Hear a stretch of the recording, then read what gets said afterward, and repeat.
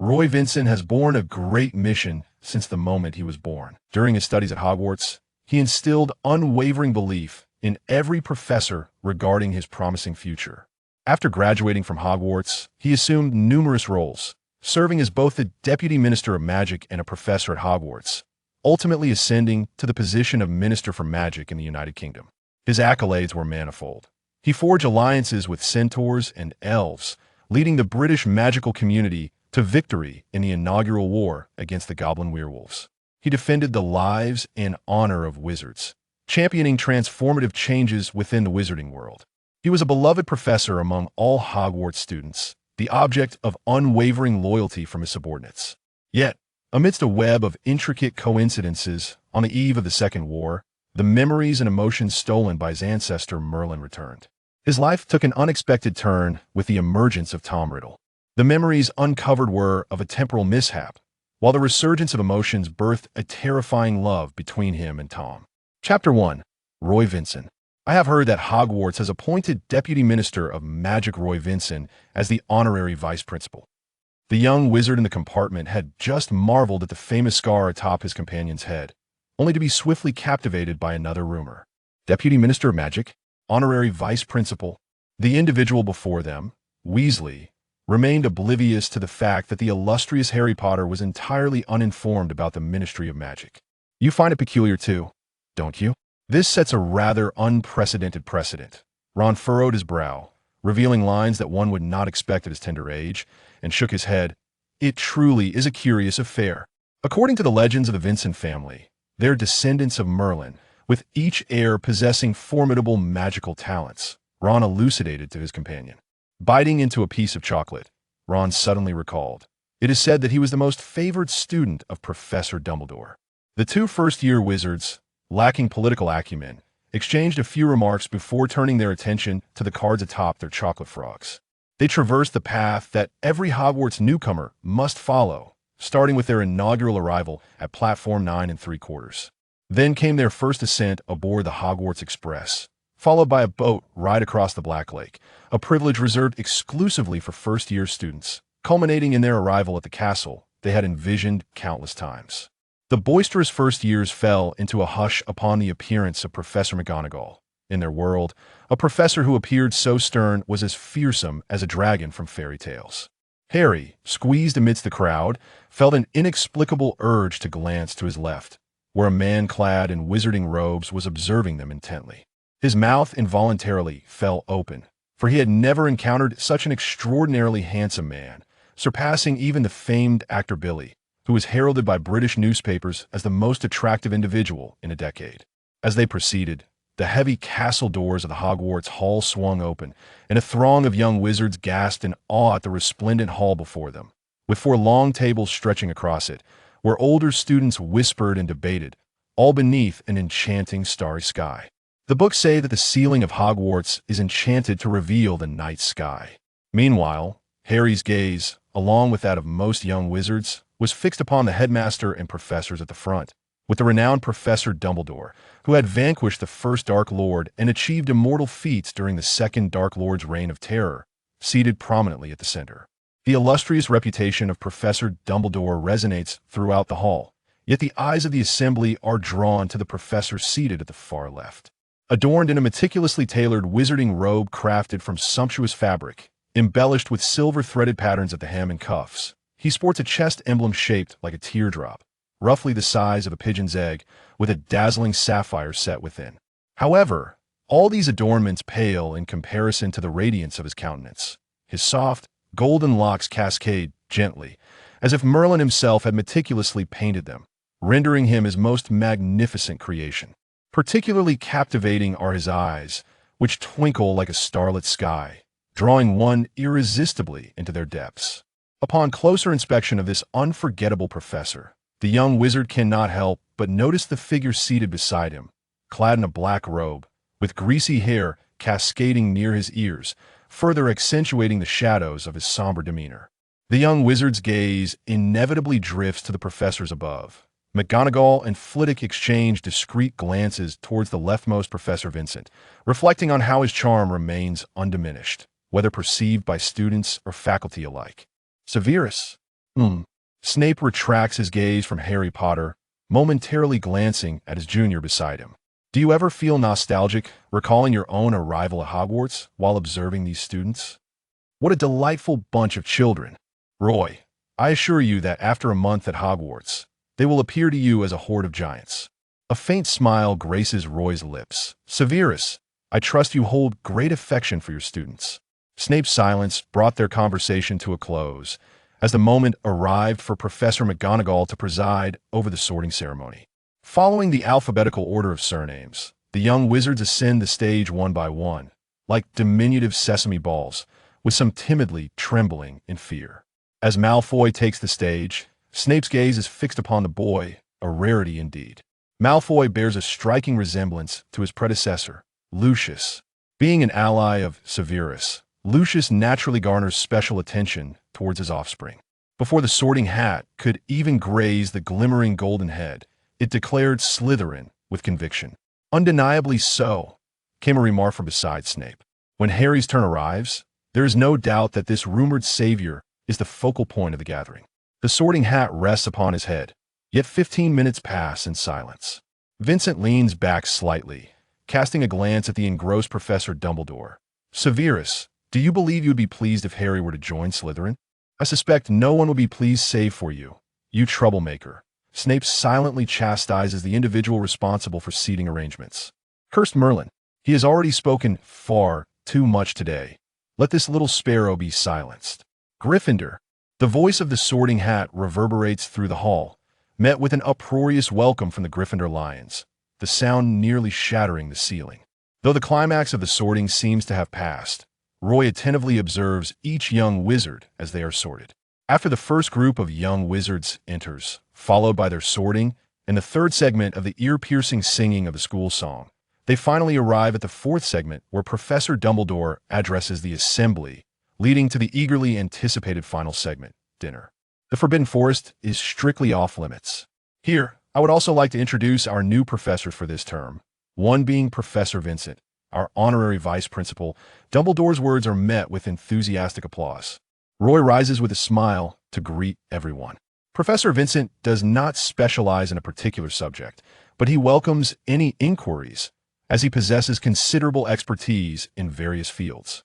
Next, let us extend a warm welcome to our newly arrived Professor Quirrell, who will instruct you in the defense against the dark arts. While discrimination based on appearance is unacceptable, Quirrell's excessively pointed nose and chin, coupled with a strong odor of garlic, necessitate that he demonstrate genuine competence to gain the students' respect. As for earning their affection, that is an even more formidable challenge. Why is it not Professor Vincent who teaches us defense against the dark arts? Hermione holds Roy Vincent in high regard, as he is indeed her idol. Chapter 2. The Ministry of Magic's regular meeting. It is rumored that Headmaster Dumbledore has considered it, but the Ministry of Magic still requires Professor Flitwick, who cannot afford to spend an extended period at Hogwarts engaged in teaching. Fred and George made a face, further elaborating on the matter. They are the mischievous twin brothers of Ron Weasley, known for their quirky antics. Ron felt a pinch on his left cheek, and, as he attempted to catch his assailant, his right cheek was pinched as well. Clearly, his twin brothers had discovered a new source of amusement at Hogwarts. Hermione displayed a look of dismay, as this was the only unfortunate news she had encountered that day. At the professor's table, as a faculty member, Roy enjoyed certain privileges. In addition to a few chicken legs and pieces, he had a specially prepared salad before him. When Snape averted his gaze, a small pile of salad appeared on his plate. Consuming vegetables is beneficial for one's health. Few can endure the intensity of Snape's stare without feeling trepidation. Roy is one of the exceptions. Ultimately, Snape consumed the heap of vegetables. Once the meal concluded, the students followed their respective prefects out. While the weary professors were ready to retire for the evening, Roy's office was adjacent to Snape's. As he entered his office, removed his robe, and prepared to head home, the gems on his bracelet suddenly flickered twice with a slight tremor. Before him, a white lightning-shaped rift appeared, leading into the vast forbidden forest. Holding his wand, Roy ventured toward the area where the scent of blood was most pungent. The centaur, Firenze, emerged into view, his powerful muscles evident. His arms and hooves were equally robust. Legends spoke of the most gifted centaurs being able to chase the moon. His bronze skin shimmered under the moonlight with a different luster. A unicorn, he remarked, his eyes filled with deep apprehension, indicating the gravity of the situation. Roy, I saw a shadow drinking the blood of a unicorn 10 minutes ago. As Firenze spoke, Roy approached the unicorn, kneeling to inspect the bite marks on its neck. Someone is drinking unicorn blood. The blood of the deceased carries a cursed power, bestowing eternal youth and preventing decay, but who would dare take such a risk? Being the most sacred and pure of creatures, unicorns have always been protected by both centaurs and wizards. It is reasonable to deduce that an evil wizard suffering from a malady is hiding within the forbidden forest. Or perhaps, Roy rose and gazed towards Hogwarts, within its very walls. If all goes as expected, Hogwarts is in grave trouble. Roy, I leave the investigation to you. I will take the unicorn for burial. Firenze understood that he could manage matters in the forbidden forest, but the affairs within Hogwarts were to be entrusted to this gentleman, who had maintained a harmonious relationship between centaurs and wizards. Roy nodded, and once Firenze departed, he chose not to leave immediately. Instead, he crouched by the lakeshore, gazing at his reflection while envisioning the blood drinker by the water's edge. For some reason, a peculiar heaviness settled upon his heart. This somber atmosphere had not graced him in many years. The night-shrouded forbidden forest was both mysterious and enchanting. The perils of the forest stemmed from the unknown, where a troll or spider could emerge at any moment, seeking your life, while the obscured black voids were equally captivating. This allure caused many young wizards to overlook the inherent dangers and venture into the forbidden forest. Treading upon the dry leaves and branches, he made a series of rustling sounds. He pondered the potential candidates within Hogwarts while simultaneously searching for any trace of other wizards lingering at the forest's edge. As he approached the corridors of Hogwarts, a stifled sobbing drew his attention. Turning towards the sound, he found a young wizard clad in a nightgown at the landing by the library stairs. As he drew near and sat beside him, the young wizard appeared startled. "Professor Flitwick, please don't deduct points from me." In response, Roy gently stroked the soft black hair with his left hand. "Now, tell me, little Insang, what troubles you?"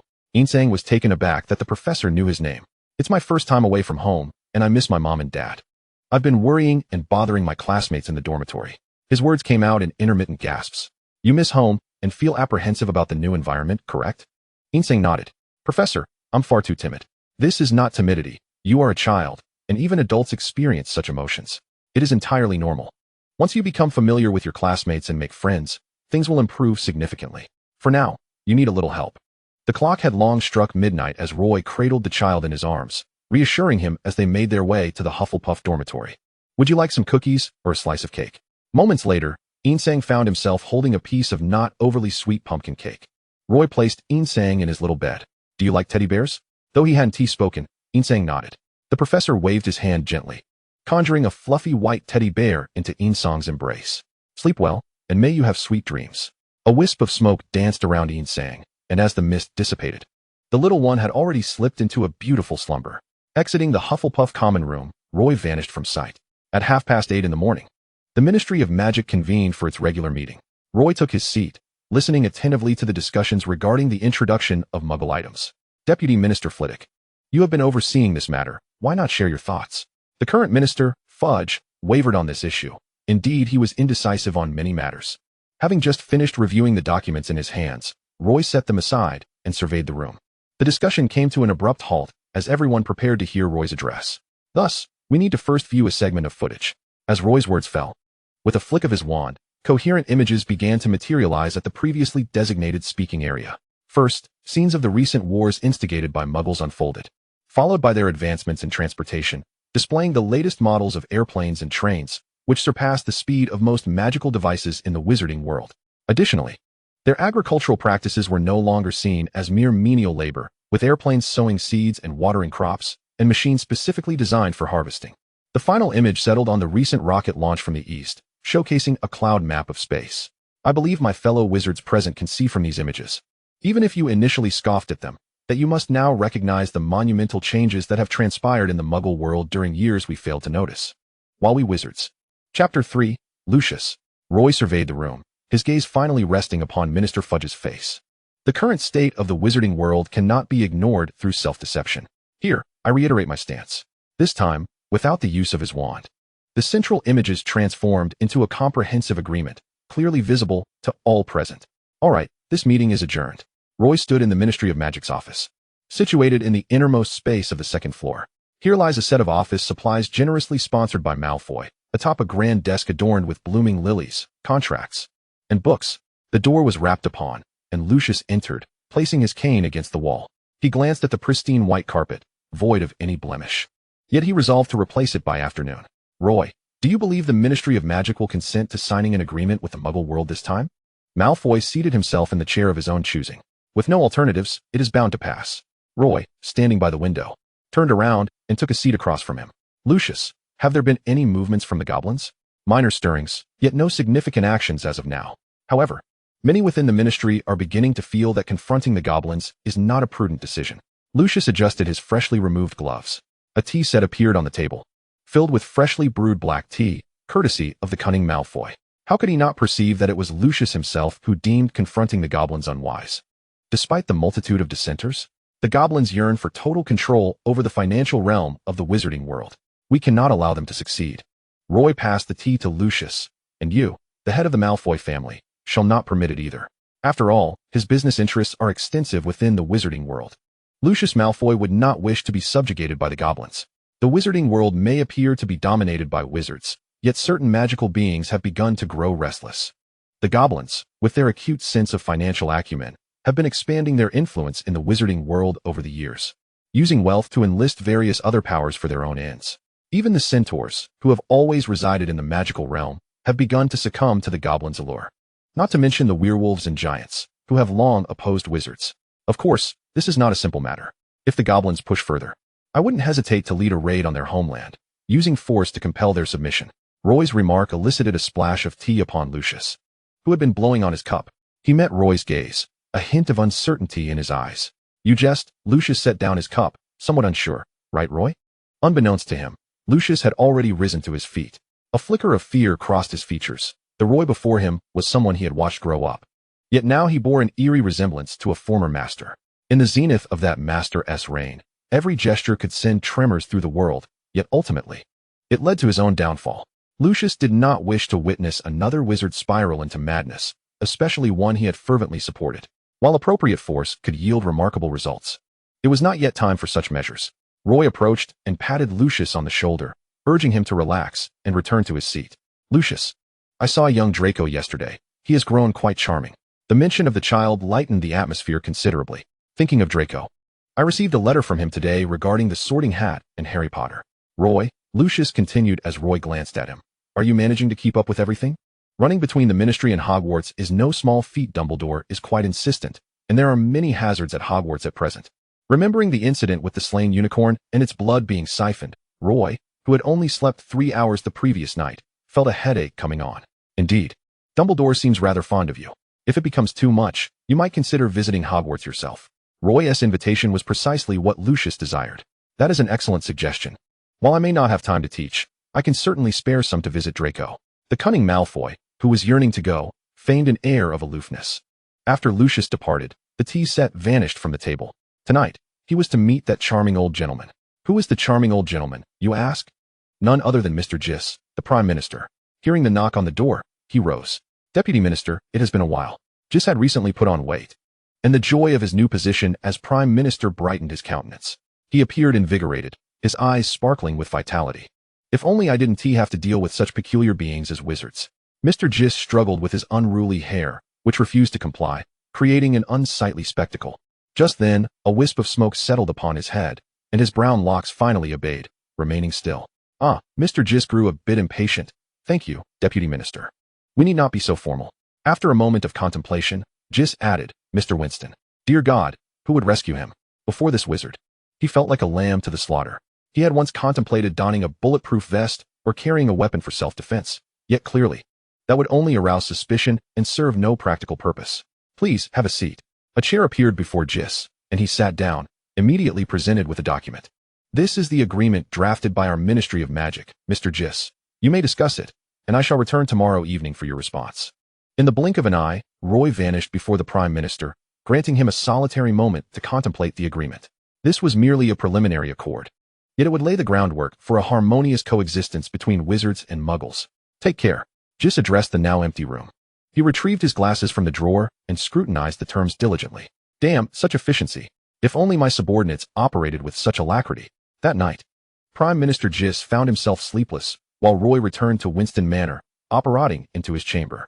The room, meticulously maintained, was imbued with the floral scent he adored, today being that of lilies.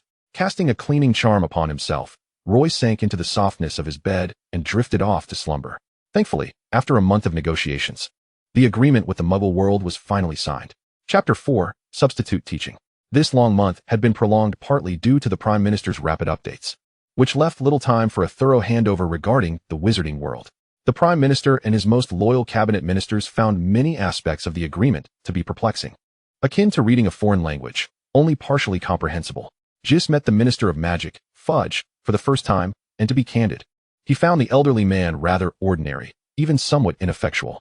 However, considering the prowess of the Deputy Minister, this minister was surely someone not to be trifled with. Thus, he proceeded with caution. To his surprise, Fudge was quite unassuming, offering a brief self-introduction before signing his name at the far end of the long table. Observing the minister's calm demeanor, Jis scorned his own timidity as Prime Minister and signed his name as well. Little did Jis know that Roy had taken full charge of this matter, with Fudge serving merely as a figurehead or mascot. A pleasant collaboration, Minister. Facing the outstretched hand of the Muggle Prime Minister, Fudge hesitated for a minute before finally shaking it. The only consolation was that if Roy's decision truly propelled the wizarding world forward, Fudge would gain a measure of credit as well. The agreement ultimately rested upon Deputy Minister Vincent's desk, with each stipulation having been deliberated for an extensive duration. For instance, in the event of a catastrophic occurrence in the Muggle world, to what extent could wizards intervene when their own capabilities fell short? Both parties had engaged in discussions for an entire week. Perhaps a brief respite of 2 days could be afforded? Suddenly, a peculiar hoot echoed through the air. As a completely black owl perched upon the windowsill. Cows require water, yet Deputy Minister Vincent could not afford to rest. In the office of the Slytherin head at Hogwarts, Roy materialized, wrinkling his brow at the scent of dark magic and blood that lingered in the atmosphere. Severus Snape occupied the chair of the head, his complexion slightly pallid. His left leg bore the injury of dark magic, a severity that rendered even the finest potions of little use. Who harmed you, Quirrell? That garlic-scented defense against the dark arts professor? Following Snape's instructions, Roy procured 2 vials of potion, applying it to the wound before using his own magic to amplify its healing properties. Snape grasped his hand, cautioning against wasting magical energy. It's nothing, he replied. A soft azure light permeated the wound, alleviating some of the pain. Snape appeared marginally improved, though the cold sweat upon his brow betrayed his suffering. It was evident that both Severus and Roy were pondering a singular thought. Quirrell was likely in league with Voldemort. His objective was presumably the item retrieved by Dumbledore. Snape remained in the dark regarding its contents, waiting for Roy to make a decision. In potions class, every student arrived at least 10 minutes early, none wishing to confront Professor Snape's wrath. The moment the door swung open, all held their breath. The anticipated sound of Snape's steady, rapid footsteps was conspicuously absent. Instead, Professor Vincent entered. Wow. Some young witches and wizards could not restrain their exuberant cheers. Professor Snape has matters to attend to. I shall be substituting for potions class this week. After briefly explaining the situation, Roy commenced the lesson. He deftly utilized Severus's cauldron to demonstrate a basic potion for treating burns. Remember, this requires 3.5 circles. You may use a bit more, but never less. Before he could finish, a flash of white light erupted before Seamus's cauldron, instantly freezing the bubbling potion. Finnegan. Anything less than 3.5 circles will result in an explosion. Seamus, nearly blown to smithereens, instinctively worried for Gryffindor's scores. Watching Professor Vincent empty the cauldron, Roy announced, I will demonstrate once more. Ensure you meticulously note the steps. Help. Professor Vincent stirred the cauldron with such elegance. Hermione's eyes sparkled with admiration. However, Harry appeared somewhat distracted. Ron, did the professor not turn around just now? He did not. Ron quickly comprehended Harry's implication. So how did he know Seamus's cauldron was about to explode? Ron's head shook in response. Hermione, yet to find a close friend in Gryffindor, overheard Ron and Harry's conversation and grew increasingly in awe of Professor Vincent, her eyes shining with admiration. By the end of the lesson, Roy counted 7 flashes of white light, having prevented 7 potential explosions. It had been an exhilarating class. Upon hearing the dismissal bell, Roy took a moment to clean the classroom. He pondered, what was he contemplating? Why were there still 2nd and 3rd year potions classes today? Suddenly, he felt that Snape's leg injury should heal more swiftly. Meanwhile, Harry and Ron, after completing what was perhaps the most relaxed class since entering Hogwarts, felt quite content as they obediently proceeded to their afternoon charms lesson.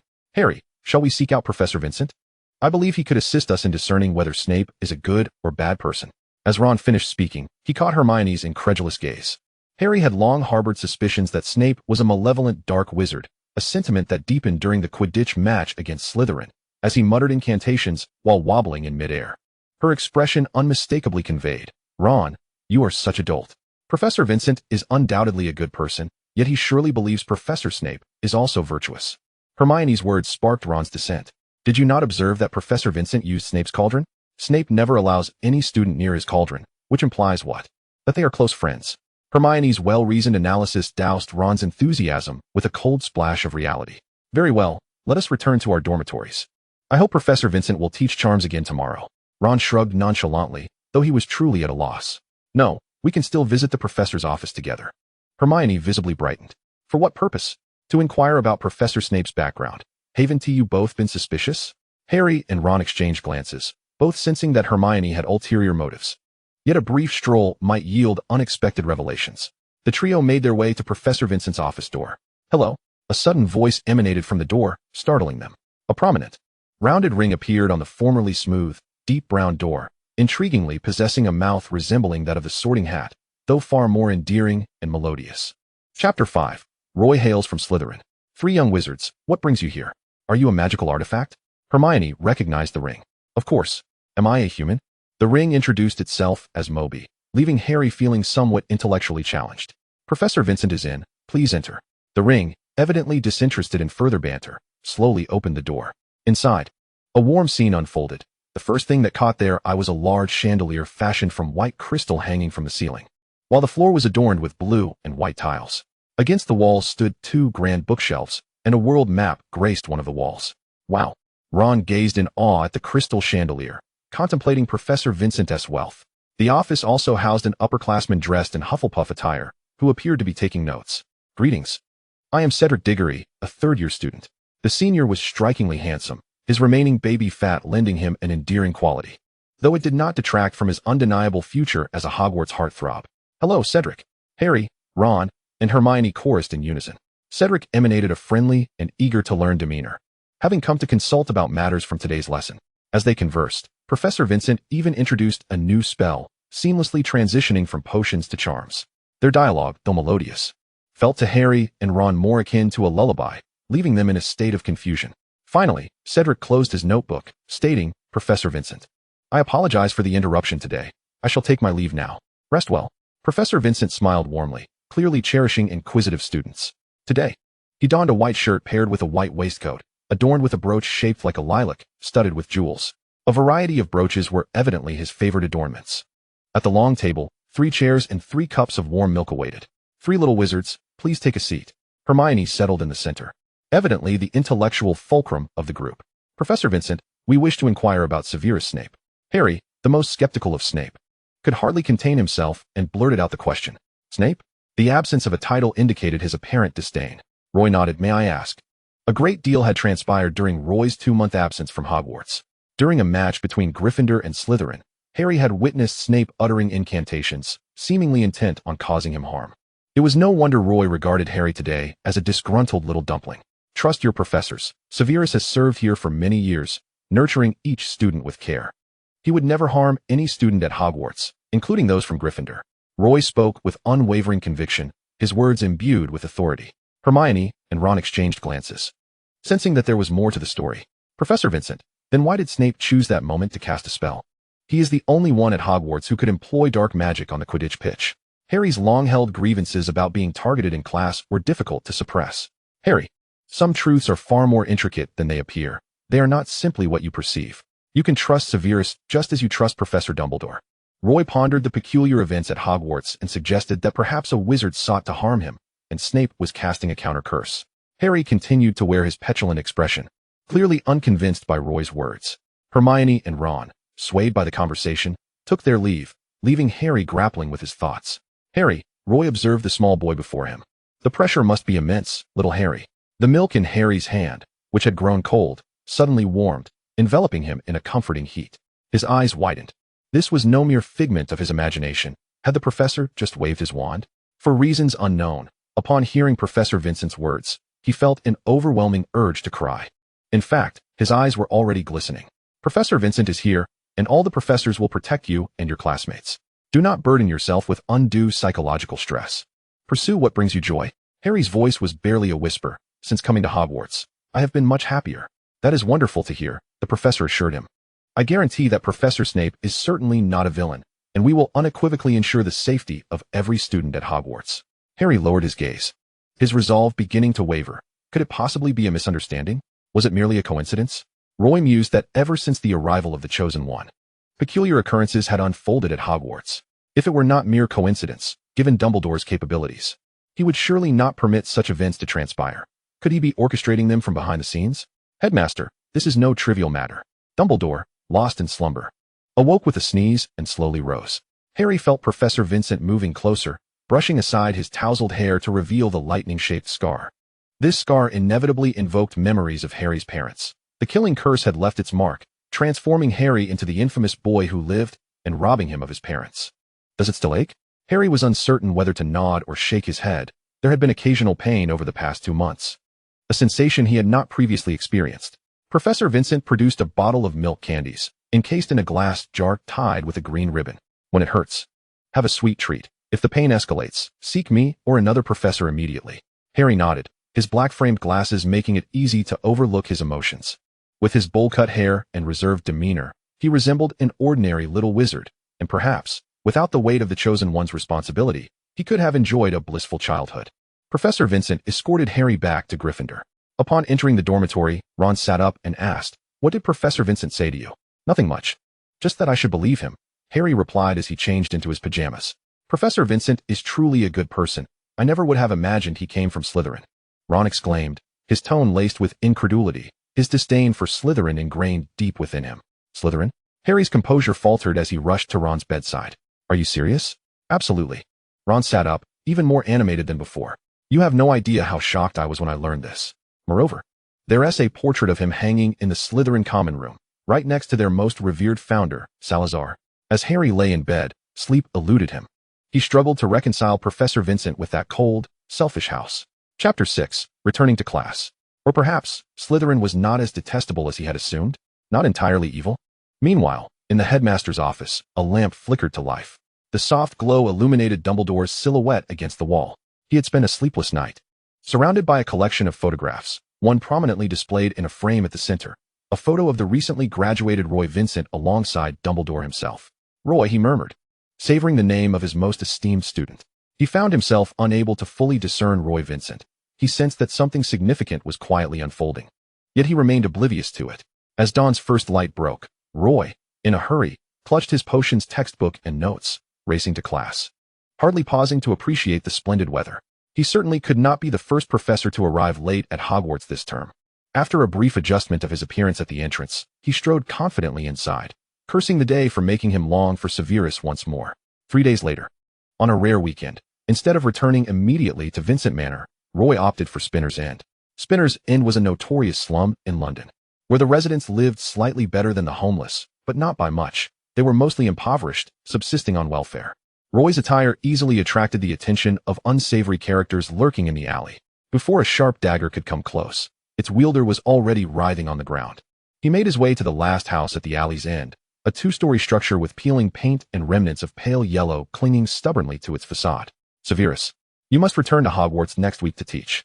Roy confronted Severus, who was busy brewing potions. "How dare you brew potions when you could be in class?"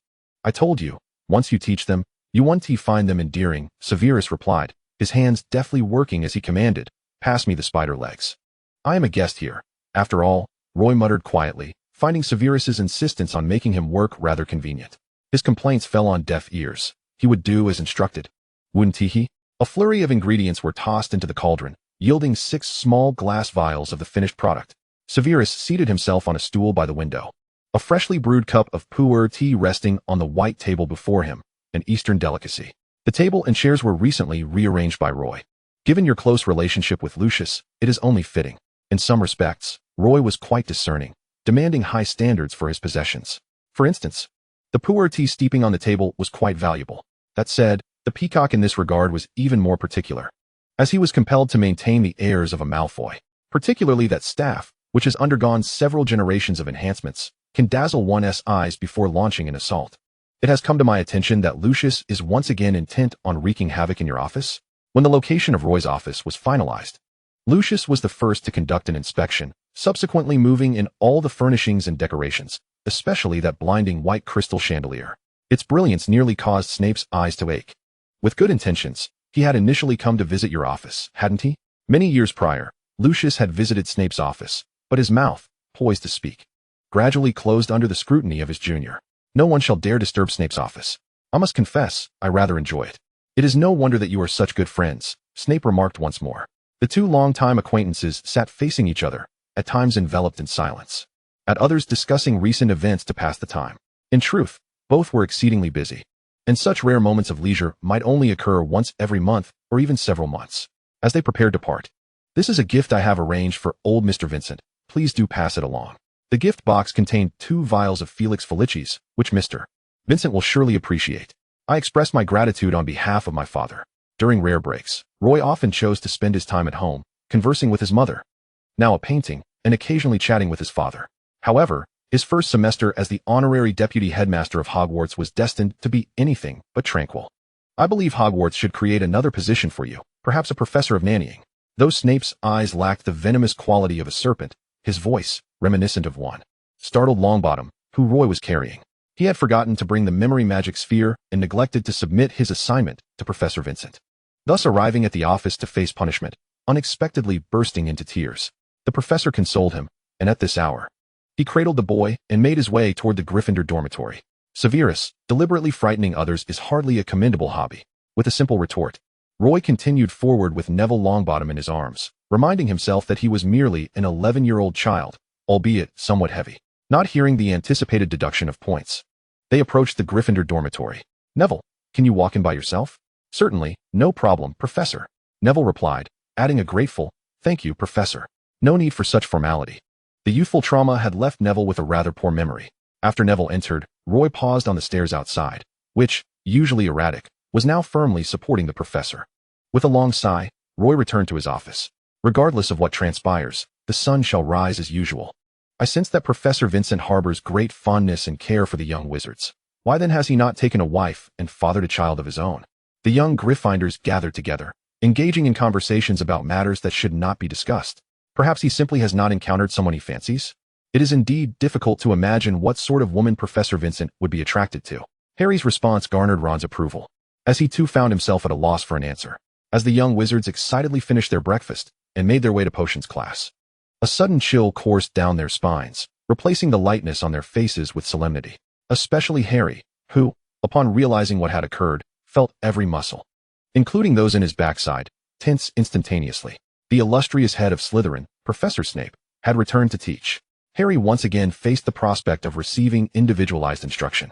To be fair, as Professor Vincent remarked, a strict instructor may not win the affection of all students, yet the lessons imparted yield substantial rewards. Harry was not particularly adept at potions, to be honest, aside from his remarkable talent in flying and passable performance in charms. He required a stroke of luck to achieve favorable evaluations in every other subject. Thus, the first Christmas at Hogwarts arrived for the first-year young wizards, intermingled with both joy and a hint of sorrow. Many students chose to return home for the holiday, while Harry opted to spend Christmas at school with Ron. Chapter 7. The Secret of the Philosopher's Stone. That day, the first white owl perched outside the window, and Harry had never imagined he would receive an abundance of gifts, including a hand-knit sweater from Mrs. Weasley and an invisibility cloak that belonged to his father, kept safely with her.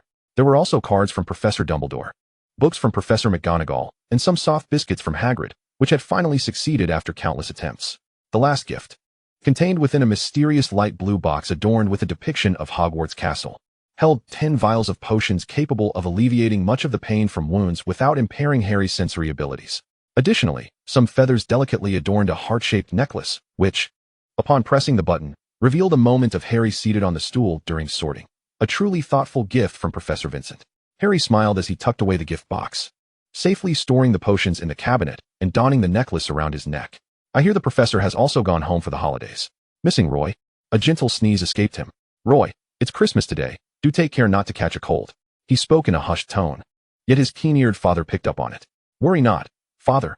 I merely inhaled some cold air, Roy assured, shutting the window. Outside, a blanket of snow covered the ground, while the interior remained warm. A long table, large enough to accommodate 10, was laden with dishes favored by both father and son. And at its center stood a Christmas tree, its golden star twinkling brightly. This was their cherished tradition, spending every Christmas at Vincent Manor, despite the relentless invitations from Malfoy, which were met with repeated refusals. Mother, Roy traversed the hallway, which was painted in his mother's favorite blue and white, adorned with flowers that bloomed through magical means. The central portrait prominently featured his mother. Roy, Merry Christmas. I hope every Christmas brings you joy, she had once said. His mother perished from a dark curse, having faced horrific trials in the Forbidden Forest when Roy had just graduated from Hogwarts. Wiping away the silent tears that had fallen, Roy returned to the dining table to share dinner with his father. Whether as the Deputy Minister of Magic or the Honorary Deputy Headmaster of Hogwarts, he received numerous gifts today. Simply as Roy Vincent, he also received many, the most cherished being a gift box from his father, within which lay a diamond brooch shaped like a swan. My little Roy, I have promised that each year you shall receive gifts from your parents, regardless of your age. This night, without a doubt, would offer a beautiful dream. After Christmas, Roy did not rest idly. He first ventured into the Muggle world to address a surge of Death Eaters attempting to incite chaos. For a fortnight, these shadowy figures had indeed demanded considerable effort from Roy, leading to their capture and subsequent imprisonment in Azkaban. To be honest, Deputy Minister, you could easily rival 20 Aurors. Old Moody, nearing retirement, relished interrogating Death Eaters. He took the individuals Roy handed over with an excited gleam in his eye, limping toward the interrogation room, clearly pleased with the Deputy Minister's efficiency. Just as Roy returned to his office, he had yet to quench his thirst when an owl, evidently having waited for quite some time, arrived. Troll, Hogwarts. The brief message sent Roy vanishing once more. In the office of Headmaster Dumbledore at Hogwarts, the venerable wizard with a mane of silver hair sat in his chair, thoughtfully pouring a cup of sweet, cloying red tea for Roy. Fear not, Roy. We must not alarm Quirrell just yet. Roy understood Dumbledore's intention. He needed to unearth the secrets harbored by Professor Quirrell. Yet, was it worth risking the safety of the students? Quirrell had already unleashed a troll upon Hogwarts. And who could guarantee that the next episode wouldn't result in student casualties? Such an outcome was unacceptable to Roy. Meanwhile, Dumbledore felt a sense of pride in Roy's concern for the children, knowing that he must impart certain truths to Roy if they were to navigate the challenges of the day. Dumbledore was heartened to witness his once most exceptional student now burgeoning into a formidable force in the wizarding world, poised to stand against the encroaching darkness. However, this also implied that he could not easily deceive him.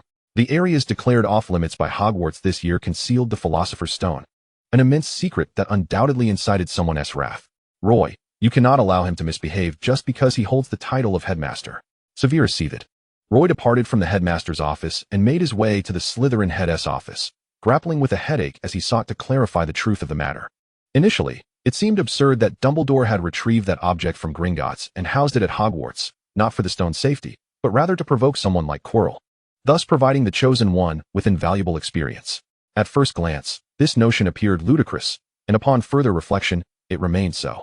An 11-year-old wizard, simply because he bore the title of the Chosen One, was expected to undertake tasks that even most adult wizards found insurmountable.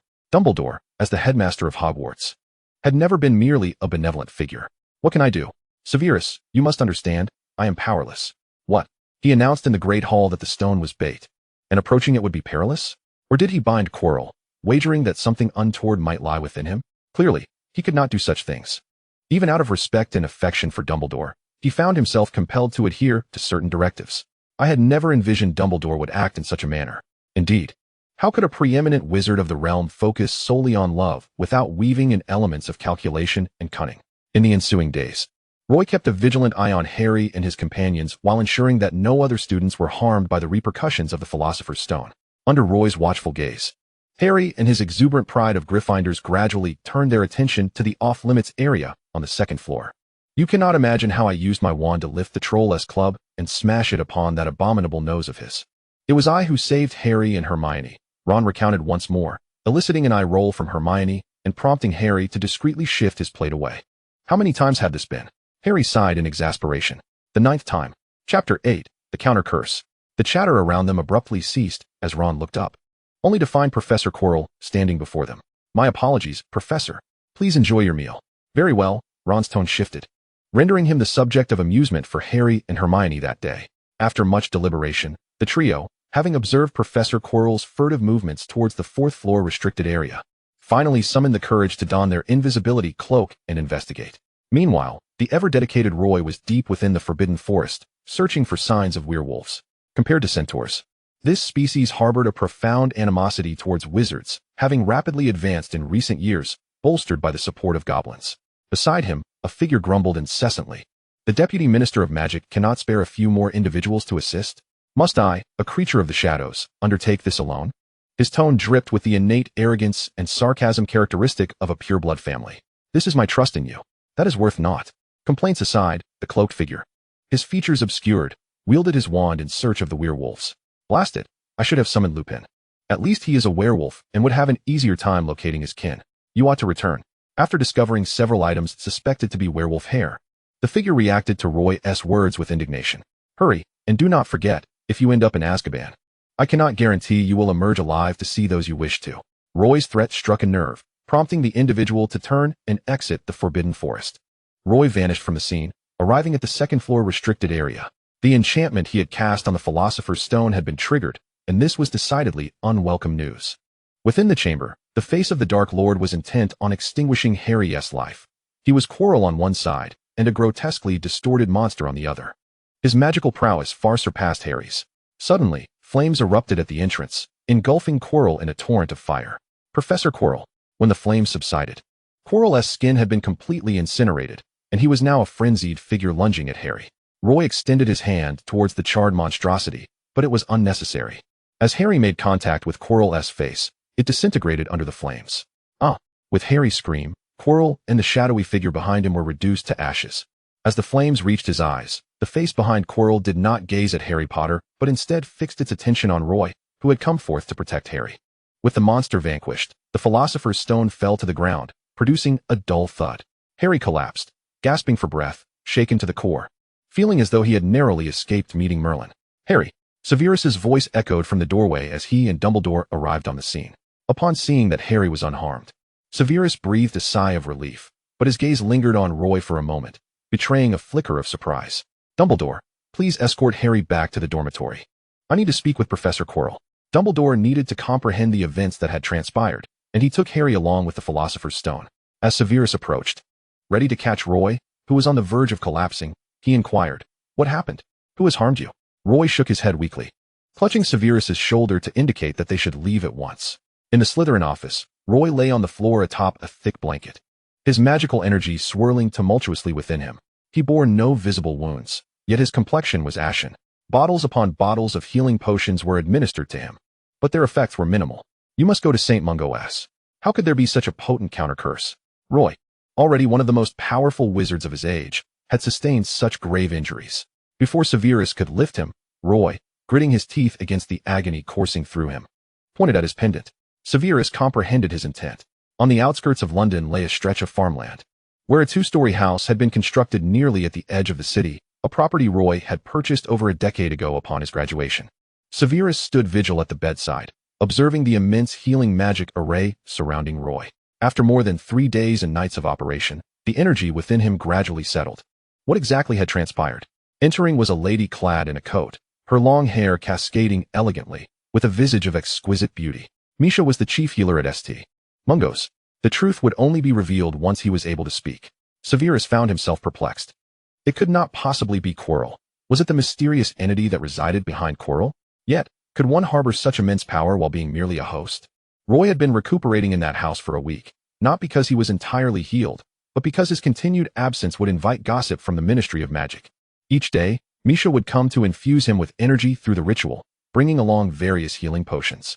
Unbeknownst to Roy, in the shadows of the doorway after her first visit, Misha shed tears. She had never witnessed Roy sustain such severe injuries, especially under such inexplicable circumstances.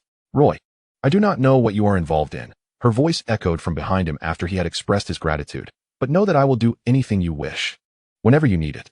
Roy paused momentarily. In the subsequent 2 weeks, aside from his routine duties at the ministry in Hogwarts, Roy immersed himself in the restricted section of the library, searching for the cause of his injury. How could he have been rendered powerless in such a state against Voldemort? Where had that curse, which nearly cost him his life, originated? A blood pact? An unbreakable vow? He dismissed these notions. In his recollections, he had battled Death Eaters and Voldemort. How could he have possibly entered into a pact or blood bond? Was it merely that Voldemort's soul was overwhelmingly potent? Roy remained confounded, as neither the ministry nor the restricted section of Hogwarts offered him any answers. Logically, he should have relinquished his pursuit. Yet something deep within prevented him from easily letting go. Consequently, he resolved to consult a learned professor. In a sun-drenched valley, a haven for birds and butterflies. Such an environment was indeed fitting for Professor Slughorn's retirement. He hummed a cheerful tune as he began preparing the day's lunch. A knock at the door sounded, and upon entering, Roy brought a smile to Slughorn's face. "Roy, my dear Roy, it has been far too long." He stepped forward to embrace his favorite student. After the embrace, Professor Slughorn scrutinized his student closely. "Roy, it appears you have sustained injuries." "Esteemed professor, nothing escapes your acute perception." Chapter 9, Slughorn. Roy recounted his encounter with the mysterious figure behind Quirrell, detailing how he had been scorched by a powerful counter-curse, which had led to a magical upheaval. Slughorn fell into deep contemplation, urging Roy to take a seat. As a venerable sage with decades of teaching at Hogwarts, he had once believed he had encountered every form of magic in existence. However, upon Roy's dismissal of blood pacts and unbreakable vows, he fell silent. The only means by which a counter-curse could incite such a magical disturbance would be through a soul's backlash. Yet these spells were bound by willingly forged soul contracts. Slughorn seemed to mutter to himself, soon casting aside this thought as if it were refuse. No, Roy Winson could not possibly be entangled with an evil dark wizard. Nor could he have any connection to him. The professor refuted his own musings, turning to place a reassuring hand on Roy's shoulder. "Perhaps it is merely a magical artifact of your own creation. You need not worry." Professor Slughorn retreated to his inner chamber, emerging with a box containing 10 vials of potions. "I understand that Severus possesses considerable expertise in potion making, but these are gifts for you." "Thank you, Professor." Roy sensed that his questions remained unanswered and could discern that the professor seemed to harbor a certain trepidation, withholding the full truth. This visit was destined to yield no fruitful revelations. Upon exiting the valley, Roy returned directly to the Ministry of Magic, where Hogwarts had already commenced its summer break. During this period, he only needed to fulfill his responsibilities at the ministry. His lingering doubts remained unresolved, and discussions regarding the potential return of the mysterious figure had reached a fever pitch within the ministry, causing considerable consternation, yet their arguments bore little significance. Represented by Fudge, one faction insisted that everything Harry Potter had encountered could only indicate an evil dark wizard, dismissing any notion of the mysterious figure's possession. "He is dead. He is dead," Fudge reiterated emphatically, his elevated tone compelling those present to quieten out of respect for his position. Meanwhile, Moody, seated at the periphery, shook his head, took a swig of his drink, and pointed his flask menacingly at the minister's head. "Damn it." Following the meeting, Fudge made his way to his office within the ministry, where he typically felt a sense of pride in his high status. However, this time, his heart brimmed only with fury. He was neither deaf nor mute, and the current ministry was merely a puppet to Roy Winson. Be it the Aurors, the Department of Magical Law Enforcement, or even various peripheral departments. They all answered to Roy's commands, showing little regard for him, the Minister of Magic. This could not continue. He had clawed his way up through the ranks for years to attain his current position. He was the head of the ministry and would not be subjugated. A glint of calculation flickered in his eyes, yet he failed to remember that engaging in endeavors beyond one's capabilities was the greatest threat to one's reputation. Roy did not attend the day's regular meeting. Instead, he went to Hogwarts. With the arrival of summer, Dumbledore still resided at the school, now the sole guardian of its solitude.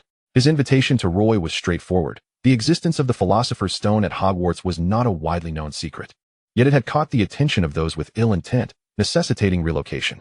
After much consideration, Dumbledore deemed entrusting it to Roy to be the most prudent course of action. The Philosopher's Stone, roughly the size of a fist, represented Nicholas Flamel's finest creation, a flawless ruby devoid of any impurities, radiating an irresistible beauty. Not to mention the immense magical energy contained within the stone itself. Roy accepted the Philosopher's Stone and made his way home. The location he chose for safekeeping was quite simple, the ancestral land of the Winson family, where it would be stored alongside numerous other treasures. This site was fortified with formidable magical restrictions and various traps. Roy mused that even Voldemort would require considerable time to navigate through, granting him sufficient opportunity to intervene. "Roy, have you stored something in the ancestral land?" Old Mr. Winson appeared, having spent many years confined to the estate with little external engagement. He undoubtedly served as a significant safeguard for the secrets buried within the manor. "Yes, Father, it is Nicholas Flamel's Philosopher's Stone. Headmaster Dumbledore entrusted it to me." "The stone?" "The legendary object said to grant one the ability to reshape their physical form?" Old Mr. Winson was clearly knowledgeable about the world's most exceptional magical artifacts, yet he appeared somewhat dazed. Suddenly, he contemplated instructing Roy not to store such an item here. How fortuitous. However, This was undoubtedly a case of drawing attention to the very thing one wished to conceal. Ultimately, the Philosopher's Stone was securely stored within the Winson family's ancestral land, alongside other secrets not meant to see the light of day. After a fortnight of holiday, Draco, persuaded by Lucius's persistent invitations, finally consented to visit the Malfoy Manor and partake in luncheon with the Malfoy family, spanning a vast expanse. The manor has been handed down through generations of affluent pure-blood aristocrats, with every corner meticulously restored to achieve perfection. Moreover, the heirs of the Malfoy lineage often share similar inclinations. Summer, a season teeming with verdant vitality, enveloped the estate in a lively atmosphere, with Lucius's newly acquired pet swans, adorned with pink plumage, gracing the manicured lawns, a clear testament to Narcissa's fondness. As Roy stood at the entrance of the estate, the teleportation array was promptly activated, whisking him to the grand hall's doors in mere seconds. "Roy, it is an honor to finally welcome you," Lucius exclaimed. "Oh, do not say such things. It makes me feel rather embarrassed," Roy replied. "It is only fitting," Lucius retorted, a hint of pride in his tone. "Very well." The ever-proud Malfoy. Prior to their meal, Lucius escorted Roy to his study, where he presented an array of recently gathered intelligence from various locales. Roy's principle of utilizing the strengths of individuals dictated that he would never involve Draco in matters of conflict, but rather harness the Malfoy family's extensive network of wizarding and muggle enterprises to gather pertinent information. In this regard, none could rival the Malfoys. Lucius had evidently invested considerable effort into this task. The information was meticulously categorized, with less critical data conveniently compiled for easy reference. The presence of trolls at Hogwarts could be traced back to Quirrell's introduction, yet the trolls' natural habitat lay thousands of kilometers from the school. A magical map descended from the wall, illuminating the trolls' dwelling in green, while Hogwarts glimmered ominously in red. Given the vast distance, the likelihood of Quirrell transporting trolls from their habitat seemed slim, suggesting the possibility of trolls expanding their territory. Chapter 10. Roy, a master of human resource management. Given the limited cognitive capacity of a troll, Lucius mused, their intelligence often resembled that of a 3-year-old child. However, one must not forget that trolls and the mischievous creatures known as redcaps have long been allies. Redcaps, though considerably smaller than trolls, possess remarkable agility, and some exhibit surprising intelligence. Lucius's demeanor shifted as he approached the map, where a new, pulsating red dot emerged, a grave threat to the wizarding community, the werewolf clan. Based on the intelligence and the map, the cunning Lucius, reluctant to instigate conflict, could not dismiss Roy's long-held suspicions as mere folly. These wizarding adversaries might be uniting, posing a significant threat to the wizarding world. Contemplating the potential devastation wrought by the fairies, followed by internecine strife among wizards, then the assaults from clans of werewolves and trolls, one could argue that this scenario rivaled, if not exceeded, the perils unleashed during Voldemort's reign. Each month, Roy received brief missives from the magical ministries of America and France, enabling communication regarding the movements of these factions and allowing for preemptive planning.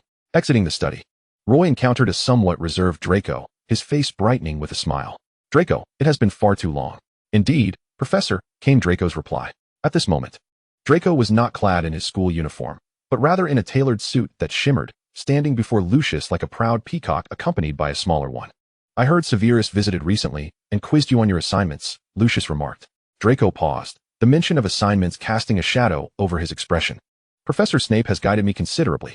Of course, the learning process has been rather arduous." Lucius, however, remained oblivious to Draco's discomfort.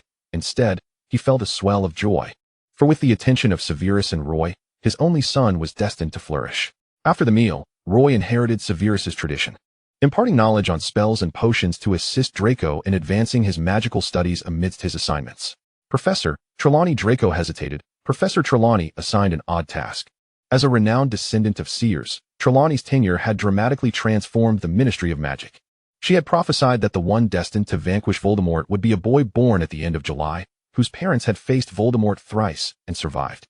This prophecy triggered a series of tragic events, which Roy deemed a tragedy, for it led to the deaths of James and Lily, along with countless others caught in the crossfire.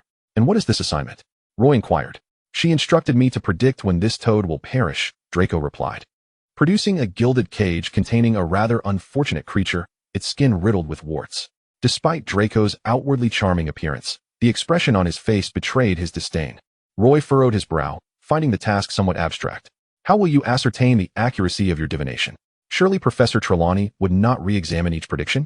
Perhaps we must await its demise?" Draco's animosity towards Professor Trelawney rivaled only his distaste for Quirrell, and with Quirrell's absence, she had assumed the position of his least favorite professor. To steer Draco away from the troubling assignment, Roy clumsily shifted the topic. Come now, Draco. Your mother must be preparing afternoon tea for you.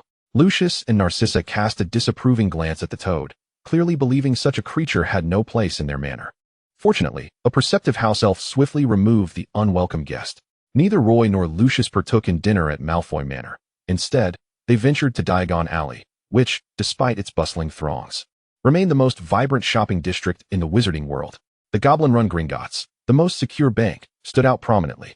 Let us explore another street, Lucius suggested. They soon arrived at an entirely different thoroughfare, starkly contrasting with the previous bustling avenue, filled with elegantly robed patrons, many adorned in fine robes crafted by Madame Malkin. This new street, however, was shrouded in darkness and filth, with most passers-by obscuring their faces with hoods. They approached a tavern, which, beneath its guise, served as a hub for the trafficking of illicit potions. The interior, cloaked in a dreary ambience, was decidedly uninviting, as evidenced by Lucius's furrowed brow. This establishment, the least respectable of Lucius's ventures, had been established on Roy's counsel. A one-armed wizard in his 40s busied himself amidst the chaos, assisted by two diminutive house elves. Mr. Wilson, Mr. Malfoy, he greeted, leading them to a concealed section of the wall. Pressing his palm against it, the stones parted, revealing a spacious, well-lit chamber. Within the confines of a heavily secured vault lay a ledger chronicling the movements of goblins from Gringotts and unusual occurrences in Nocturne Alley. Notably, the latest entry detailed a year-old transaction involving a hooded wizard purchasing perplexing unicorn essences and spices that preserve flesh from decay. Please, gentlemen, make yourselves comfortable, the one-armed proprietor, Walker, said, before exiting to resume his duties. He never employed any wizards or elves to assist him in his unique tasks under Roy's command. Instead, he deftly wielded his control over birds to diminish his presence and enhance the efficiency of his missions. After all, even the so-called most secure Gringotts would not attract the attention of the goblins to the birds flitting through the sky. Roy skimmed through the documents and handed them to Lucius. They detailed the goblins' ongoing transfer of accumulated wealth out of Gringotts, with a significant portion being funneled into the Forbidden Forest. For security reasons, a considerable number of werewolves were on standby. A smaller fraction, however, ventured into the Forbidden Forest, subsequently splitting off and transporting their cargo deeper into the woods, though the specifics remained undetected. After bidding farewell to Lucius, Roy resolved to visit an old acquaintance that very day, in the basement of a long-sealed house on Baker Street, which had been shuttered by the Ministry of Magic for many years. The decor was rather pleasant. Apart from the absence of sunlight, there were woolen carpets and comfortable beds. Even the wardrobe exuded the scent of pine. Over the years, he had yet to find a trace of that wretched rat, driving him to the brink of madness. He screamed in frustration, yet Roy felt utterly helpless. Strangely, Roy's silence seemed to quell the man's fury, for he understood that despite the meticulous search outside, that detestable rodent had remained elusive. I need you to do me a favor, the man implored, as the map passed into his hands. How long do I need to keep watch? Trace the flow of that money. Chapter 11. Fetching Harry. Clad in a newly donned cloak, the figure stood before the closet, uttering a final request. Take care of Harry for me. Assistance was already in place near the Forbidden Forest, granting Roy more time to address matters concerning the Ministry of Magic.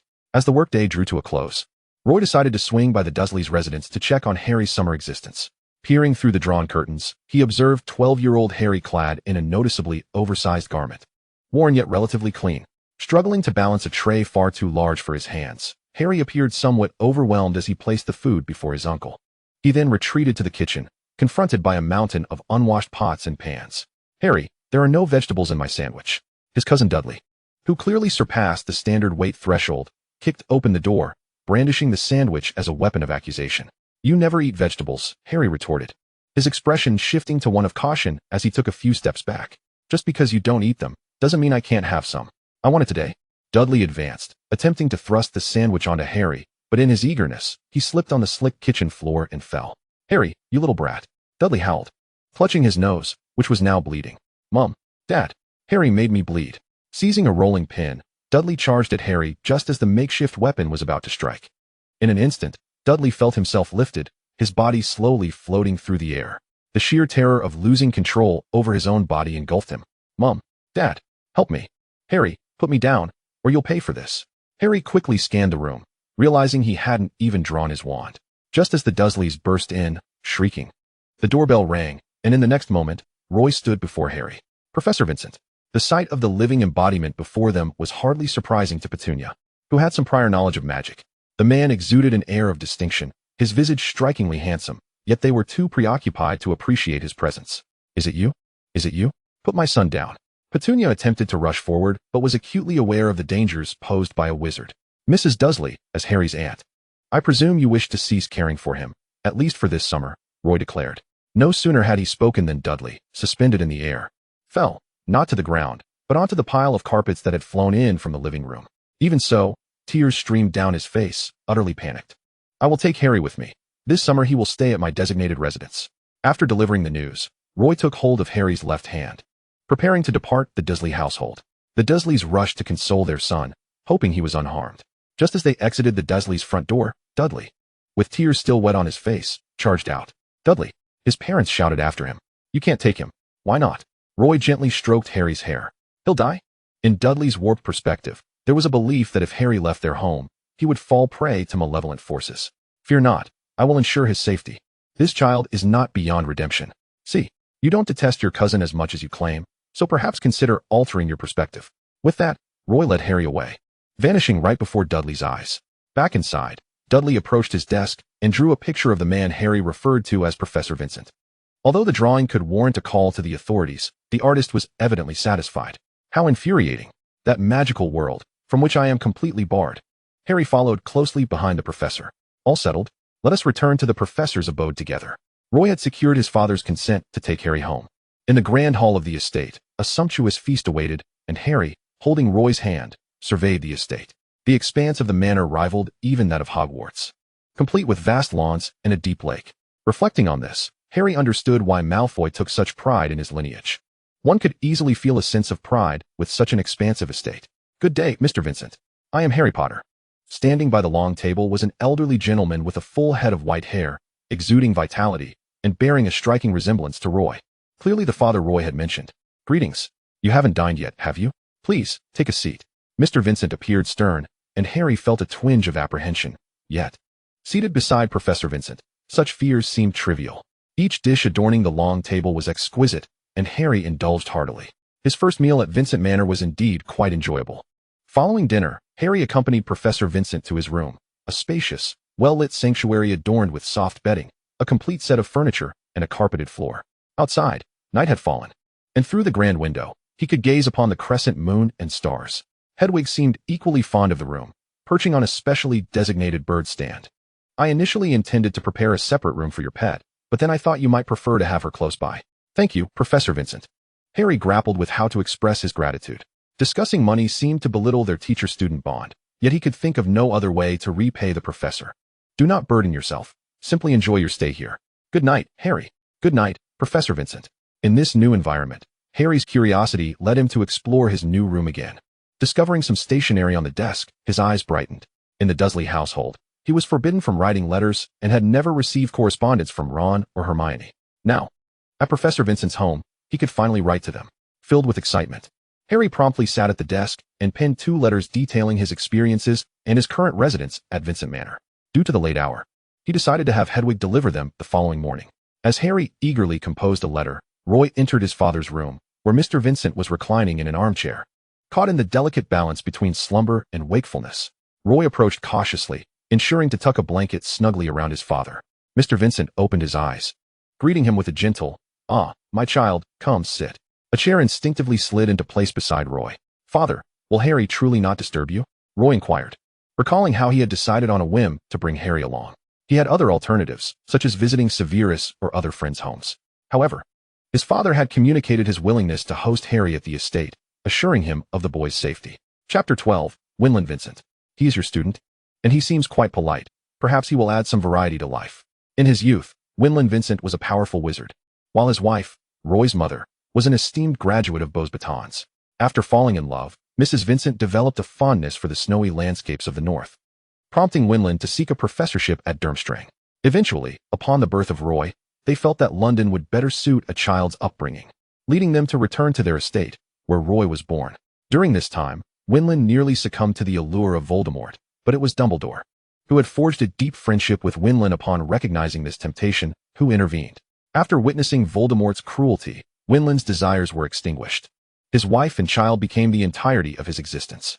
While the pursuit of power is undeniably thrilling and adds a certain intrigue to life, it pales in comparison to the love for his wife and child. With Roy's arrival, he gravitated more towards family life, even declining a request from the then Minister of Magic to return to public service. He had thought he would blissfully spend the rest of his days this way. Yet tragedy struck when he lost his wife the year Roy graduated from Hogwarts. In that year, Winland's health rapidly declined. Had it not been for Roy, he would have wished to join his wife. From that moment, Vincent spent most of his time at the estate, conversing with his wife's portrait and cherishing moments with his son. His previous friendships dwindled as well. Due to the summer heat, the flames in the fireplace offered no warmth. Yet Mr. Vincent found solace in watching the flickering flames. Roy, do not overexert yourself. Some responsibilities can be entrusted to others. Harry Potter is merely a child. Despite bearing the most unique title in the wizarding world, Mr. Vincent felt indifferent towards Harry. It was quite agreeable for him to stay at the estate, allowing his son to refrain from worrying about Harry's safety. Father, have you been taking the potions Severus prepared for you regularly? The elder nodded. Rest assured, I intend to hold on for as long as I can. Have you experienced any pain? Should I summon Maysha to examine you? Mr. Vincent shook his head. I possess enough insight into my own body. Should anything arise, I will inform you immediately. As their conversation drew to a close, Mr. Vincent wished, Good night, my son. May you enjoy a restful sleep. The news of Harry's arrival at the Winson estate was not something he intended to conceal. Those who needed to know would learn of it in due course. Professor McGonagall was preparing for a long journey and made a special trip to consult Dumbledore. Albus, could Harry's absence from the Dursleys be unsafe? Professor McGonagall was uncertain, only knowing that Harry would be safe when surrounded by family. You must trust that Vincent Manor is as safe as Gringotts, Dumbledore quipped, if not a smidgen less so than Hogwarts. Along with this news came Severus, who, in typical fashion, penned a sarcastic remark, suggesting that the professor had grown increasingly addicted to his role. Harry spent the summer at the estate, with Professor Vincent working at the ministry during the day, leaving him and Mr. Vincent alone in the manor. Mr. Vincent remained emotionally steady, perhaps simply indifferent towards Harry. Mr. Potter, do you require some guidance? As Harry was preparing to write to Hermione about his homework, Mr. Vincent spoke up. Raise it a little higher. A mere inch from your heart is just right. Good, begin. In the training grounds, Harry lifted his wand, casting a spell under Mr. Vincent's watchful gaze. As scorch marks appeared on the target, a fleeting thought crossed his mind. Am I becoming a genius? Yet, he quickly suppressed it, fully aware of his own limitations. Do not let the potion spill. The warning came too late. The potion had sloshed out, the vigorous stirring resulting in a failed concoction. I apologize, sir, Harry said, feeling embarrassed, for Mr. Vincent had provided ample guidance. Again, Harry steeled himself, and after half an hour, he finally succeeded. After a month at the estate, Harry felt he was faring far better than at the Dursleys. Not only was the food delectable, but his abilities had also improved. Throughout his time at Vincent Manor, the air of mystery surrounding Mr. Vincent remained unyielding. All Harry knew was that he deeply loved his son, as evidenced by the smiles that graced his face only when Professor Roy returned, proving he was not merely a statue. With 4 days left of summer vacation, the anticipation of reuniting with Hermione and Ron filled Harry with excitement, causing him to lose sleep that night. Watching Harry depart alongside Ron, Roy was set to embark on his second job. A new school year generally brings hopes for a promising start. The saying goes that beginnings are often fraught with difficulty. Yet a good start might suggest a smoother semester ahead. However, it was evident that this semester would not unfold that way. The sorting ceremony had concluded, yet Ron and Harry were nowhere to be found. Mrs. Weasley had already sent word that Ron had taken the Weasley car, presumably en route. Dumbledore's words did little to quell Severus's ire. Students who cannot even manage basic punctuality should be expelled.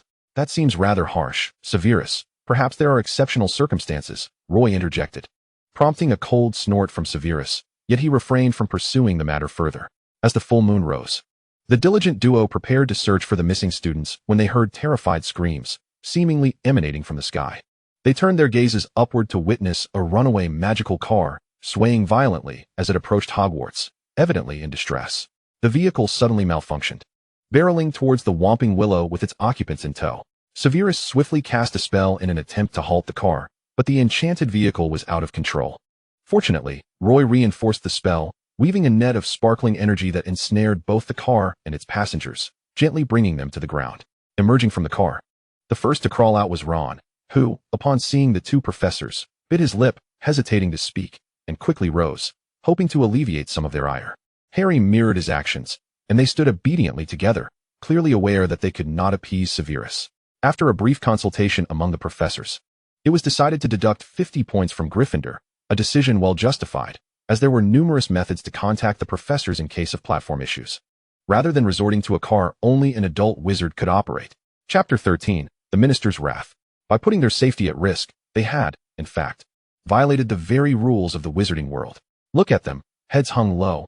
How pitiable, Roy mused, gazing at the two students' dejected figures. The unfortunate beating of Lou, who was nearly struck, evokes a sense of pity. Your concern for the two young wizards, Roy, compels me to entrust you with the investigation into the truth of this matter. With an additional burden of responsibility, Roy finds himself juggling yet another task. To be honest, these students are not as endearing as they might seem. Within a mere 2 days, the house elf Dobby dared not breathe a word in his presence. Were you foreseeing Harry's demise at Hogwarts, which prompted your relentless efforts to thwart him? The unexpected source of this interference turned out to be the house elf from Malfoy Manor, a revelation that caught everyone off guard. Indeed, Dobby was determined to prevent Harry Potter from arriving at Hogwarts. Previously, he had been obstructing Ron and Hermione's letters to Harry, unaware that Harry had relocated to the burrow in the interim. Fearful of being discovered, he hesitated to take further action. My lord, could you refrain from informing the master? Dobby's life may be at stake. I shall not disclose this to Lucius, but there will be no second chances. If an urgent matter arises, you may seek me out. Following this interlude at the beginning of the new term, Hogwarts returned to a fleeting semblance of tranquility, albeit one that was remarkably short-lived. After the commencement of the school year, Harry visited Professor Flitwick's office several times, yet found it devoid of his presence. Professor McGonagall, where is Professor Flitwick? There have been some matters at the ministry, and he has gone back to address them. Is there something you require of him, Harry? Professor McGonagall, an exceptional educator, exuded an air of authority intertwined with genuine concern for her students. Harry shook his head. The reason Roy had to spend a considerable amount of time at the ministry stemmed from Minister Fudge's ambitious aspirations. He yearned to make a name for himself and contribute significantly to the wizarding world, ensuring that he was not merely regarded as Roy's puppet.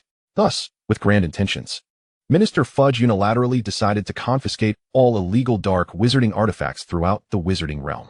Upon the release of this announcement, nearly all Aurors faced a plethora of tasks. Ordinary wizards fared somewhat better, as some rational individuals, upon seeing the notice in the Daily Prophet, voluntarily surrendered items and earnestly explained their purposes to the Aurors. However, a distinct dead zone emerged among certain pureblood families. As long-established clans, they possessed various hidden cards, some of which were powerful magical artifacts. These items had never been registered with the ministry, but the Aurors could not afford to alienate these venerable families by barging into their homes for searches. After a week, 6 Aurors were injured during the execution of their duties. Some hot-tempered pureblood wizards openly challenged the ministry, with the most radical even proposing calls to oust Fudge from his position. Minister, the delineation between dark and light magic is quite clear. Yet retrieving certain artifacts may come at a steep price. Furthermore, Minister, a wizard named Caterwall has taken a stand, asserting that his magical artifact is a family heirloom bestowed by our ministry's first minister. He insists on only surrendering it in the presence of Caterwall. Yet the first minister had long since turned to dust. The situation had devolved into complete chaos, and a newly appointed Auror raised his hand to voice his thoughts. Why doesn't he simply summon Merlin to demand it? Fudge's naivety was astounding. He initially believed that gathering dangerous magical artifacts would garner support from the wizarding community. Yet now, he faced universal condemnation. However, the order had been issued, and as an ancient Eastern proverb states, water spilled cannot be retrieved. To halt now would further undermine Fudge's already tenuous reputation. To continue might very well spell the end of his career. Perhaps, Fudge began, contemplating the necessity of summoning the deputy minister. Minister, why not narrow the scope and limit the search? A voice, tinged with excitement, interjected.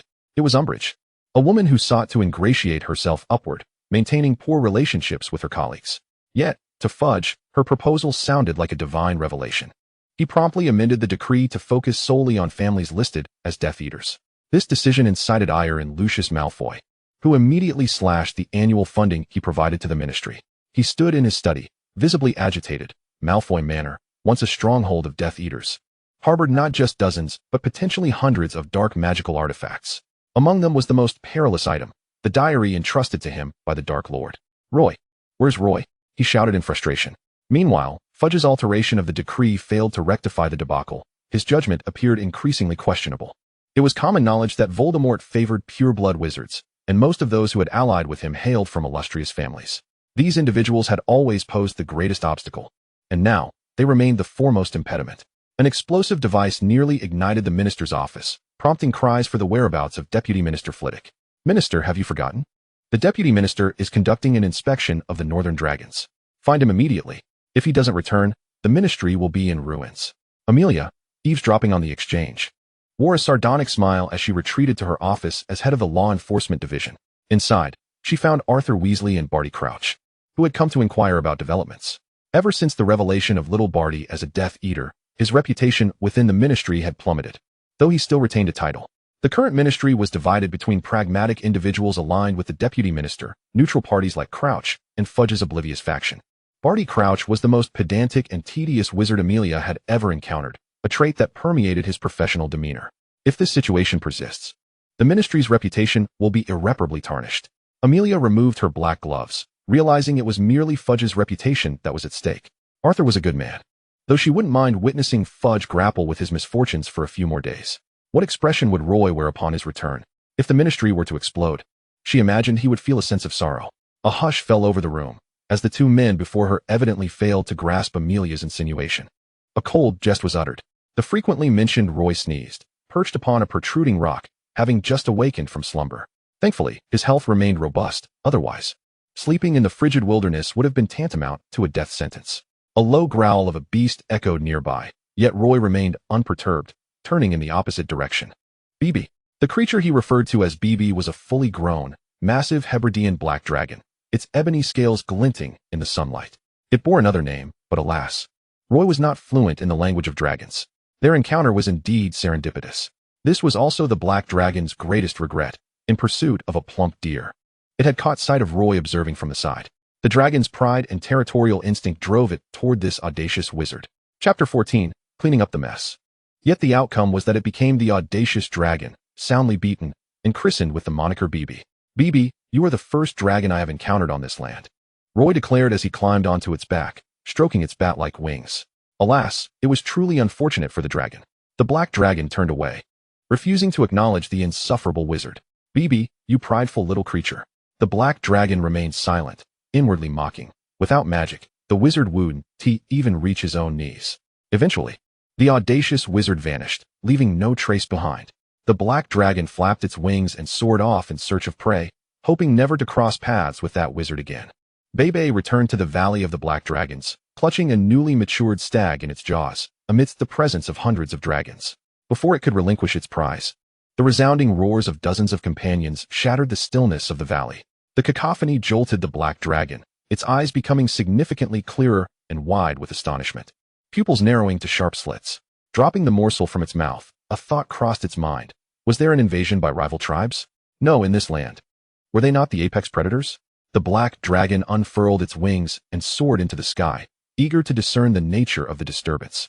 To its surprise, it beheld a familiar silhouette, the very sorcerer who had just subdued it. With audacity that defied reason, this lone figure faced dozens of dragons.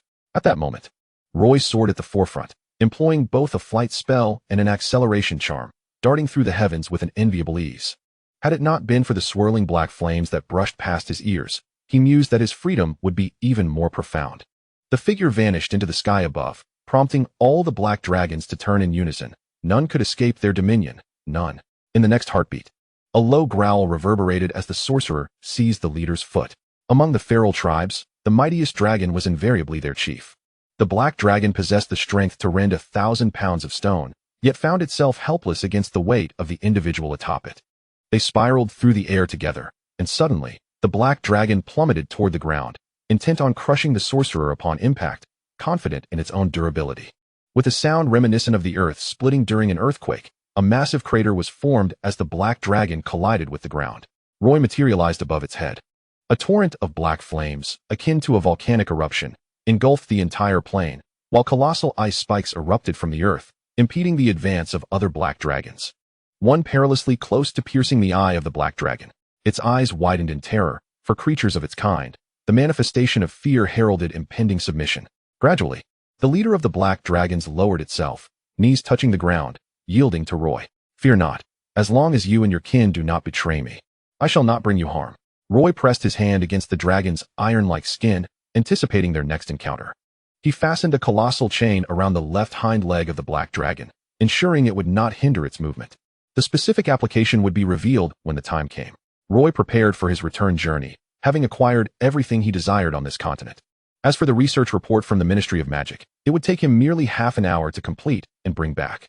Roy, you have finally returned. Upon seeing him, Arthur rushed forward, embracing him as if he were a savior. As Roy inquired about the cause of his excitement, he was led to the Ministry's warehouse, where the collection of magical artifacts had doubled in size within just 2 months. One could only imagine the ramifications if the minister's directives were to continue for another month. The ministry would soon possess enough funds to purchase the adjacent land.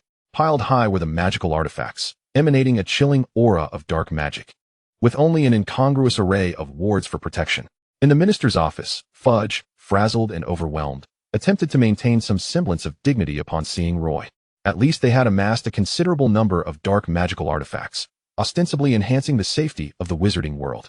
Yet, his words lacked any semblance of confidence. Indeed, as they awaited the resurgence of the Dark Lord, the first step would be to plunder the ministry, thereby acquiring the means to dominate the wizarding realm, a sufficient arsenal for a century. The sarcasm was palpable, and Fudge failed to detect the slightest hint of humor within. But surely, these items cannot be returned? Fudge approached Roy, evidently seeking a solution. These artifacts must be systematically destroyed. The first step involved Roy reallocating personnel from less busy departments to categorize the magical artifacts. Those deemed less malevolent and dangerous were set aside temporarily, while those requiring destruction were transferred to a room where Roy had personally arranged protective spells, preventing them from becoming an arsenal for the enemy. The second step aimed at salvaging the ministry's dwindling reputation, offering monetary compensation to wizards who voluntarily surrendered artifacts, as the previous status of these items was far from clear-cut. Roy hoped that those who remained neutral or harbored disdain for the ministry due to this situation would be swayed by the gleam of golden galleons, dissuading them from joining the ranks against the ministry. As for the numerous pureblood families, heads like Malfoy, Goyle, and Crabbe were all invited. These families, aside from the profit-driven Malfoy, were Voldemort's most loyal subordinates. This gathering served as a subtle probe to ascertain their awareness of last semester's events, while simultaneously delivering a veiled warning. The third step involved inviting the esteemed Mr. Nicholas Flamel to craft a furnace for the destruction of dark magical artifacts, facilitating the obliteration of the majority of the items. The final step entailed a public relations campaign, inviting reporters from the Daily Prophet to witness the destruction of the artifacts, proclaiming to the public that the malevolent items had been eradicated, primarily to demonstrate that the ministry was indeed taking decisive action. These 4 steps were executed with great urgency. Considering the daily overtime pay of 2 galleons, nearly all employees, save for the Aura department, were eager to stay late. Reluctantly, Amelia devised a schedule for the rotation of staff to assist in the selection of artifacts for destruction. The ministry's conference room, perpetually shrouded in darkness with its windows unopened, felt oppressive.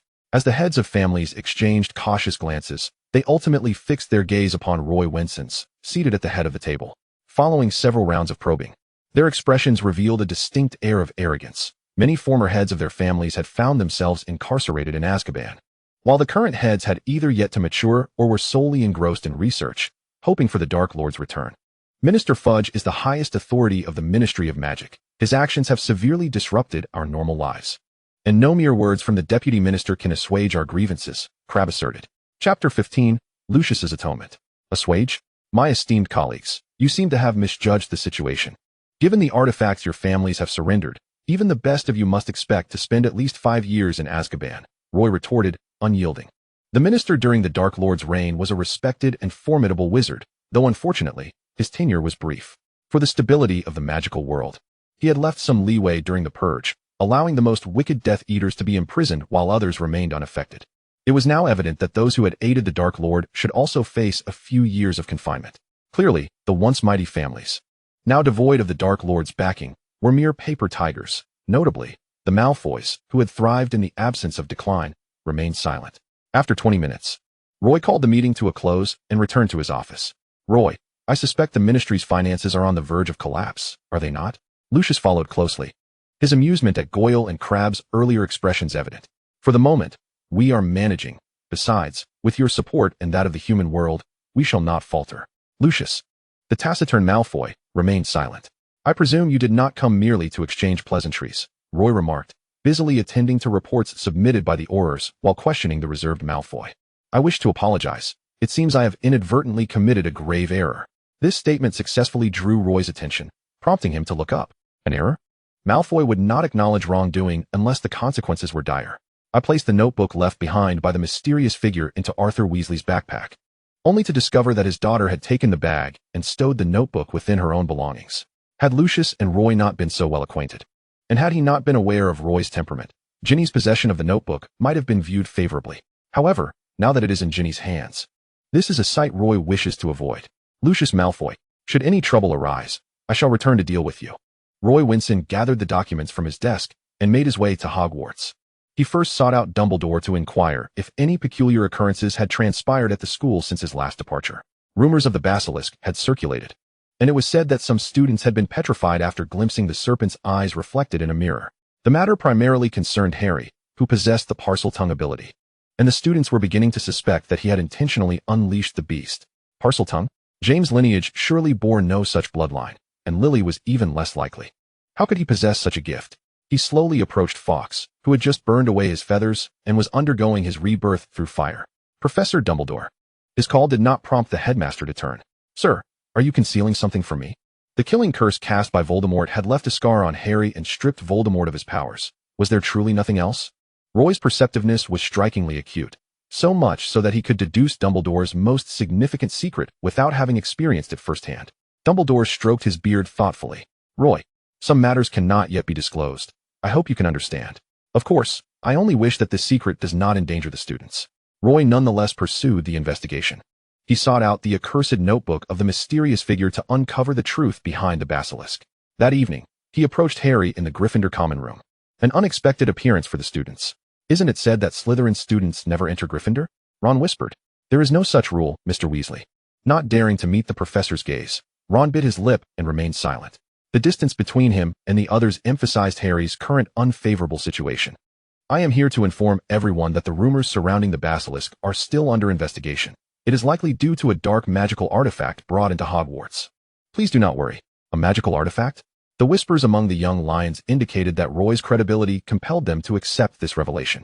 So we have been misunderstanding Harry all along. It was not he who opened the Chamber of Secrets.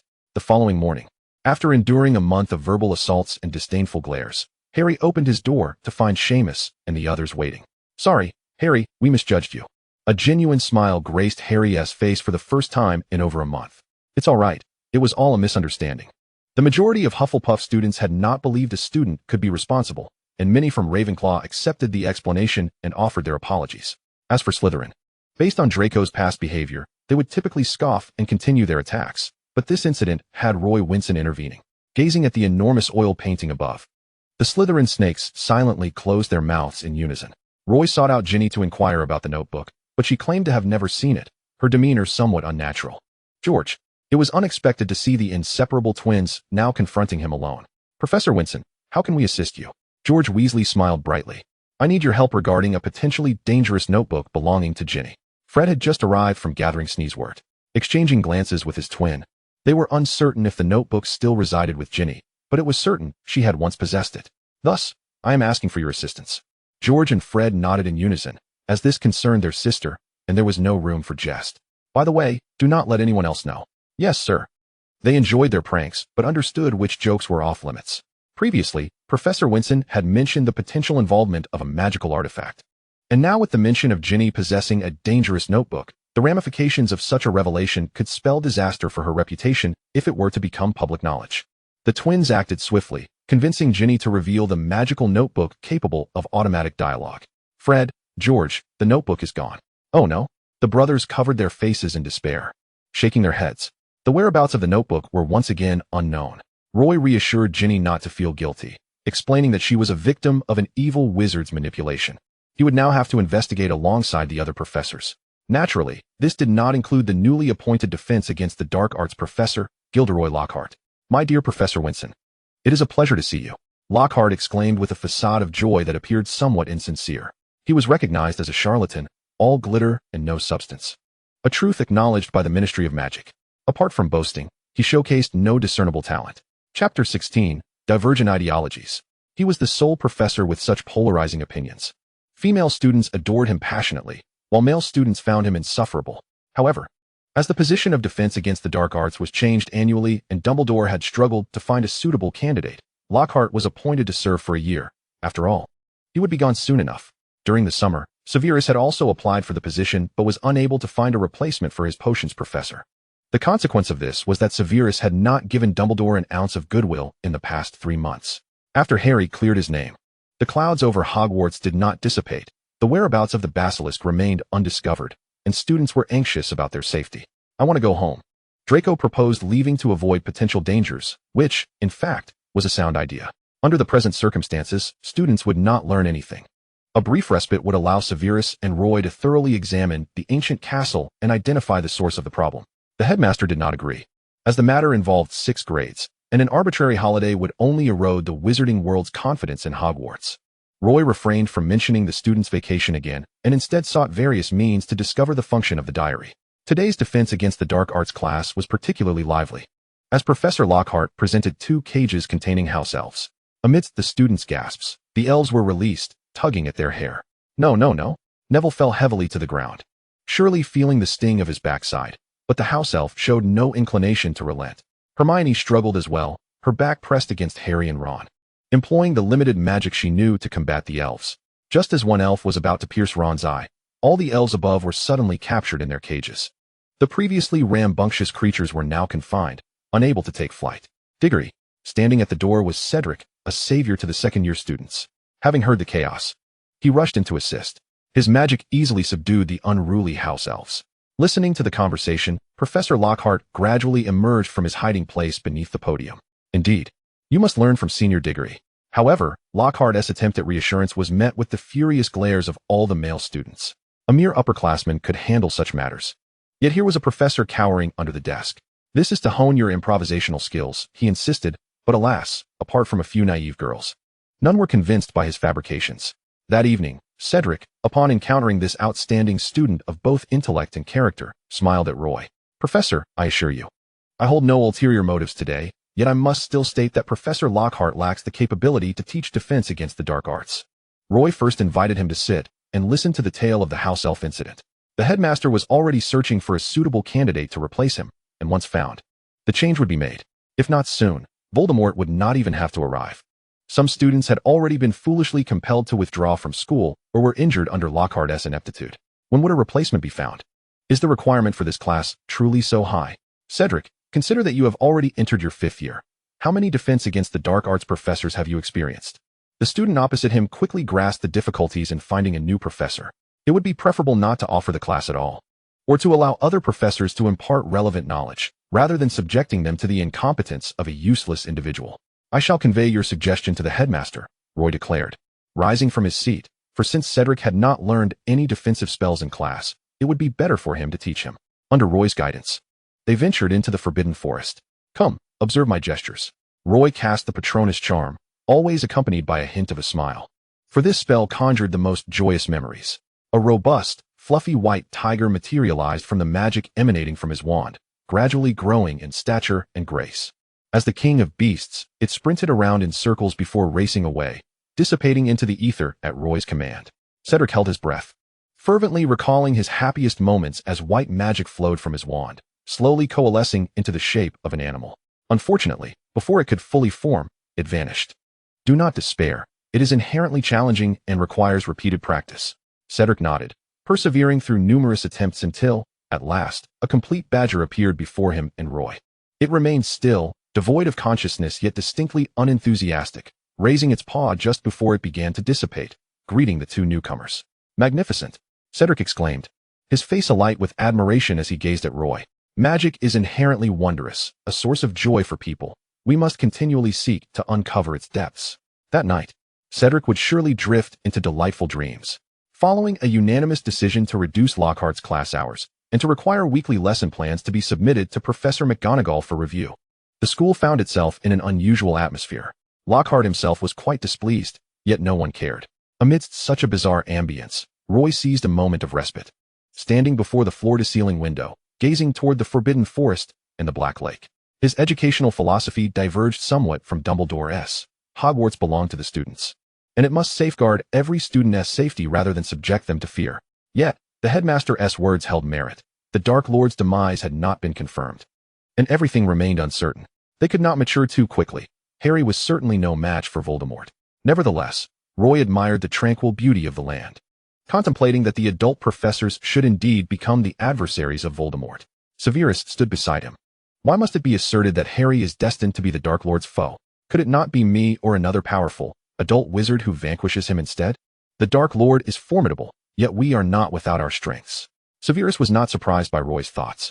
To him, the prophecy had never been entirely credible, even before Lily and James perished. Roy, it cannot be denied that Harry harbors many secrets, numerous connections to the Dark Lord. How could Severus not care for Harry? He was the child of one he loved deeply, and he could not bear to see Harry tread a path leading to certain death. Should Dumbledore learn of your differing views, he would surely be saddened. Also, please refrain from throwing yourself into danger. You are not without capable subordinates, and the Ministry of Magic relies on you, as does Hogwarts. Severus's sudden concern for Roy's safety took him by surprise. Fear not, I shall be fine. In the brief moments that followed, Roy rarely found himself with leisure. The basilisk issue troubled him. He had ventured forth yet remained uneasy, and no leads appeared within the school. Chapter 17. Cedric takes action. Each day, he guided several students in spells, perused the ministry's correspondence, and arranged his time, traversing between the Black Lake, the Forbidden Forest, and the castle, evoking a sense of nostalgia for his student days. Yet, tranquility proved fleeting. Professor, Ginny has been taken by the entity from the diary. A breathless yet determined Hermione relayed the urgent news, leading the professor toward the entrance. Just as they leapt into the inky darkness of the tunnel, Roy inadvertently stepped upon something soft. Lockhart? He had indeed trodden upon the professor's calf, whose owner lay unconscious. Hermione, stay here. If Harry emerges, assist him.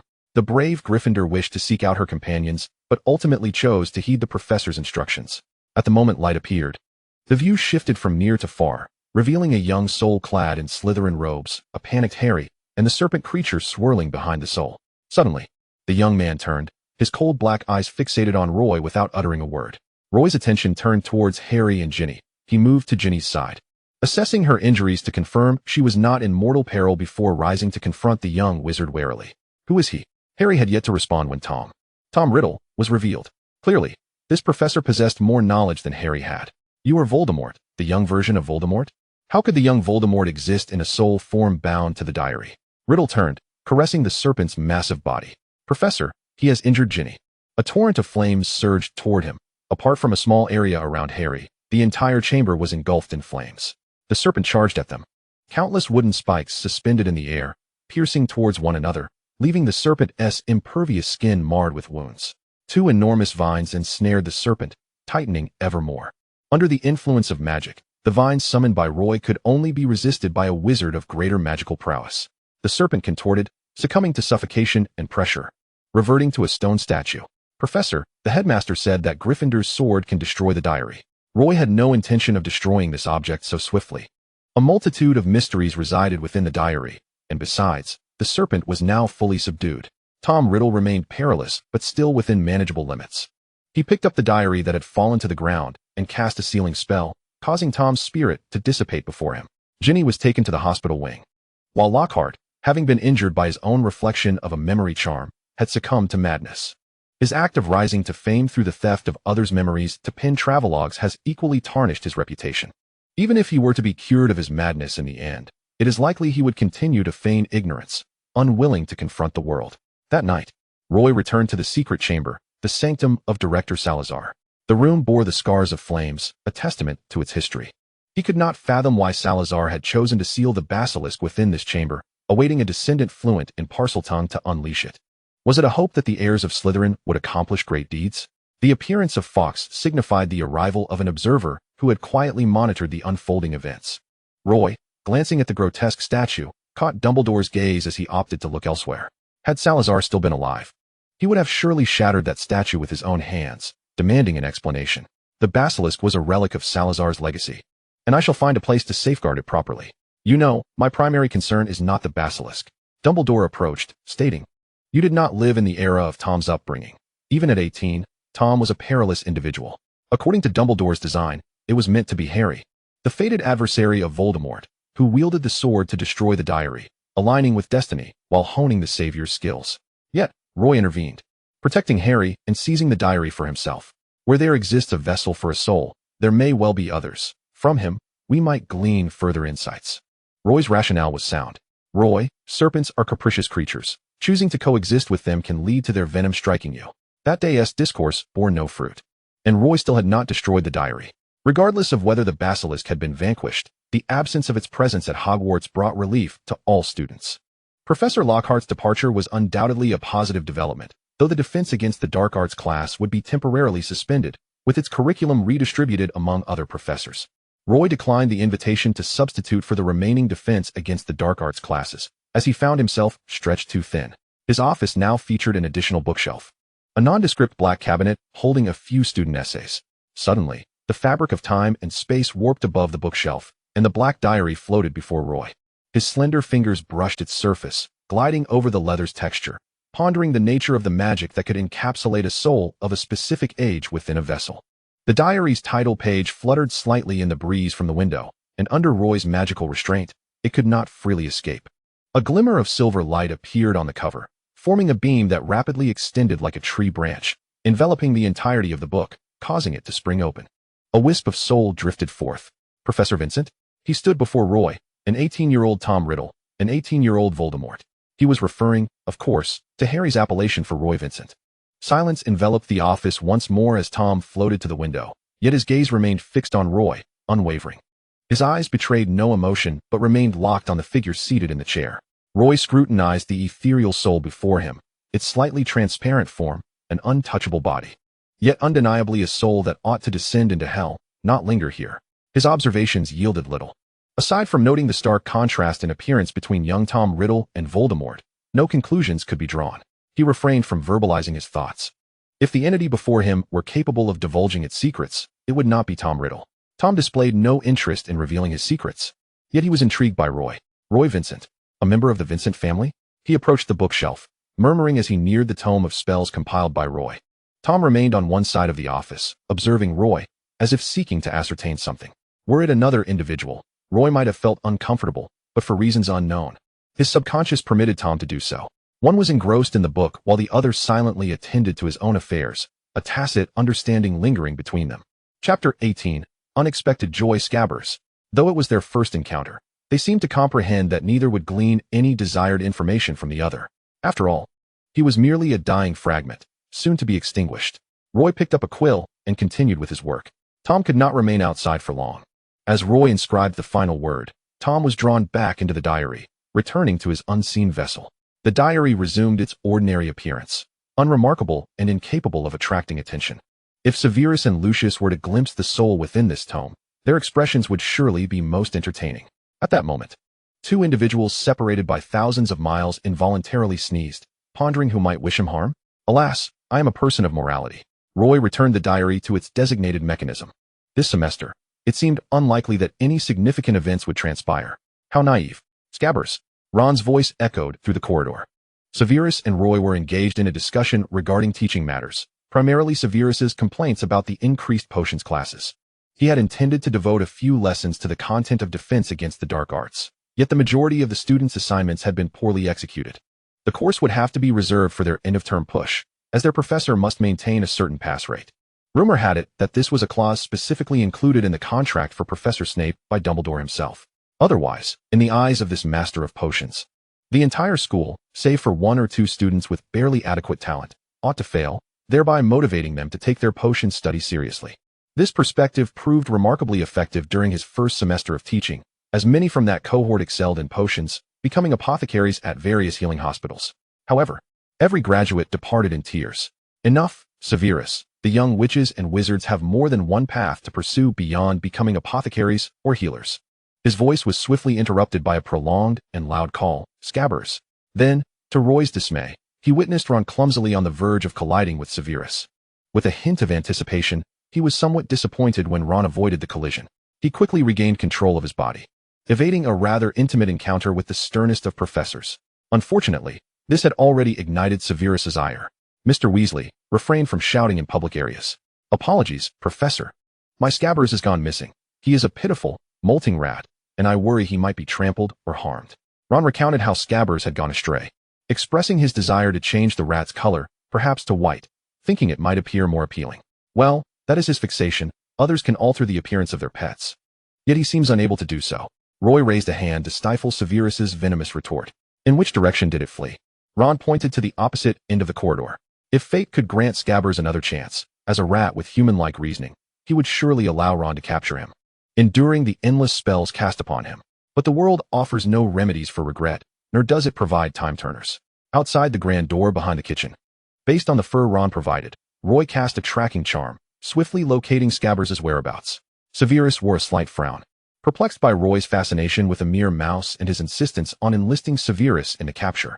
A vine ensnared the exceedingly hideous creature, lifting it before Severus. He cast a sharp glance at his friend, only to realize the truth. Indeed, it was he. Yet Roy remained fixated on the mouse. Initially, he thought that since a rather peculiar rodent had collided with him, it might be worth investigating for any unexpected discoveries. Fate, it seemed, would not disappoint a determined wizard. The name Peter Pettigrew was all it took to dissolve Severus's disdain and confusion. To commemorate this moment, Roy invited Professor Dumbledore and Professor McGonagall, while Severus procured the Veritasium. The mouse stood at the center of the headmaster's office, yearning to flee, yet Roy's vine constricted it mercilessly. The appearance of Dumbledore within its small field of vision extinguished any flicker of hope. As the inevitable unfolded, "Let us bear witness to this moment," Roy proclaimed, his tone reminiscent of unveiling a grand magical spectacle. But upon reflection, was not the 11 years of anonymity endured by Peter Pettigrew a performance of its own?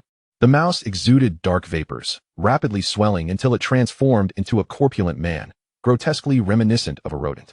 He stumbled, unable to steady himself, falling heavily as the vine remained steadfast in its grip. "Ah, Mr. Pettigrew, you've concealed yourself for 11 years. Unaware that someone has longed to see you meet a grim fate. Joking aside, if Sirius were here, Pettigrew's end would be as dire as if it were at Voldemort's hands." "I am a hero, not a criminal," Pettigrew protested defiantly. Although he was indeed recorded as a hero within the Ministry of Magic, having been awarded a medal, thankfully not the Order of Merlin, for otherwise Roy would feel his family's honor besmirched. Roy fell silent, as he prepared to pour the remaining half-bottle of Veritasium down the throat of the diminutive traitor. "Who betrayed Lily?" Severus inquired, standing close beside him, radiating authority. "It was I. I knew Harry was born at the end of July, so I sold their location to the Master." The fact that he still referred to Voldemort as Master under the influence of the potion revealed the depths of Pettigrew's misguided devotion. "You're a Death Eater?" "Yes." Severus contemplated casting the killing curse to eliminate the traitor before him, but Roy restrained him. "Do you possess any information about the Dark Lord? What is it?" Pettigrew's countenance twisted in anguish. He was reluctant to divulge the secret. The Master would surely return. He was immortal, and his spirit would never be extinguished. The wizarding world would fall under his dominion. He fainted, not feigned, but rather due to the excessive dosage of Veritasium administered by Severus. Yet none would blame the Master Potioneer, for they had acquired the answers they sought. "So we have wronged Sirius all along." Professor McGonagall, who had taught Sirius, recognized her student as inherently good, believing he had merely succumbed to the influence of dark wizards. Little did she know that all the misdeeds stemmed from Pettigrew. "Minerva, I trust Roy will clear Sirius's name." With influential figures from the ministry present, the risk of transferring Pettigrew was alleviated. McGonagall felt a wave of dread. How had such a dangerously extreme individual remained in close proximity to students for so long? Chapter 19. The Restoration of Sirius's Honor. "Albus Roy, I shall instruct the heads of houses to organize a thorough review. No such perilous entity must remain near the students." McGonagall's proposal garnered unanimous agreement. Roy cast one last glance at the grotesquely swollen Pettigrew. He had not shown his face for so many years. Roy had directed his friends and associates to scour the globe in search of the rodent, only to discover him beneath his very nose. "I have always thought Pettigrew was never truly aligned with James and Sirius. He lacks both justice and courage." Dumbledore harbored a hint of curiosity. Why had such a person ever been sorted into Gryffindor? Roy adjusted the brooch on his suit, which had become slightly askew. "Listening to your words, Headmaster, it seems Pettigrew did possess a certain courage. His bravery lay in aligning himself with the Dark Lord and betraying his friends. He is not cowardly, but clearly lacks humanity. Roy, your admission into Slytherin remains a mystery to me to this day." The subject of gossip had become himself, which was hardly a promising omen. "Headmaster, I shall escort him back to the ministry."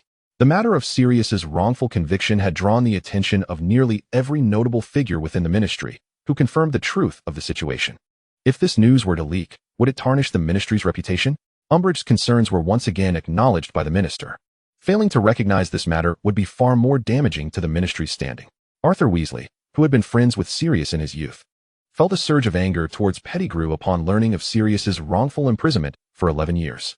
Amelia re-examined Pettigrew's case, document everything, and announced Sirius's exoneration tomorrow. Although Pettigrew would not face trial, Roy was certain the outcome would be a life sentence in Azkaban. Otherwise, the Department of Magical Law Enforcement would undoubtedly have a traitor among them. In his office, Roy stamped the documents for Sirius's release. A snowy owl swooped in through the window, dropping a red envelope. The moment Roy laid eyes on the crimson seal, he instinctively pulled back his chair. Roy, Peter Pettigrew is at Hogwarts, and you had me wasting so much time, energy, and money searching for him. Lucius Malfoy's voice echoed from within. The elegant peacock resorted to a howler, a testament to his fury. He felt utterly wronged. The howler shattered into fragments. Roy furrowed his brow, then sighed resignedly. Rising to head to the ancestral home of the Black family. Sirius did not require rescue. He had been residing in a property arranged by Roy. Now that his name had been cleared, he returned to the Black family estate. Kreacher was unexpectedly delighted to see him. During Sirius's childhood, Kreacher had harbored little affection for him due to his rebelliousness, having served generations of Black heirs. However, with the Black family now devoid of heirs and on the verge of disintegration, Sirius's return from Azkaban was indeed a cause for celebration. Kreacher prepared Sirius's favorite foods, replaced the bedding, and then quietly retreated to his modest room. Tears streamed down Kreacher's face as he thought of his master Regulus, wishing fervently for the day Regulus could return home as well, until a knock at the door interrupted him, prompting him to hastily open the door for a renowned figure. "Hello, Kreacher." "Greetings, Deputy Minister." Sirius smiled upon seeing Roy. His exoneration was indeed a joyous occasion, yet as he returned home, he could no longer find happiness. Those who once loved him, and those who did not, were now largely departed from this world, while the few remaining had succumbed to madness. Tomorrow, Pettigrew would be sentenced to life imprisonment and transported to Azkaban. Sirius lowered his gaze. The mention of Pettigrew inevitably conjured thoughts of James. He dwelled in remorse, reflecting that had he not transferred the commitment to Little Dwarf, the mysterious figure would not have discovered his location. There is no need for self-reproach. After all, 3 of the quartet had placed their trust in Little Dwarf. Roy discerned his thoughts. "You still possess remarkable insight," Sirius marveled, acknowledging that this younger student, despite being 2 grades below him, exhibited a level of thoroughness and prowess that surpassed his own. During their fierce struggle against Snape in those years, as Snape relentlessly studied counter-curses, the 4 of them continuously sought trouble. They soon set their sights on Roy, who was then a beloved figure among both peers and professors. Being a Slytherin, he became their target. Initially, they intended to hold back, but under his deft wand movements, they suffered a complete rout, leading them to privately nickname him Little Monster, astonished that a first-year wizard could wield such formidable magic. For nearly a week, the quartet walked around masked, appearing foolish. Roy evidently recalled this episode, a faint smile gracing his lips, though Sirius clearly wished to avoid further reminiscence. "I can hardly wait to see Harry at Hogwarts. That child of James. Opportunities abound." Roy mentally calculated, realizing that Sirius's identity was now public knowledge, freeing him from the shadows of night. Where would be the most suitable place for him? Suddenly, Sirius sneezed, sensing that someone was plotting against him. The following morning, the Daily Prophet published an article clarifying the truth behind past events. A day later, Sirius found himself at the Ministry of Magic, seated in his office. Struck by the rapidity of his employment process, was it truly possible that his onboarding was completed so swiftly? The title of Director of the Department for the Regulation and Control of Magical Creatures gleamed before him, almost blinding in its brilliance. The overly considerate Roy had even crafted a business card for Sirius, mirroring those used in the Muggle world, in case others failed to recognize this freshly appointed director. Reflecting on the day's events, Sirius furrowed his brow. After a nutritious breakfast, he had been eager to stroll about, reveling in the joy of walking in daylight without a mask. Just as he was about to step outside, he received Roy's message, summoning him to the Ministry for Procedures. The term procedures led Sirius to believe it concerned the return of his belongings or matters regarding Little Dwarf. Upon arrival, he was embraced by Arthur, which was a pleasant surprise, and then led through a labyrinth of corridors to the office door. Raising his gaze, he was struck by the name on the office door. "Wait, isn't Roy in a different position at the Ministry?" Chapter 20. On the 3rd day of his appointment. "No, I haven't taken a wrong turn. Please enter." Arthur half pushed him inside, urging him into the chair at the head of the table. Sitting there, Sirius felt utterly bewildered. "Congratulations. Congratulations on becoming the Director of the Department for the Regulation and Control of Magical Creatures," Arthur exclaimed, spinning the nameplate on the desk to reveal the golden inscription before Sirius. Instinctively, He stood up, only to be gently pushed back into the chair. Everything is perfectly arranged. Congratulations. Congratulations indeed. But I know nothing, Arthur declared, placing the ministry's appointment document before Sirius. Here, take your time to digest this. Farewell, my colleague. Left in a state of confusion, Sirius Black felt as if the morning's events had transformed his gaze into something clearer. After a good 10 minutes of processing, he realized he might have been duped, sold out. He promptly set off to confront Roy. Meanwhile, in the deputy minister's office, a guest awaited, none other than Lucius Malfoy. Equally disgruntled by the situation. Why has he become the director? Lucius seethed, nearly losing his composure. With the prestige of the Malfoy name and his exceptional managerial skills, he had maintained a significant position in both the ministry and Hogwarts. Yet this did not quell his dissatisfaction at a Gryffindor suddenly ascending to such heights. What right does that black have? Roy remained composed, extending his hand across the desk to return Lucius's wand. Should the mysterious figure return, discovering that his most trusted subordinate has become a pivotal asset in the ministry's efforts to dismantle his influence, don't you fear, senior? This phrase seemed to act as a remedy, soothing Lucius's indignation, but he still protested. I remain unconvinced. Why should this be? I currently lack sufficient personnel. But once the dark figure is eradicated, I shall tailor a department specifically for you. Roy, always pragmatic, yet this assertion felt somewhat like a mirage. What department? Lucius inquired, his tone laced with skepticism, something akin to a minister of Muggle affairs. This statement was intriguing. With Roy's promise, Lucius rose in satisfaction, envisioning himself overseeing the finances of the wizarding world. His departure coincided with Sirius's entrance, and the two, indifferent to each other, instinctively parted ways. As Sirius stepped in, he asked, "Do you know why Lucius just came to see me?" He questioned why I hadn't arranged for him a directorial position, while you somehow received one. Having always been at odds with Slytherin and this cousin-in-law, Sirius felt a weight lift from his chest. Lucius hadn't secured the director's role. The thought brought him joy. Yet, the timeline felt tight, and wouldn't others in the ministry object? Roy's title still bore the prefix of deputy, and Sirius had only just restored his reputation. Fear not, the ministry's appointment letters cannot be forged. That position has been vacant since the last director's retirement. I believe that if you could swiftly regain your standing, it would suit you well. As for lack of experience, you are, after all, a hero wronged for decades in the wizarding world. No one would deem you unworthy. Furthermore, in your youth, you were a valiant opponent of the dark figure. Now, let us discuss your responsibilities. A map of the Forbidden Forest materialized behind Roy. Sirius, still perturbed, focused intently on the intricate yet vital tasks ahead, monitoring all non-wizard species and effectively utilizing his personnel to detect anomalies and prepare defenses. Soon, the ministry would be welcoming new recruits, and he would assign several capable young assistants. Sirius, oblivious to the fact that he had been sold out, nodded earnestly. Just as he was about to leave, he remembered, I wished to see Harry. It dawned on him that work was one matter, but Harry was equally significant. This weekend, I will arrange for you to meet. Rest assured, you will have the opportunity to spend every holiday at Hogwarts together. Roy's assurances brought delight to Sirius once more. As it should be, Sirius was Harry's godfather, and no fool would dare intrude upon the ancestral home of the Black family, notorious for its dark wizarding lineage. The matter concerning the speckled creature was a serendipitous delight. Roy gleaned substantial benefits from this occurrence, as he was finally able to delegate a portion of his previously overwhelming responsibilities to others. Moreover, Harry gained a reliable and affectionate guardian. Thus, after inquiring about Ron's preferences, Roy personally selected a cat with a striking blue and silver coat as Ron's new pet. Thank you, Professor, Ron exclaimed, utterly enamored with the furry creature. His face lit up with a beaming smile. After bidding farewell to Roy, Ron hurried to show his new kitten to his friends, Harry and Hermione. Look at my new pet. The second term of the Chosen One was filled with happiness, although the initial months had posed some dangers. He had acquired a godfather, someone who genuinely cared for him.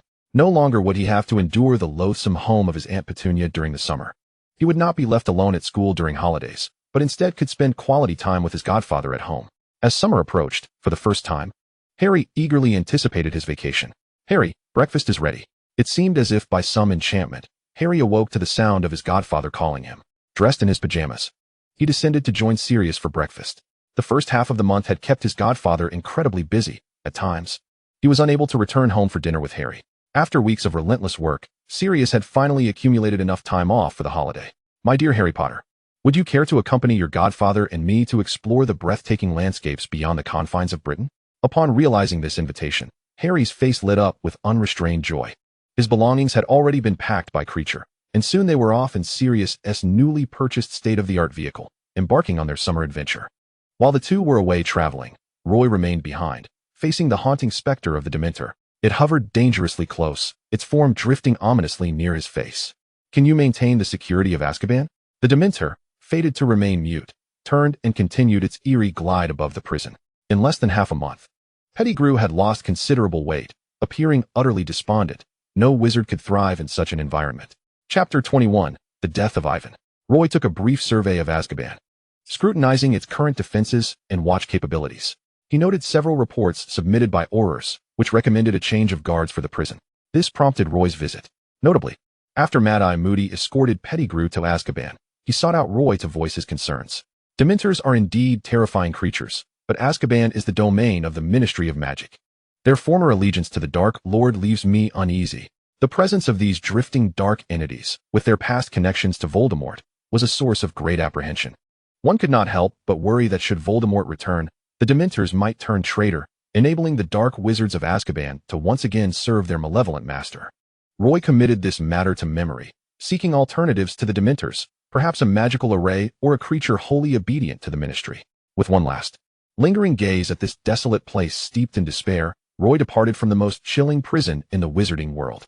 As the semester at Hogwarts drew to a close, Professor Vincent's office remained firmly shut, with the ring at the door repeatedly echoing the news to the young witches and wizards inquiring about the professor's absence. After today, the seventh-year students would officially be recognized as adult wizards, both in age and status. Among the throng stood a red-haired youth. "Percy, what are your plans after graduation?" Percy, having served as head boy for 2 years and being one of the top graduates, should have no trouble securing a good position. "I intend to work at the Ministry of Magic," he replied, a goal he had set since 5th year. "You will undoubtedly realize your aspirations. I hear the Ministry is looking to recruit fresh talent this year. Do not let the opportunity slip away." "I shall not," Percy assured. The Ministry indeed needed to hire newcomers, with recruitment and selection overseen by department heads. After initial screenings, they would choose whom to invite into their respective departments. The current Ministry of Magic enjoyed a solid reputation in the wizarding community, coupled with attractive salaries and promising career prospects, making it a top choice for many witches and wizards. A multitude of applicants sought to enroll, yet the number of positions announced by the Ministry was insufficient to meet the demand, necessitating rigorous filtering. "Didn't you hear that Deputy Minister Vincent would also be attending?" The newcomers chattered among themselves. After passing the final assessment, they would soon be considered prospective recruits for the Ministry, awaiting assignment to specific departments. Almost every notable figure in the Ministry of Magic was present to welcome the newcomers, save for one, Roy Vincent. Meanwhile, Roy was in search of a wizardess whereabouts. Ivan had been attacked. The mere phrase sent Roy into a frenzy. He traversed time and space to arrive in the Forbidden Forest, the last location where Ivan's presence had been detected. A strong scent of blood filled the air, yet Roy halted, for the aroma was laced with the essence of death. Approaching the thicket, he discovered Ivan's lifeless body, his form lying atop coagulated pools of blood, devoid of any crimson hue. Roy approached slowly. "Senior, are you Roy Vincent from Slytherin?" The first-year Slytherin, Ivan, had sought out the already somewhat renowned Roy Vincent. His expression was that of an adoring fan. The diminutive first-year Ivan had idolized Roy, and by 4th year, he was affectionately dubbed Roy's most loyal follower, a title he bore proudly. At that time, Slytherin had revolved around Roy, who, as a pure-blood wizard with a blend of Gryffindor and Ravenclaw traits, wielded considerable charisma, garnering a legion of supporters. In those years, Slytherin House consistently ranked first among the 4 houses. After graduation, Ivan eagerly accepted Roy's advice to apply to the Ministry of Magic. Yet now, this once promising junior lay cold and lifeless at the age of 27. A gust of wind swept through the forest as Roy carried Ivan's remains away. He needed to transport his junior's body to safety first. Ivan's wife, a freckled lady with red hair, nearly fainted upon seeing her husband's corpse, while their 3-year-old daughter remained in the room. Roy lacked the courage and composure to enter. He stood at the threshold, listening to the sounds emanating from within. A tear trickled from the corner of his left eye. But it was not yet time for true sorrow. Blood debts must be repaid, and he would ensure those responsible did not continue to exist in this world. "Uncle, who killed my father?" A soft, tearful voice broke through, as Sarah clung to the doorframe. "Sarah," Roy replied, looking down at her, "you need not know their names. Your uncle will avenge your father." After placing the body beside his wife and daughter, Roy returned to the forest. He gathered the lingering scents and hairs left behind. He would not let any of them escape unpunished.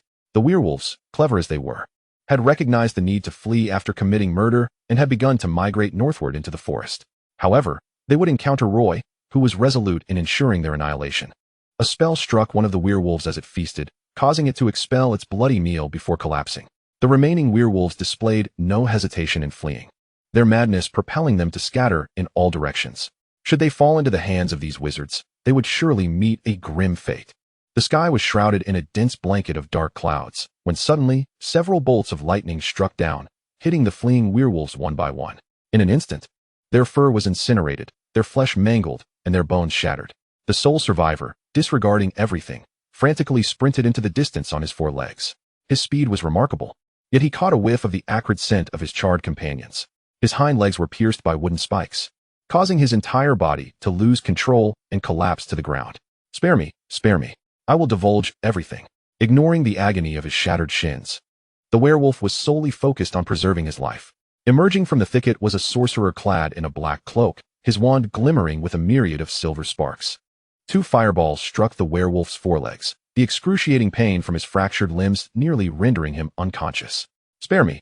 I will tell you everything you wish to know. The sorcerer halted his advance, employing a spell to extract the desired information from the faltering werewolf. Under the influence of the soul-sucking incantation, the werewolf's eyes gradually glazed over. And once the spell concluded, the now useless creature was reduced to a charred husk. The sorcerer removed his cloak, his expression devoid of emotion. As Roy took a small item and turned to leave, Ivan's funeral did not extend invitations to any classmates or friends. A large marble tombstone recorded the brief life of this sorcerer. Chapter 22, The Werewolf's Assault. His wife and daughter stood solemnly before the tombstone, mourning and waiting. Behind them appeared Roy, dressed in a black suit with a white flower pinned to his chest. He stepped forward and placed a string of wolf teeth at the base of the gravestone, igniting a fire that consumed the teeth. Realizing that all those responsible for her husband's death had been eradicated, Mrs. Ivan broke into tears once more. Roy turned away, unable to meet the gaze of the grieving wife and daughter, burdened with guilt.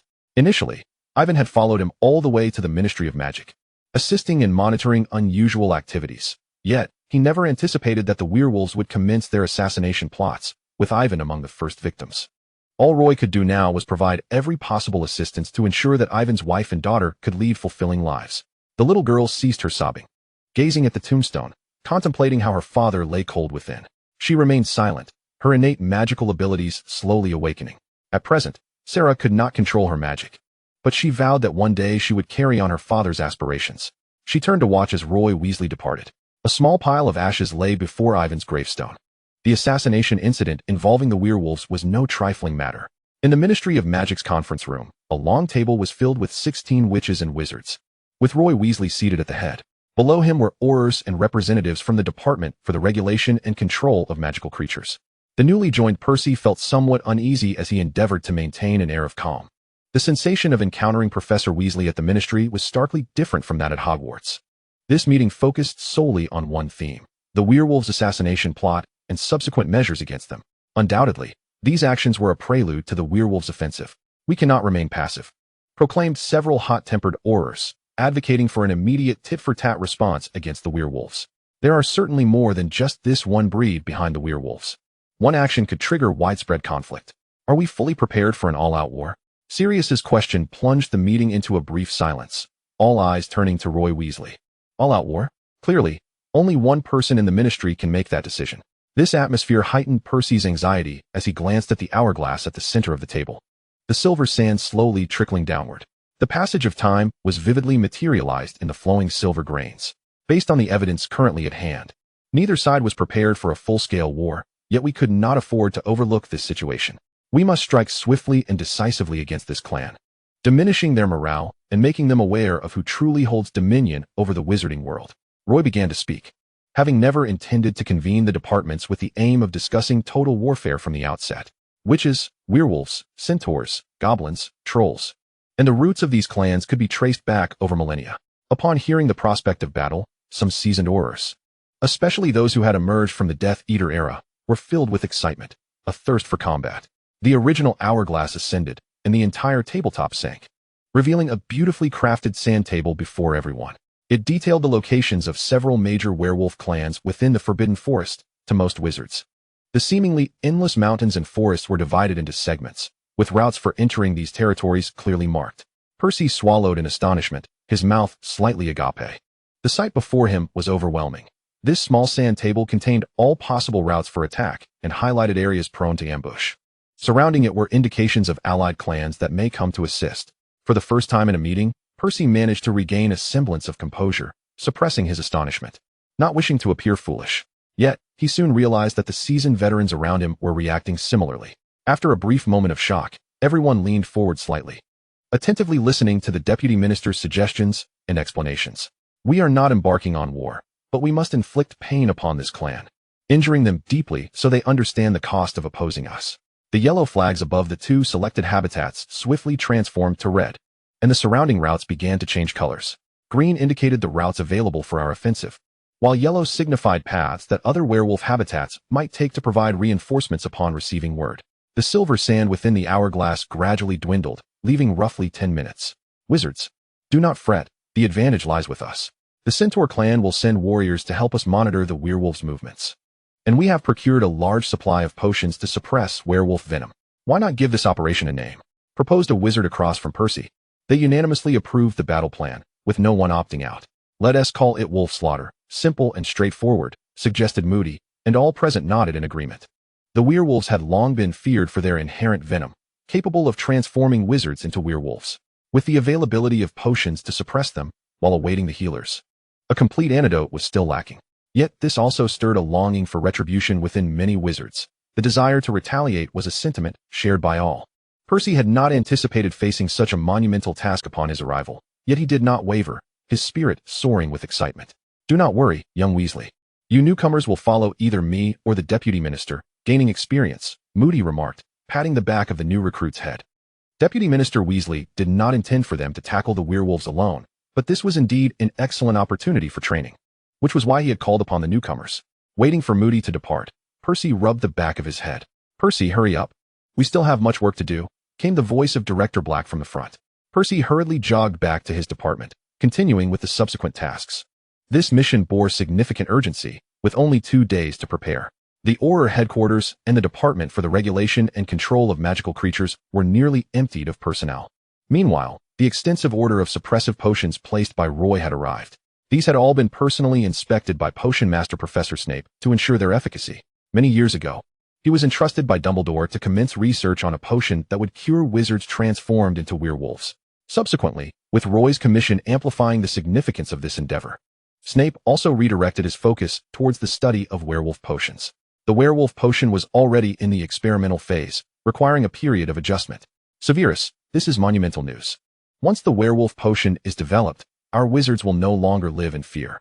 Severus cast a glance at the sizable package. Even if the potion proved successful, its production would come at a considerable cost. No worries, our Ministry of Magic still possesses some funds, along with the support of several enthusiastic entrepreneurs. Chapter 23, Harry's Impatience.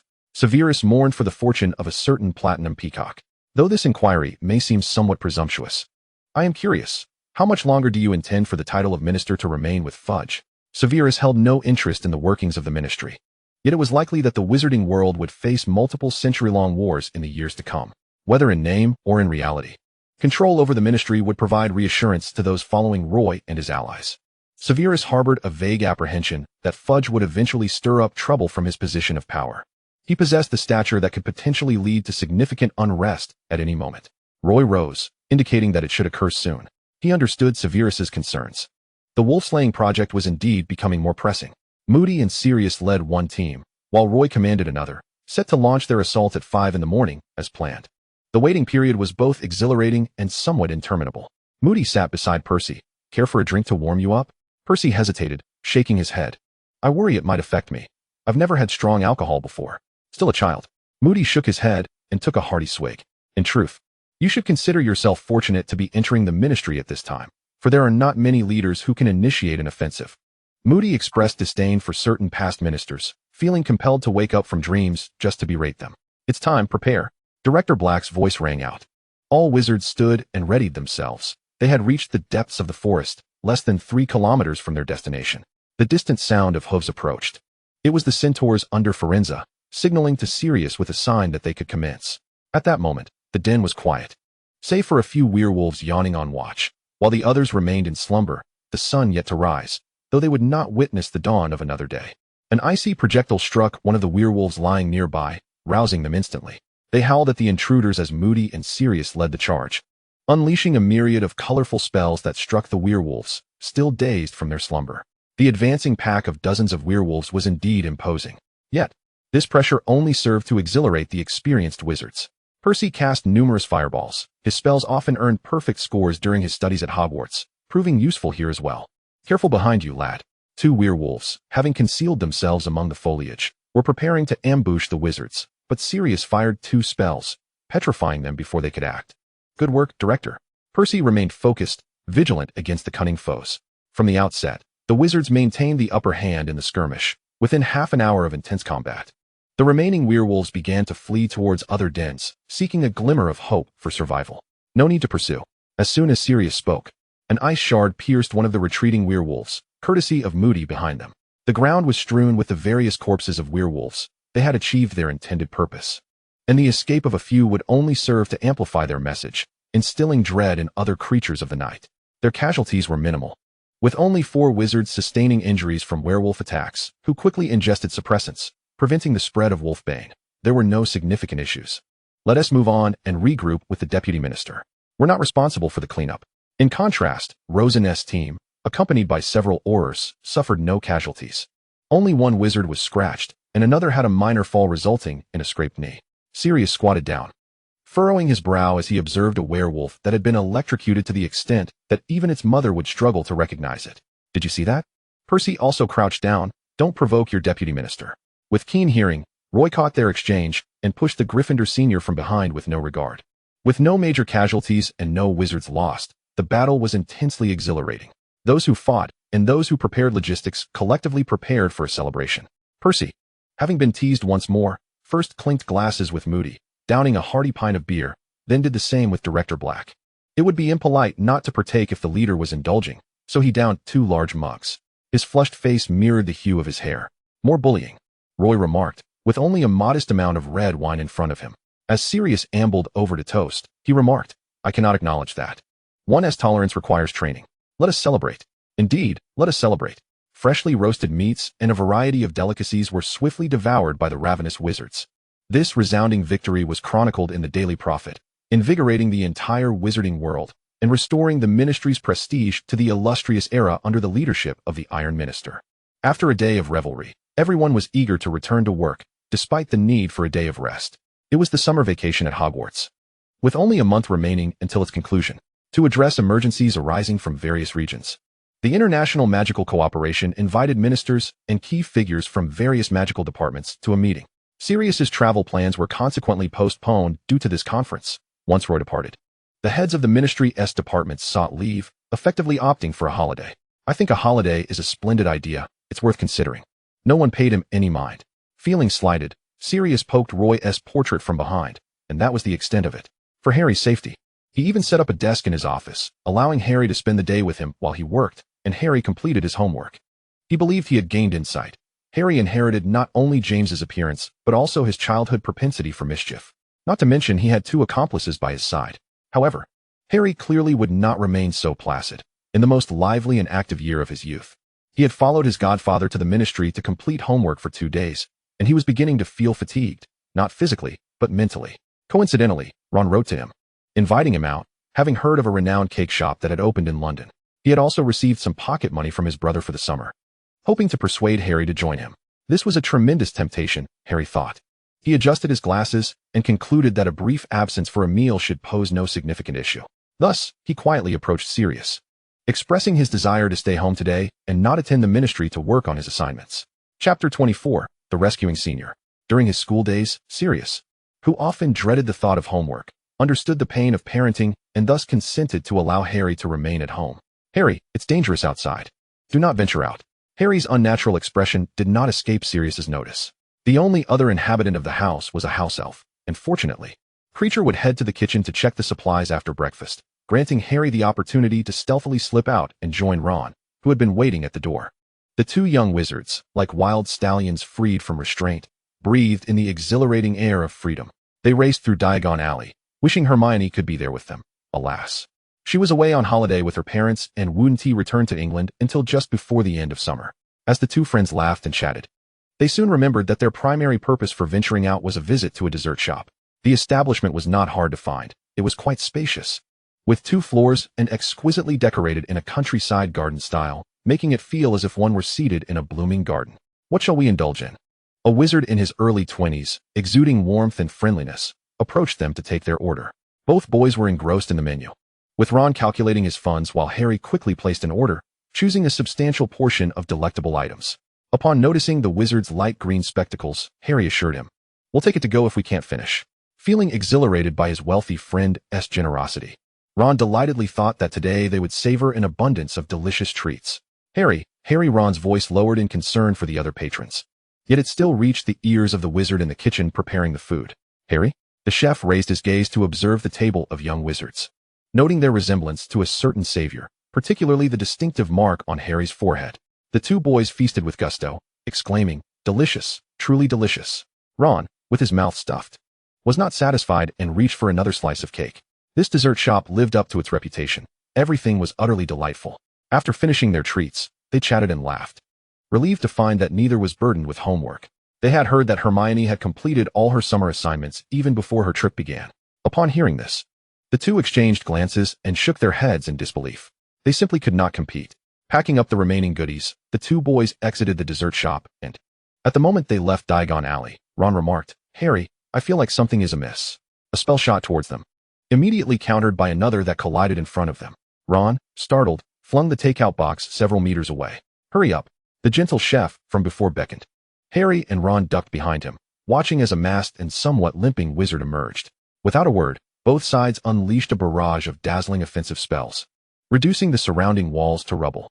As the malevolent wizard's dark magic grew increasingly potent, the chef swiftly seized Harry and Ron by the scruff of their necks and apparat away. The pursuer, not one to be easily deterred, followed hot on their heels. With 2 burdensome companions in tow, the young wizard had no option but to navigate through the dense forest. "You 2 filthy Gryffindor cubs." "Oh, Merlin." It was clear that the one protecting them was an alumnus of Hogwarts. Harry and Ron exchanged a knowing glance, fully understanding the importance of not interrupting the battle between their protector and the masked foe. They obediently allowed themselves to be carried, despite the dizzying spins that left them feeling utterly disoriented. "I think I might die," Ron lamented, feeling utterly drained, his head ready to explode. "If I drop you, will you die?" A voice sent chills down his spine, prompting him to immediately shut his mouth. They soon arrived at an open expanse in the countryside, which clearly made them more vulnerable to the masked wizard. "Carter." The alumnus's voice resonated across the field.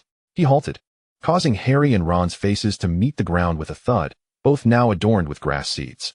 The masked wizard advanced, and just as the tension peaked, a burst of flame erupted before them, followed by an overwhelming display of fire. Rubbing their eyes, they realized a wizard wielding a long staff, emanating flames from both ends, was now present, a wizard of considerable magical prowess. The earlier battle had shifted. Now, the alumnus was dominating the confrontation. Rescue is at hand.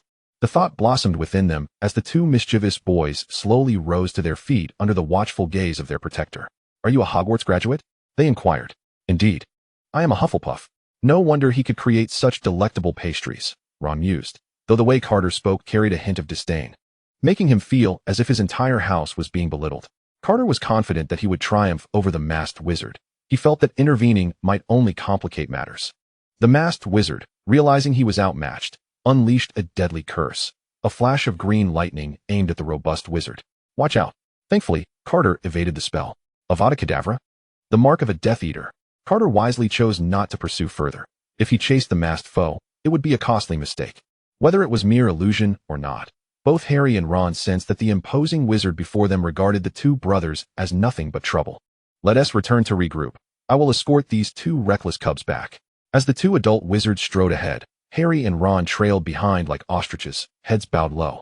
Carter recounted the events of the day. "The moment I confirmed that Harry Potter was here for a snack, I knew trouble would ensue." His words struck Harry, causing his face to flush crimson. "Shouldn't Roy have dispatched someone to protect them?" "You must understand, most Gryffindors are not the most compliant individuals."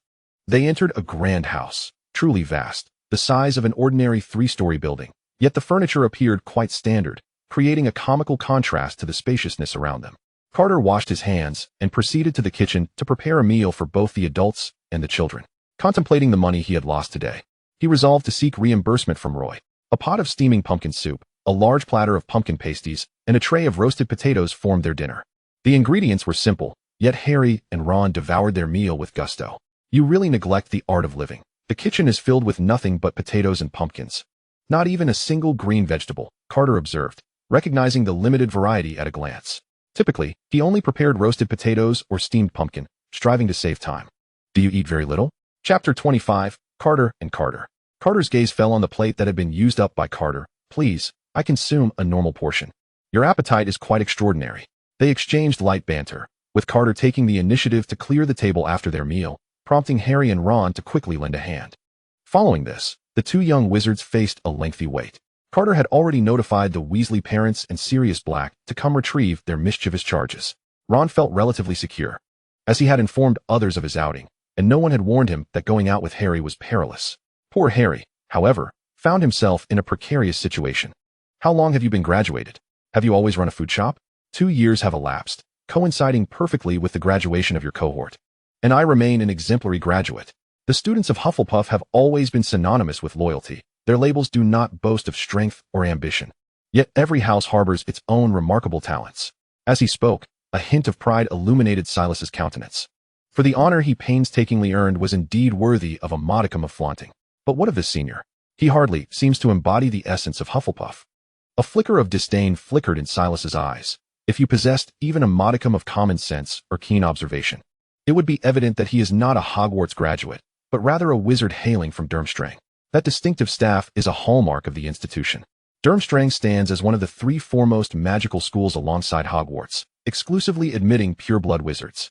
Nestled in the frigid north, where snow blankets the land for much of the year, it venerates strength, resulting in an advanced curriculum in spellcraft. Carter, however, remained silent, unwilling to engage in conversation with children. The Durmstrang graduate is truly impressive. Ron couldn't help but feel a surge of admiration as he recalled the earlier confrontation between Carter and that enigmatic figure. He is a peer of mine, an exemplary student from Durmstrang, and considering their specialization in spells and physical prowess, it is only natural that they would excel in certain aspects compared to us well-rounded wizards. Silas, in his heart, still believed that Hogwarts was the finest school, and praising another institution in his presence caused him considerable discomfort. The doorbell chimed, heralding the arrival of Arthur Weasley and Sirius Black, who must have come directly from the Ministry of Magic. Thank you ever so much. Without you, I shudder to think of the harm that might have befallen Harry. Sirius's gentlemanly demeanor was particularly evident at that moment. As a wizard from a pureblood family, he embodied both pride and decorum. Arthur first ruffled Ron's red hair before expressing his gratitude and leaving together. The vast drawing room was left with only Carter and Silas. Silas surveyed the expansive room, pondering whether a dragon hatchling had ever graced such a grand space. Carter, a fervent enthusiast of dragons, had spent his time post-Durmstrang researching various dragon habitats, albeit he had only rescued a single dragon with an injured wing. Wow, that is amazing, Silas exclaimed, for he had never beheld a dragon in reality. I forgot to write to Senior Roy about today's events. I must inform him. The emergence of a Death Eater capable of wielding the killing curse in the wizarding world raises the question of whether the efforts made in recent years have been sufficiently robust. I've already pinned that while you were cooking, Carter replied, his meticulous nature evident. Did you include a request for Roy to compensate me for the half-day of lost business today? After a brief silence, Carter pondered the necessity of such a letter. That evening, a second letter was dispatched via the portkey, a method of communication known for its swift security, albeit demanding considerable magical energy. Within an hour, the cupboard was filled with a plethora of letters of varying sizes. Roy, having just returned from a modest feast of roasted meat, seated himself and began to methodically open each letter. The Ministry's routine report bore no issues, yet upon perusing a few personal correspondences, he frowned at the news of Harry nearly falling victim to a Death Eater's attack. One letter, evidently a request from Silas to Carter, elicited a slight smile from his lips. It was difficult to envision Carter, with his temperament, composing such a letter under Silas's scrutiny. A small pouch of galleons was painstakingly delivered by an owl into Silas's hands. Roy concluded his duties for the day.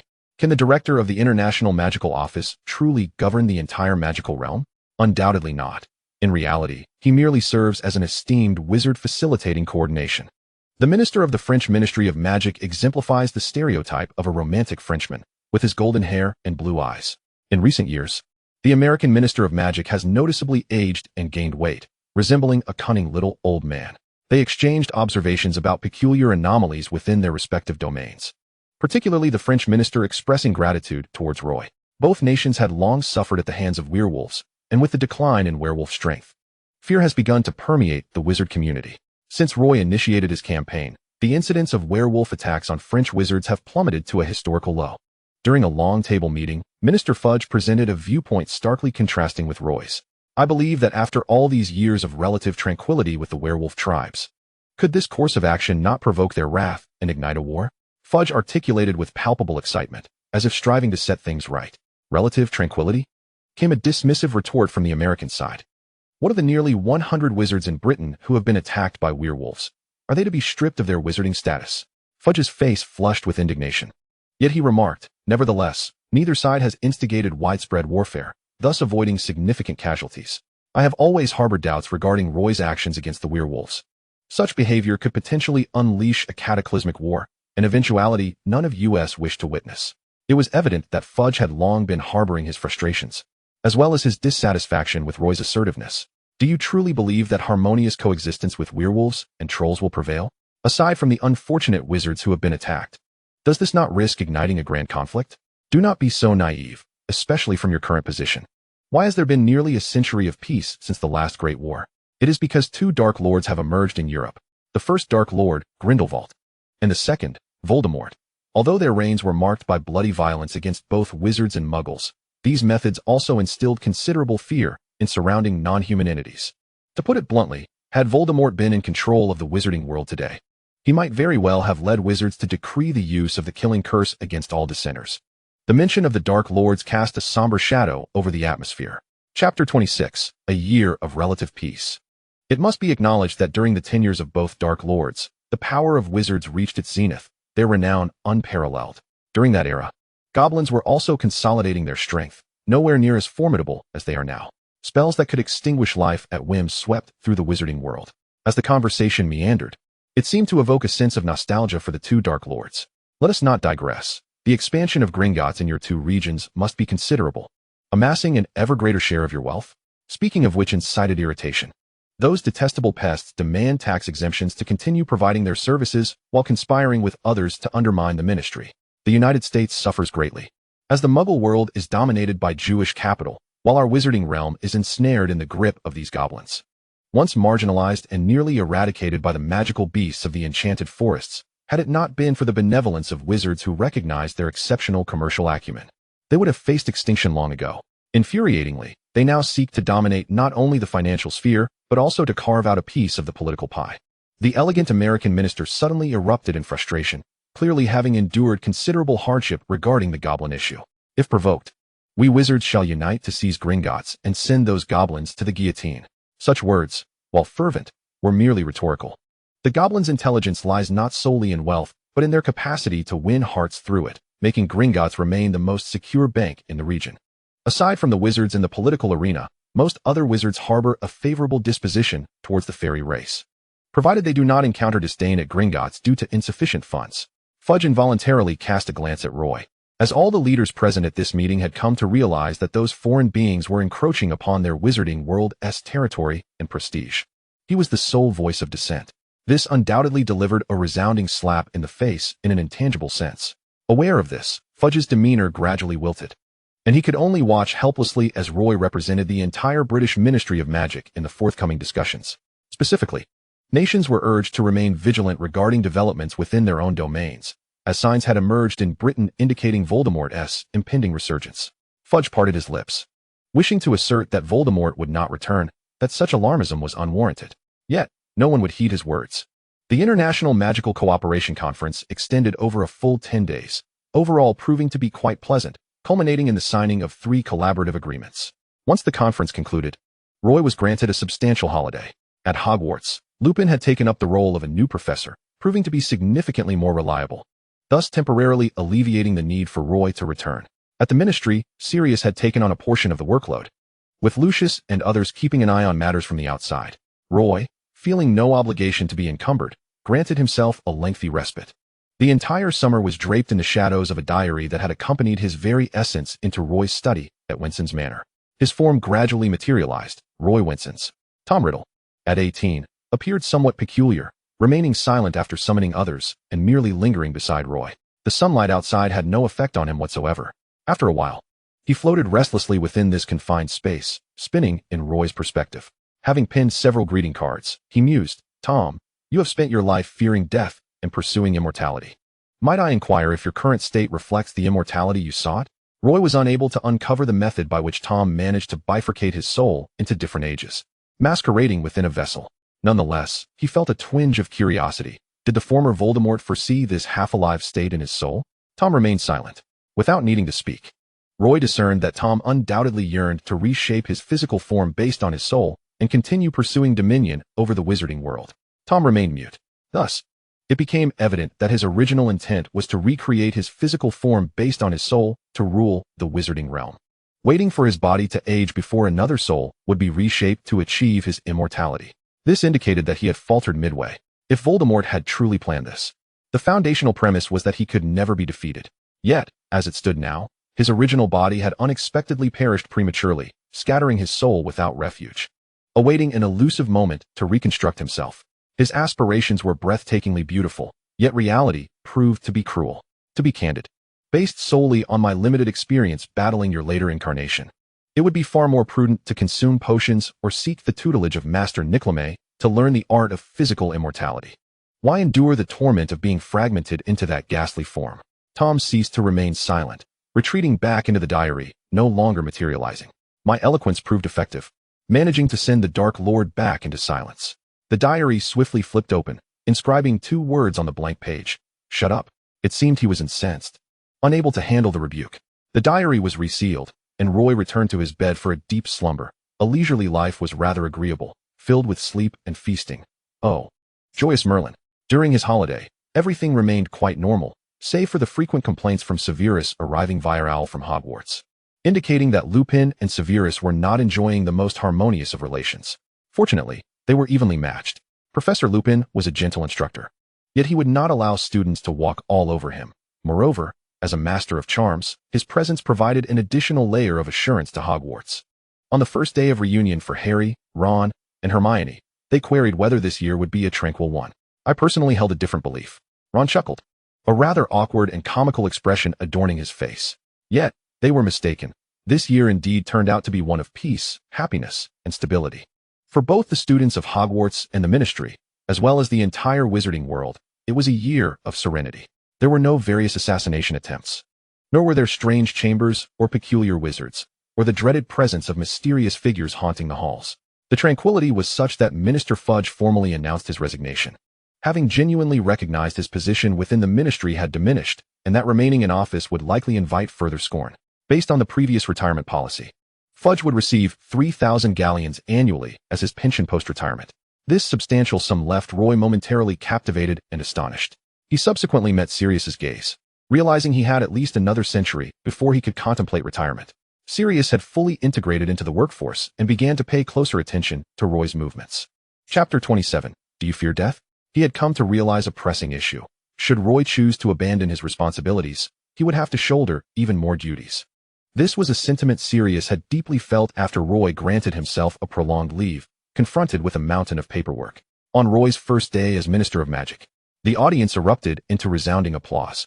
The Daily Prophet ran 3 consecutive front-page headlines heralding the arrival of the new minister, Roy Winson's. Several previously inactive individuals within the ministry were reassigned to more peripheral roles, and some of those nearing retirement were permitted to step down. Aside from Moody, under Minister Winson's direct intervention, this Auror, who had valiantly fought on the battlefield for much of his life, found it difficult to adjust to a life of tranquility.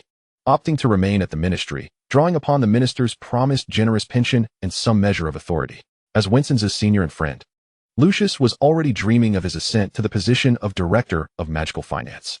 Alas, with Voldemort's resurrection still a looming possibility, Lucius had to exercise restraint, aware that should he return, he might hold him accountable for the ministry's affairs. However, the ongoing encroachments into the fairies' territories, authorized by Minister Winson's, allowed him to extract greater profits and wealth from them, temporarily setting aside his coveted ambitions, a smile tugging at his lips. Statistics revealed that the large celebratory events within the wizarding world had increased by more than half compared to previous years. Wizards danced and sang, finally liberated from the fears instilled by two dark lords and the werewolves. Even Roy found himself with more time to spend with his father and mother. It was evident that old Mr. Winson was in high spirits. The only disruption arose from an inquisitive young Gryffindor following Professor Lupin on an adventure, uncovering the secret of the Shrieking Shack, that their professor transformed into a bloodthirsty werewolf every full moon. Initially, the trio of Harry had remained tight-lipped, yet Draco, who had stealthily followed, returned to school in a state of terror. Once word spread, parents expressed their concerns about the dangers posed by Professor Lupin to the students. Ultimately, it was Severus who paid a late-night visit. Roy, clad in his pajamas and bleary-eyed, hoped Severus would vouch for Lupin, allowing him to continue teaching at Hogwarts. A guarantee? The headmaster was already contemplating expelling Lupin under the pressure from parents.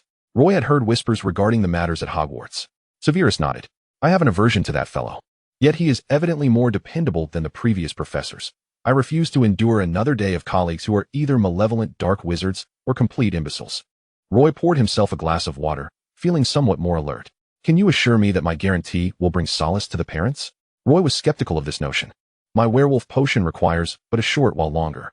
Roy nodded in agreement, realizing that Severus had no intention of departing just yet. He understood that Severus was poised to take his guarantee letter directly. He approached the study, retrieved a quill and white parchment, signed his name at the bottom, and handed it over. Wishing you sweet dreams. Good night. Severus departed, pulling himself up at 2 a.m. to write the guarantee letter. Could there still be sweet dreams ahead? Given Roy's current reputation, the issuance of the guarantee letter indeed quelled the parents' fervent demands for the headmaster to dismiss the professor. With Severus mediating, even the most vociferous Slytherin students chose to let the matter rest in deference to the headmaster. Severus had always been a man of his word. During the time secured by Roy's guarantee letter, he diligently proceeded with the final experimental steps. That evening, Professor Lupin, temporarily retained at Hogwarts, penned a letter of gratitude to Roy. Roy Windsor remained the honorary vice principal of Hogwarts, a nominal position that had not yet been rescinded, despite the fact that he often found himself too busy to attend to Hogwarts affairs. In the 4th year of his dual role as a professor, that autumn heralded his 32nd birthday. As with the previous 31 birthdays, he celebrated it with his most cherished family, a uniquely joyous time reserved for family alone. Old Mr. Windsor sat across from him at the long table, a white cream cake before Roy, adorned with a design of blue skies, white clouds, and pastoral fields. Undoubtedly, it was a cake of bucolic charm. Atop it rested the number 32, crafted from red chocolate. As was tradition, he made a wish. A gift box prepared by old Mr. Windsor awaited him. In the fleeting moment of closing his eyes, a trace of sorrow crossed old Mr. Windsor's face, only to vanish swiftly as Roy opened his eyes. Good boy. The 32-year-old Roy stood before him, while old Mr. Windsor's mind lingered on the image of every previous birthday celebration, save for the 18th. After celebrating the birthday together, old Mr. Windsor watched as Roy retreated to the study and returned to his own room. He murmured to himself, gazing not at his wife's portrait, but at a picture of their family of 3, devoid of any magical essence. Some secrets are too heavy even for a spouse to bear. Merlin? No. Am I truly doing the right thing? The burden of secrets weighs heavily. But the gravest concern is not the secret itself, but the harm it may inflict upon the child. Perhaps due to the birthday, Roy granted Tom the opportunity to emerge. For nearly a year, Tom, possessing exceptional soul-sealing prowess, had said nothing of value to Roy. Equally, Roy had gained nothing from him. He could not escape. Do you believe we are torturing each other? Tom's spirit drifted forth. Roy donned his coat and took a seat on the stool before the bookshelf, searching for the book he desired. Is that so? I don't perceive it that way. The term torture seemed too severe, for the time being. Roy had not expended any effort due to this perilous soul. The emergence from the diary should have been a brief moment of joy, yet Tom appeared unperturbed, casting his gaze at the waning moon above. Rarely, Tom initiated a question. Do you now fear death? Humanity dreams of immortality. Tom had pursued it throughout his life. And now he sought to know if Roy Windsor, before him, feared death. For the entire wizarding world, Roy Windsor had become the youngest minister in the history of the Ministry of Magic, a figure of considerable stature. Apart from the zenith of the 2 Dark Lords, few could rival him. Even the chocolate frog cards that the youngest witches and wizards yearned to collect featured Roy Windsor alongside Dumbledore at the pinnacle. The greater one's power, the stronger one's desire for immortality. Chapter 28, The Wizarding War begins. Fear? Who does not fear? Roy answered candidly. Even those who believe that death is a release from suffering or a passage to eternal bliss would tremble before its arrival. Yet he spoke plainly. If someone presented me with a potion claiming it would grant me immortality, believe me, I would not refuse it. However, I cannot accept your notion of immortality. Immortality should be a life filled with happiness and joy, unlike Tom's current state, which resembles a half-dead existence. Devoid of freedom, more a punishment than a blessing. If this condition were to persist for decades or centuries, self-destruction would be a preferable alternative. In response, there was only Tom's silence. However, compared to the first time he had emerged only to be banished, Tom had evidently made progress in some respects. Tom's existence was a secret within the wizarding world, one capable of inciting panic. Though the diary lay in Roy's possession, there was little cause for excessive concern. Yet the cautious Dumbledore could not entirely relax. Coincidentally, he was to attend a meeting at the Ministry of Magic regarding important educational matters. As the sole headmaster of a magical school in Britain, after the meeting, he was invited into the minister's office. "Headmaster, please take a seat." Roy stood before Dumbledore, feeling like merely a student in his presence. Roy, as Dumbledore began to speak, an aura of magic enveloped the space, shielding it from any eavesdropping. "I have come to inquire whether you have yet to consider destroying the diary. A year has passed, and it is clear you have gained nothing from that soul. It has become a useless object to you while posing a tremendous danger to the wizarding world. Therefore, Roy, I hope you will contemplate its swift destruction." Dumbledore's words bore no reproach, only a subtle hint of concern. Despite Roy's resolute spirit, Dumbledore's capabilities were well understood. "I shall destroy it promptly." There was no reason to refute Dumbledore, and reason dictated that Roy should indeed proceed with such an action. He acquiesced. "I have arranged for the Sword of Gryffindor to be sent to you." "No need, Headmaster. I possess an object capable of destroying Riddle's soul." The diary was sealed within Roy's study at Windsor Manor. Roy touched a necklace hanging inside his cloak. "Minister, there is unusual activity among the werewolves." As Harry prepared to safely navigate the final month of his third year at Hogwarts before the summer break, he was already planning for Sirius's visit and the time he would spend at Ron's home. During breakfast, Ron animatedly discussed the upcoming Quidditch match at the end of the year. Upon exiting the dining hall, a throng of young wizards clad in robes approached Harry and Ron, making their way directly to the headmaster's office. Surely nothing ill has befallen them. Ron recognized his brother Percy among them, who had just nodded at him. The sudden deployment of numerous personnel by the Ministry of Magic does not suggest a trivial matter. Not only them, but the entire student body feels that something is amiss. Classes continue today, yet it is evident that everyone's thoughts are elsewhere. Inside Professor Dumbledore's office, Sirius Black, the foremost leader of Hogwarts defenses, is present. Yes, defenses. Reliable reports indicate that within a week, werewolves and trolls will launch a large-scale assault on the wizarding world from the Forbidden Forest. Upon this revelation, the ministry convened an emergency meeting, assigning various leaders across the board. The headmaster proposed that Hogwarts should commence its summer break a month early, with this month's lessons rescheduled to start the next term. Sirius, not a man given to optimism, clearly does not lean towards pessimism either. Yet he finds himself contemplating the students' academic concerns at such a grave moment. "Do you require the assistance of the older students?" he inquired. Shaking his head, Sirius replied, "Our manpower is sufficient. Minister Wilkins has decreed that students should not be participants in this impending war, at least not before we have fallen." Dumbledore fell into silence, holding the defensive strategies signed by Roy, as they planned to erect magical barriers around Hogwarts, endeavoring to thwart the werewolves' assault before it reaches the school. While students could not remain, professors were permitted to do so should they desire. Dumbledore's unease was not born from a lack of faith in Roy and Sirius, but stemmed from his long tenure at Hogwarts. Being a wizard himself, he felt an obligation to be involved in the wizarding war. Consequently, all afternoon classes were suspended, and students were summoned to the Great Hall. Dumbledore announced that, due to the imminent werewolf attack, all students must leave the school that afternoon. "Let us remain to protect Hogwarts," cried the 5th and 6th year students, convinced of their magical prowess and their capability to stand alongside adult wizards in battle. Dumbledore raised his hands, signaling for calm. "As Minister Wilkins has articulated, we professors understand your sentiments, and we take pride in you, but please trust in the Ministry of Magic and in Hogwarts. This is a battle that primarily belongs to adult wizards." He glanced at the young ministry officials standing behind him. "Your time to take the lead will come after you graduate and reach adulthood. For now, the front line should be manned by your older peers." "Very well, everyone. You have an hour and a half to gather your belongings. The Hogwarts Express will depart promptly at 4:30. The panic instigated by the impending attack did not stir any waves in the presence of the professors and ministry wizards. All students hurried back to their dormitories under the guidance of their prefects to pack their belongings swiftly, to ensure no student remained at Hogwarts. Dumbledore and several professors meticulously checked the entire school with magic. Meanwhile, Sirius and his team were busy setting up outer defensive enchantments. Hogwarts, with its millennia of magical heritage, possessed profound magical depth. However, After deliberation, they opted not to reveal this trump card just yet. Firstly, based on the currently assessed forces, they felt adequately equipped to handle the situation. Secondly, in anticipation of a potential resurgence of the Dark Lord, they wished to safeguard their strongest defenses to avoid exposing vulnerabilities that could lead to greater casualties.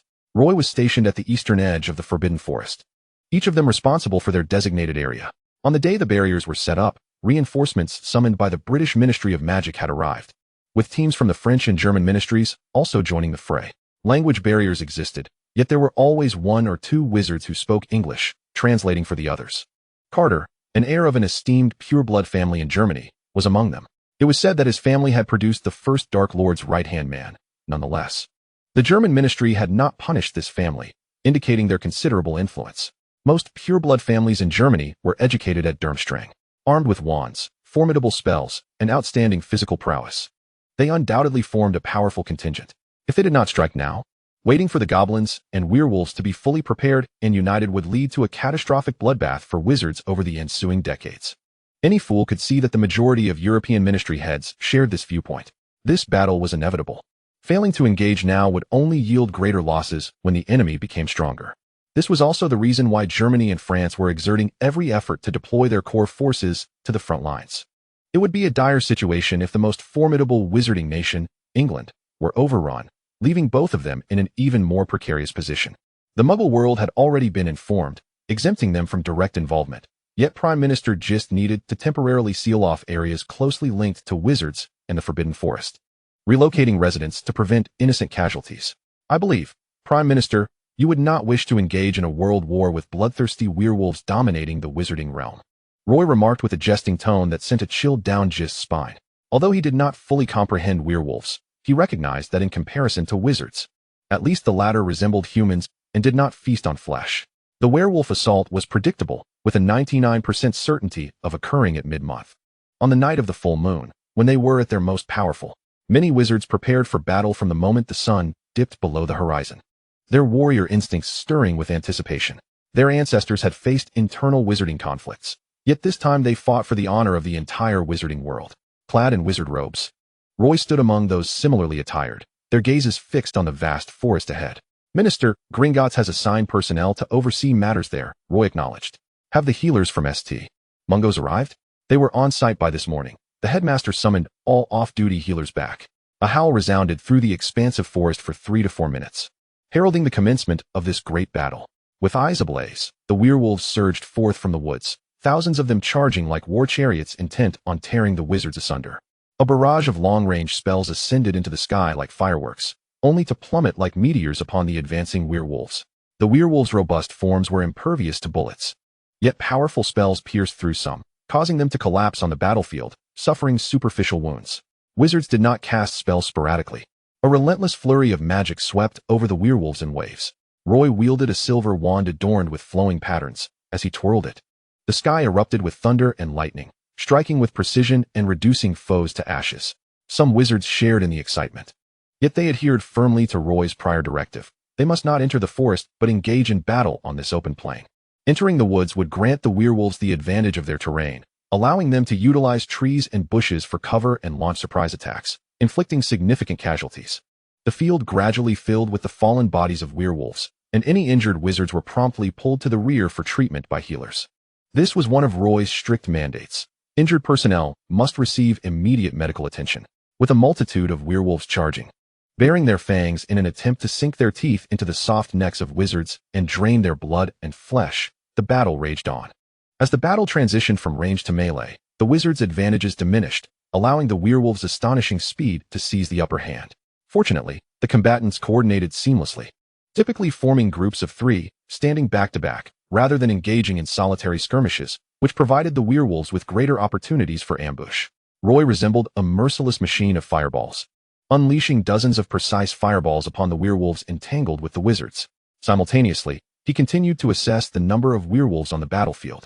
The quantity of werewolves present exceeded initial estimates, though it remained within manageable limits. This was not entirely disheartening. An increase in werewolves here implied a decrease at Hogwarts. With Headmaster Dumbledore leading the professors into battle, their odds of victory, already favorable, were further secured. Within 15 minutes, Roy found himself surrounded by charred corpses. The werewolves charged recklessly, driven not only by their innate combative instinct, but also by other underlying motivations. "Minister, it seems they are retreating," Moody's voice reached him. The werewolves had realized that this conflict was destined to be a one-sided massacre, and the multitude of wolf corpses forced their sluggish minds to awaken. Some remnants began to flee deeper into the forbidden forest. According to prior arrangements, wizards capable of flight soared above the forest, pursuing these werewolves, while others rode broomsticks. As for those who had fled into the depths of the forbidden forest, they were the luckiest of the werewolves, fortunate enough to salvage their lives. As dawn broke, the battlefield spanning nearly dozens of kilometers was strewn with werewolf corpses and severed limbs. The entire forest and wasteland were permeated with the stench of blood, prompting the wizards flying overhead to keep a keen eye out for a relatively clean place to land. Many wizards collapsed onto the ground, including Moody, utterly drained from expending too much magical energy. Merlin's foul socks. The sheer number of these werewolves is absolutely infuriating. Are there truly 100 in that nest? In this battle, solely against werewolves, the difficulties were overwhelming. One could only imagine the chaos if the fairies united with other malevolent creatures. Moreover, regardless of how well the tactics were arranged, it was inevitable that many wizards would suffer injuries or even perish. The fallen wizards had been directly slain by werewolves who bit through their necks. The injured were transported to St. Mungo's. The wounds inflicted by werewolves would not heal easily, unless Severus had concocted a werewolf remedy. Bottles of werewolf potions locked in a safe were retrieved for administration to these wizards. Do not worry. They will not turn into werewolves. Professor Snape from Hogwarts has developed a potion to neutralize werewolf venom. Roy accompanied the others in comforting the injured. Upon hearing of the werewolf potion, the despair in the eyes of the wounded wizards swiftly transformed into hope. Has the werewolf potion truly been developed? It was not until they swallowed the green potion that their wounds began to heal rapidly, the toxic black pus transforming into ordinary red blood, prompting many of the injured to rejoice. Outside stood a platinum peacock. Chapter 30, Negotiations at Gringotts. In his eyes, those who drank the potion were not consuming a remedy, but rather a pile of glimmering galleons. It was still Lucius Malfoy's galleons. Lucius, the funds you have contributed to the Wizarding War will be appreciated by future generations. Lucius was reluctant to divert his gaze from the dwindling supply of potions. Each potion cost 100 galleons. Lucius vowed that his primary task during this period was to monitor Snape closely to ensure he produced a potion of lesser quality. The battle at Hogwarts concluded before theirs.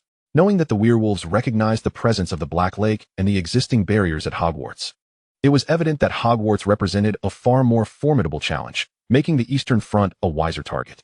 This was also the reason Minister Winson personally oversaw the Eastern sector. The casualty list was quickly compiled, and the names on a piece of parchment weighed heavily on everyone's hearts. War is never without its fatalities. Yet the loss of life is invariably a sorrowful matter. The Ministry of Magic had dispatched personnel to comfort the families of the fallen wizards, providing them with a substantial sum of galleons, along with an annual stipend of 100 galleons for living expenses. The families of the fallen warriors were awarded the second-class Merlin Medal in honor of their valor during the First Wizarding War. While these matters were underway, Roy had other responsibilities. If a wizard were to enter Gringotts in Diagon Alley at that moment, they would observe the once proud goblins now seated somberly before a massive abacus. As Roy, Lucius, and Sirius entered, all eyes turned toward them, and the counting hands of the goblins halted. Minister Winson, what brings you to Gringotts? The goblin manager, clad in a suit, scrutinized the uninvited guests. I believe this is not the appropriate venue for discussion. Follow me. The manager's office was cluttered with gleaming tomes. Please, have a seat. The three of them settled onto the leather sofas, and one could not help but remark on the opulence of the manager's office. This was Lucius's first visit to the goblin manager's office, a place generally off-limits to outsiders, accessible only to the goblin manager himself. Clearly, they were exceptions to the rule. Unlike Lucius's appraisal of the office, Sirius saw that this Malfoy had once again succumbed to the allure of wealth. Gentlemen, I believe it's time to discuss the purpose of your visit. It was apparent that the goblin was aware of the werewolf invasion, for the safety of Gringotts. The Ministry of Magic had decided to assist the goblins in managing Gringotts affairs through the Department of Finance. The goblin's expression immediately darkened. I trust the minister is aware that Gringotts has operated smoothly under goblin management for centuries. There is no need for the ministry to concern itself. Times have changed. This marks the first Wizarding War in centuries. Their gazes locked in a silent contest. Throughout Wizarding history, goblins, werewolves, and other creatures had rebelled more than once. However, the wars of the past were far too distant, hence the recent conflict was dubbed the First Wizarding War. While dark wizards had surfaced over hundreds or thousands of years, The passage of time had led to Grindelwald being referred to as the first Dark Lord for a similar reason. The First Werewolf War, though not insignificant, was certainly not large-scale, involving only wizards and werewolves without the appearance of their allies. To understand why such a situation arose, one must trace back to the goblin race before them. Historically, they had lurked in the shadows, inciting other powerful beings to oppose wizards, ultimately aiming for dominion over the wizarding world, yet lacking the strength to do so, relying instead on cunning and deceit. The werewolves' large-scale actions this time appeared disorganized, but they were a manifestation of the goblins' retribution. It was rumored that an increasing number of their kind were growing discontent with goblin control. The naturally diminutive and unsightly goblins were indeed easily underestimated, whether by wizards, werewolves, or other larger races. The goblin race, like wizards, had a long history, yet they had consistently been looked down upon by wizards. Historically, there had been instances where goblins had rebelled using their wealth, but these attempts had only resulted in even harsher repression by the wizards. Their restlessness proved to be a considerable source of vexation for the leaders of the time. Living on shared land with the wizards, yet failing to cherish the notion of aspiring to be masters of their own domain, only served to amplify the wizards' disdain. In secret, the fairies harbored their own beliefs. However, the world was not as the fairies had widely propagated in private, claiming it was founded by their ancestors. Naturally, the course of events would not align with their expectations. The werewolves launched a full-scale assault, and the toll among the adult werewolves in this conflict had yet to be fully tallied, with over 3,000 already accounted for. The entire adult werewolf population amounted to no more than 6,000. This casualty rate was unforeseen by the fairies, as, while they plotted against the werewolf clan, the wizards seized the opportunity to severely weaken them, delivering a significant blow to their so-called plans for domination. The fairy manager raised a cup of tea to her lips. Gringotts was their trump card. It was not merely a bank, but a manifestation of the fairies' control over the financial realm of the wizarding world. Yet, Roy had not granted them the power to refuse. They had already lost a considerable portion of their leverage in the recent war. A pleasant collaboration. Roy, Lucius, and Sirius departed with smiles upon their faces, leaving the expressions of the remaining fairies as a matter of indifference to them. The nascent plan to infiltrate Gringotts lay quietly within the secret archives of the Ministry of Magic from the very beginning. Absent this war, Roy anticipated it would not come to fruition for several years. Moreover, the timeline promised to Lucius for the establishment of the Department of Magical Finance had been significantly advanced. Consequently, Lucius received an invitation to seize power at Gringotts and, before dawn, was already selecting his most resplendent robes. His grand entrance nearly blinded Sirius, who, for a moment, might have thought he intended to dazzle the fairies into submission with his attire. Among the offspring of the Black family, aside from the missing Regulus Black, the only ones with a semblance of sanity were the newlywed Narcissa Malfoy and Sirius himself, yet this did not imply that Sirius harbored any fondness for his cousin's husband. Lucius chose to ignore his rudeness. The inaugural director of the Department of Magical Finance, I must have it. Not concerned about the Dark Lord? I believe that assuming this position does not conflict with prior obligations, especially considering your presence.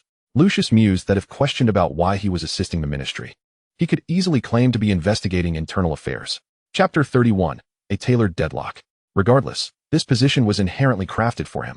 I have stated, if you desire it. It is yours. This remains unchanged. Lucius's countenance revealed a hint of emotion. Clearly, the current minister, Victor Vincent, was more generous and rational than his predecessor, the Dark Lord, eschewing the path of bloodshed and violence in pursuit of immortality, leaving his mind devoid of substance. The establishment of the new department prompted Roy to undertake extensive renovations and expansions within the Ministry of Magic, doubling its original size to enhance the working environment for all, particularly for the Aurors. Due to the refurbishment and maintenance of their workspace, all ministry employees were granted a 2-day holiday. With summer vacation approaching, Lucius and Narcissa embarked on a dual trip. Roy returned home to rest, as the whirlwind of work had somewhat frayed his spirit. The first document he encountered upon his return was an application submitted by Hogwarts to host the Triwizard Tournament. This event would select a champion from the 3 major magical schools, bestowing upon them the honor of the Triwizard Cup. Due to the Dark Lord's rampage and the inherent dangers of the competition, the tournament had not been held for nearly a decade. The proposal was initially put forth by the headmaster of Durmstrang, winning the support of the other 2 headmasters. Roy ultimately approved the tournament, assigning the recently promoted Arthur to oversee the preparations, with a primary focus on ensuring the safety of the participating students. Minister, I recall the last tournament was during your tenure? Arthur, Snape, and James were all contemporaries, with Roy being slightly younger. Indeed. I remember representing Hogwarts in the Triwizard Tournament and winning the Triwizard Cup. Fond memories can still evoke joy. After years of hiatus, let us not encounter any mishaps. This was the final admonition Roy offered regarding the event. Arthur headed to Hogwarts to commence preparations, while Roy continued to assist in advancing Lucius's progress at Gringotts. Clearly, the cunning fairies would not yield easily. Fortunately, there was absolute military suppression, just as Lucius began to show signs of fatigue. A piece of news that should not have surfaced emerged: Salazar Slytherin's locket. The ministry had an array of informants, one of whom had brought back news of the locket. If it were merely a matter of sentimental value, retrieving the locket could be postponed. But upon hearing that it had been placed there by the Dark Lord himself, Roy resolved to investigate personally. Did Tom Riddle's diary, which contained a fragment of his soul, also harbor something similar within the locket? Prior to heading out, at Dumbledore's invitation, Roy attended the opening ceremony of the Triwizard Tournament, clad in the robes of the Minister of Magic, adorned with the teardrop-shaped brooch he had worn during his first visit to Hogwarts as honorary deputy headmaster. He was met with cheers from students in the third year and above, while the first and second years, having seldom seen the illustrious Minister Vincent, may have felt perplexed by the excitement of their older peers. As evening approached and the ceremony concluded, the champions for the tournament still needed to be chosen by the Goblet of Fire. Roy chose not to linger further and instead set off alone to the island hinted at in the clues. The Dark Lord had evidently invested considerable effort to locate this place. The island was surrounded by water, and as he approached, he could sense hundreds of wraiths beneath the lake's surface. Fortunately, Roy's innate talent for traversing time and space allowed him to effortlessly reach the central cavern, where a glass container came into view, holding some peculiar liquid. Was it a potion of some kind? The scent of the living had already stirred the wraiths beneath the lake, their pale hands emerging from the water, appearing particularly ominous. It seemed that a slight misstep on Roy's part could result in him being dragged down to join them. He disregarded those unable to reach the shore, focusing intently on the glass container. Realizing that it appeared he must consume the potion within to retrieve the locket hidden below. The potion, a swirling white liquid reflecting the surroundings, was certainly not something Roy wished to drink.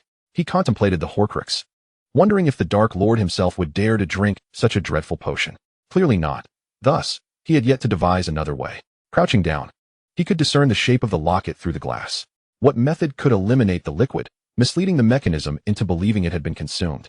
Or what entity could come here to drink it?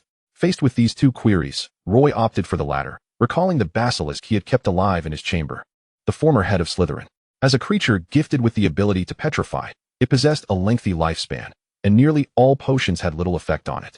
With that thought, Roy vanished from the cavern, determined to retrieve the basilisk. In the dimly lit abyss, the serpent creature's existence had markedly improved over the past 2 years, thanks to Roy, who arranged for livestock to be delivered to the estate for its nourishment. To facilitate its journey to the cavern at the lake's center, Roy had deliberately reduced its size. The once formidable serpent, stretching over 10 meters in length and towering 2 stories high, now appeared akin to an ordinary python. As the man and the serpent entered the cavern, the creature's rather unsightly head was positioned at the edge of a glass container. Roy's intentions were palpably clear, and the serpent comprehended them as well. It glanced at the white liquid within, hesitated momentarily, and ultimately drank it all. However, the serpent soon found itself intrigued by the semicircular container, lying within it and remaining motionless. Come down, this way. I can arrange for a similar bed in your secret chamber, Roy suggested, observing the serpent, which now seemed to treat the container as a bed and was reluctant to vacate it. In response, the serpent slowly shifted its form, encircling the container with its body, creating a larger circumference. Although Roy could not understand the serpent's tongue, he grasped its desire for him to construct something of that magnitude. What a greedy creature! The liquid within the container had been entirely absorbed, revealing the silhouette of a pendant box beneath, now resting at the center of the glass artifact. It appeared tantalizingly within reach. Roy cautiously touched the cold surface of the pendant box, grasping it firmly. Suddenly, the serpent's eyes widened. An intense restraining magic had been laid out within this space. As Roy's hand made contact with the pendant box, he was seized by excruciating agony, the black toxin swiftly corroding his fair skin.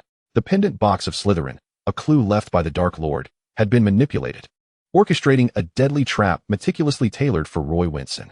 Chapter 32. The Message. The pendant box slipped from Roy's grasp, clattering to the ground as he cast a spell to sever the flow of his veins. The poison had already spread throughout his entire right arm.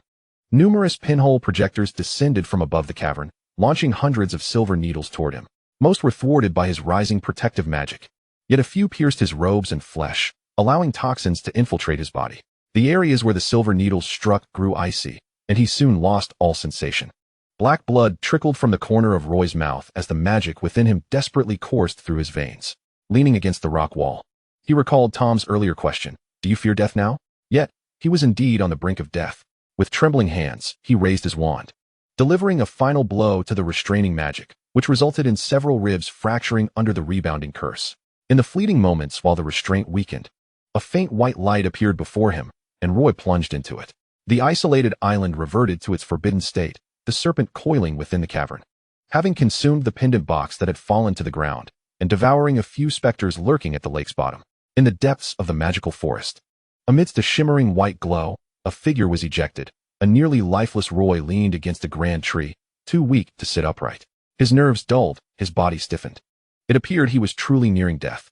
Yet, Roy's still active mind could hear the tolling of death's bell. Fortunately, he had stored the serpent's sharp fangs within a necklace using his magic, and he clutched one tightly. In his final moments of life, he resolved to destroy Tom Riddle's diary. Gratefully, he had always sealed the diary within a small space during perilous missions to prevent catastrophic oversights. The diary fluttered open, pages turning as though caressed by a gentle breeze. As Roy's vision blurred, he failed to notice the prominent words inscribed upon it. The fong pierced through the book, claiming the soul of 18-year-old Tom Riddle.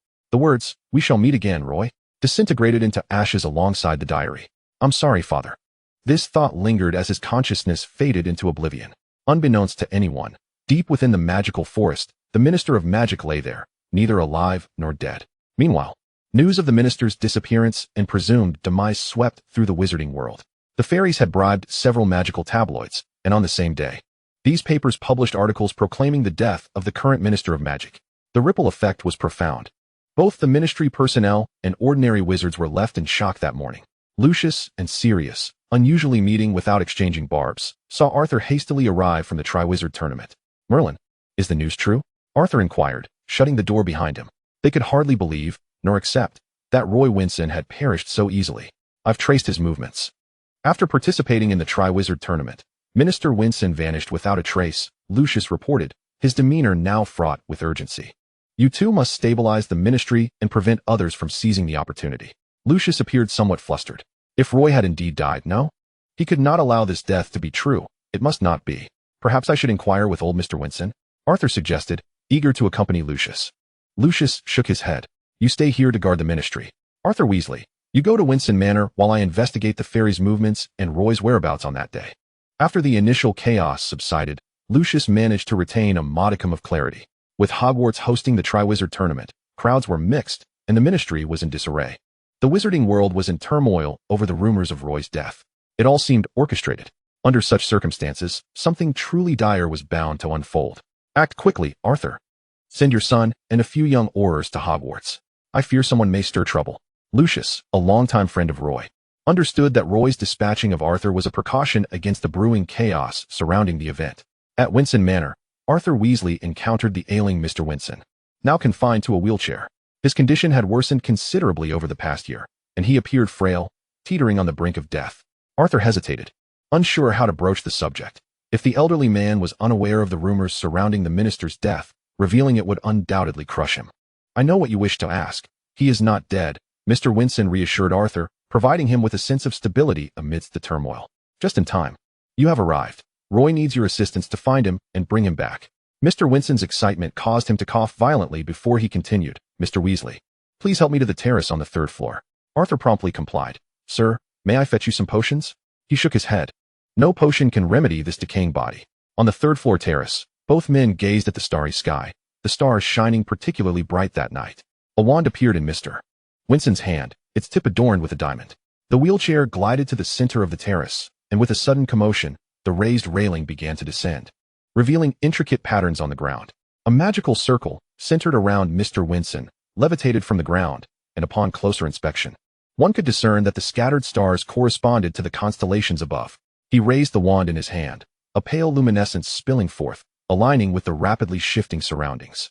After a considerable effort to steady himself and prevent a fall, Arthur surveyed his environment, finding himself in a desolate expanse. The magical array continued to operate, a brilliant light soaring skyward, illuminating a small section of the heavens, causing the stars to appear somewhat dimmer under such radiance. After a prolonged moment, it seemed as if a star had plummeted from the sky, landing upon the magical array, which subsequently began to lose its glow. The spell had faltered, and they found themselves back on the terrace as before. Had he not witnessed it with his own eyes, Arthur would have thought it all an illusion. For heaven's sake, find him and bring him back to my current location. A scroll of parchment was placed in Arthur's hands. The elderly Mr. Vincent before him appeared to have aged further. Upon unrolling the parchment, he revealed a magical map, the flickering white light evidently marking Roy's position. Rest assured, I shall certainly bring the minister back. Arthur Weasley departed from Vincent Manor. Chapter 33, The Quest. Mr. Vincent understood that he could not await Roy's return. An internal turmoil plagued his heart. Uncertain if leaving that object behind was the right decision, he closed his eyes, whispering, "Roy, do not blame your father." At dawn the following day, the house elf delivering breakfast discovered that Mr. Vincent had passed away. After mourning and adhering to prior instructions, the elf placed Mr. Vincent's body within an ice coffin. Meanwhile, Arthur, having rejoined Lucius, found his earlier elation over Roy's whereabouts completely extinguished upon receiving the news of Mr. Vincent's demise. "Steady yourselves. Our paramount concern is to bring him back," Sirius urged, pointing toward the flickering light. The light was faint, indicating that Roy was in a precarious state. Its location lay deep within the enchanted forest. "You and I shall go together. Lucius, you remain here." They hesitated not, setting forth from the ministry a mere 10 minutes later. It was hard to fathom that I had formed an alliance with a Weasley and a Gryffindor wizard. Lucius sat upon a stool, fatigued from a night spent outdoors. Director Malfoy, the son of former Minister Fudge, seeks to speak with Director Black. The young man appeared somewhat apprehensive. "Everything is a trap set by the goblins. Having harmed Minister Vincent, they approached my father, claiming they could help him reclaim his position at the ministry." Lucius accompanied him back, intending to pay a visit to Fudge. The former Minister of Magic was living comfortably on his generous pension, but recent visits and threats from goblins had caused him some health issues. He was currently recuperating after taking potions. Upon seeing Lucius, Fudge inquired, "Any news of Roy?" After a moment, he shook his head, understanding that learning of Roy's whereabouts would not bode well. "I am astonished that you rejected the goblin's proposal." During Fudge's tenure, he had always disapproved of the deputy's ruthless methods. And although his ousting was politically motivated, it bore an element of compulsion. "I refused to become a pariah in the wizarding world." Fudge was candid. Had a different cohort of wizards been persuading him, he might have acquiesced. He sought power, but could not betray his entire kind. "I have always felt that Roy was too stringent with them. It seems they have long been unable to contain themselves." This befuddled wizard, who had muddled through an entire ministerial career, managed to do something right upon retirement. "Take care of yourself." Lucius's words were rather cold, but he had always been this way. The news of Sirius and Arthur's departure was known to no one else. The fewer who were aware, the better. Meanwhile, the Triwizard Tournament was nearing its second round. "Do not dwell upon it. Professor Vincent will be fine. Our immediate priority is to assist Harry in passing." Hermione was consumed with worry over the rumors of Professor Vincent's death. Unlike her, Ron steadfastly believed it was all mere gossip, suggesting that perhaps Professor Vincent had embarked on an unspeakable secret mission and had been captured by nefarious wizards. Hermione refrained from puncturing Ron's overly optimistic hypothesis. She understood that if Professor Vincent were unharmed, the ministry would not be in such disarray, and Mr. Arthur, responsible for maintaining safety, would not have hurried back to the ministry. To this day, the ministry had not issued a statement to counter the claims of Professor Vincent's demise. However, they were currently powerless to act and could only wait for Professor Vincent's return. He was undoubtedly alive, a shared conviction between Hermione and Ron. But should we not be more concerned for Harry's well-being? This competition is truly perilous.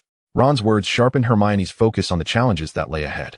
The first task of the Triwizard Tournament, Harry's confrontation with the blast-ended Scroots, was nothing short of nerve-wracking. "You are right." They hurriedly made their way to reunite with their companions. Due to the competition's fervor, few were aware that Professor Lupin had taken leave. He found himself in the Forbidden Forest. Originally, Severus was meant to accompany him, but he deemed Harry far too unsafe and unreliable, thus sending Lupin armed with potions for protection. He swiftly traversed the forest's depths, aiming to meet Sirius and Arthur.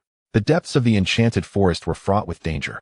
Relying solely on the two of them would hardly guarantee absolute safety, especially considering that Roy might already be gravely injured. Yet, Lupin, and Severus, were individuals worthy of trust in this matter, which is why Sirius had notified them. Clearly, Lupin's arrival was timely. His exceptional magic extricated Sirius and Arthur from the clutches of the giant spiders. "How much longer?" Arthur's face displayed a hint of exasperation as he spoke. "We suspect Roy is uninjured since he often moves swiftly, causing us to traverse the depths several times." Arthur handed the map to Lupin, the white dot remaining stationary for the moment. Perhaps some creature is carrying him as it runs. That would be preferable to him running alone. Lupin's comment sent a chill down Sirius's spine. That is quite enough. Do not say such things. The image of various creatures hauling Roy's unconscious body around felt utterly wrong. All right, let us set forth. We must strive to reach him before he moves again. As night descended, Arthur kept a vigilant watch behind, while Lupin and Sirius scanned the flanks for any sudden beastly attacks. To be honest, Sirius's intended words were interrupted by Lupin raising his hand. He had spotted a white figure, a unicorn. Crossing the thicket, a herd of unicorns was drinking from the lake. They had never before seen so many unicorns together. A smile crept across Sirius's face. Spotting unicorns surely signified hope, did it not? Unicorns symbolized many beautiful things. Encountering them after days of searching only amplified their hope. The unicorn's ears perked, seemingly alerted to the foolish sounds emitted by Sirius, and the entire group bolted into the depths. Arthur and Sirius remained fixated on the direction the unicorns had fled, while Lupin noticed that their departure aligned with the location of the flickering light. Quickly follow. They may lead us to Roy. The two snapped back to attention, realizing Lupin had already taken several strides ahead, and hurried to catch up. They leaped over fallen logs, gradually catching sight of a vast mound of branches adorned with what appeared to be fresh leaves for decoration. On a branch, a unicorn licked something, observing the trio without fleeing, patiently awaiting their arrival. Dappled light flickered through the tangle of branches. The three of them climbed up, finding Roy Winson nestled in the center. His complexion a sickly hue, lips faintly purplish, yet his breathing remained steady. Chapter 34. The news of his passing. The trio immediately crouched down to assess Roy's condition, and it was evident that he was in dire straits. There is no immediate danger to his life. We must get him out of here swiftly. Lupin had evidently assumed the role of the de facto leader of this operation. As soon as he voiced this, Sirius hoisted Roy onto his shoulder. He was exceedingly thin, clearly having endured considerable hardship. This was the first time Sirius had seen the younger student, who had once dominated their group, in such a disheveled state. Reflecting on it, it was curious that while others were favored by the unicorn, Roy had even been granted such a grand bed to shield him from the disturbances of creeping creatures. The trio remained vigilant. In such a place, letting one's guard down was tantamount to courting death, a direct path to meet Merlin. Lupin and Arthur flanked him, fending off the forbidden territories of giant spiders and constrictor snakes, carving a path through the chaos, the air thick with the acrid scent of charred remnants. After 3 hours of carrying on, Arthur and Sirius swapped positions. What if he knew about old Winson? Of course, that would only be possible if he awakened. Sirius unleashed a bolt of lightning to scorch a werewolf that had charged forth, invoking Merlin's grand cloak. Please wake up. If you don't, the ministry and the entire wizarding world will descend into chaos. Lupin remained silent, listening, not to Sirius's words, but to the sounds around them. His cautious demeanor was the only assurance that they would all navigate safely from this enchanted forest. Since childhood, due to his werewolf affliction, Lupin had often seemed overshadowed within the Gryffindor confines, often overlooked amidst the quartet of Tom, Sirius, and Peter. Yet, unbeknownst to many, his magical prowess was the most exceptional among them, and his character the most admirable. This was precisely why Roy and Dumbledore had joined forces to appoint Lupin as the defense against the dark arts professor. Emerging from the depths of the magical forest, the three bore various injuries, but thankfully, none were life-threatening. They checked on Roy once more. The toxins had not worsened. It seemed the unicorns had alleviated some of the poison. Lupin grasped Roy's right hand. The bluish hue had yet to fully fade, and the scar on his neck revealed a black toxin, two types of poison that had surely taken considerable effort to inflict upon Minister Winson. Seizing the moment of respite, the trio donned disguises. If anyone were to discover Roy's grievous condition, they would likely send multiple rounds of pursuers after them. Don't even think about transforming into a dog. It would be utterly ridiculous and shameful. It would disgrace the minister. Lupin immediately discerned that Sirius was contemplating that very transformation. Shut it, I'm not transforming. Arthur stifled a laugh from beside them. Upon their return to Winson Manor, Lucius had already summoned Maysha to the estate. The renowned healer bore a shadow of concern in her eyes for Roy. After a thorough examination, she instructed the trio to wait outside, then removed her outer garments, revealing a nearly transparent gem embedded in her chest, which continued to emit a faint green glow, channeling energy into Roy's ailing form. A solitary tear slipped from her exquisite visage, landing on Roy's hand. Bottles of potions worth hundreds of galleons were administered to Roy. When she emerged, Sirius had already departed to handle urgent matters at the ministry, grumbling before leaving, "Damn Malfoy. I knew he was unreliable. Do me a favor and place his body beside the iced coffin of old Winson." Right? Arthur had initially assumed Roy was deceased. only to discover upon entering that his breathing remained steady and the toxins had lessened further.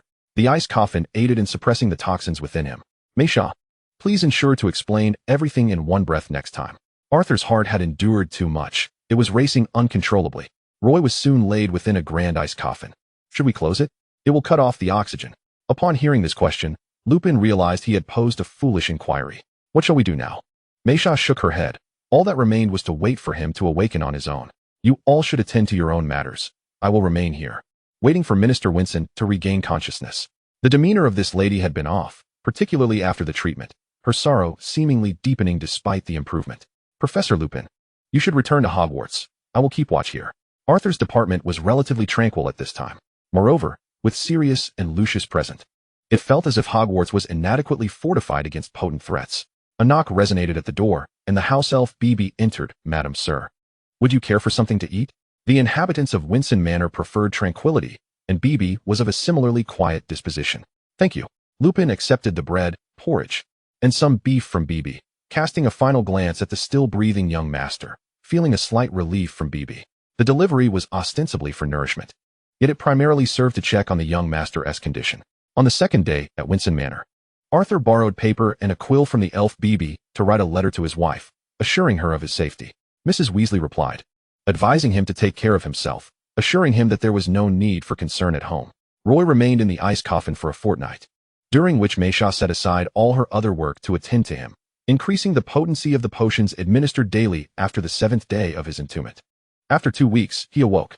The announcement from Meisha instantly stirred Arthur, who had been drowsy, igniting his excitement. He hastened into the room, where the individual in the ice coffin opened his eyes, gazing vacantly at the ceiling. Minister? Dearest Arthur? Minister, I am here. Could you please get me out of here? Of course. Arthur floundered momentarily, but eventually cradled Roy gently and placed him on the bed. It was evident that the minister's limbs were currently beyond his control. Arthur, has something happened to my father? A shared intuition arose. As he regained consciousness, it was accompanied by an agonizing pang in his heart, swiftly followed by an overwhelming sorrow reminiscent of the last time he felt such despair, when his mother had passed at 18. Minister, old Winson managed to locate you after your attack through the magical array and entrusted the information to me. He passed away on the 3rd day after your disappearance. At dawn, Arthur endeavored to narrate the events calmly, though he felt it best to shield Roy from the truth of his condition. Yet, there was little that could be concealed from him. Thank you for bringing me back. I need some time. As Arthur exited the room, a tear fell from Roy's eye. The news of Roy Winson's awakening was shared only with Lucius, Sirius, and his closest friend Severus. Chapter 35, The Funeral. He was currently in a state of utmost vulnerability, thus the fewer individuals who knew, the better. Upon hearing that he had not perished but had awakened, Lucius exhaled in relief. His hair was somewhat disheveled today, a sign of the chaos that had engulfed the ministry. Did Meisha mention how Roy is faring now? He is like someone reborn. Is it that dire? It seems we shall have to endure a while longer. Sirius's words caused Lucius to furrow his brow. The passing of a loved one is akin to an endless, desolate desert, imbued with an ineffable anguish. Traversing its expanse does not lead to death, but ensnares one in an inescapable torment. 12 hours after awakening, Roy felt a flicker of sensation return to his limbs and attempted to move, only to be met with a searing pain that coursed through his body like 1,000 needles. He gasped, enduring the excruciating discomfort.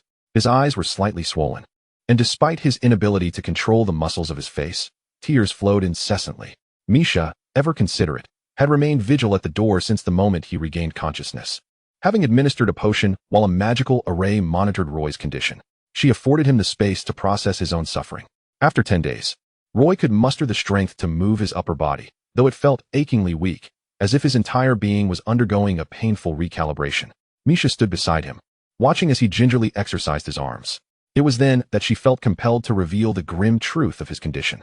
Roy, you have died once. His heart had ceased its rhythmic beating, his body saturated with toxins, and his very soul may have briefly departed. Meisha's words detonated within him like a bombshell.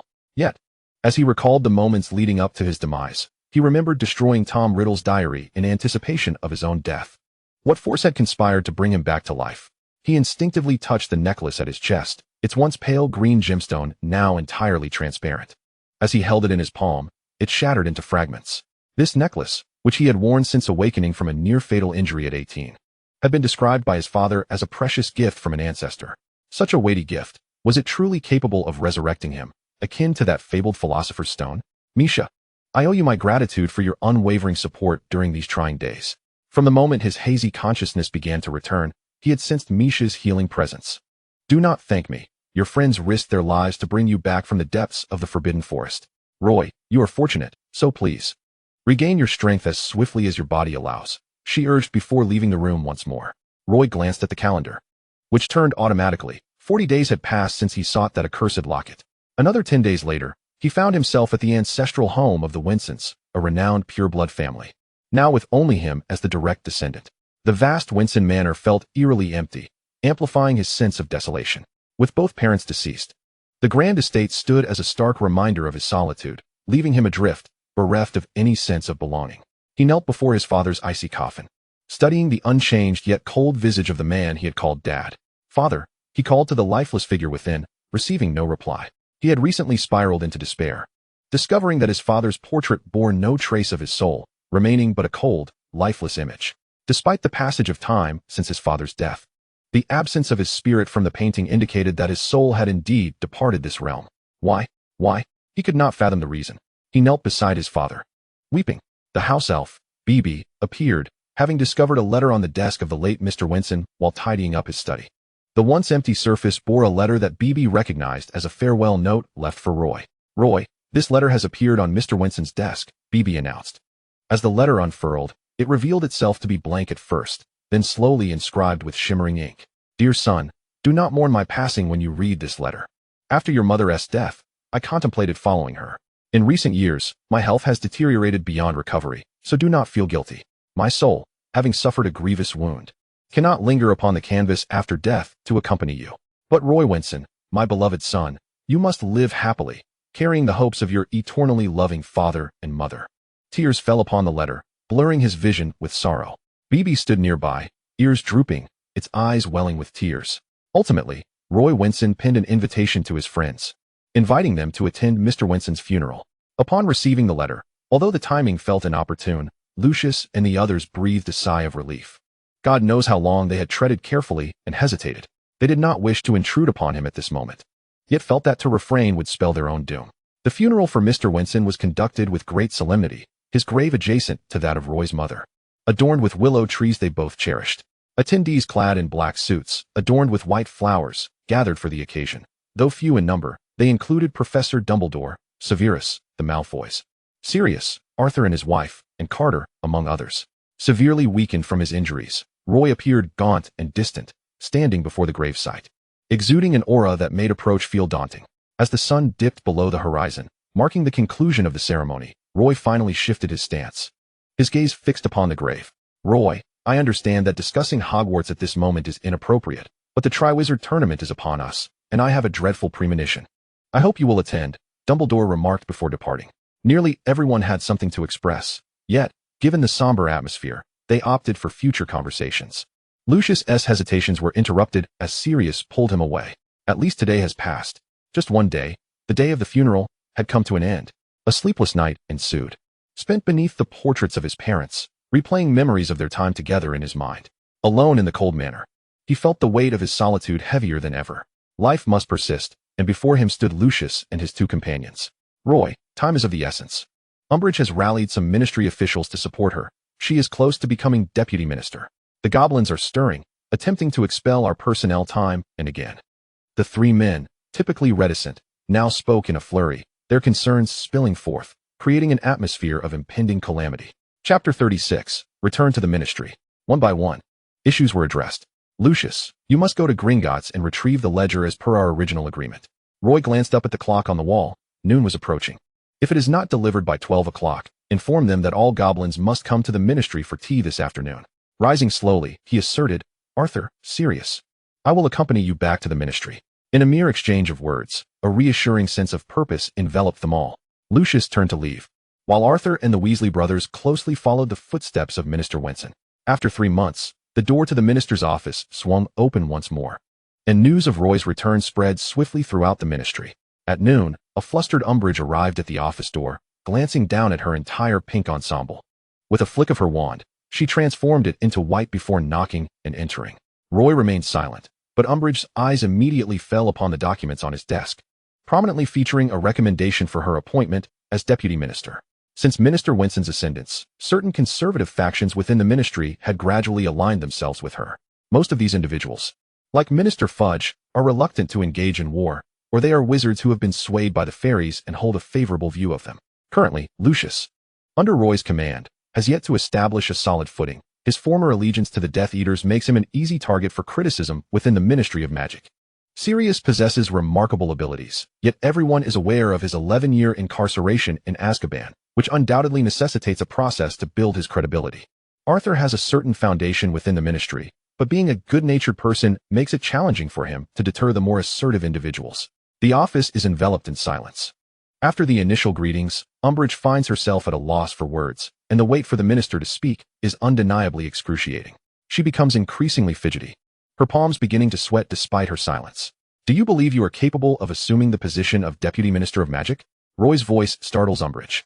"I may still lack certain competencies. It is merely the goodwill of others.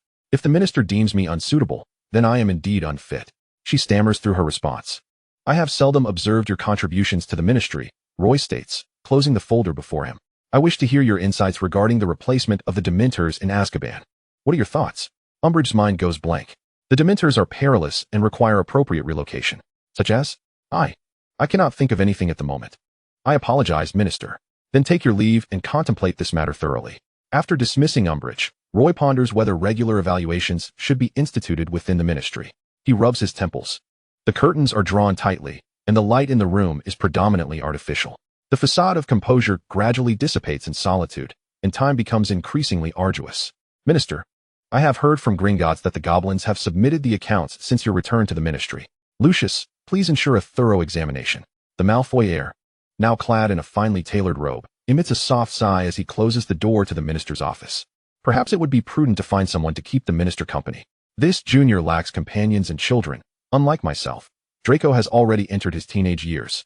Around 4 in the afternoon, Roy enlists Sirius to assist Moody in conducting a comprehensive inspection of Azkaban. He has commissioned some of the most renowned masters of the age to construct a vast magical array, aiding the Black Dragon in supervising the prisoners of Azkaban in place of the Dementors. 2 months have elapsed, and a follow-up visit is essential to avoid any oversights. Unexpectedly, an oversight does exist, but it is not a recent occurrence. There is a secret passage on the eastern coastline of Azkaban that directly connects to one of the cells, where an inmate has long since perished. It is Barty Crouch Jr. at the time of his death. The Aurors had confirmed he was beyond breathing. Moody and Sirius stand before Roy. Then was this passage constructed for the escape of other members? That is untenable. Each cell is isolated from one another. After Barty's demise, his room was sealed with an iron door. Roy taps his fingers on the table. "I believe we should inquire with Barty Crouch."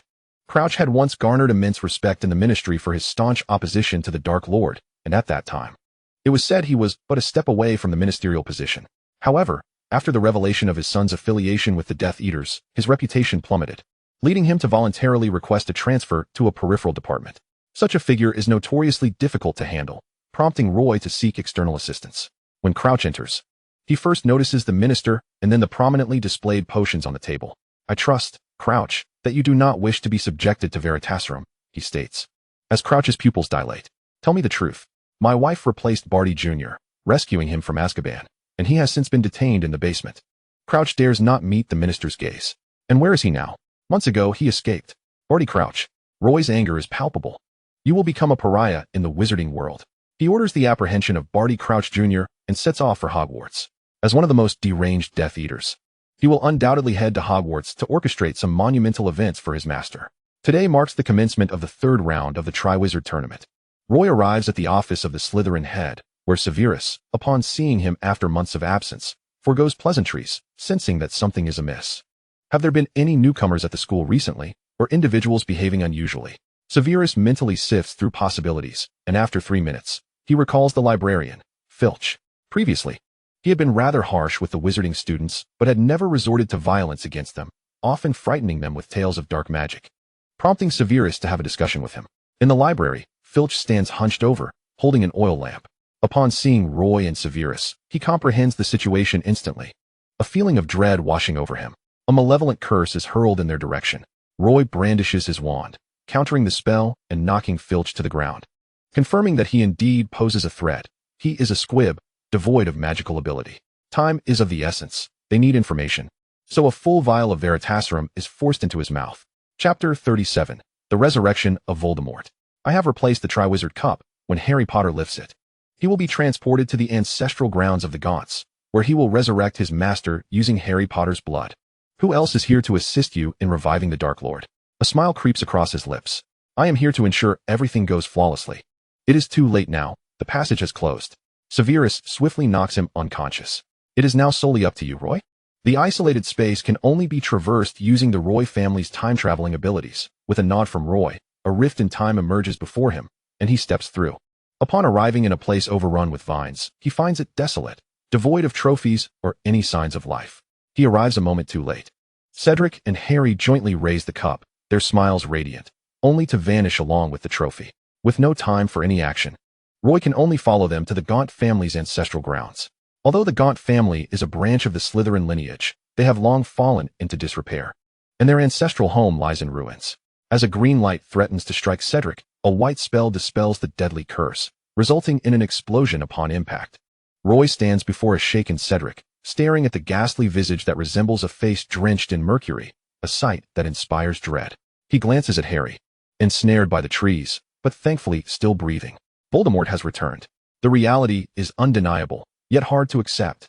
Harry cannot help but hold his breath. The Dark Lord, who had just proclaimed his intent to obliterate them, now falls unnaturally silent.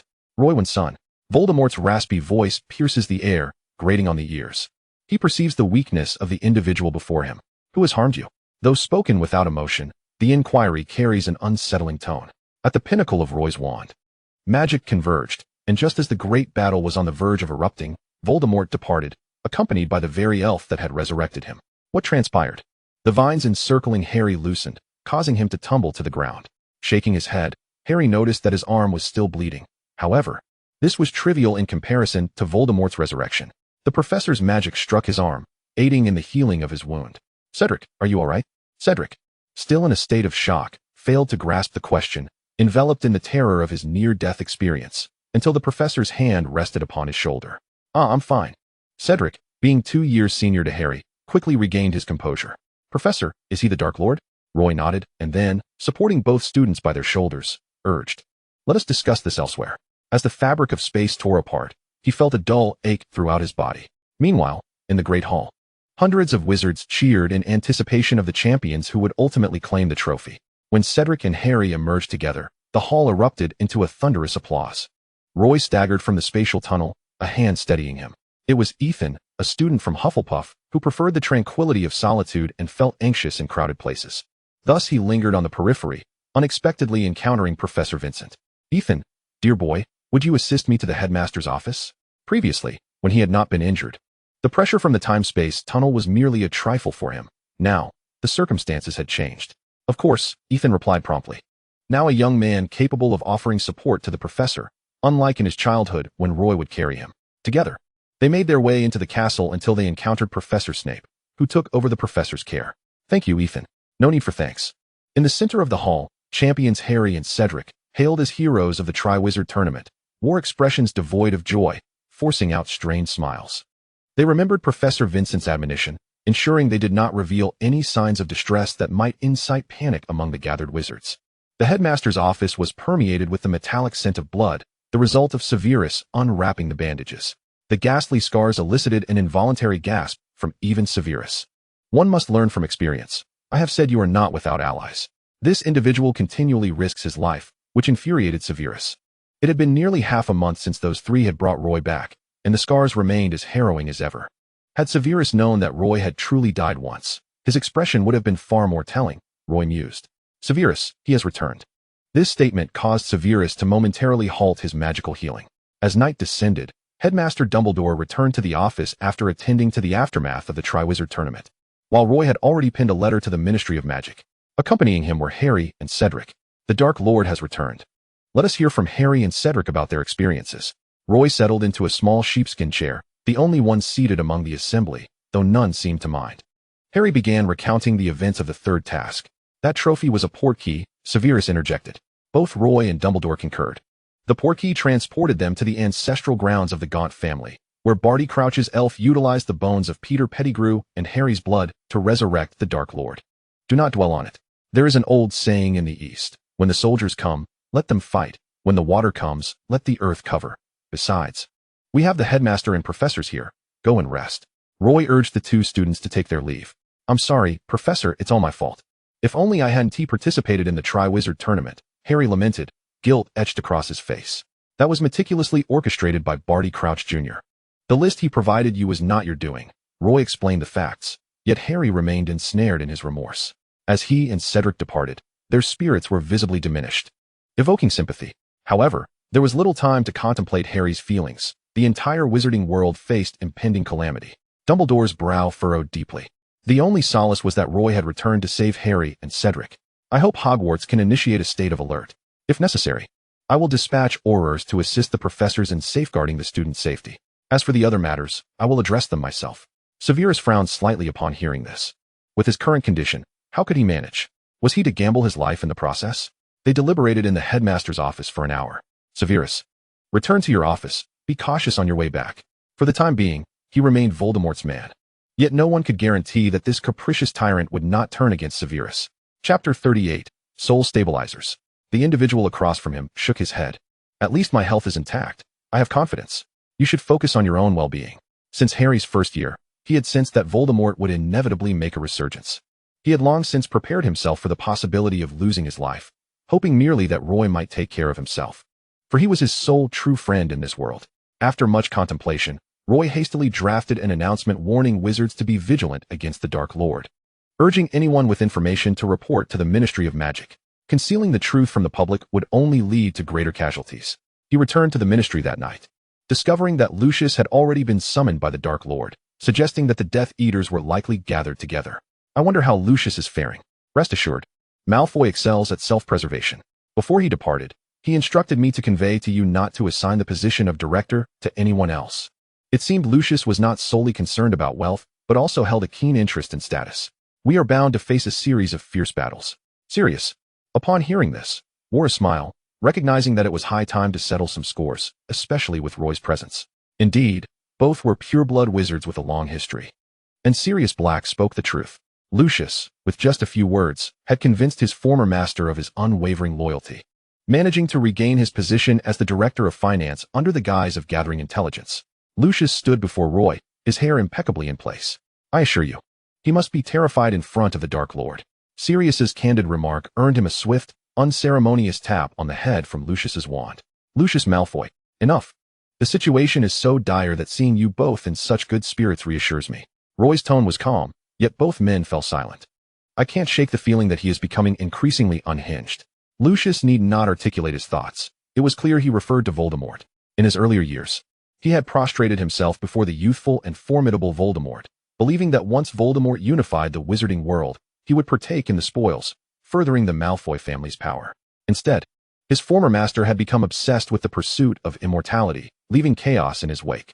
Operating with a disarray that had led to relentless slaughter and widespread discontent in the wizarding realm, ultimately sealing his own doom. The current minister, Winson, was also young and promising, born of pure-blood lineage. Most importantly, he did not seek after unattainable desires such as immortality. He possessed valuable rationality and a sense of responsibility, dedicating himself wholeheartedly to his career, neglecting even romantic pursuits, only to be ambushed and gravely injured. A war-weary minister, a nearly deranged Dark Lord, and a rather fitting match. Lucius was taken aback by the thought that they might be somewhat compatible. It was undoubtedly the influence of his encounter with the maddened enigma that had caused such a notion to take root in his mind. The arcane arts he employed must have originated from the forbidden section of the Hogwarts library, yet he had obliterated them, leaving him uncertain whether it was a fragment of his soul that had been severed or if a soul imbued with a particular memory had been transferred to a vessel. On the surface, vanquishing Voldemort appeared arduous, yet not impossible. What they truly required was the complete annihilation of Voldemort. Otherwise, who could withstand the relentless cycle of his returns? The task of unraveling this enigma would fall to our esteemed Director Malfoy. Sirius received a glare of ire from Malfoy in return. The long-standing feud between Gryffindor and Slytherin continued to unfold. Lucius, while safeguarding his own security, endeavored to uncover the truth. Sirius, on the other hand, intensified oversight of Azkaban, ensuring Voldemort's power would not be allowed to burgeon further. During Voldemort's zenith, many of his followers were mere fringe figures from that era, and in the years since, they had led lives filled with desperation and disarray. His true loyal subordinates, such as Bella and the recently captured young Barty, remained confined within Azkaban. Some Aurors had suggested secretly executing these individuals, yet such proposals were met with vehement opposition from numerous ministry members, as most of them hailed from esteemed backgrounds, and their demise could trigger widespread repercussions. In Roy's view, eliminating these irredeemable Death Eaters was not without merit. A month had passed in this tense and sensitive period, and the wounds on Roy's body had healed only slightly, the recovery process agonizingly slow, with potions proving ineffective. Fortunately, he was on the mend, avoiding the fate of bearing a decaying body.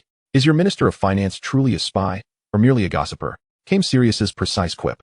According to Severus and Lucius from the front lines, the resurrected Voldemort had not, for reasons unknown, perhaps due to his incomplete restoration of power, unleashed the carnage they had anticipated. Lucius had proven somewhat ineffectual. When in Voldemort's presence, he found himself struggling to articulate his thoughts, let alone divulge any clandestine information. His greatest relief came from the fact that Voldemort had not pursued the matter of the diary that had been entrusted to him, which had since been destroyed. Over the course of this month, he had acutely felt Severus's predicament. Caught in a dilemma, standing alongside Roy, he could neither reveal secrets nor extract Voldemort's secrets. Unlike Severus, who had at least grasped that Voldemort's soul was still unstable, Lucius had to contend with the knowledge that this understanding had cost Severus the need to brew 100 cauldrons of soul stabilizers. The potion's master's complexion had turned pale, and Lucius mourned for the unfortunate Severus. Yet, perhaps due to both leaders being physically compromised, the wizarding world maintained a peculiar equilibrium. In the Minister of Magic's office, Minister Winson had established a room at the back, rarely returning to Winson Manor since his father's death. While resting at the ministry, he lay in bed, wide awake, for the enchantments rendered the moonlight visible to him. Yet it could not penetrate the confines of the room. Unbeknownst to him, a month had passed since Voldemort's resurrection, a fact that once instilled terror had yielded little change in life.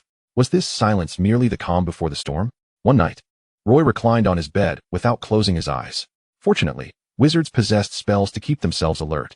Those around him noted his condition. Truthfully, if this continued, he feared he might follow in the footsteps of that unfortunate soul.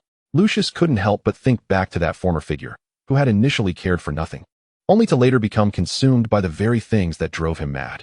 Regardless of your intentions, think twice before you act. After all, those who disdain each other often understand one another profoundly. Chapter 39. The Misuse of Time-Turners. Lucius's eyes glinted, and Sirius sensed mischief afoot. However, he could not have anticipated that the Platinum Peacock before him intended to play matchmaker for the minister, secretly orchestrating an introduction with fervor. The specifics were as follows. Roy, having not ventured beyond the ministry's doors in quite some time, was summoned by Lucius to a cake shop under the pretense of discussing matters too delicate for the ministry. Half an hour later, seated before Roy was a gentle and courteous lady. The admiration in her gaze left Roy feeling somewhat flustered. While reminiscent of the looks cast by Hogwarts students, it was distinctly different. "My apologies, madam," Lucius did not clarify, "leading you to make this trip in vain." When the vibrant red roses and a petite red velvet gift box were presented by the attendant, Roy would have been a fool not to grasp the situation. "Not to worry, Minister Winson. It is a pleasure to meet you," the lady remarked, recognizing that Roy was neither eager nor voluntary in this encounter, thus offering him an easy escape. In the afternoon, Lucius stealthily lingered at the office door, though such behavior did not align with his Malfoy identity. It was indeed his current action. He gently rapped on the grand door, only to be met with a cascade of rose petals as a bouquet struck him directly.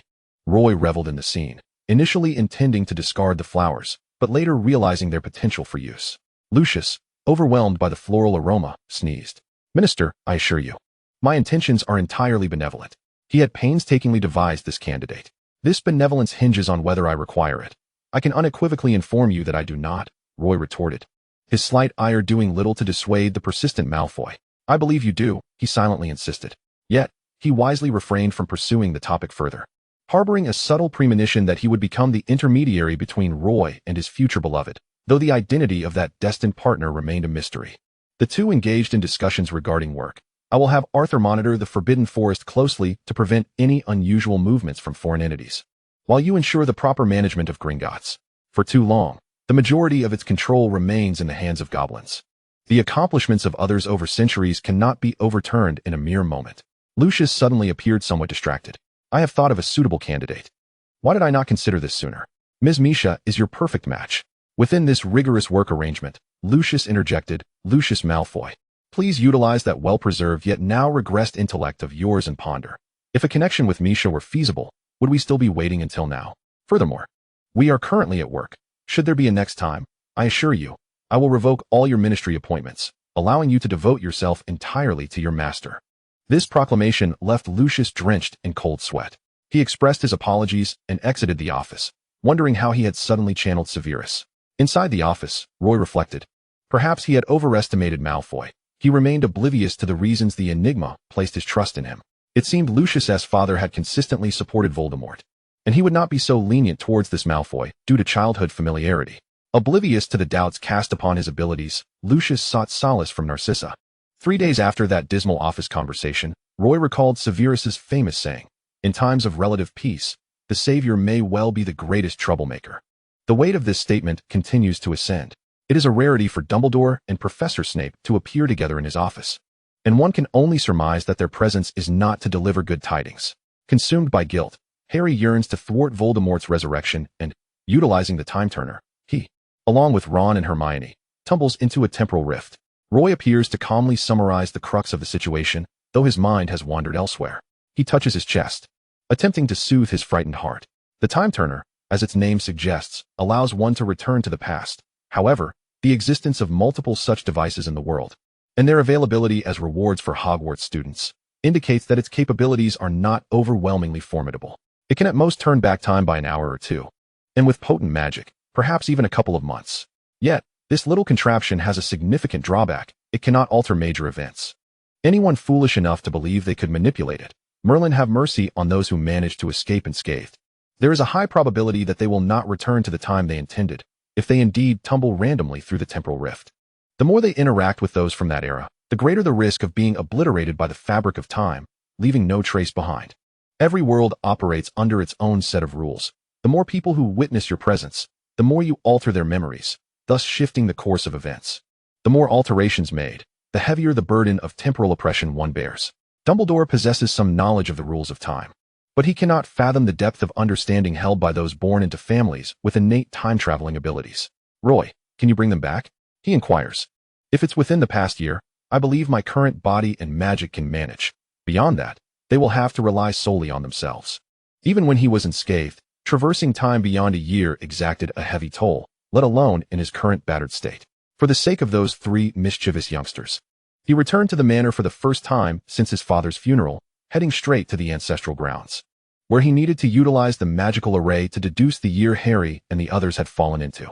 Intricate runes ascended into the sky, beginning to rotate slowly before gradually contracting and merging into Roy's body. 22 years. May fortune favor them. They had plunged into a world from 22 years ago. Snape furrowed his brow slightly. Before he could speak, Roy was already shaking his head. It's not possible to rip through time and return to 22 years ago. I would already be in fragments.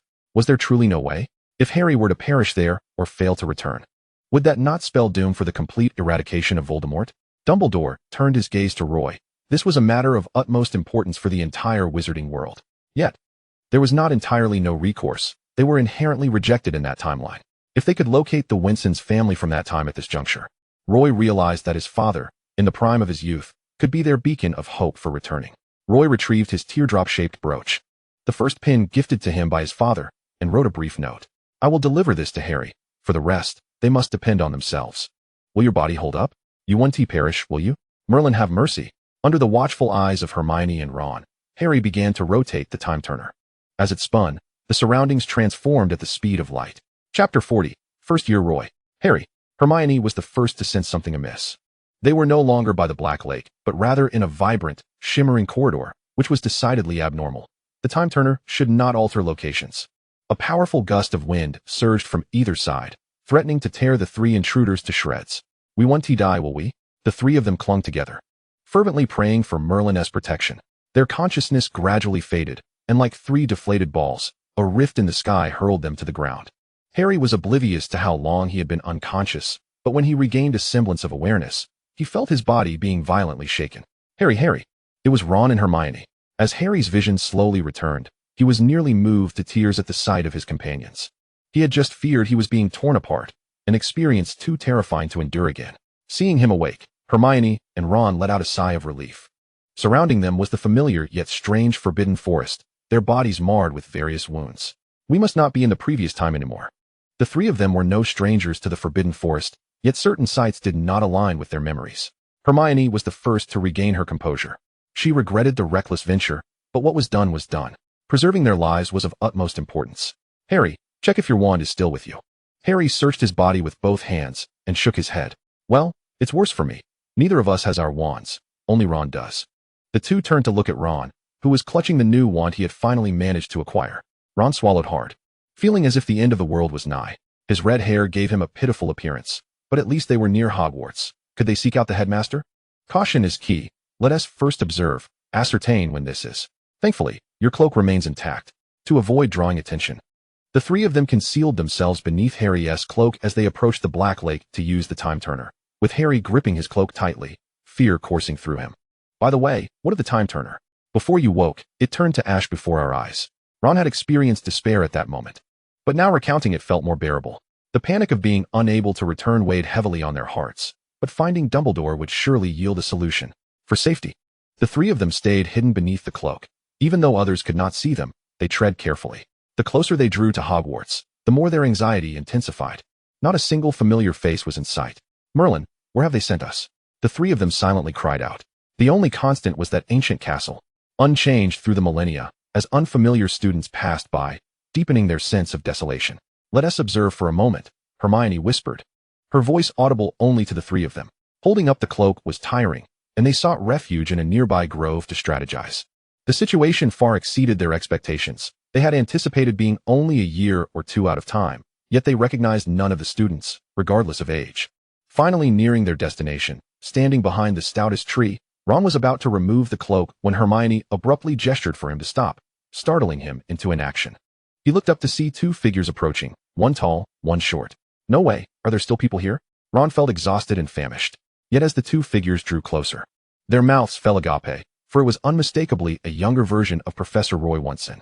He appeared to be merely 11 or 12 years old. With pale golden hair and amber-hued eyes that sparkled with clarity, they could not possibly be mistaken. He seemed in high spirits, his steps imbued with a certain buoyancy. Engaged in amiable conversation with the wizard beside him. Could the boy with long, drooping hair and a somewhat melancholic appearance be Severus Snape? Heavens! Professor Snape was ever so handsome back then, Harry thought to himself. Witnessing a younger version of the professor brought Harry a flicker of hope, but he soon realized that what assistance the current professor could provide was questionable. If they could just avoid startling him with their experiences as they neared. The two figures stopped not far away, still engrossed in conversation. Roy's face was round and cherubic, still bearing the remnants of baby fat that even the most nefarious of wizards would find adorable. Wasn't he just a greasy bat? The very thought evoked extreme disdain. And soon the ominous tone befitting the entrance of a villain in a novel resonated through the air. The four individuals striding towards them were evidently there to cause trouble. Harry and his friends instinctively crouched down, unable to maintain their footing, and ultimately plopped down onto the ground. One wizard, with jet black hair and eyes reminiscent of Harry himself, boldly leaped forward, wand in hand, his face a mask of derision. Harry's heart raced wildly upon the appearance of a miniature Sirius and Professor Lupin. He instantly recognized the identity of the figure before him, James Potter, his father. Hermione seemed to grasp this revelation as well. She subtly grasped Harry's arm, fearing he might impulsively rush forward in his excitement. In this unfamiliar realm, any misstep could lead to irrevocable consequences. She recalled a remark she had overheard Professor Winson make when she sought his counsel. If ever you find yourselves transported to an alien realm, do not engage with its inhabitants. Harry's exhilaration quickly waned, for the James Potter before him appeared more detestable than the childhood version of Malfoy. His haughty demeanor, laced with insults directed at Professor Snape, calling him an old bat and a rat in the gutter, was further echoed by his godfather. Professor Lupin refrained from joining in the verbal onslaught, yet his tacit approval was evident. It was no wonder Snape and Lupin had never seen eye to eye. Why are you all silent? Have you turned mute? James, unable to contain his frustration, noticed that the two before him were utterly dismissive of his words. The first-year Roy Winson stood up. He seemed harmless, particularly in the presence of the taller and sturdier quartet. Yet, inexplicably, a chill coursed through the air when they locked eyes. Winson, this is none of your concern. Move along. James, well aware of the rarity of pure-blood families, especially those of notable lineage, sought to brush him off. However, the boy showed no intention of departing. I advise you to leave." Within a minute, Roy declared, his temper flaring. These foolish Gryffindors could not remain quiet for even a moment. Hadn't they noticed how close Severus was to conceding? Yet, they insisted on intruding, spouting off their nonsense the moment they arrived. Chapter 41. Roy takes down the quartet. A simple phrase caused both Sirius and James to erupt in laughter, their mirth resounding loudly. Despite a foreboding sense of doom, they were hardly intimidated by a first-year student. Severus had already drawn his wand, poised to teach these adversaries a lesson, but Roy halted him. A wand of pale gold, shaped like a ripple, was grasped in Roy's hand as an icicle shot forth, startling James, who was promptly pulled aside by Lupin. Roy advanced swiftly, his wand transforming into a staff over half a meter long, effortlessly intercepting the spells cast by the older students. A strike landed on James's left arm, the pain radiating from his right, making him realize the stark truth. He could not prevail against the boy before him, nor could the four of them collectively hope to defeat him. Roy was genuinely enraged, wielding his staff with remarkable skill, swiftly bringing James Potter to the ground, leaving Sirius and Peter no better off. The magic enveloping the staff was not only capable of countering spells, but also inflicted excruciating pain. The trio writhed on the ground, crying out in agony, while Roy rested his staff on the earth, leaving only the solitary Lupin standing. Do not assist them in their wrongdoing. You know full well they are up to no good. Take them away, and ensure they steer clear of me in the future. Lupin helped the others off, and Roy's staff reverted to a regular wand before vanishing from sight. As he approached, Harry felt a twinge of fear, never expecting to witness a first-year Professor Winson administering a thorough beating to his father and godfather in this timeline, although they certainly appeared deserving of such treatment. "Severus?" Roy remarked. "The potion to transform a parrot's yellow-tail feathers into luminescent golden ones has yet to be developed by any wizard, as it is inherently unnecessary." Severus was in high spirits. His arch-nemesis had received a sound thrashing, yet this did not imply he considered Roy's request to be reasonable. "Severus, do you not think a parrot's tail glowing with golden light is a splendid sight?" "Not at all," came the curt response, the weight of his silence significantly dampening Roy's enthusiasm. "You do not understand me, Severus." The exchange puzzled Harry and his companions. They had lingered in this enchanted forest long enough, initially intending to enjoy a leisurely stroll, only to encounter fools. As they prepared to depart, Roy seemed to sense something, glancing back toward the cloaked trio. In that moment, their hearts raced, relieved that Roy did not approach them. They waited until the two figures disappeared from sight, exhaling in unison. "Phew." Ron breathed a sigh of relief. "That scared me to death. I hardly dared to breathe." Harry understood. He felt the same way. The first-year professor was terrifying. Harry's candid assessment elicited nods of agreement from the others. They lay on the grass, gazing up at the dappled sunlight filtering through the leaves. "Do you think the headmaster and professors can bring us back?" Ron pondered, uncertainty lacing his voice. "It seems unlikely. Professor Winson is a first-year, which suggests we have traveled back to 21 or 22 years ago." Hermione's tone quivered as she articulated this truth, realizing that not only might she miss meeting her future teachers, but also her parents. "Perhaps we should focus on the present for now. Like finding something to eat to avoid starving," Ron suggested earnestly as his stomach rumbled, garnering support from the others. Fortunately, the Hogwarts kitchens remained unchanged. The house elves still set aside leftover food after dinner. As night fell, the trio stealthily entered while the house elves were resting, and the once mundane food suddenly tasted exquisite. With pumpkin pasties filling his mouth, Harry proposed, "Let us take some with us." Hermione retrieved a few clean cloths, and just as Harry wrapped the pasties to stow in his pocket, he hesitated, pulling out a note and a teardrop-shaped brooch from his clothing. Ron gasped, clearly recognizing the brooch as the one Professor Winson cherished, the very one he had worn when he first arrived at Hogwarts. Gazing at the brooch, Ron felt tears welling up within seconds. They were still mere children, appearing composed while merely feigning calmness. Having carelessly traversed back over 2 decades, they were oblivious to the future and the means to return. The thought of his parents and siblings filled Ron with dread, despite his earlier efforts to suppress these fears. The emergence of the brooch unleashed a flood of emotions. "All right, let us see what the note says," Hermione spoke softly, soothing Ron's distress. The note contained but a few words: "Find Winson from that time." The meaning was clear. We needed to locate Roy Winson. Under Hermione's subtle suggestion, Harry crouched behind the boiler to avoid being spotted by the mischievous night-walking wizards. Meeting with him alone, the professor had previously warned that altering the memories of more individuals would incur a greater price. Hermione realized that even with Roy's remarkable talent for spells, he could not transport them back. They must seek out members of their families. However, finding family members would also require going through Roy. "Let us do it tonight." In the Slytherin common room. During the day, students were occupied with classes, and given the circumstances, Roy would likely be surrounded by other students after lessons, making the night an opportune moment. The three of them stealthily made their way to the end of the corridor, yet the magical passageway before them remained immobile. I revealed myself. Clearly, they had not sensed their presence. Hermione leaned forward, and the trio cautiously descended the staircase, the chilling surroundings growing increasingly foreboding. At last, they reached the entrance to Slytherin, the mural seemingly unaware of their presence. However, they could not enter, as they had no knowledge of the password. Their final hope lay in waiting by the door for a wandering Slytherin wizard. It was well known that the chances were far greater with Gryffindor. While Slytherin seemed rather bleak. After what felt like an eternity, Harry yawned, and the heavy sound of a door creaking open filled the air. The three quickly stood up, jostling each other. Was it Malfoy? No, it was Malfoy's father, Lucius, leaving the dormitory with several upper-year Slytherin students. Regardless of their destination, the trio seized the opportunity and dashed past as the last individual exited. Chapter 42. Infiltrating Slytherin. The figure within the mural displayed a hint of confusion. It seemed someone had entered, yet it had not witnessed the event. Perhaps it was a matter of cosmic disharmony, but upon entering Slytherin, Ron felt his legs weaken. They dared not turn on the lights, fearing discovery would lead them to be mistaken for thieves, resulting in dire consequences. The only illumination came from the faint moonlight filtering through the lake's depths. In this dim glow, the imposing portrait of Salazar, Slytherin, hung in silence, its eyes seemingly scrutinizing the three intruders. Well, our first step is complete. Hermione's sudden voice startled Ron. Shall we seek out the professor now? But which dormitory is he in? Ron posed a valid question. Let us start with the first-year dormitory.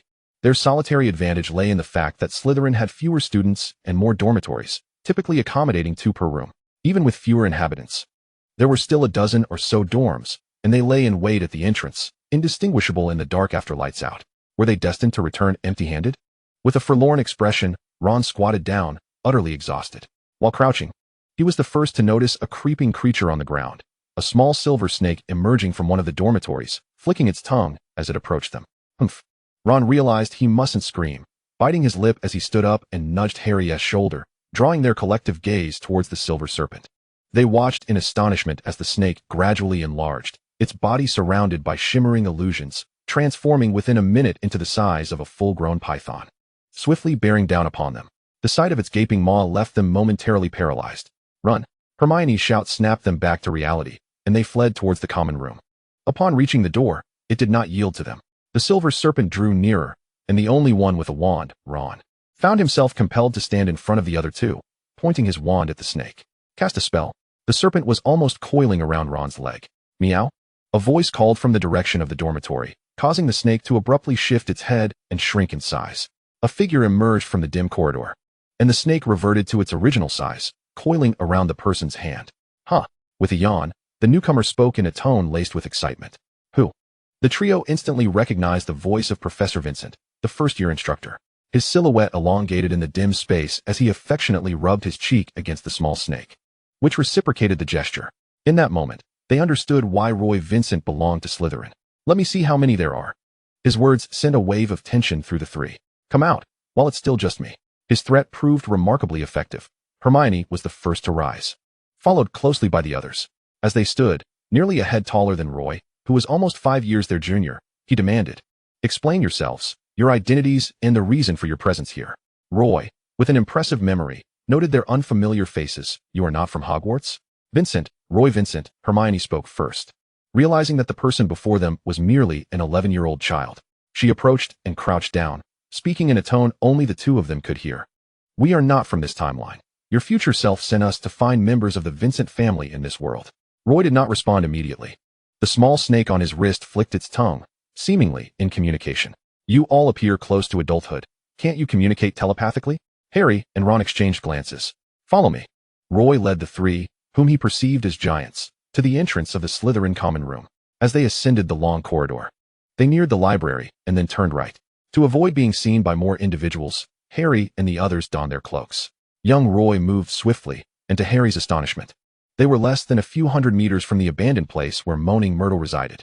Roy gently tapped 7 bricks with his wand, each turning, and the bricks rolled aside automatically. Come in. The four found themselves in another dark room, where visibility was virtually non-existent, evoking a sense of fear. Ron and Harry each held onto one of Hermione's arms. In the darkness, Roy waved his hand, and the oil lamps on the walls flickered to life, illuminating the chamber. It housed a collection of discarded cauldrons, yet beyond that, it appeared quite ordinary, a stone chamber. How many hidden rooms does Hogwarts possess? Ron mused aloud, unaware of the curiosity that flickered in the eyes of the first-year wizard before him, which was quickly suppressed. You are not from this timeline. Indeed, I am. Harry was about to introduce himself when Roy cast a spell, sealing Harry's lips. Instantly, Harry realized he could no longer move his mouth. Do not divulge any personal information, nor any events from the future. I do not wish to pay any price for that. Though small in stature, the figure before them possessed a disquieting level of wisdom. Perhaps a legacy of the Vincent family. We are not from this timeline. Hermione responded first, recalling the note sent by Professor Vincent from their timeline, which indicated they could not interfere with anything here. I need you or other members of your family to help us return to our own timeline, Hermione added. Why should I assist you?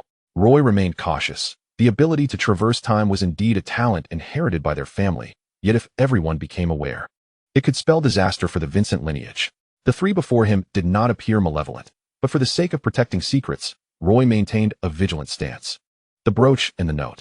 Hermione is an exceptionally intelligent girl, or so Roy thinks, as she even avoids mentioning the names of her companions.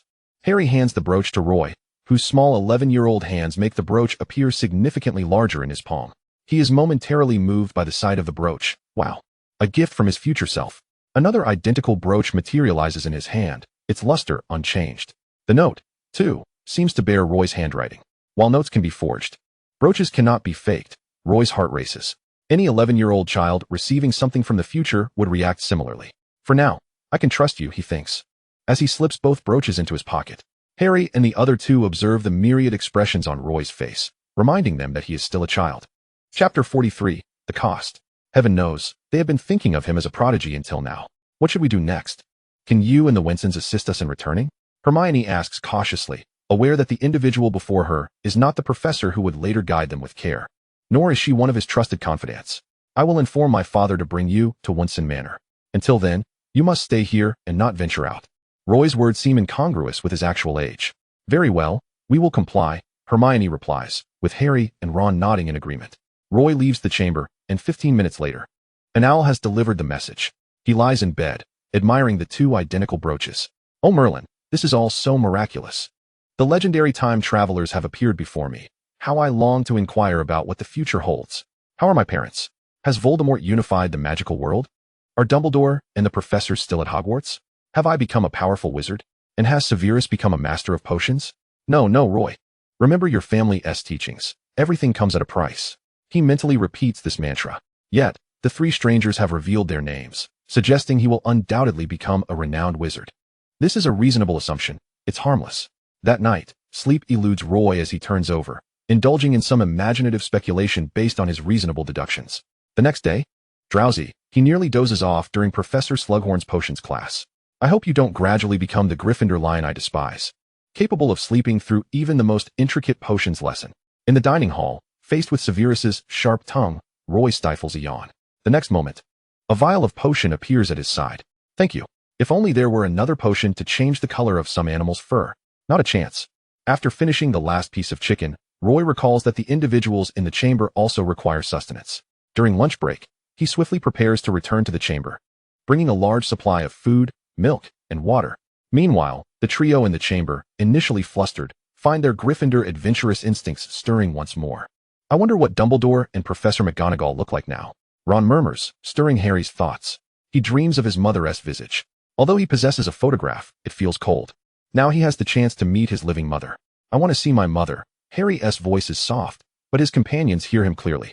Even Hermione, the most rational among them, does not immediately reject the idea. They are Harry's best friends and understand his longing for his mother beneath the mantle of the chosen one.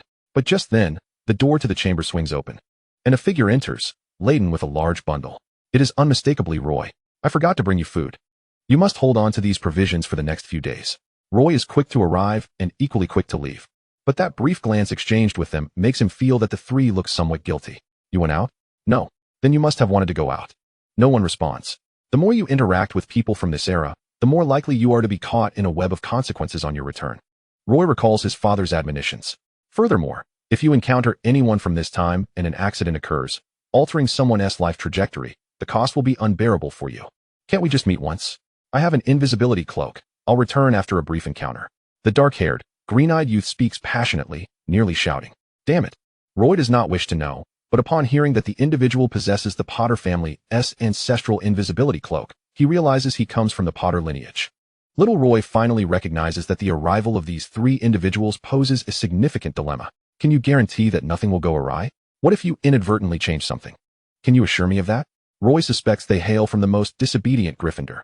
Please, do not complicate matters further. Do not involve innocent people in your predicament. Don't I want to know what happens in the future? Knowing you are from the future, I am constantly curious about what lies ahead for my family, my dear friends, and my professors. What will happen to this world?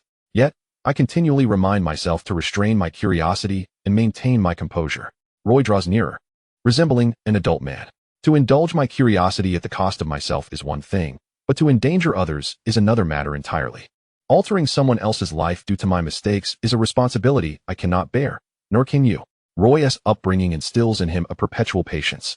But he is not devoid of temper. Harry leans against the wall. I understand. Let us hope so.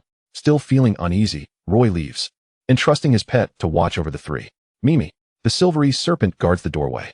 After Roy's insistence, the trio's plans to venture out dissipate. Fortunately, Winson acts swiftly.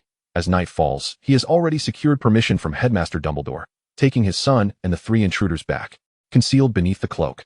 The trio casts a lingering glance at the castle as they leave. Let us go. Hermione perceives the reluctance in Harry's eyes. Harry nods. Wow.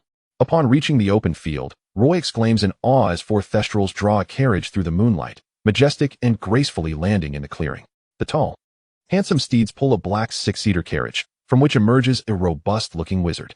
As the wizard approaches, Harry, having seen the older version of himself after 22 years, can hardly believe that the man before him is the future Mr. Winson.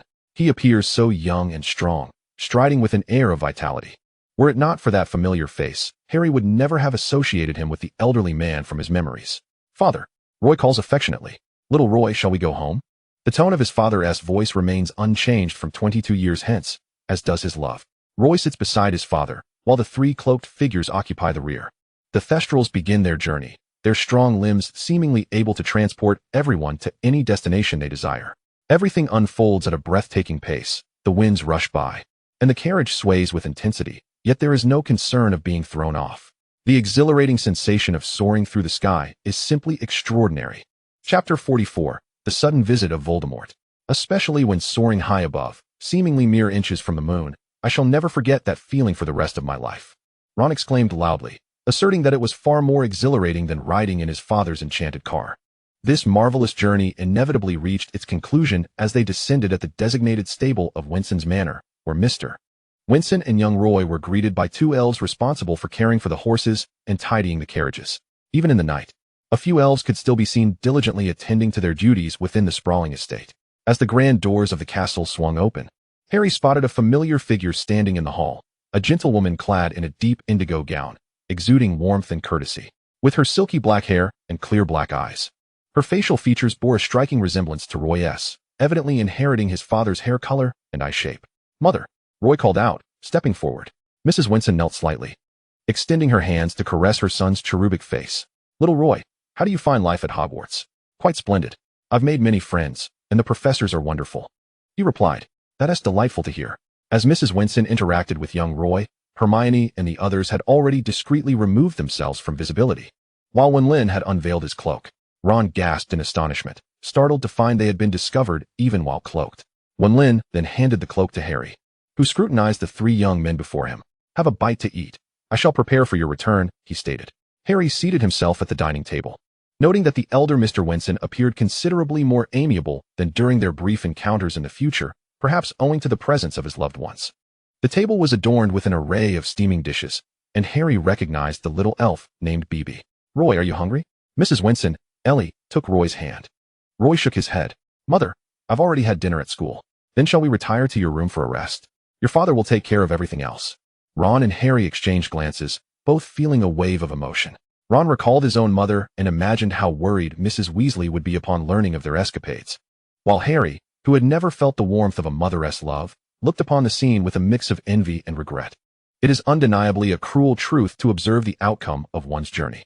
Once Mrs. Winson and her son departed from view, the three friends quickly finished their meal, Suddenly, Winson rose with a grave expression, draping the cloak over himself and ducking beneath the table. He drew his wand and cast a spell upon them.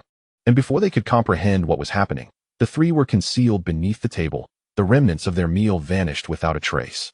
The grand hall appeared as immaculate as if it had only ever been so under Winlin's care.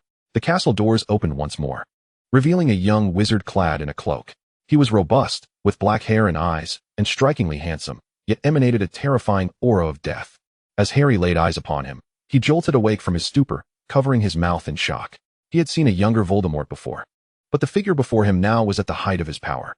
With every step, he moved with an unsettling grace. "Winlin, I hear you have brought Roy home," Voldemort stated, his tone affirming, for with his extensive network, it was simple for him to ascertain such matters.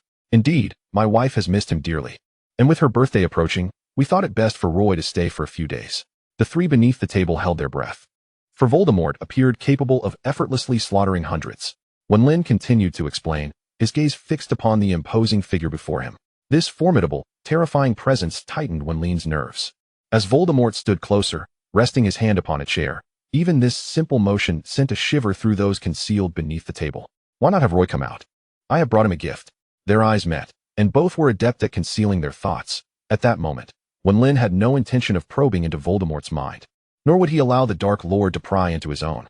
"Very well." Roy started to step forward, but was called back by the little elf. Instantly reminded of the portrait in the common room, a thrill coursed through him. For wizards, particularly those of Slytherin lineage, Voldemort's image and prowess were deeply ingrained, with many venerating him as a deity. "Roy, I have yet to congratulate you on your acceptance into Slytherin." His tone was practiced, as though he had encountered Roy numerous times before, despite this being their first meeting. With a flourish of his robe, a delicate golden cage appeared upon the table, containing a lethargic white tiger, its size only marginally larger than that of a white cat, with scratch marks upon its front paws. Ron was paralyzed with fear, his gaze fixated on the white tiger, through which he began to envision some horrific possibilities. "Roy, do you not like it?"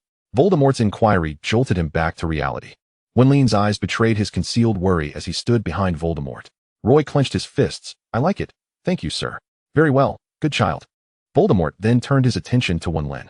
"Albus's health has deteriorated further. When time permits, do visit him. Farewell." He departed without greeting anyone, leaving the three beneath the table in stunned silence as they exchanged glances. They had not anticipated that Voldemort had any acquaintance with Mr. Winson. They then turned their attention to the small white tiger, a gift from Voldemort to Mr. Winson. Yet it was a grim reminder of the potential slaughter of a tiger family that lay behind its acquisition. Voldemort knew of Winson's son's fondness for peculiar pets, disregarding whether this creature was to Roy's liking, and presented this gift, stained with the blood of its kin, without a second thought. In their brief exchange, Roy sensed that should he express disinterest, the life of the white tiger would be extinguished without hesitation. It was merely a matter of convenience for Voldemort. He would have hunted the group regardless, as he needed their pelts for his dark crafts. Winlin approached Roy. "Do not be afraid. Your mother and I are here. We will not allow anyone to harm you." Ellie, standing nearby, took Roy by the hand, who held the cage, his spirit visibly dampened. "All right, ladies and gentlemen. It is time for us to depart." Chapter 45, The Return. Winlin waved his wand, and in an instant, he and the three others vanished. The ancestral grounds of the Winson family appeared as desolate as those of the Gaunt family. However, amidst this bleakness stood a statue, its features blurring with the passage of time. It seemed to be a statue of Merlin. Hermione whispered to her companions. "Legend has it that the Winson family is descended from Merlin. Then I shall have to be cautious not to speak of Merlin's foul socks in the presence of the Winson family." Ron jested, though no laughter followed. The long-dormant magical array required thorough inspection to ensure its integrity had not been compromised. Winlin produced a precious energy stone, one that he had procured at great expense from Nico, thus depriving these three unfamiliar individuals of its value. "Now, let us ensure that you are not carrying any items from this world, understood? I mean anything at all." Harry and Ron each patted themselves down to confirm their compliance, while Hermione, possessing a remarkable memory, assured them that she had not taken anything from this realm. A note and a brooch were tossed into Harry's hands to be returned to Roy. The trio positioned themselves at the spot designated by Winlin, finding it identical to their previous location, devoid of any belongings. Without the use of his wand, Winlin extended his arms, and the ground began to shimmer with golden light. Rising before them, Harry and his companions stood upon the magical circle, ascending from the earth as the stars above suddenly revealed themselves, growing ever more luminous. Overwhelmed by the sensation of weightlessness and fear, The three instinctively clung to one another, soaring higher until they vanished beneath the celestial glow. Thus concluded their journey through this alternate dimension. Winson remained behind, ensuring that all was well before returning to his chamber, where his wife awaited him. You sensed it too, didn't you? Ellie inquired, her voice tinged with trepidation, yet her deepest concern lay with the future, particularly with Roy's fate. The Roy of that dimension was in dire straits. Otherwise, he would not have left behind merely a note and a brooch, their residual magic chaotic and disordered. Winson approached and enveloped his wife in an embrace. How could he not perceive it? Just moments ago, he had felt the tumultuous magic above, causing his hands to tremble. I am deeply worried, fearful that we may have failed him in safeguarding his well-being. Ellie, we cannot foresee the future. All I can promise you is that I will protect you and our son with my very life. Meanwhile, on the other side, Roy, caught in a liminal state of half-sleep, pondered whether the trio had returned to their own world. Beside his bed lay a family portrait taken on his recent 11th birthday, capturing the three of them together. The satiated little white tiger rolled restlessly under a heavy blanket, its anxiety driving it to climb onto the bed, curling up at Roy's feet. The story of this world continued on its original trajectory, while the three who had entered the time tunnel through the magical circle found that familiar sensation, one that threatened to tear them apart, returning once more. As before, they clung tightly together, fearing any unforeseen mishap. Like a tossed ball, they were expelled from the time rift, landing unceremoniously on the ground. Though they emerged unbroken, every part of them ached. The trio rose, grimacing at the pain coursing through their limbs, instinctively straightening up, their heads bowed in shame. Before them stood Dumbledore, who had been waiting at the location provided by Roy, visibly relieved to see them return unscathed. Miss Granger, the school has decided to revoke your privilege of using the time turner, which is quite apparent, as that little device has turned to ash. Furthermore, due to your recklessness, the professors have collectively decided to deduct 50 points from Gryffindor House. The reason for the deduction will be recorded as your unauthorized intrusion into the Forbidden Forest. Dumbledore's words were delivered with impartiality, igniting a sense of shame within the three students. Upon their return, Professor McGonagall incorporated the use of the time turner into this week's curriculum to prevent any further flights of fancy among the students. In Dumbledore's presence, the trio felt somewhat at ease, but to their surprise, their post-class respite was interrupted as Professor Snape approached them directly, escorting them to the Ministry of Magic. Evidently summoned by Professor Winson, the office was adorned with a cluster of blooming lilies, their fragrant scent mingling with the pungent aroma of potions. Professor Winson's face bore a sickly pallor, his lips tinged with the slightest hue of color. Professor Winson, are you injured? It was clear that he appeared fragile. Severus was about to speak when he noticed Roy shaking his head. It's nothing serious, just the resurgence of some old wounds. You met my father and mother in that world, did you not? The three nodded in unison, recalling their youth. Harry opened his mouth, only to realize how inadequate his choice of words was. Hermione placed the note and brooch before Roy, stating that the elder Mr. Winson had specifically instructed their return. It is good to have you back. In the future, remember to think twice before acting. Your older brother Percy will escort you back to Hogwarts shortly. Percy Weasley awaited them at the door, and upon seeing his younger brother, he unceremoniously delivered a light smack to his forehead. Be mindful, there is only one minister. This was a rare instance where Ron refrained from retorting. Within the office, the discussion continued.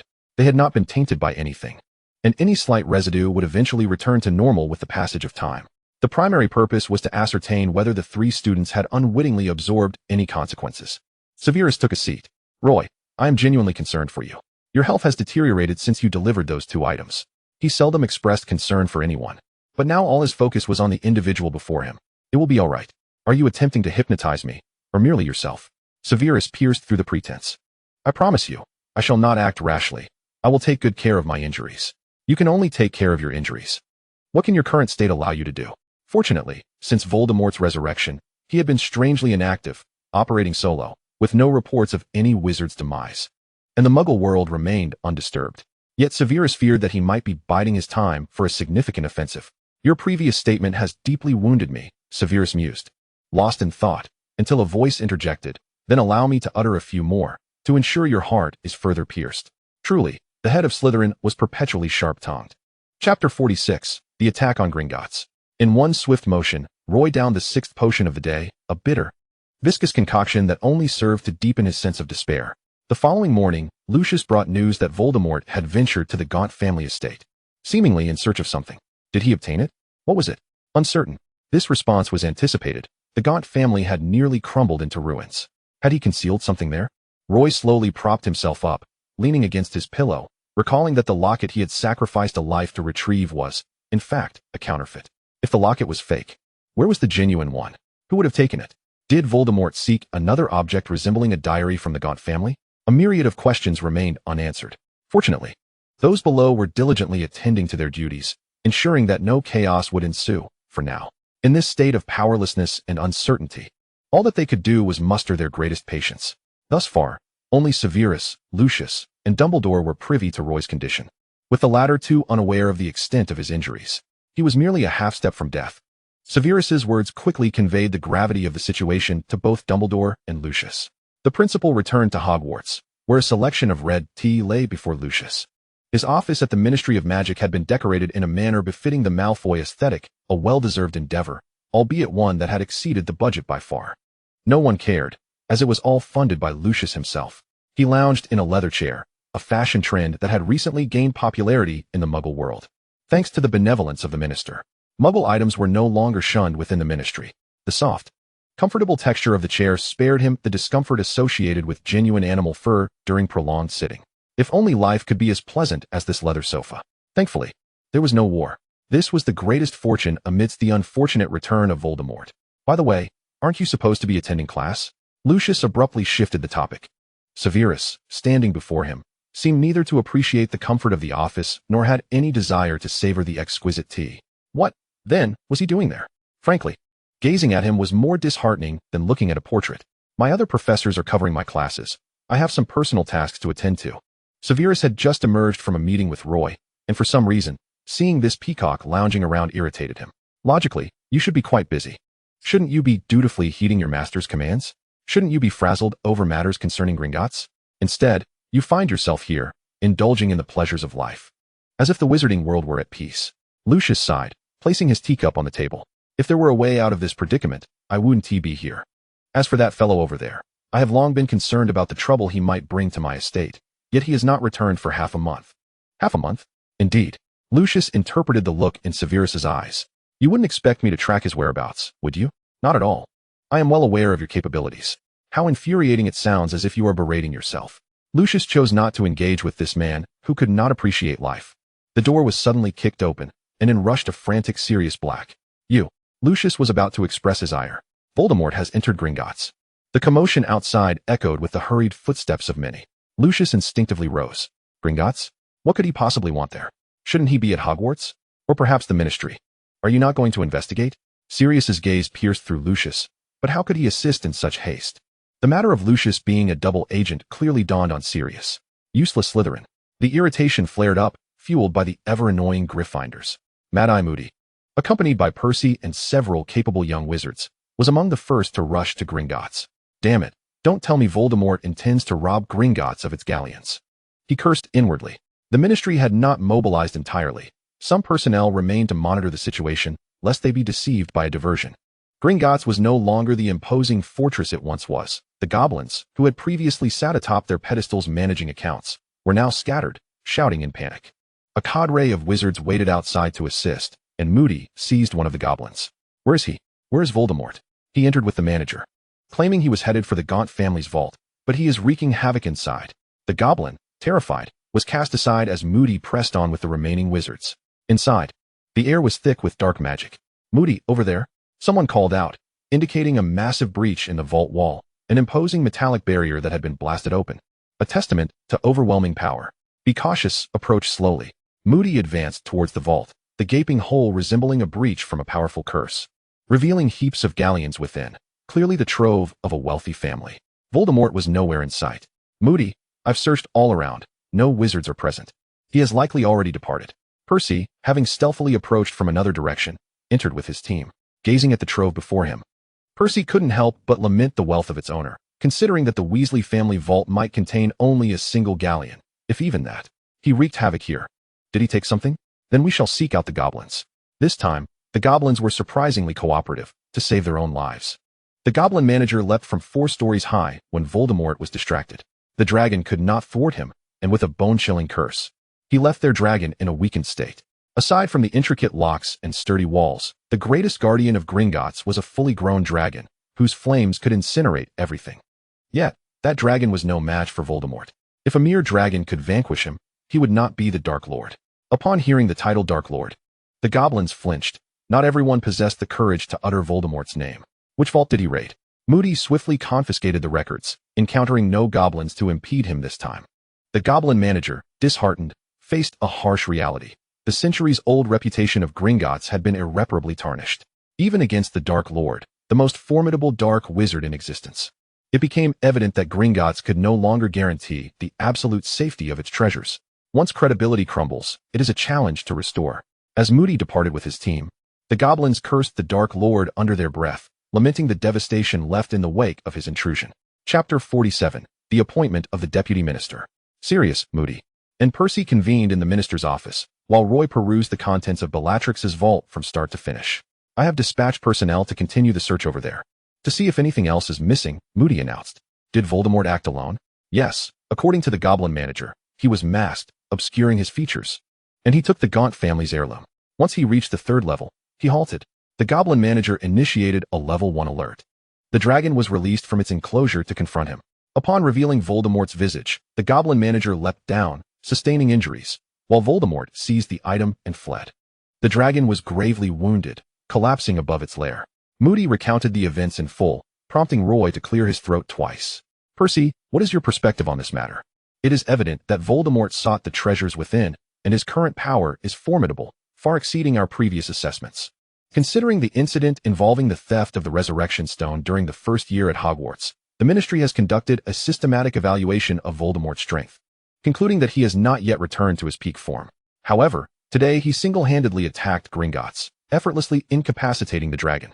Either his power has significantly increased during this time, or our earlier evaluations were flawed. Perhaps Voldemort's magic has been at its zenith from the outset. Roy took a sip of water from the teacup on the table. In tracing Voldemort's whereabouts since his recent resurrection, I lean towards the belief that he has not fully regained his peak.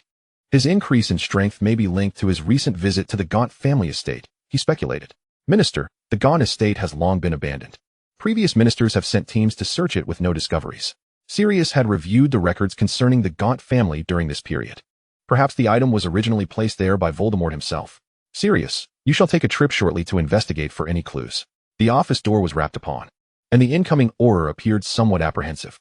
Minister, he began, we have confirmed that Bellatrix's vault is missing a golden cup, reputed to be a relic of Helga Hufflepuff, one of the 4 founders of Hogwarts. The Auror, meticulous in his duties, had even procured an image of the item. Indeed, it is Hufflepuff's cup. Roy had encountered this very cup during his time at Hogwarts. What, then, made this cup so extraordinary? Surely, a student of Slytherin could not harbor an interest in Hufflepuff's artifacts? Sirius found this situation perplexing. Perhaps it was not mere fascination. In the office, apart from Roy, all others had dispersed to attend to their own affairs. The Slytherin pendant box, Hufflepuff's cup, along with Ravenclaw's diadem and Gryffindor's sword remained. Roy muttered to himself in contemplation. Gryffindor's sword could likely be dismissed. The more he pondered, the more he suspected that perhaps these 3 items were Horcruxes of Voldemort. He penned a letter to Dumbledore, entrusting him with the task of locating Ravenclaw's diadem and determining whether it harbored a fragment of Voldemort's soul. After this task, he found himself devoid of motivation, despite the paperwork accumulating around him like a small mountain, awaiting his signature. Perhaps it was time to cultivate a successor. Roy glanced towards the tightly shut windows, which allowed not a glimmer of light to penetrate. In the current Ministry of Magic, it was exceedingly rare to find someone capable of assuming his duties in his absence, or at least a portion of them, while maintaining a semblance of rationality. This person would need a significant tenure at the ministry, familiarity with its operations across departments, courage, and decisiveness, traits that would prevent them from being led astray by Voldemort. Such candidates were scarce. Yet, considering his physical condition, finding such an individual had become imperative. 3 days later, the Ministry of Magic issued an appointment letter designating Rufus Scrimgeour, the former head of the Auror office, as the deputy minister. As the new deputy minister took office, his authority had yet to be distinctly delineated, in addition to his previous Auror duties. He would temporarily oversee certain responsibilities of the minister. Minister Weasley, I am profoundly grateful for your trust, yet I sincerely hope you will take care of your health. Scrimgeour remarked, his tone firm yet earnest.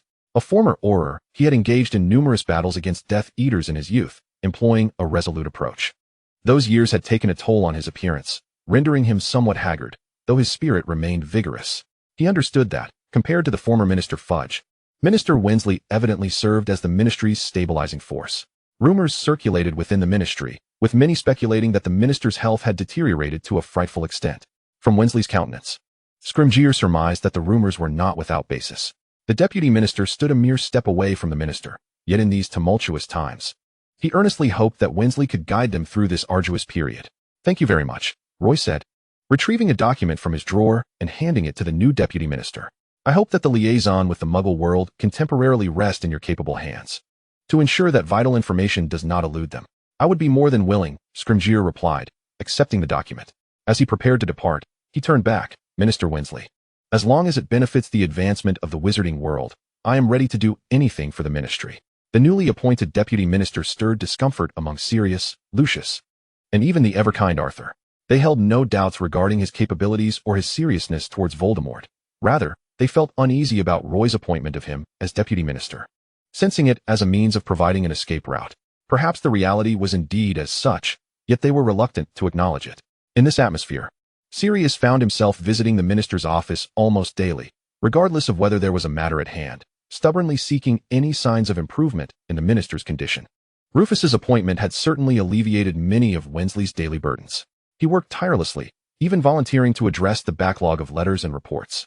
"Minister, I propose that we issue a statement in your name to bolster the confidence of wizards in us." Roy welcomed his suggestion with open arms. Besides the deputy minister and the obstinate Sirius, Severus and Mesa were also frequent visitors to the minister's office. The former always seemed to appear and vanish without a trace, eluding scrutiny, while Mesa's strained smiles hinted that matters had not improved.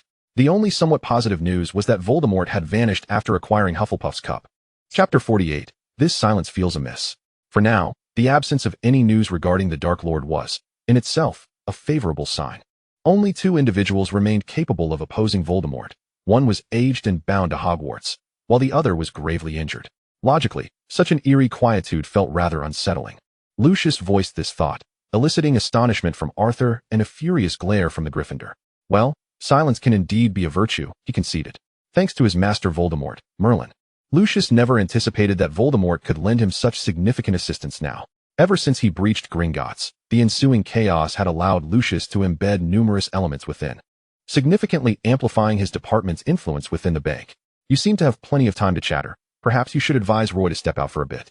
I'm concerned that staying cooped up will lead to psychological issues." Sirius's words touched Lucius, who found it remarkable that the steadfast Gryffindor would even consider mental health. "Do you think I haven't tried?" With Voldemort's mental state as a cautionary tale, he cared more than anyone about Roy's well-being.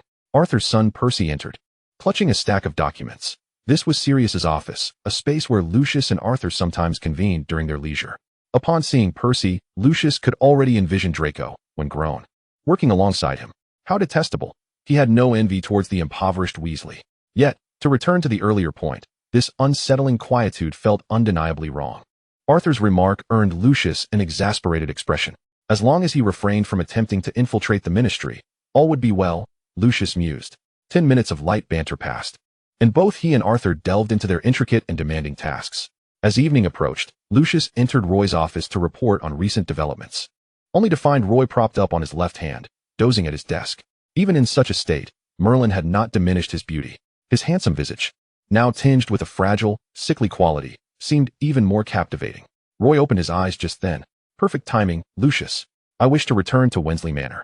Please inform them that if any matters arise, they should consult the deputy minister, and if he cannot resolve them, have them contact me."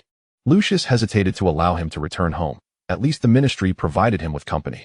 He was certain that Roy would not wish to confide in the portrait of his mother, not wanting her to witness his current state. "I hope you consider visiting the sun-drenched beaches and meadows," Lucius suggested, though he knew he could never sway Roy's thoughts. No one could. The door to the minister's office had closed that fateful evening, awaiting the hand of its user to unlock it. "Shouldn't we send someone to protect Roy?" Wensley Manor has its own protective enchantments and wards, making it safer than the ministry. Sirius's reply did little to reassure Arthur. At the Vincent Manor, an automated cleaning charm is in operation, leaving only Bebe, the little sprite, to assist. Thoughtfully, he prepares a bowl of congee and shrimp for his master, Roy. "Thank you. Bebe, you may take a rest now. I wish to be alone for a while." The vast dining table accentuates his solitude and insignificance. Lucius understands him well.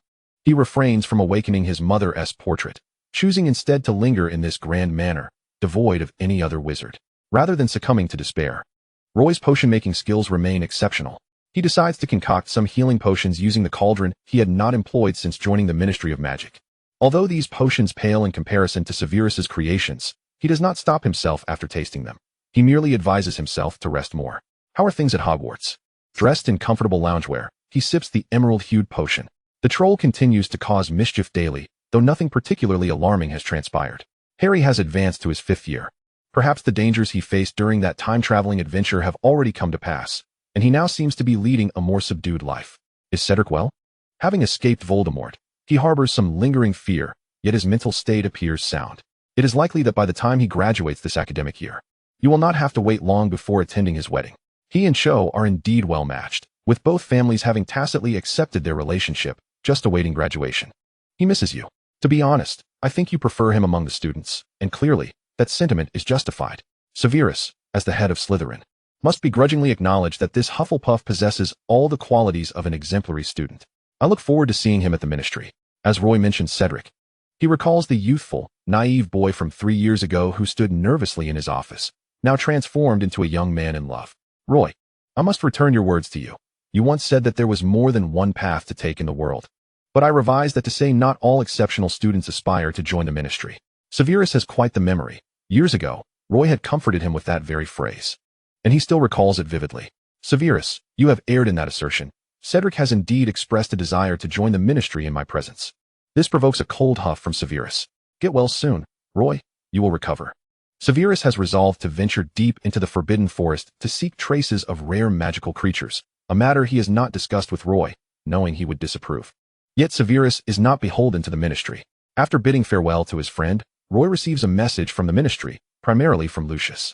Convinced that Roy's current state would worsen if he remained alone, he urges him to return to the Ministry as soon as possible, originally intending to take a month off. Roy ultimately informs them that he will resume work the following Monday. In the days that followed, he has been unusually lethargic, perhaps due to insomnia at night and the absence of any stimulating potions during the day. He finds himself seated beneath the grand wooden window, wrapped in a blanket, idly passing the time in a half-dream state. Minister Vincent. Upon his arrival at the Ministry, his colleagues greet him with palpable excitement. Hello, everyone. Roy's demeanor appears slightly improved. The rest he has received lends a hint of color to his cheeks. During his absence that week, the various departments of the Ministry have functioned smoothly, with Rufus performing admirably. Upon hearing of the minister's return, he promptly reports on the work done. Excellent work, Rufus. Do try the freshly brewed black tea. A splash of fresh milk would enhance its flavor. Would you like some? Rufus shakes his head. Minister, I prefer the pure taste of black tea. The minister's improved condition brings a glimmer of joy to Rufus's face. Roy takes a sip of the milk-infused tea, only to sneeze lightly. I hope no one has been gossiping behind my back. Chapter 49, Abduction. Having long surpassed the end of the workday, Sirius sheds his cloak, panting heavily. He has just returned from the forest, investigating unusual movements among the fairies. Finding nothing of note, he nonetheless encountered a bothersome swarm of bats. Finally, Roy is back. Sirius mutters, I've been working hard while the minister enjoys a holiday. Poor me, I haven't had a vacation in ages. Suddenly, a thunderous noise erupts from above, not the sky, but the upper floors. Gripping his wand, Sirius hastens to the 3rd floor. Voldemort is attacking. Voldemort is attacking. Someone is shouting frantically. The on-duty Aurors spring into action. You guard the 1st and 2nd floors. The rest of you, follow me to the 3rd. Percy, exuding an air of authority, rallies the young wizards. Upon realizing who has breached the Ministry, Percy's hand trembles around his wand, yet he presses onward without hesitation. The 3rd floor houses the Minister and Deputy Ministeress offices, and Rufus is the first to burst into the Minister's office. What he finds is a scene of utter devastation. The office has been completely obliterated, scorched remnants lingering in the air, while numerous lightning strikes have etched deep scars into the walls. The sheer force of magical energy forces Rufus to stagger back a couple of steps. Rewind 3 minutes. Roy perceives a surge of magical energy within the space, and his wand appears in his hand. In the next moment, the front wall of the office collapses with a thunderous crash, filling the air with smoke. A bolt of lightning shoots from his wand, striking a figure obscured by the haze. In an instant, flames erupt from Roy's wand, seeking to consume all in their path, including the intruder and himself. The fire mingles with arcs of lightning, and blood begins to seep from the wounds on Roy's body, staining his robes crimson. In the searing light, his entire face feels as if it is aflame, until a hand grips his neck. A ring, dull and gray, stands out against the pale fingers of that hand. Roy, Do you wish for us to perish together? The hoarse voice echoes in his ear, too close. He can feel the Dark Lord's breath. The figure behind him drags Roy away from the office. In less than 2 minutes, Roy Vincent, Minister of Magic, has been abducted. Rufus bursts in only to find a scene of chaos and ashes where the office once stood. A throng of wizards follows swiftly. The minister has been taken. Search in all directions, north, south, east, and west. While the wizards strive to locate Roy, he is unaware that the hand gripping his neck brings with it a faint, intoxicating aroma, causing him to lose consciousness. He senses himself being carried through the skies until he finds himself lying on a comfortable bed or something similar. This is not unconsciousness, it is the loss of one of his senses. The forcibly channeled magic fails to harm the enemy and instead injures him. Roy's world falls silent once more. After an indeterminate time, as his awareness begins to return, he feels the flow of magic within him moving more smoothly. His body, once on the brink of collapse, has healed significantly. This is something even the most skilled potion masters and healers of this world cannot achieve. Uncertain of what has transpired, he realizes that in this state of not knowing friend from foe, the wisest course of action is to focus on restoring his own body. As he opens his eyes, a hazy figure comes into view. He can faintly see a silhouette standing by the bed. The individual is broad-shouldered and exudes an air of significance, even from behind. As his vision gradually clears, he recognizes the figure, who turns to face him. It is Voldemort. Or perhaps it is not. He did not possess the visage of Voldemort, drenched in mercury in later years. Rather, his features were chiseled and distinct, with 2 prominent veins running across his face, yet this did not diminish his handsome countenance. He bore a striking resemblance to the Tom Riddle of the diary, the distinction being that one was youthful while the other was in the prime of life. Numerous questions entwined in Roy's mind. According to Lucius's account, the resurrected Voldemort was supposed to have the same appearance as before his demise. So why had there been a transformation? What had transpired in between? Voldemort approached, standing by the bedside, bending down to gently touch Roy's cheek with his left hand. His touch was icy, reminiscent of a being no longer alive. Yet, Roy was uncertain whether he was alive or dead. He rose, gathering a measure of magical energy with his right hand adorned with a dusty ring, directing it toward Roy. In that moment, Roy noticed a magical circle suspended above his abdomen, continuously channeling powerful healing energy into him. The source of this energy predominantly emanated from the ring on Voldemort's hand, the gem embedded within it being a resurrection stone. No wonder Roy's wounds were healing so rapidly. His near-fractured body was already mending significantly. This was the miracle bestowed by the magical stone, belonging to the Dark Lord before him. The magical circle rotated slowly, adhering strictly to the design set forth by its creator. What was wrong with Voldemort? Was he using the resurrection stone to heal himself? Roy remained silent. Everything felt surreal today, as if he were ensnared in a dream. After channeling energy through the stone, Voldemort fixed his gaze on Roy, who appeared weary and haggard, advising him to take a proper rest. No sooner had he spoken than an overwhelming wave of drowsiness washed over Roy, and his consciousness sank back into slumber. Destined for a deep sleep, after being abducted, Roy was unaware of the healing process. He later divided this period into 2 segments. In the first segment, he spent nearly all his time in a state of sleep, losing track of day and night, oblivious to how many days had passed in this unfamiliar place. When the magical stone lost its final efficacy, transforming into a murky white rock, Roy awakened fully from his slumber, no longer requiring sleep to feel his body's restoration. He rose slowly. Having lain for too long, his limbs felt weak, adorned in the sky-blue silk pajamas he frequently wore at Winson Manor. Identical in style, but not the same garment. Thankfully, if it were the same piece, it would indicate Voldemort had invaded Winson Manor. An abundance of questions swirled in his mind, yet he chose to set them aside and first assess his surroundings. Drawing from his prior experience of injury, Roy was not entirely unaccustomed to his current state. With every movement, he had to acclimate to his sore and languid limbs. Standing, even the ground beneath him felt tenuous. The room's furnishings were simple yet sufficient: a wardrobe, a desk, and a bed, all harmoniously aligned in color. Had he been placed in someone's home? The decor bore a hint of the Muggle world. Standing by the window, he beheld an endless expanse of grassland, the sunlit prairie always uplifting to the spirit. Nearby, sprawling flower beds adorned the ground below, bursting with a riot of blossoms, tulips, lilies, red and pale pink roses, among others. Chapter 50. Healing from the Dark Lord. The exterior of the house was exquisite, and the only thing Roy knew was that he had never been to this place before. He sensed the presence of another approaching from behind. His body and magical energy had recovered to a considerable extent, yet he refrained from acting impulsively. Apart from the missing brooch and the necklace he had previously expended, he now wore another necklace featuring a sky blue gem, its hue seemingly crafted rather than naturally occurring. Encircled by a band of sparkling diamonds that perfectly matched Roy's aesthetic, the existence of the necklace, coupled with the uncertainty of whether there was a magical array in this unfamiliar place, deterred Roy from acting rashly. In truth, the likelihood of Voldemort intending to kill him was minimal, at least in the short term. After wasting a magical stone, such a hefty price left Roy perplexed as to why Voldemort would choose to save him. Many matters defied explanation, such as Voldemort's silent presence behind him. "My lord." Roy turned, blocking a portion of the light filtering through the window, as he had never been so close to Voldemort while in a conscious state. Up close, his face revealed a ripple-like pattern, not merely lines but undulations, one of the indicators of a soul not yet fully merged. Was he in the process of merging souls?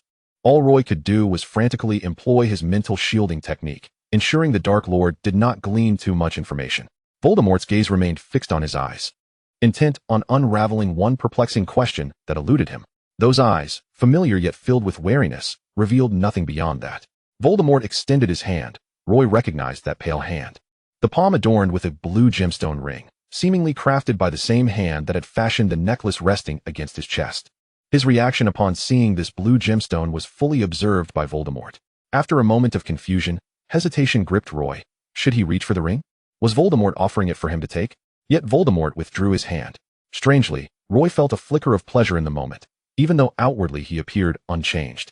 Time seemed to rewind to 2 years prior, to that summer when Roy had received Tom Riddle's diary. They had sat in silence then, just as they did now. But the circumstances were starkly different. The Tom of that time was a lamb to the slaughter, while now it was he, Roy Winson. He donned the ring upon his finger, discarding the once lustrous ring to the side. Roy glanced at the ring on his finger and then at the necklace around his neck. Their juxtaposition felt peculiar. Perhaps it was best to dismiss it. Originally, they should have been mortal enemies, yet here they were, tending to each other's wounds. Could he still hope for a semblance of normalcy in this world? Voldemort departed, having done nothing but allow Roy a glimpse of the ring. For caution's sake, Roy summoned the discarded ring before him using magic. The gemstone had not only turned into a white stone, but also developed cracks, indicating it had expended all its potency. On the back of the ring was inscribed a small line, Marvolo Gaunt, the final heir of the Gaunt family. Based on previous information, Voldemort was the half-blood offspring of a Gaunt lady and a Muggle, discovered by Headmaster Dumbledore at the age of 11 in Wool's orphanage and brought to Hogwarts. Had he returned to the Gaunt family merely to retrieve this ring? As time passed, Roy realized he could not match Tom, at least not in patience. Yet he could do nothing but sleep, standing by the window to gaze at the scenery, unable to untangle the reasons behind Voldemort's imprisonment of him. This existence held nothing. He found himself subtly yearning for Voldemort to engage in conversation, until that moment when a vial of potion was placed before him. The transparent liquid resembled plain water. Should he drink it? Could he refuse? Roy pondered internally, but after a moment's hesitation, he obediently drank the potion. It bore no taste. Had it not been for the searing warmth that surged within him, transforming into healing energy, it could have easily been mistaken for mere water. The potion possesses an intriguing quality, distinctly divergent from Severus's usual craftsmanship. He is primarily concerned with the potion's efficacy, rarely bothering with its taste. Voldemort has other masters of potion making in his employ. Regarding this Dark Lord, who nearly dominated the entire wizarding world, Roy felt an unsettling inadequacy in his understanding of him, as well as of those who served under him, a rather disheartening realization. Until now, Roy had been unaware. Since becoming conscious, it had already been the 10th day. He was on the verge of regaining the peak of his physical and magical prowess, and it was evident that Voldemort had noticed. Was he contemplating possession? If he intends to kill or maim, could he not simply articulate his intentions? At last, Voldemort made a move. Aside from delivering potions daily, he finally exhibited other actions. However, Roy had no desire for it. As he watched Voldemort approach, silent and unyielding, he found himself cornered against the wall. "I will restore your repressed memories." "Wait for me." Repressed memories? Voldemort vanished from Roy's sight, seemingly departing from the house. What could these repressed memories entail? Roy swiftly delved into the recesses of his life. Aside from vague recollections from infancy and early childhood, he found no fragmented memories. Could it be that after merging souls, Voldemort had caused a distortion in his memories? Setting that aside, he gazed out the window at the persistent rain and heavy clouds. Such weather was ill-suited for action. Roy remained by the window, his magical energy radiating outward, attempting to reach beyond. With his captors having departed, he was determined to find a way to escape. His magic encountered a transparent barrier. Upon exerting force, it impacted the barrier, which quickly revealed itself as an encompassing shield, swaying as if to boast that it would never yield to Roy's attempts. I told you Voldemort is no fool. He would not neglect measures to confine himself. It was as if the earlier attempt had not been his own. He paced toward the door, and as he had surmised, it was indeed unlocked. This two-story London-style building, aside from the kitchen and an adjacent room, was entirely unoccupied. Roy placed his hand upon the doorknob of Voldemort's chamber and easily turned it open. Inside lay a chaotic scene, resembling more of a potion room than a proper chamber. The floor was bare, strewn with various potion ingredients, and at the center stood a cauldron. Had he crafted potions himself? As Roy approached, he found the cauldron empty, meticulously cleaned. Chapter 51, Hogwarts Under Attack. The room was not as spacious as it appeared. Behind it were rows of bookshelves, laden with rare tomes, many of which Roy had never encountered before. Most were secret collections of pure-blood families, making him ponder how many family archives he had plundered. Many books displayed signs of recent handling, in disarray. Roy pulled one from the shelf, focused on mental arts, and quickly scanned its contents, discovering that most pertained to soul, mind, memory, and emotion. Voldemort had been searching. The thought of regaining his own memories left Roy perplexed. He had initially believed Voldemort's condition was a consequence of soul fragmentation, particularly as his own soul felt far from stable. However, after perusing these texts, he began to question himself. He summoned his memories, revisiting scenes he had previously overlooked, combing through corners of his mind anew. This endeavor placed tremendous strain on his psyche. Though he was grateful for his restored health, yet he discovered nothing, no trace whatsoever. He was confident that no living wizard possessed the ability to manipulate his memories without leaving a mark. Voldemort had departed, unaware of the impending calamity. Shifting his focus back to Voldemort's domain, Roy noted that the intricate magical array constructed by the contemporary master had some efficacy. Yet it could not guard against internal treachery. Voldemort excelled at manipulating the hearts of men. A seemingly inconspicuous pawn could infiltrate, placing the master's commands at the periphery of the magical array. With minor internal sabotage compounded by Voldemort's external assault, a breach was created. The Death Eaters, confined for 16 long years, surged forth in a frenzy, submitting at Voldemort's feet. These individuals had been rendered nearly monstrous by their prolonged imprisonment. Voldemort returned with them to the Gaunt family estate, allowing them a moment to recuperate and regain some semblance of sanity. The news of Azkaban's fall cast a pall over the Ministry of Magic. Rufus, temporarily assuming the role of minister in Wilson's absence, occupied the deputy minister's position. His countenance grave and lips slightly pallid from pressure, exuding an air of stern resolve. The gathering was bustling with ministry personnel, all engaged in fervent discussions regarding Voldemort's release of the Death Eaters. As the clock tolled, silence swiftly enveloped the room, with all eyes fixed upon the deputy minister. The situation had escalated to a critical point. Immediate action was imperative. As of now, we remain unaware of Voldemort's whereabouts or his intended targets. A voice swiftly raised an objection, citing the lack of direction in their actions. While we may not know his location, we must implement defenses in key areas to avoid being caught off guard, Rufus lamented internally. Recognizing that his authority was insufficient to command the complete loyalty of the ministry members. Nevertheless, he understood the necessity of maintaining order until the minister's return. Sirius continued to dispatch individuals to monitor foreign entities to prevent opportunistic exploits, while also sending reinforcements to assist Arthur in safeguarding Hogwarts and its students from potential occupation. Director Amelia assembled a team to secure the ministry, protecting the stronghold, while the Aurors persisted in their search for the Death Eaters' whereabouts, allocating a squad to prepare for any unforeseen events. In the deputy minister's office, Rufus maintained a furrowed brow, flanked by Moody, Amelia, and Sirius, all equally concerned. In just over a year of service, Sirius had already felt the weight of labor and responsibility, hardly daring to contemplate a lifetime in such a role and the toll it would take on his well-being. Since Voldemort's resurrection, he had not enjoyed a proper holiday. Day in and day out, he was burdened not only by the ministry's arduous tasks, but also by worries for Harry's safety at Hogwarts. He struggled to articulate his feelings, sensing that Voldemort had seemingly lost interest in Harry post-resurrection. The shift in focus toward Roy was even more disconcerting. Amelia, her expression grave, exuded an overwhelming sense of authority. Carter had been searching for the minister's whereabouts for a month without success. Sirius shook his head. Could the minister have already met with misfortune? Impossible. Moody replied with unwavering certainty.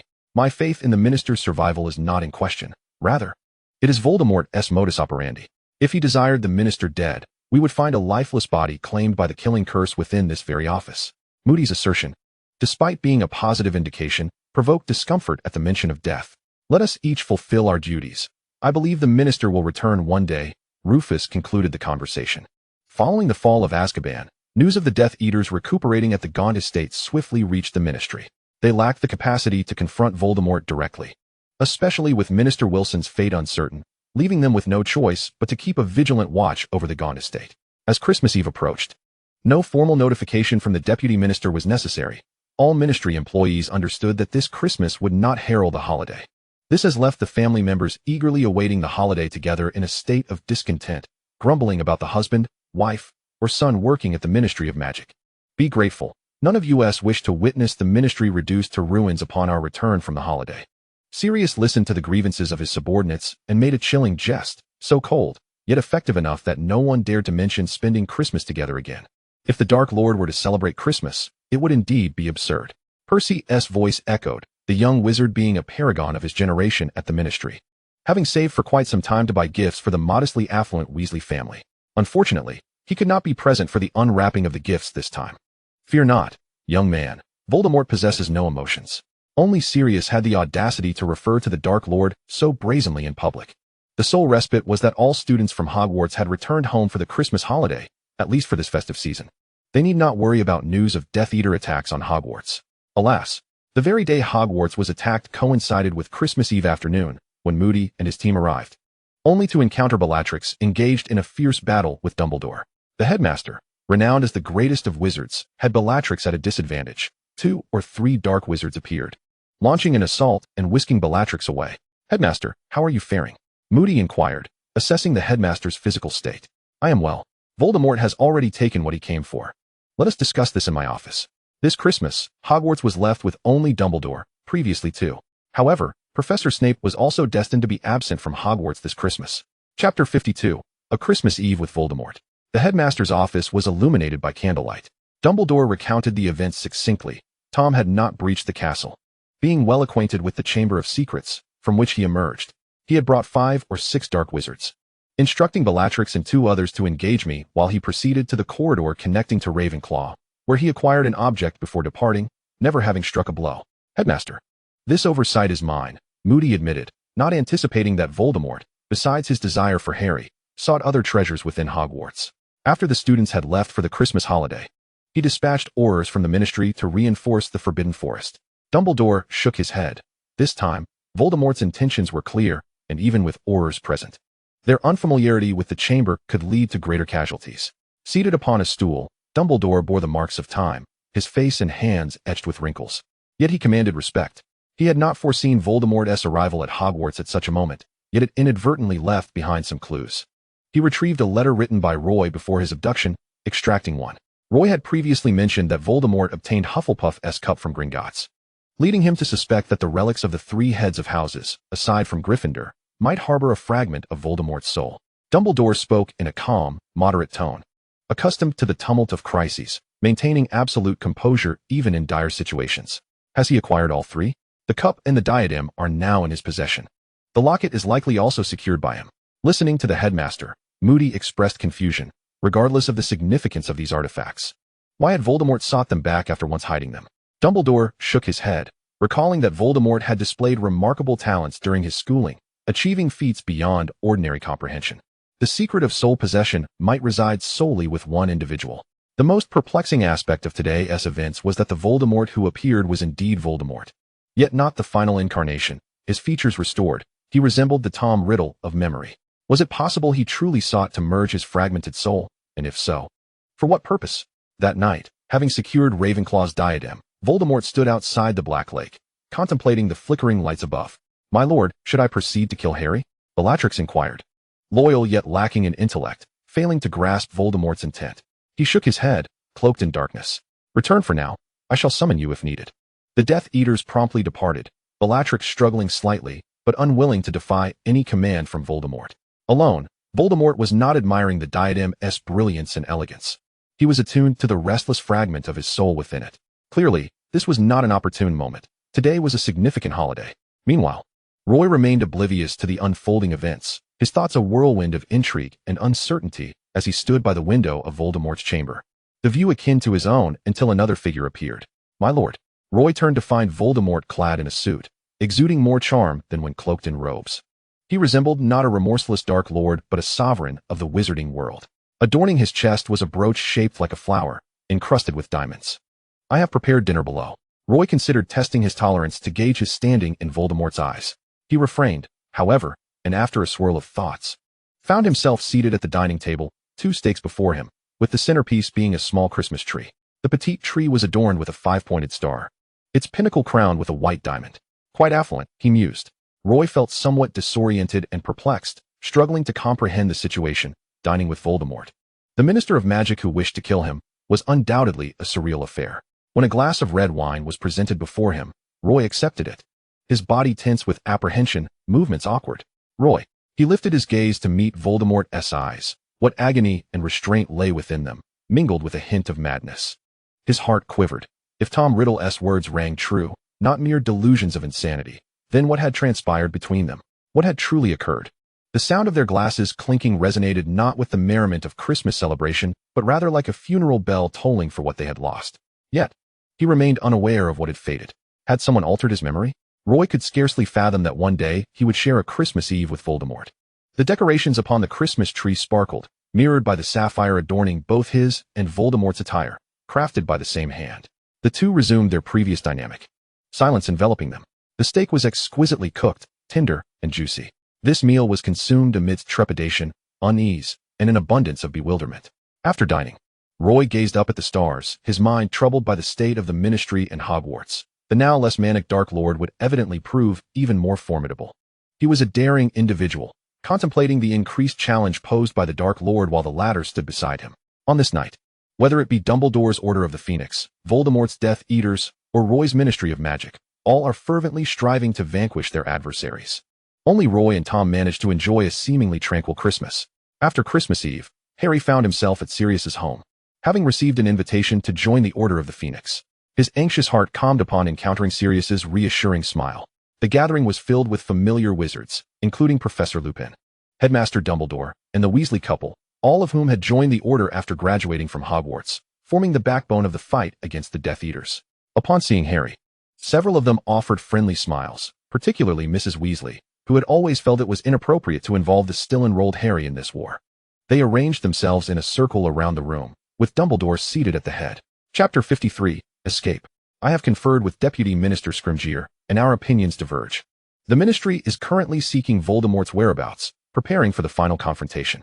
Dumbledore did not perceive the Deputy Minister's differing opinion as a sign of incompetence. In comparison to the former Minister Fudge, Scrimgeour was indeed a marked improvement. He did not seek compromise, firmly aligning himself with the proponents of direct confrontation, advocating for the Ministry to marshal all its forces against Voldemort in a decisive battle. The wizarding world presently does not believe that a mere 16-year-old Harry Potter can utterly eradicate Voldemort. Minister Tywin's historically stringent policies have, thus far, kept wizards from falling into a state of internal and external turmoil.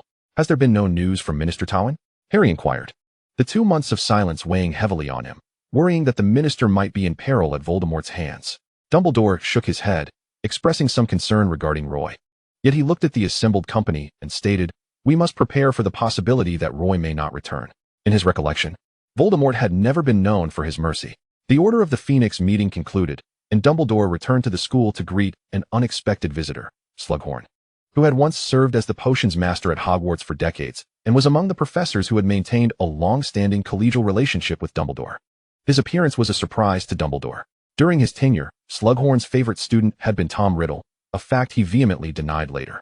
The septuagenarian professor still possessed a lively spirit and was aware of Voldemort's secret. Since the news of Voldemort's resurrection had surfaced, he had been hiding in the Muggle world, cherishing his own life. Slughorn had not returned to Hogwarts in quite some time. Sitting in the headmaster's office, he remarked, "Dumbledore, there's no word on Roy, is there?" The only one who could coax him into revealing this secret was Roy Tywin. As a Slytherin student and former head of Slytherin House, his motto had always been to serve his own interests. However, Roy Tywin was his most cherished student, without question. Once upon a time, he had genuinely regarded Roy as his own child.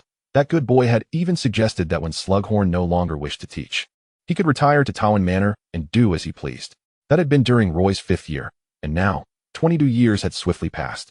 I hope Roy knows not to blame me for speaking of this now. Slughorn extracted a segment of a sealed memory from his mind with his wand and placed it in Dumbledore's hands. Dumbledore invited him to remain at Hogwarts, noting that it was perilous for him outside. With Severus on an extended leave, if he wished, he could return to his former profession. Slughorn nodded. He cared not about the potion's master position. He wished to wait here for Roy's return. Where had the on-leave Severus gone? He had been tirelessly investigating Roy's whereabouts, convinced that Voldemort had not harmed Roy but had hidden him somewhere. Each time Voldemort sought to obtain those soul stabilizers, Severus would take the risk to follow him. It was a reckless endeavor, fraught with danger and the potential for death upon discovery. Yet he followed each time. In his clandestine investigation, he finally uncovered some clues near the French border, traversing the vast grasslands devoid of any structures. The slow ebb and flow of magical energy indicated a magically constructed isolated zone. Day by day, he meticulously searched the expansive field, identifying the locations with the most significant magical fluctuations. The dark robes billowed in the wind as he gripped his wand, cautious as a ripple appeared.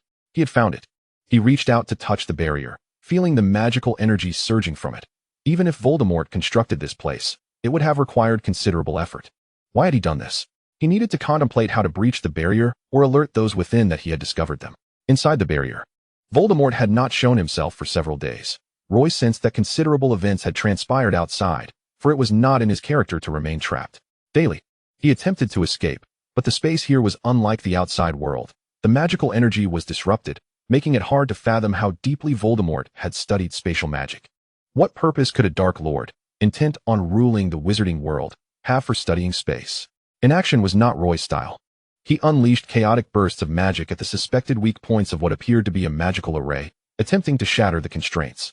Counting his attempts, he had failed 5, 6, 7, or 8 times. Today, however, was Roy's fortuitous day, while his magical assault had not breached the magical array. A pinpoint of light appeared outside, suggesting that a wizard had discovered this location. Uncertain of who was outside, he was sure it was not Voldemort. Merlin preserve us. Roy's wand unleashed a flurry of ice shards that erupted from the ground, coalescing and hurtling toward that very point. Outside the magical array, Severus observed the site of the attack, the power gathered by Roy harmonizing with his own.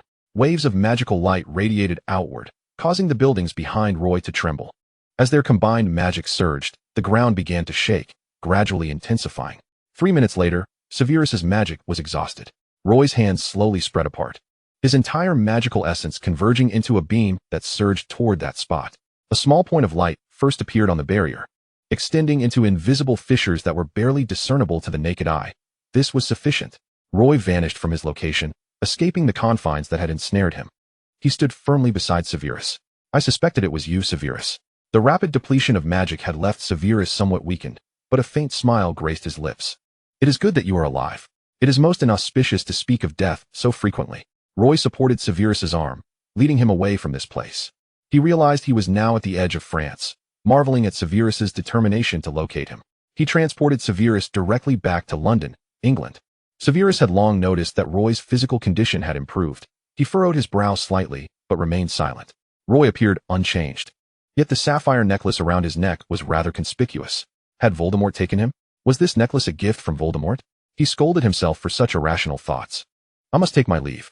He could not appear at the Ministry of Magic alongside Roy. Roy nodded, mindful of safety. Within the ministry, everyone was bustling about in haste. Chapter 54, The Assault on the Manor.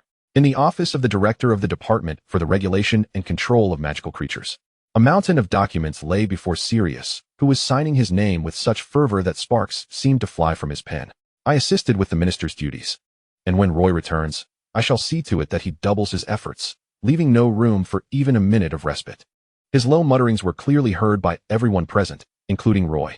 Percy was visibly excited to see him, yet this exemplary wizard was adept at keeping his emotions in check. I truly apologize. What do you mean by apologize? The irritable Sirius evidently did not recognize Roy's voice. He glanced up to ascertain which idler was standing about instead of working. Before him stood Roy. Roy. He called out the name loudly, rising to rush forward and embrace him. Roy, you're back. You've finally returned. He even gave Roy a light thump on the back during the embrace. A muffled sound emerged. Roy, your body. He had forgotten that Roy was still injured. If I were in my previous state, you might have knocked the breath out of me, but I'm fine now. Sirius' hands spun around like a child at the headmaster's office, circling several times. Really? After confirming, he embraced him once more with fervor. What a twist of fate. Roy. who had been thumped twice, could only manage a wry smile. "Roy, are you heading back to the office?" Sirius suddenly remembered. "Why don't you stay with me for a couple of days? The office is still under repair, with 3 groups of wizards inspecting the site." "No worries. I'll handle the fire I kindled myself." Silken threads glided through every corner of the office, restoring it to its original state, now spotless. He resumed his seat in the minister's chair, contemplating the necklace around his neck, its weight impossible to ignore. The sapphire glimmered, revealing nothing. He removed the necklace and placed it within a sealed wooden box that contained magical properties. Within 10 minutes, the office was filled with people: Moody, Rufus, Amelia, and Sirius, who had gone to summon others. "Please, take a seat. Standing might give the impression you're here for interrogation." Moody glanced at the sofa. "Roy, much has transpired during your absence. Voldemort made a visit to Hogwarts and took Ravenclaw's diadem. As expected, no casualties, I hope?" "None. The students were on break." Moody's unfinished thoughts fell to Sirius. This morning, Voldemort attacked the Winson's manor. "What? Voldemort targeted his family?" "He attempted to breach your ancestral grounds, but failed. Unable to break the protective barrier. Voldemort has died once, perhaps gaining some experience. He no longer launches grand assaults, but prefers to act alone and with stealth." "Merlin, they held 3 meetings and still have no idea what Voldemort seeks in the Winson manor. Does the Winson family possess some legacy of devastating artifacts or something else that piques his interest? Was there any damage to the manor?" "None, to be honest. Not even a blade of grass was harmed." All eyes turned to Roy, their curiosity resolutely directed at him for answers. "I do not know. What could possibly be of interest to Voldemort? Merlin's portrait, or perhaps a grave of some ancestor? The items within the ancestral grounds are merely mementos. It is simply because it is the burial site of Merlin that he established a barrier. This ancestor was a demigod.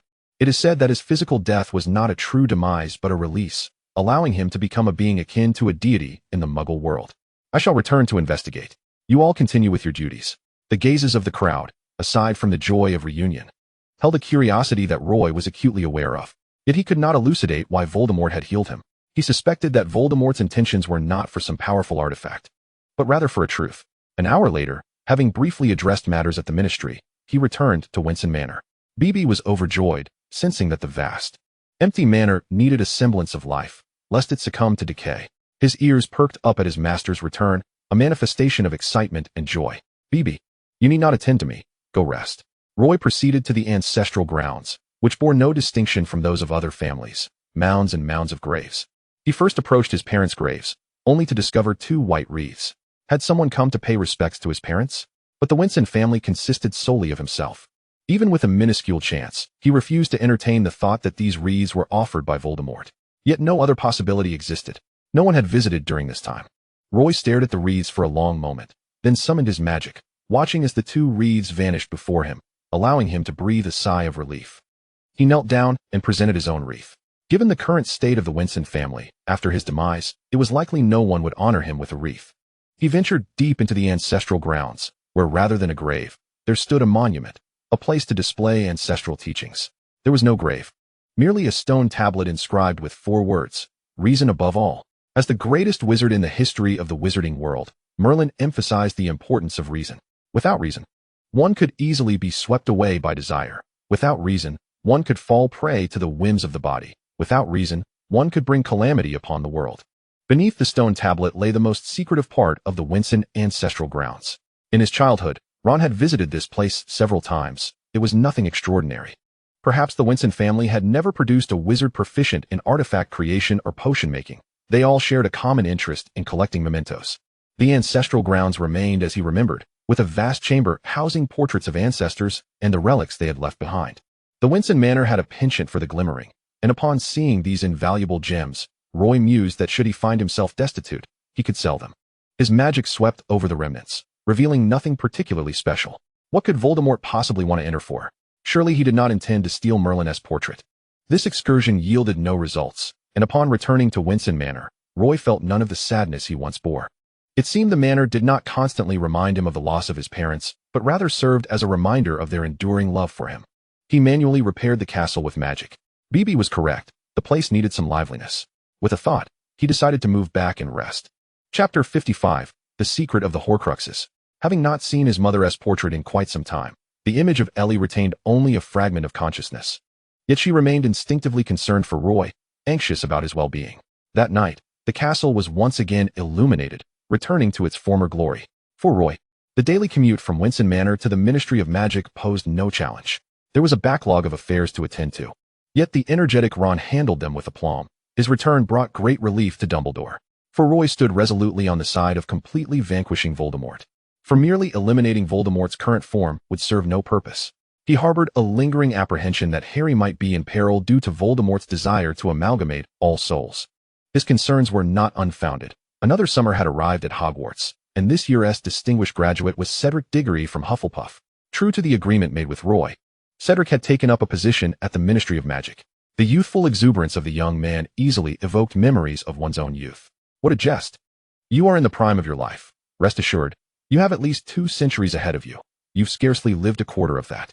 Sirius clapped Roy on the shoulder. Cedric's face was perpetually adorned with a smile, which, in Sirius's eyes, remained untainted by the burdens of work. After careful consideration, Roy decided to have Cedric commence his duties in the Department of Magical Law Enforcement, where under the diligent Amelia, he would glean a wealth of knowledge. Minister, it's a pleasure to see you, Cedric greeted warmly. Among Roy's many students, Cedric was undoubtedly his favorite. No professor could resist a student who was both amiable and academically gifted. Thankfully, the young man had emerged unscathed from the Triwizard Tournament, managing to escape Voldemort's clutches. A recollection that still sent shivers down the spine.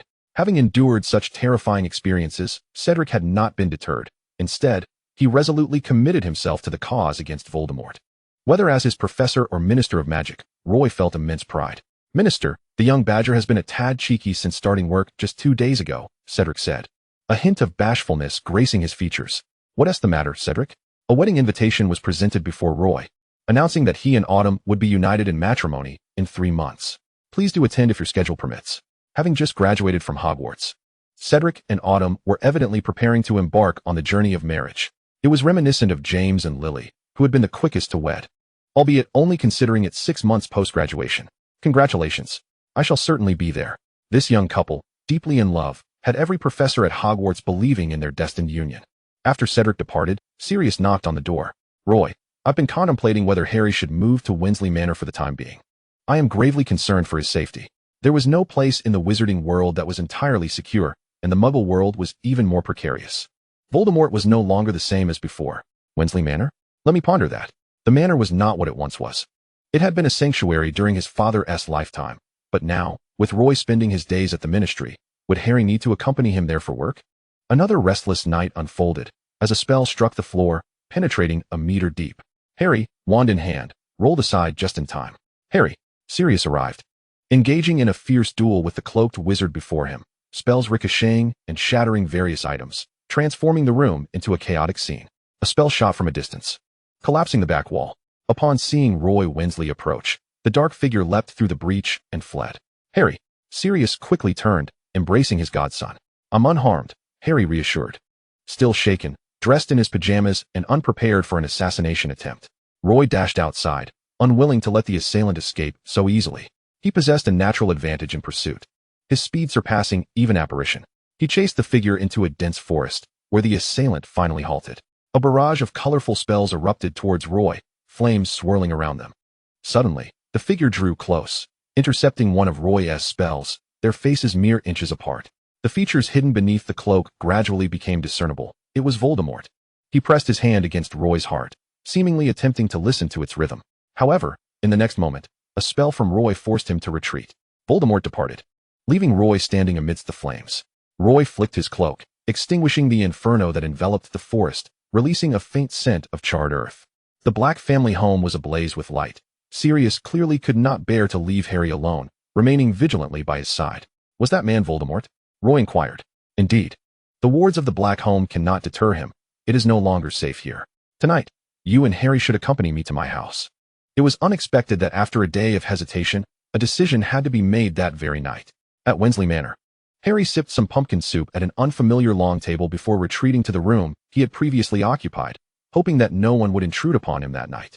He was utterly exhausted, both physically and mentally. From that day forth, Harry resided at Winsley Manor, and when Roy and Sirius were absent, Phoebe would keep him company. Meanwhile, the minister was not in the office. He had gone to Hogwarts to meet with Professor Dumbledore. Dumbledore had inquired of Severus regarding the rapid recovery of Roy's health. Despite his prolonged stay at Hogwarts, which he maintained with remarkable acuity and insight. "Do you not believe in my potion prowess?" Severus replied impassively, uncertain why, but unwilling to divulge that Roy's injuries had been healed by the Dark Lord. The headmaster did not press further.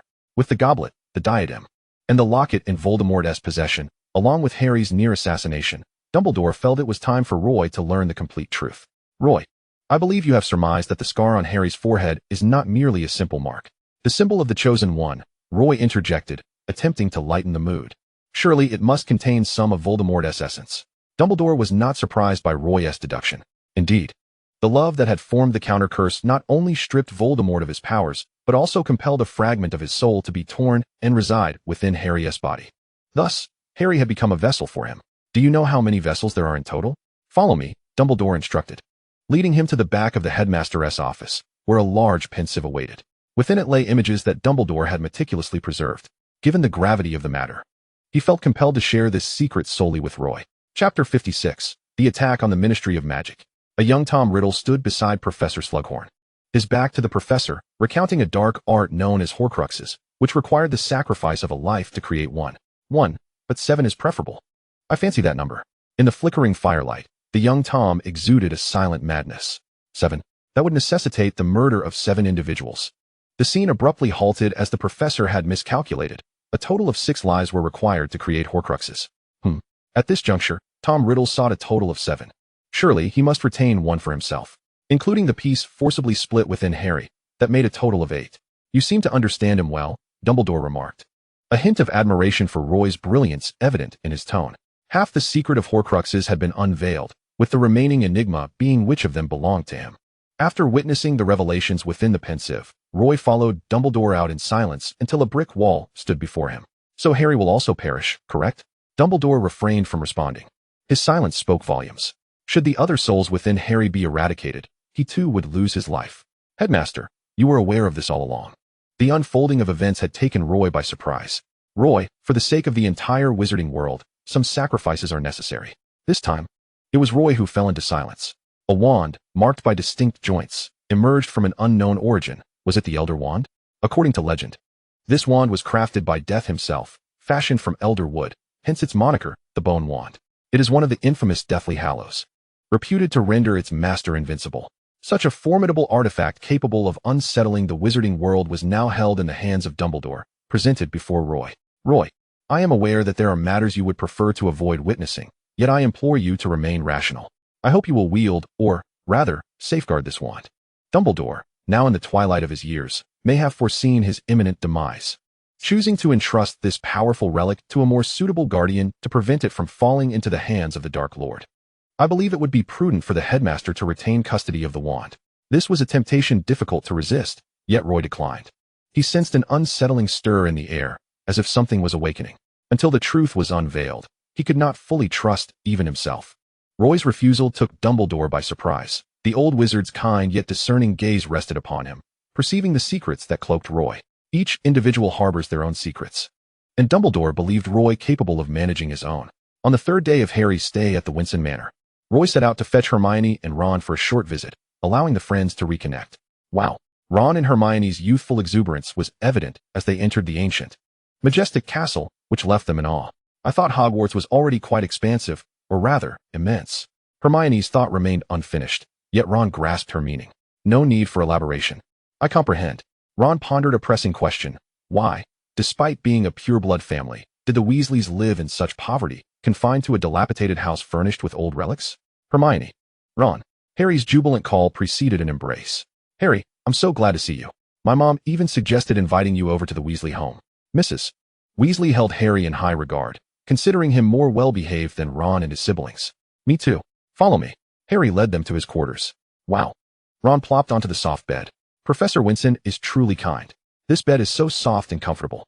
Hermione was captivated by the picturesque English countryside outside, her heart stirred by the legacy of these pure-blood families. This plot of land must be worth a fortune. Observing Hermione gazing out the window, Ron joined her, enchanted by the breathtaking view. Harry leaned in as well, and the 3 friends nestled against the windowsill. At night, the stars shone brightly, illuminating the sky. "That's wonderful," Hermione exclaimed eagerly, her love for the stars evident. Roy arranged accommodations for the trio, placing Hermione in a separate room while Ron wished to share a room with Harry. eager to discuss countless topics with him. That evening, Roy returned to the manor late. Professor, Ron and Hermione greeted him. Ron, Hermione, it's been a while. How was your day? Very well. This place is so grand and beautiful. That's splendid. I hope you enjoy your stay. The arrival of the three young wizards brought vibrancy to the manor. Upon hearing their desire to play with enchanted brooms, Bebe retrieved 3 firebolts from the storeroom. Though not the latest model, they were more than satisfactory for the trio. Harry soared through the air on his broom, effortlessly outpacing his 2 companions. Harry, don't fly beyond the manor. Remember what the professor said? Be mindful of your safety. It was fortunate for Harry to have Hermione nearby, who offered timely reminders as he veered back toward the castle. After dinner, Harry regaled his friends with the harrowing tale of his assassination attempt by the Dark Lord. Recalling how the professor had come to his rescue, he suddenly smacked his forehead. I forgot to return the brooch to the professor. Sirius had found the teardrop-shaped brooch at the scene and had kept it at the Black residence, finally remembering to pass it on to Harry before his trip to Germany. However, in his excitement, Harry had completely forgotten about it.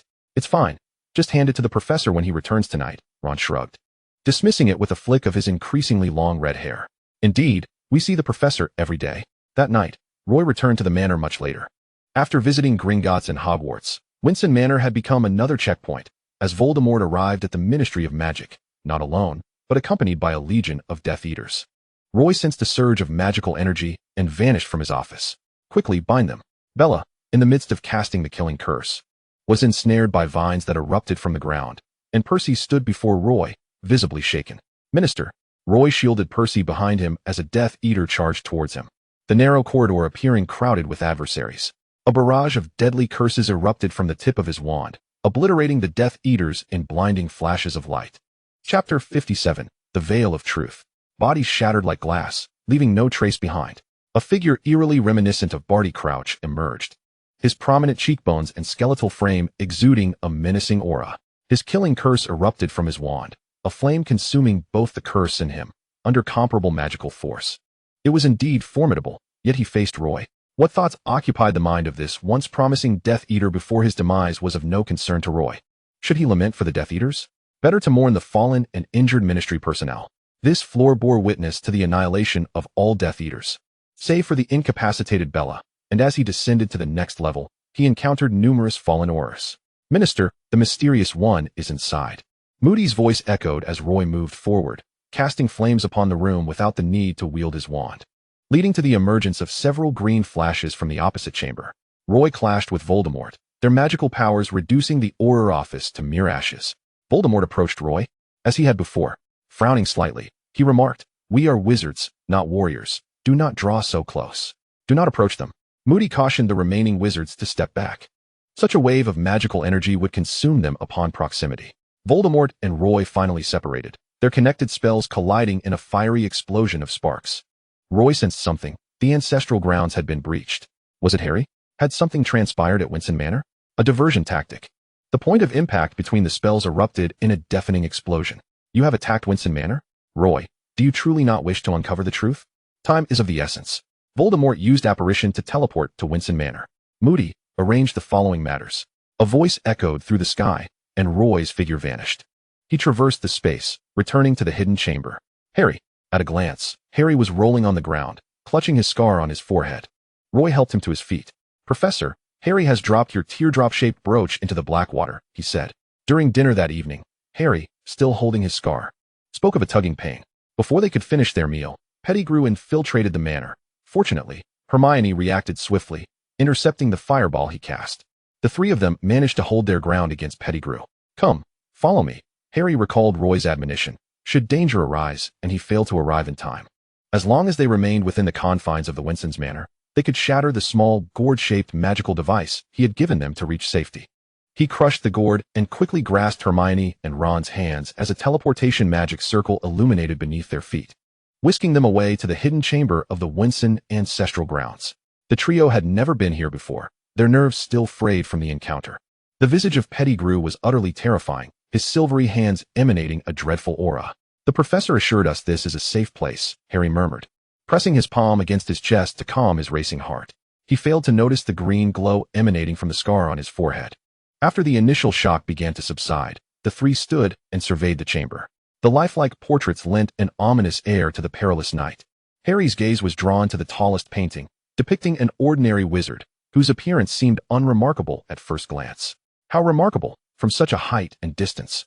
I can see it so clearly. Harry's voice drew the attention of the others. Beneath the portrait, 4 stone-carved words stood out, above reason. Is this the ancestral creed of the Winson family? Ron exclaimed, realization dawning upon him. Harry felt a splitting headache, as if something was vying for control over his body. Driven by an unknown force, he continued to survey the chamber and discovered a pool of black water. The water was dark yet pristine, shimmering with iridescence as he approached. Upon closer inspection, he saw nothing unusual. Harry could not discern anything special, but the other forces within him had a different perspective. Harry, what are you doing? Hermione exclaimed as she noticed him preparing to drop the teardrop brooch into the water, rushing to stop him. No one knew what lay beneath the surface, especially considering it was Professor Winson's property. How could Harry be allowed to dispose of it? Struggling against the compulsion to release the brooch, Harry felt the green light flicker once more from his scar. Just as Hermione rushed to grasp his hand, the brooch slipped from his fingers, narrowly missing her grasp as it plunged into the black water. Hermione leaned over the edge, using her wand in an attempt to retrieve it. Ah! Harry cried out in pain. Harry! Harry! Hermione and Ron, who had hurried over, restrained him, but it was of no avail. Harry's strength was overwhelming, and he felt as if his head would split open. Was he nearing death? The professor appeared within the chamber, lifting Harry into his arms, a steady stream of magic soothing him. Harry gradually quieted in his embrace, his limbs ceasing their struggle, and he slipped into unconsciousness. Roy laid him down upon his own removed cloak and approached the black water, which had previously seemed innocuous, but now bore an unsettling significance. As he neared the water's edge and reached in, "Professor, be careful," Hermione warned, her concern for Roy's safety palpable. A box flew into Roy's hand, adorned with intricate patterns that bore the Winson family crest. Could this hold the key to everything? Was this what Voldemort had tirelessly sought? Upon opening the wooden box, he found a jade vial and a letter. The envelope reminded Roy of his school days, each letter from his father arriving in such pale green stationery, stamped with the image of his favorite white tiger. "You all should rest for a moment.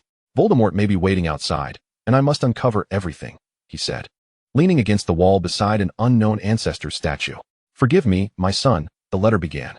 "Merlin instructed me that the matters of that year should remain sealed, vanishing with my death. Yet, I have pondered for many years whether this was truly for your good or ill. Thus, before my passing, I shed a tear. When you find yourself questioning your fate and the past, you may find answers within it. I am uncertain whether this course of action is more correct than adhering to Merlin's advice. After much contemplation, I concealed this within the black water, surrendering all to destiny. No matter what, your father and mother will always love you." The words of Winson's echoed in the chamber. A single tear fell onto the wooden box. Roy grasped the small jade vial, containing his father's tear, which held all the truth. He fixed his gaze upon the portrait of Merlin opposite him. The words above reason strikingly vivid. Merlin's spirit lingered within the Winson manor. Yet, despite his divine nature, why would he intervene in Roy's life? His destiny should remain firmly in his own hands, forever under his control. He tucked the vial and led her away. "Come, let me lead you out," he urged. The professor's demeanor seemed off, yet they dared not inquire further, sensing that the wooden box contained something deeply unsettling. The trio obediently followed Professor Winson out of the chamber. Pettigrew had vanished, but as they entered the hall, they nearly gasped in shock. Ron's voice broke the silence, only to be silenced by Hermione's hand over his mouth.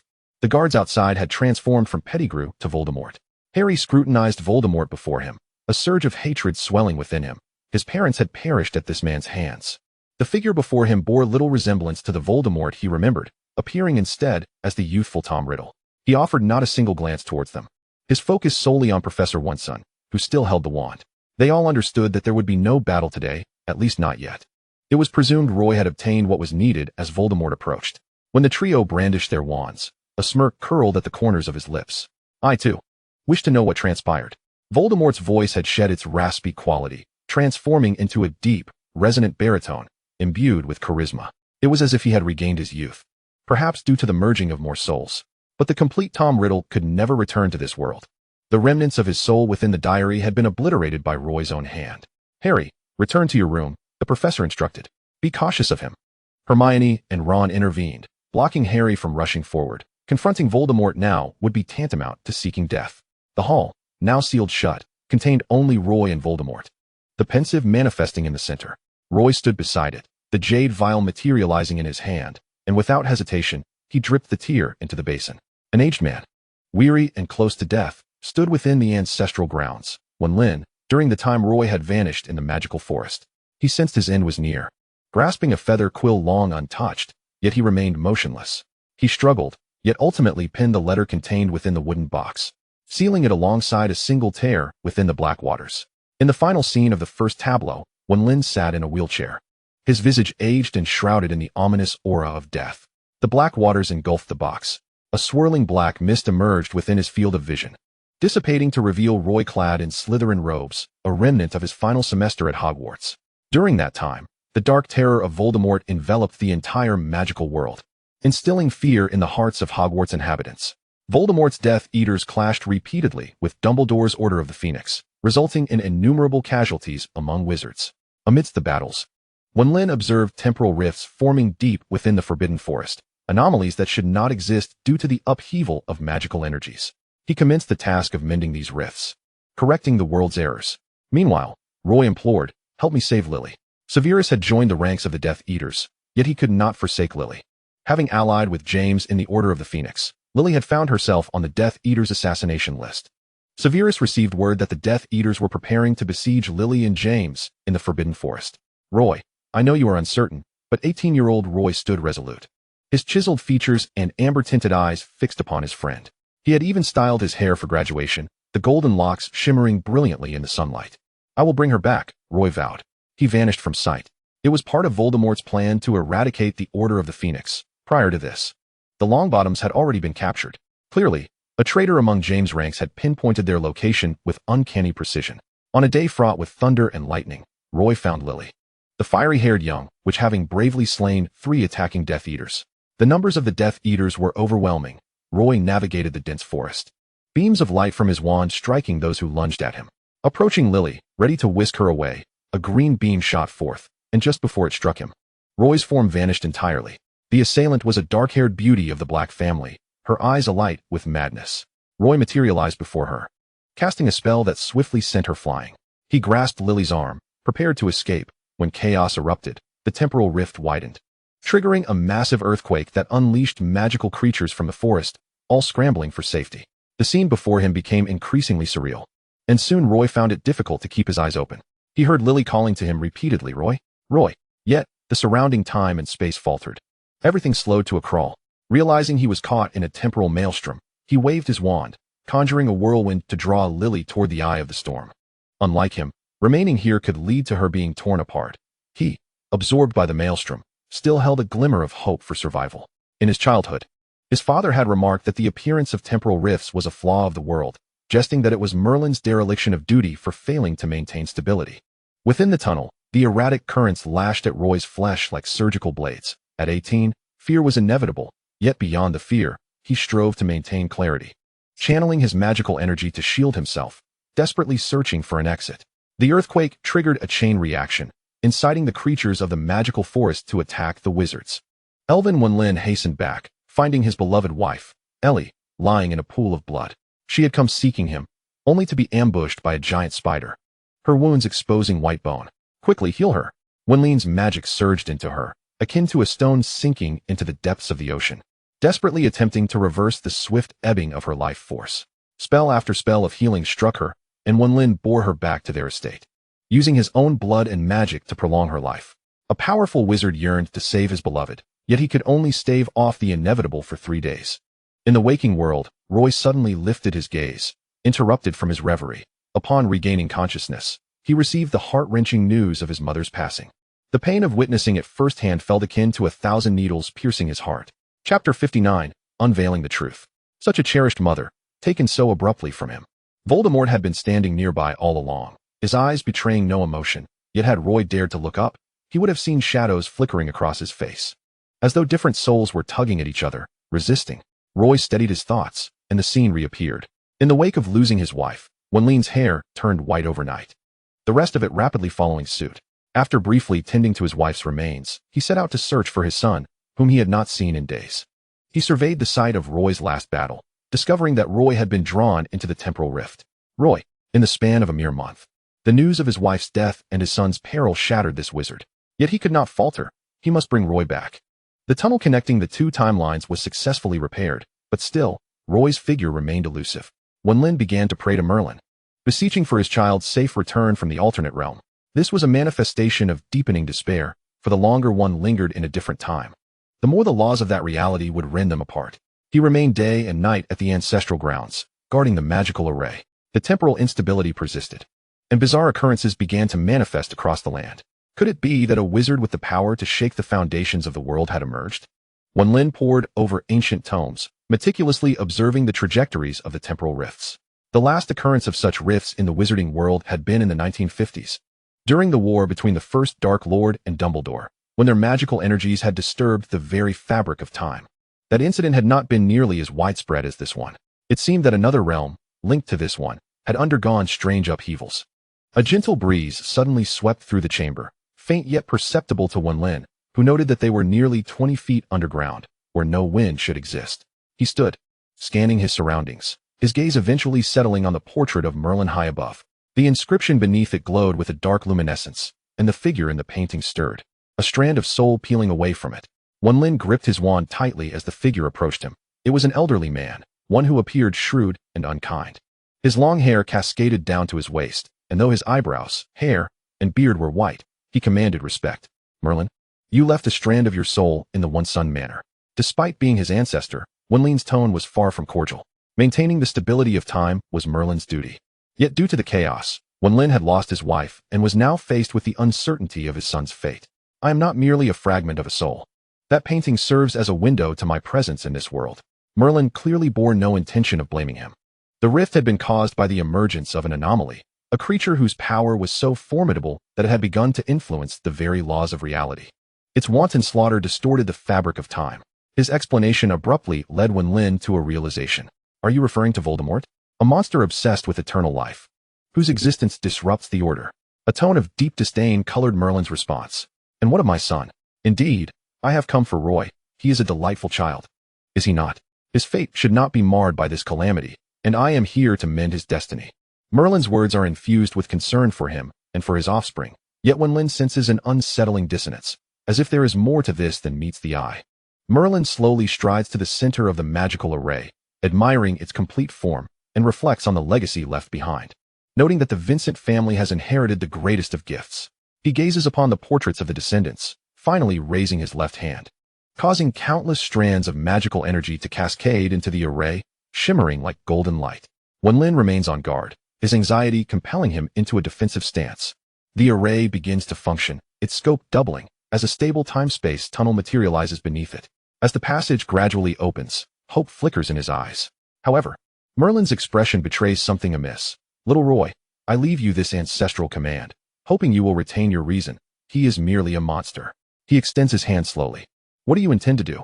Merlin pays no heed, stretching forth both hands as if to embody a deity of the human realm, causing the earth to tremble. Winson steadies himself, acutely aware of the chaos around him. What are you attempting? Are you interfering with that world? Merely imparting a lesson to little Roy. Do you not desire him to return to you obediently? Winson shudders under his gaze. Why would Roy not want to return? With such tumult. What upheaval has Merlin wrought in that world? Good child, thus it shall be. I shall assist you in rectifying this error. The seductive words flow from Merlin's lips, traversing the magical array into the tunnel. The array's radiance begins to dim as Merlin withdraws his hand. I despise the emergence of elements beyond fate. He reclaims his hand. In place of the array lies Roy, battered and bleeding in a pool of crimson. Roy. Winson rushes forward, kneeling beside him, casting healing spells to mend his wounds. As Winson tends to him, Merlin approaches, scrutinizing the child who has been entrusted with the monumental task of saving the wizarding world since birth. What a splendid child. This is his most exquisite creation. Tom, Roy utters weakly. Tom. Winson administers 2 vials of potion, staunching the bleeding from the 3 most grievous wounds. As Merlin prepares to intervene, Winson, audaciously grasping his ancestor, queries, what do you intend to do with him? The Tom he references is Tom Riddle. Love is a force that strips away reason, extinguishing all prospects, particularly when it is misguided. Shall I not aid you in rectifying everything? Before him stands Merlin, the omnipotent sorcerer, yet he emanates an even greater aura of dread. He descends into another time-space, encountering a different Tom, and they fall in love. No wonder the blood of the Vincent family flows, wounded by the currents of stability. The choice must be his own. This is his life. Winson comprehends Merlin's intentions. Yet, Roy's life should be his to govern. Winson, you have matured. Do not suddenly revert to naivety and childishness. Reflect on your encounters with Tom Riddle. Is it conceivable that Roy would choose him? This memory shall only bring him anguish. Merlin conjures a magical array, declaring this a flaw of the world. He should not have encountered the monster of that realm, as he possesses a predetermined path to follow. It is an error, and thus I shall amend it, otherwise he would have perished long ago in another world. Chapter 60, Independence and Pride. Images emerge upon the array, if not excised. This is the fate I have extrapolated for him. 100 paths leading to death. So, Winson, do you truly wish to obstruct me? Legend has it that Merlin is the most persuasive sorcerer, capable of commanding the mightiest wizards and the most powerful kings with ease. Fear not. I am not extracting a portion of memory, merely modifying it, stripping away a fragment of emotion. He shall remain the Roy you once knew. He approaches Roy, his hands conducting like a maestro, elegantly withdrawing a hint of pale golden sentiment. Subsequently, a faint white light emanates from Roy's form, growing in intensity as memories begin to weave themselves anew. Do not fear, child. That is all you have experienced, all that is truly yours. He bestows an additional gift, healing all of Roy's wounds, rendering his memories even more impeccable. Everything returns to normal. The monster has its destined savior, and you shall continue to tread your own path. Merlin's journey encountered minor setbacks, yet overall, it was a success. What of the Voldemort from that other world? What of his memories? The obsession with immortality? The incessant fragmentation of his soul? He has long become a madman, devoid of all genuine emotions. I have spoken of Tom Riddle, a creature born of an intoxicating potion. Merlin's tone drips with disdain for Voldemort, a necklace materializing in his hand. Good child, consider this a gift from your ancestor. The necklace replaces the original family heirloom, transformed to resemble it perfectly. He rises, turning to gaze upon Winson, who has aged rapidly under the weight of recent tribulations. Guard this secret. Let it vanish with you into eternity. As Merlin's words linger in the air, he vanishes without a trace. His tone is light, as if he has merely fixed a trivial bug in a game. The rifts in time and space around the world close, animals returning to their natural habitats, while the Death Eaters and the Order of the Phoenix continue their fierce battle. The world is meant to be thus. Reflections from the portraits echo. As the long sigh fades, reality gradually reasserts itself, the vision of the meditation basin dissolving entirely. Roy stands there, lost in thought, his silence stretching into an eternity. Lacking that emotional thread, he finds himself unable to empathize with Voldemort. Destiny? A predetermined fate? Does the trajectory laid out by Merlin allow for Voldemort to reintegrate his soul, restoring his original emotions and memories? Roy is reluctant to confront Voldemort beside him, even as he acknowledges the existence of a profound connection and shared memories of love that have been extracted. Yet, in this moment, he remains unhealed, comprehending Voldemort's fury, but feeling only that anger. Instead, his emotions are steeped in sorrow for his father's passing. He imagines the torment his father endured for years, watching him, wrestling with the dilemma of whether to reveal the truth, unable to do so out of love. He senses Voldemort's proximity, a hand reaching out slowly towards him, yearning to touch Roy's face, yet Roy recoils. I'm sorry, he utters, the words feeling foreign and distant. He retreats a few steps. When did you begin to sense something amiss? Or is it the restoration of memories? Roy gazes at Voldemort. When I possessed only a fragment of my soul, I had no recollection of you or our shared history. Yet upon seeing you, an instinctive unease arose. This seeker of immortality, driven by an instinctive disquiet, has embarked on this journey. His character would not permit even the slightest inexplicable events to transpire in his presence. He yearned for immortality, harboring a deep disdain for deception and control. Upon being resurrected by the diminutive star, the moment he laid eyes on Roy, an inexplicable sensation surged within him. His recollections of Roy were limited to the childhood memory of gifting a young tiger to Winson in a bid to secure his allegiance. This subtle dissonance did not go unnoticed. He ventured to the ancestral home of the Gunter family, where he retrieved a fragment of his soul. Proud as he was, he willingly fused with the essence of his soul in pursuit of what might well be an elusive truth. The process of fusion was protracted and agonizing, for the soul that had splintered away, carrying the weight of a life, was forever imbued with estrangement and certain taboos, striving to break free from the shackles of the body. Was it merely a trifling incongruity? Perhaps even Merlin had not foreseen the remnants of a lamentable love. During this ordeal, he unexpectedly discovered the resurrection stone embedded in the ring. Little did he anticipate that this minuscule shard of resurrection stone would restore the shattered form of his beloved. Roy fell silent, for the situation had already unfolded as such. He now seemingly faced a choice, whether to reclaim the emotions and memories he had lost. Should he continue on the grand journey predetermined by Merlin, or seek out those fragments of memory that might lead to his own destruction? The atmosphere was thick with silence, as if awaiting Roy's decision. "You must depart, mustn't you?" After what felt like an eternity, Roy's voice resonated beside him. "Do you choose to relinquish that memory?" The pause in his tone was impossible to overlook. Merlin's assertion was erroneous. Tom Riddle was a product of the love potion, yet he was not a monster. He possessed emotions. The potion merely proved that he was not conceived from the love of both parents. However, beneath the rhythmic thump of the heart, each powerful beat birthed a semblance of feeling. Following his utterance, Voldemort's lips curved upwards in a subtle arc, one he himself was unaware of. The grand hall of Winson Manor was devoid of all but Roy. He caressed the necklace around his neck, the smooth gemstone of the ring offering a delightful tactile experience.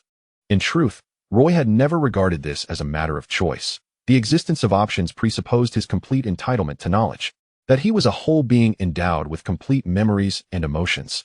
He was not the possession of anyone.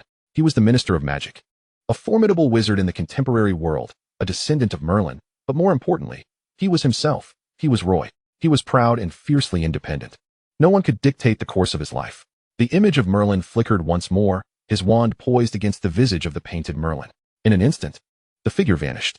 Meanwhile, in the conference room of the Ministry of Magic, the windows were tightly sealed, with flowing magic ensuring that discussions would not escape. Chapter 61. Love without love, hatred without hatred. Many had already taken their seats in the conference room. Severus, Sirius, Remus, Arthur, Lucius, Carter, and Misha. Roy appeared, materializing before them without a hint of doubt among the gathered. He took his place at the foremost seat, declaring, "I shall be departing for a time. There are matters I must address before I leave." The news of Roy's impending departure elicited furrowed brows from all but Misha, who appeared somewhat concerned. Clearly, this was not an opportune moment for such a departure. The process of reclaiming his memories and emotions might demand a significant span of time, requiring him to make certain preparations to safeguard against a return where he might find not wizards walking the streets of the wizarding world, but rather a wolf or a giant spider. As for Voldemort, he and I shall reach a consensus. We will first confront the enemies of the wizards together before engaging in the final internal conflict. Thus there is no need for concern during this interim. Severus and Lucius exchanged glances, while Sirius was physically restrained by Remus to prevent him from interrupting the minister's speech. This was indeed a rather fanciful notion. Could Voldemort truly heed the words of another? No. Could he truly heed Roy's words? Had it been anyone else, those present would have offered a single dismissive snort, indicative of disbelief at such fanciful musings. Yet Roy was undeniably a man of sound judgment. Surely, he must possess some assurance in making such claims. The astute Lucius sensed a slight unease. Something about the two seemed to indicate a deeper connection unbeknownst to him. He chose to set aside this suspicion for the moment, as the purpose of their gathering was not only to announce Roy's temporary departure, but also to deliberate on recent defensive strategies. For the sake of the fairies and werewolves, they had conferred for 2 hours and still required the cooperation of St. Mungo's hospital. It was well past noon when their discussions concluded, the pangs of hunger making themselves known. "Take care, Roy," Misha cautioned before departing. Lucius lingered, intentionally so. "I am curious as to how you will ensure that he remains unharmed while you are away," Lucius pressed, seeking clarity. "Lucius, such curiosity could easily be directed towards Voldemort himself," Roy replied. "That is hardly amusing, Roy," Lucius retorted, frustrated by the lack of answers. That night, Roy awaited in Winson Manor, seated upon a solitary sofa, one hand cradling his head, appearing contemplative, yet more so in a state of anticipation. A figure materialized beside him. Before them lay a map, not the Ministry's defensive layout against Death Eaters, but rather the defenses against werewolves. A latent connection allowed Voldemort to sense Roy's waiting presence. And indeed, he was there to meet him. He stood beside Roy, gazing down at his profile, before eventually gesturing toward the defensive map before them. "You are too merciful toward them. They should be eradicated utterly. When there are no fairies or werewolves left in the world, it will be a final resolution." How could he articulate such a sentiment with an air of reason that almost seemed persuasive? The casualties of a full-scale assault would be far greater. Voldemort regarded neither the lives of werewolves nor fairies with any significance, nor did he value the lives of wizards.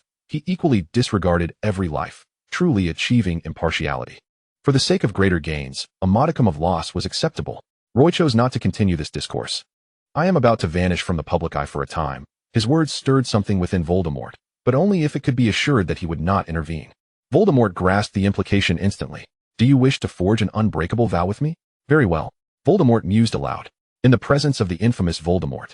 Roy recalled the years prior when he had attacked Voldemort while he was possessing Quirrell, only to suffer the backlash of a counter-curse. At that time, he had scoured every resource available, even consulting the old professor, steadfast in his disbelief that he could forge any willingly binding vow with Voldemort. It felt as though he had been soundly slapped across the face by fate. Roy did not rise. A silvery thread emerged from his left wrist, intertwining with a similar thread from Voldemort's wrist, merging into one. The entwined strands vanished from sight, the vow successfully established. A ray of sunlight drifted in through the window, heralding the dawn, the first light to grace Winson Manor. Accompanied by this illumination, Roy entered the ancestral grounds. Voldemort, draped in his cloak, caressed the sapphire ring upon his hand. Standing before the inscribed stone of the ancestral grounds, his feelings toward Merlin now distinctly profound. The situation had escalated to such a degree that the mere thought of locating Merlin's body, or any remnants, incited a desire for utter annihilation. At the moment the truth was unveiled, Voldemort, for the first time in his life, felt an overwhelming sense of impotence. His fury, once palpable, transmuted into a bitter resentment. Who was he to despise? Roy's father? Yet he was indeed Roy's father, motivated by love, and now deceased. Could Roy bear to witness any harm inflicted upon his father? Was it Merlin he loathed? The sorcerer might not even exist within this realm of wizards. And as for Roy himself, he found it impossible to harbor hatred towards him. He could not even discern the unique emotions that intertwined their fates. Hatred was unfounded. Love was absent. All that remained was a torment itself and the so-called predetermined destiny. Outside the ancestral grounds of Winson Manor, he cast a protective spell to deter any intruders. Within the secret chamber of the Winson family, Roy hovered in the air, fixated upon the portrait of Merlin. Slowly, he raised his hand, and flames began to erupt from the lower edge of the painting, rapidly engulfing the entire image. Beneath the painting, the inscriptions, which prioritized reason, shimmered with light, yet Roy paid them no heed. The portrait, made of resolute material, gradually succumbed to the inferno, transforming into ashes. As the fire spread from the expansive fields behind it, inching closer to his face. When the last remnants of the eyes disintegrated into ash, the entire painting became a charred piece of paper, drifting into the air, dissolving into dust. A thread of golden light from the pensive began to drift towards Roy, merging with his being. He started to descend slowly from mid-air, gradually landing on the ground. As the scene before him grew chaotic, his consciousness slipping into another realm. If an outsider were present, they would witness Roy lying motionless on the ground, appearing as if he were peacefully asleep. As memories were rewoven, returning to their original course, Roy's persona gradually became whole again. Time rewound to the summer of his 11th year. At platform 9 3/4, the eager first-year wizard, Roy, brimmed with excitement for the forthcoming school year. He embraced his father and kissed his mother's cheek before leaping onto the train, waving goodbye to his parents through the window. 2 months later, first-year Roy was summoned for a parent-teacher meeting, confronted by 3 notorious troublemakers, James, Sirius, and Peter. Chapter 62, A Heart-Wrenching Reunion. The adorable 11-year-old Roy exhibited no trepidation regarding the meeting, but rather a sense of pride in his own handiwork. His father, Winson, ruffled his hair, asking if he had bullied his classmates. "No, they tried to bully me, and I merely retaliated," he replied, pointing to Severus as a witness. Winson refrained from admonishing. After all, his son was not in the wrong. The 3 boys across from him bore expressions of pain and embarrassment. That evening, Roy sat across from Dumbledore, who was seated behind a desk. Before speaking, Roy gently grasped the old man's beard, caressing it with an evident fondness. "Little Roy." The child opposite released his grip and made a silly face. Soon enough, younger Slytherin students began to look up to Roy as their leader.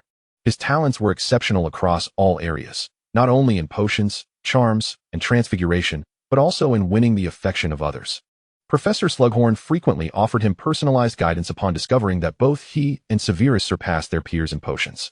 After their sessions, young Roy would tug at Slughorn's robe, eager to hear tales of the photographs on the wall.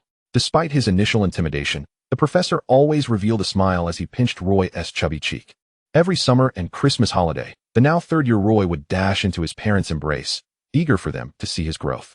By the 3rd year, Roy felt himself maturing into an adult, yet he still ran to his parents, longing for their immediate attention.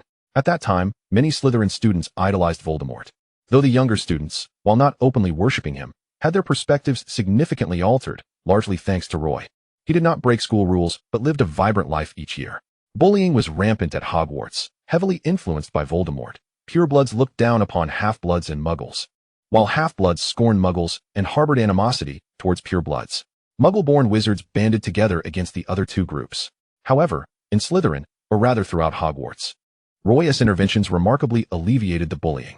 He would reprimand James for bullying Severus with his numbers advantage, as well as confront those who bullied Longbottom, Severus, and other Slytherin students. Despite his pure-blood heritage and formidable strength, he never perceived the existence of half-bloods and muggles as a flaw. Under his guidance, the academic atmosphere within Slytherin vastly improved, much to the delight of Headmaster Dumbledore. Following his 5th year, Roy ascended to the position of Slytherin Prefect. After achieving 12 outstanding grades, he successfully earned the title of an exemplary Hogwarts graduate. In the final months at Hogwarts, as the wizarding world became increasingly tense due to the escalating conflict, Roy relished his last days at school. "Roy, what do you plan to do after graduation?" Severus inquired, leaning against a tree. "I wish to explore the Forbidden Forest, travel through the wizarding world, and witness the wonders beyond." At this juncture, Severus had already succumbed to the allure of dark magic, following the Dark Lord, and returned to Hogwarts to teach 2 years post-graduation. Roy had meticulously crafted his travel itinerary, intending to depart from England and traverse through France, Germany, and other European nations before venturing to America and Asia, ultimately embarking on an adventure in the Forbidden Forest, culminating in a 2-year journey back to England to determine his ultimate vocation. "I thought you would aspire to work at the Ministry of Magic. Considering Dumbledore believes you would achieve great things there," Severus remarked, somewhat surprised. "The Ministry of Magic? What a waste of youthful exuberance. Once I am ready to contribute to the entire wizarding world, I shall consider it." During the summer following his 7th-year graduation, unlike the previous 6 years, Roy did not rush to his parents, eager for them to witness his transformation. 2 months prior, at Severus' request, he had ventured to rescue Lily, only to fall into a temporal rift. A stable time tunnel posed no threat to Roy's physical form, but a turbulent one was a different story. He felt the currents slicing through him like knives, as if he were meat on a butcher's block. 18-year-old Roy, suppressing his fear, scrutinized the tunnel's surroundings. Just as his consciousness began to wane, he spotted a glimmer of light, likely the exit, and seized the opportunity to leap forth. Surrounded by dense forest, he lay amidst the underbrush, his magical energy gradually mending his wounds. This indeed was a grand adventure. As his awareness faded, those were his final thoughts. Emerging from the thicket was a cloaked figure, obscuring their form and visage, who spotted Roy lying on the ground. With wand drawn, they aimed at the barely breathing boy, eager to test the potency of a newly developed spell. Yet, they sensed an anomaly in the fabric of time and space, perceiving that this realm felt distinctly different. Was this disturbance conjured by the figure before him? Unaware of how long he had been unconscious, Roy awoke to find himself confronted by a colossal serpent, its massive head capable of enveloping his entire form, glistening scales reflecting a chilling light, and its terrifyingly large eyes staring down at him. Excellent, he thought. Now he wished to faint once more. Alas, his robust constitution would not allow it. "Father, come save me," he silently prayed. The serpent monster continued to fixate on him, and as Roy finally turned, he felt the cold sweat trickling down his back. Had he stumbled into the realm of a serpent king? Alas, no sooner had he risen than he was felled by a curse. Roy glanced in the direction of the spellcaster. Was that a youthful Tom Riddle? He recognized him instantly, for a grand portrait of the boy adorned the walls of the Slytherin chamber. Judging by his Slytherin robes, it seemed he had been thrust back many years into the past. How splendid! This esteemed Dark Lord had greeted him with an immediate assault. If only he could return, he would hasten to join the Headmaster's Order of the Phoenix, becoming its most devoted member. Such turbulent thoughts coursed through his mind, yet they were overshadowed by the excruciating pain of the curse. Fortunately, this infamous hex was not yet fully matured. Otherwise, Roy would have met his demise long ago. "You hail from another world?" Roy realized he had been discovered. Thankfully, his mastery of mental occlusion had kept Tom Riddle from uncovering the entirety of his circumstances. "Merlin, oh save me, and cast me back." Yet, Tom Riddle, lacking in intellect, waited for a response from an 18-year-old wizard suffering under the Cruciatus curse, who had scarcely the strength to utter a word. As a white light ignited from the wand, Roy squeezed his eyes shut. Nothing transpired. He remained ensnared within the chamber, utterly alone, save for the predatory serpent monster. At this juncture, Voldemort was still known as Tom Riddle, and he occasionally visited the chamber to ascertain whether Roy had perished. To him, this golden-haired wizard from another realm was remarkably resilient. Even under the influence of the Cruciatus, his body showed signs of recovery, indicating an extraordinary innate talent. Chapter 63, Those Stolen Moments. Realizing that Tom Riddle was a sadist, Roy could do little more than mend his own body. How infuriating. He had thought the foolish serpent would keep watch over him. Despite Roy's continuous application of mental occlusion, he was startled when Tom abruptly turned to face him. Approaching with an air of disdain, Tom scrutinized Roy's features, and Roy felt a rush of indignation. He, Roy Vincent, was not merely likable, but rather a bloom among flowers. Who could have anticipated such disdain? Yet, he had no time for such thoughts, for his chin was seized in a cold grip that felt far from human. He remained motionless, fearing that the next moment might bring a flash of green light, sending him to meet Merlin in eternity. He must survive to reunite with his parents. Tom appraised his visage and cast a spell upon him. Thankfully, it was not the killing curse but rather a cleaning charm. Well, at least he found himself deemed unclean. Reflecting on this was certainly preferable to facing death. In the absence of sunlight in the chamber, Roy, who had gradually calmed amidst the initial terror of his uncertain fate, began to observe his surroundings under the serpent monster's watchful gaze. The scene was decidedly peculiar. Roy, under the scrutiny of a serpent that towered 2 stories high and was thrice his girth, cautiously surveyed the chamber's peculiarities. Feeling slightly better, he pondered his situation. Tom Riddle had imprisoned him, and upon his return, he would incinerate the portrait in the common room. Uncertain of the reasons, Tom found himself visiting the chamber with increasing frequency. "The Slytherins are all fools, but I find you rather clever," he remarked, having not spoken for several days. Roy felt his sanity slipping. "I am on the verge of graduation. You may remain here, but you will accompany me." Roy furrowed his brow, uncertain whether to feel gratitude for being chosen over a serpent who would wish to accompany him. He began to understand that his status as a time-displaced traveler rendered him unique, thus drawing Tom's attention. Due to unforeseen circumstances, Tom was compelled to take Roy away prematurely. A girl at Hogwarts had been murdered, and many parents questioned the institution's safety. After deliberation, the school decided to send students home, with the precise date for their return pending notification. Tom had nowhere to go, yet he could not remain at Hogwarts. On the day of departure, he lingered a bit longer, and under the cloak of night, he cast an invisibility charm to whisk Roy away. They journeyed out of England and into France, arriving at a 2-story building on the French border. The interior was sparsely furnished. The ground floor held little more than 2 open bedrooms and a kitchen. Roy surveyed the room, which contained but a single bed. Its only redeeming feature was a vast wooden window through which the endless expanse of grassland could be seen, now adorned with a dazzling array of stars. Tom returned to his own chamber, recording his thoughts in his diary. The necklace and brooch he wore bore the craftsmanship of a master. The necklace was inscribed with his name, Roy. This wizard believed himself to be entirely unremarkable. How dearly his parents had loved him, adorning him with numerous protective charms. "My foolish mother, as the heir of the Gaunt family, with Slytherin blood coursing through her veins, chose to wed a muggle wizard. I despise her, and I loathe all those from the Gaunt family who look down upon me. Today, Dumbledore seemed to have uncovered my secret, yet he lacked evidence. The intruder was named Roy, and I discovered his initials inscribed upon his brooch." Riddle lifted his pen to compose a passage, but soon rose. He recalled that the serpent required sustenance, and so did Roy. He entered the adjoining room, and the young man sprang up from the bed. A tantalizing aroma of roasted steak wafted through the air, and he dared not believe that Riddle had prepared it himself. Roy sat at the suddenly materialized dining table, relishing his meal.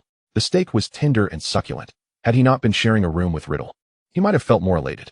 Riddle delivered not just a meal, but also a cloak, a black garment embroidered with silver serpentine patterns, perfectly aligned with Riddle's aesthetic. This was an invisibility cloak, though its effectiveness did not match that of the Potter family's heirloom. It required periodic recharging of magical energy. Roy clasped the soft fabric. Glancing at Riddle, "You shall require this."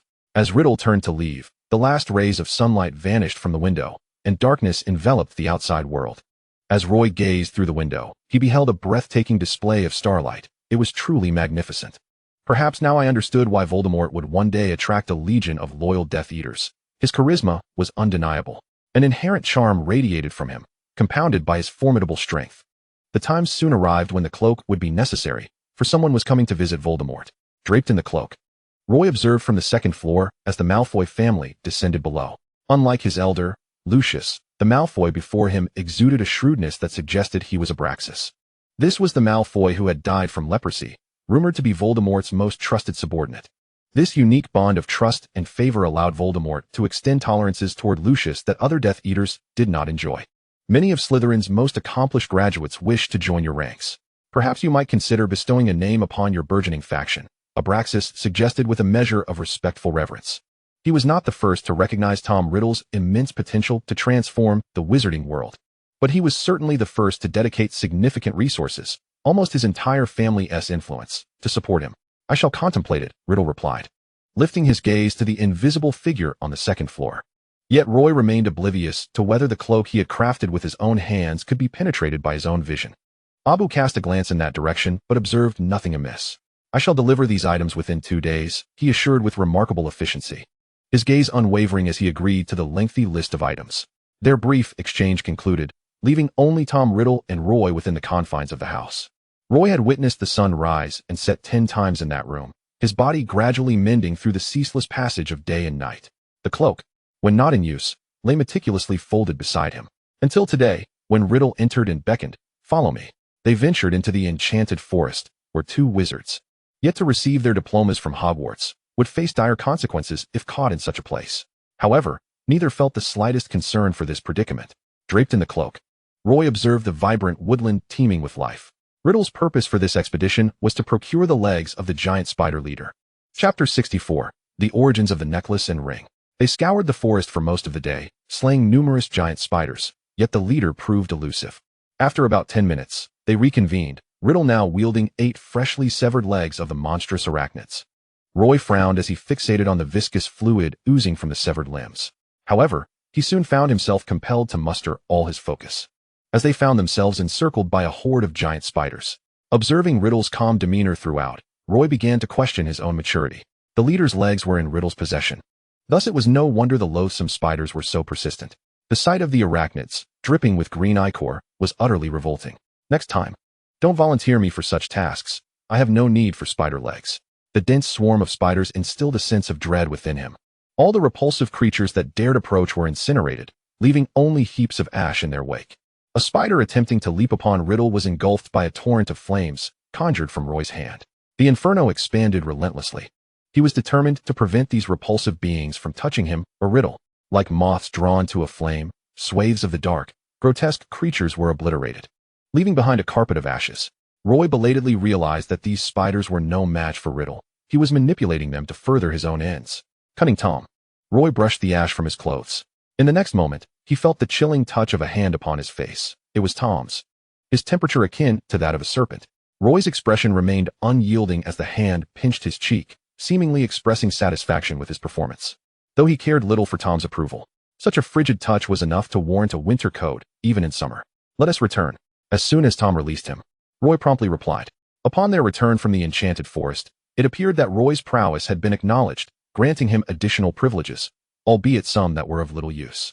Standing before the cauldron, Roy stirred it for Tom, cursing internally. He was neither a healer nor did he aspire to be an apothecary. A soul stabilizer? He recognized the nature of the concoction. Such a potion was unnecessary for an ordinary person, but Tom was far from ordinary. "Do you believe in immortality?" This was their first discussion of such a topic. Immortality? Roy sensed he understood what Tom coveted most. "Anything comes at a price, Tom." Unconsciously, he had shifted to a different address, one that Voldemort detested, yet Riddle made no correction. Of course, some bearable cost for immortality could be quite advantageous. The calm in Tom's eyes morphed into a fervor as the conversation progressed. This notion had become his obsession. "However, I believe the cost of immortality is steep, one that not everyone can bear." For the sake of his own life, Roy refrained from voicing the following thought. He believed that even Merlin, the once great wizard, could not attain true immortality. The dialogue was brief, and Roy lapsed back into silence, quietly assisting Tom with the cauldron. Time seemed to stretch, becoming slow and tranquil. He felt as though he were being drained. "I'm merely a subordinate to Tom," Roy jested, as each day entailed brewing potions for him. Originally, he had only needed to stir. Yet, Tom had discovered his own ability to brew potions independently and had delegated the task entirely to Roy. Moreover, he was also tasked with organizing books, those emanating a sinister aura, clearly not of benign nature, gradually interspersed with basic texts on time and space, which Tom had requested Abu to send. Abu found it peculiar, but Tom had persuaded him otherwise. "Surely, you cannot believe you can remain in this world indefinitely?" Roy was startled by his own thought. No one could linger in a different timeline. Not even a member of the Winson family, particularly when that world still held his parents and friends. "Roy, come to your senses, maintain your reason." He was on the brink of succumbing to Tom's allure, deciding to refrain from speaking for a few days to avoid losing his mind. Time could pry open the tightly sealed lips of any stubborn individual, be they ordinary wizards or dark sorcerers. In his final year at Hogwarts, Tom was a formidable figure, strikingly handsome, exuding power, and even his words were captivating. Roy. The call startled Roy, causing him to choke on his pumpkin juice. When had he learned his name? Had his mental barriers been breached? Roy, follow me, swear your allegiance to me. The familiar, deep voice, imbued with masculine charm, resonated. Strangely compelled, Roy nodded. I will follow you.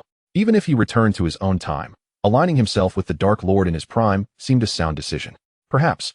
In the next instant, Tom grasped his left arm, the pale skin glinting under the light. Roy gazed at the figure before him, devoid of fear. Tom's palm rested upon the front of his arm, gradually lifting to reveal a mark, a skull with a serpent protruding from its mouth, adorned with star-like points. Roy recognized it. This was the Dark Mark. Had it existed even at this time? The eerie blackness, coupled with the skull symbolizing death and the serpent favored by Voldemort, formed the emblem. Voldemort referred to his followers as Death Eaters, a term embodying another facet of immortality. Such a powerful being feared death. Yet why was he so terrified of it? With this mark, I can summon you at any moment. Do not entertain thoughts of escape. The threatening words did not instill fear in Roy. He suspected he might be losing his sanity. That night, he lay in bed, observing the mark on his palm. This mark should not transcend time. He wondered if it would remain after his return. Surely, the sight of it would astonish both the headmaster and his father. Roy belatedly contemplated. This period felt like stolen moments, for Tom should be completing his final year at Hogwarts. Let alone the fact that Roy should not exist in this timeline at all. Stolen time is always fleeting. Hogwarts Owl eventually found the house. Delivering the announcement of the resumption of classes, Hogwarts would reopen in 10 days. After reading the letter, Tom casually handed it to Roy.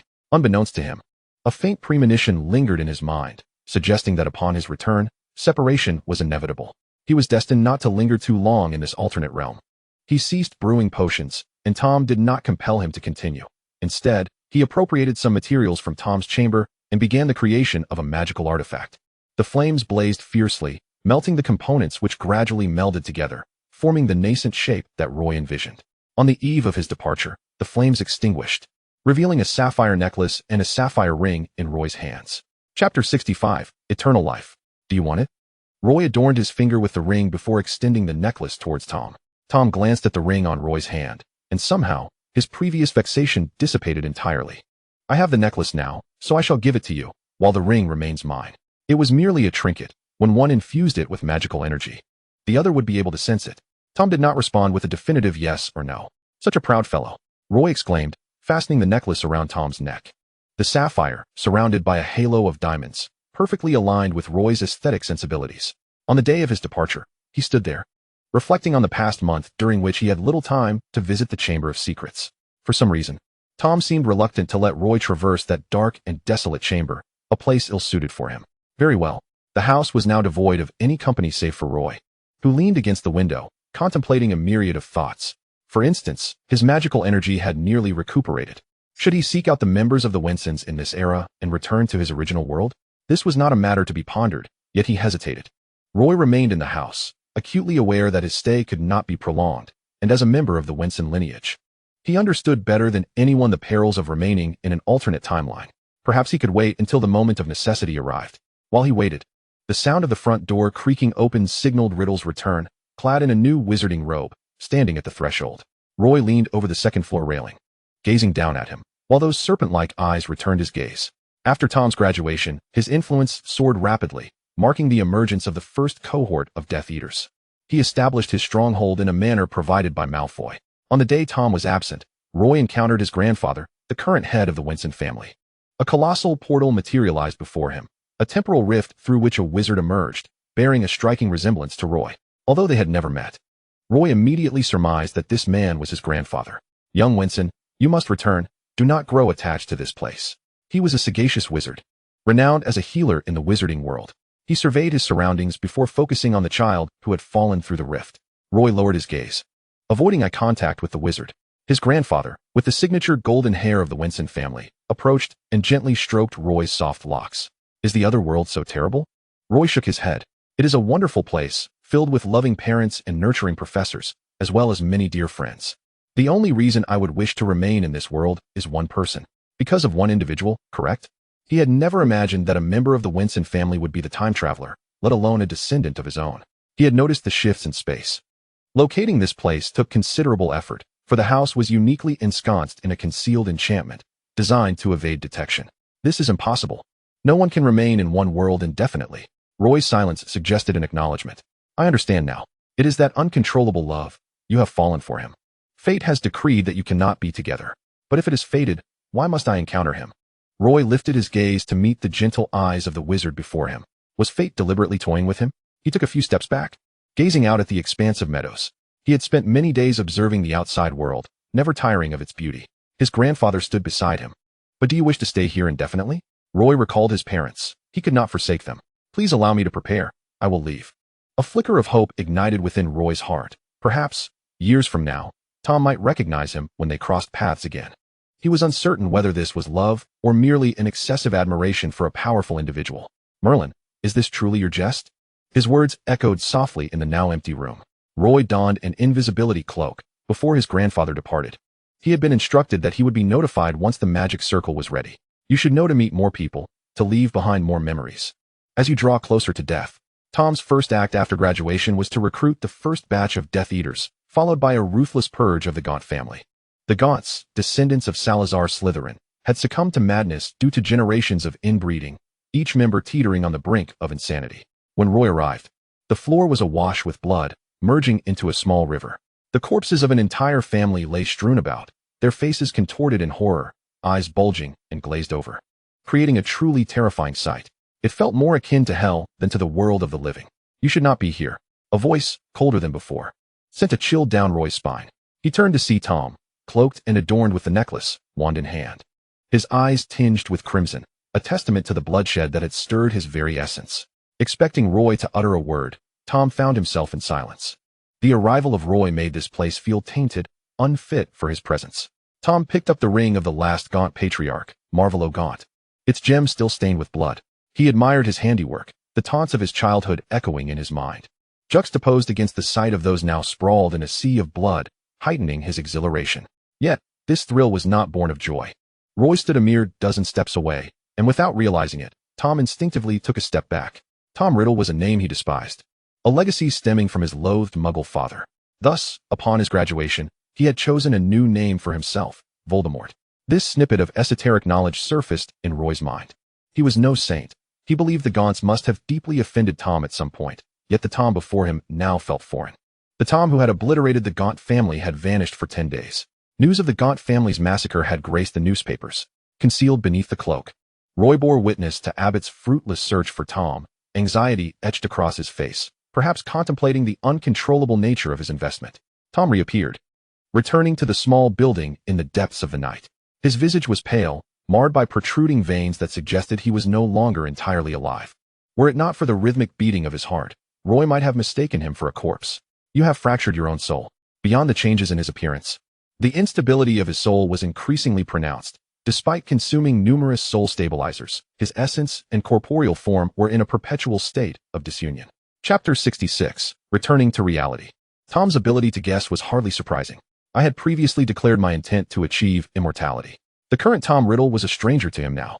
He had transformed into the merciless Dark Lord, who once whispered in Roy's ear, intent on exterminating all Muggle wizards. Roy, you should address me as Voldemort. Very well, Voldemort. Roy turned and retreated to his room. The night stretched on interminably as he stood by the window, gazing at the full moon. Tom, is immortality truly of such paramount importance? Is the forsaking of humanity, emotion, and reason in exchange for eternal life what you truly desire? The ground began to tremble minutely, and he quickly understood that this was no ordinary earthquake. It was a warning from the world itself. The tremors intensified, shaking the very mountains. With a wave of his hand, a vertical flash of white light appeared. It was time to leave. Roy, leave this place. Tom materialized at the doorway, and before he could finish his sentence, he beheld the white light. He transformed, appearing before Roy and grasping his arm. Do not dare attempt to flee from me. Tom's tone remained as haughty and domineering as ever. However, upon noticing the blood trickling from Roy's left ear, he inquired, "What has happened to you?" He reached out to touch the blood, but the rift had grown too large, engulfing Roy. A spell struck the fissure, only to be consumed by the white light, rendering it futile. He gathered his magical energy for a powerful strike, but just as the green lightning was about to erupt from his wand, he abruptly halted, directing the force against the wall of the room, causing half the house to collapse in an instant.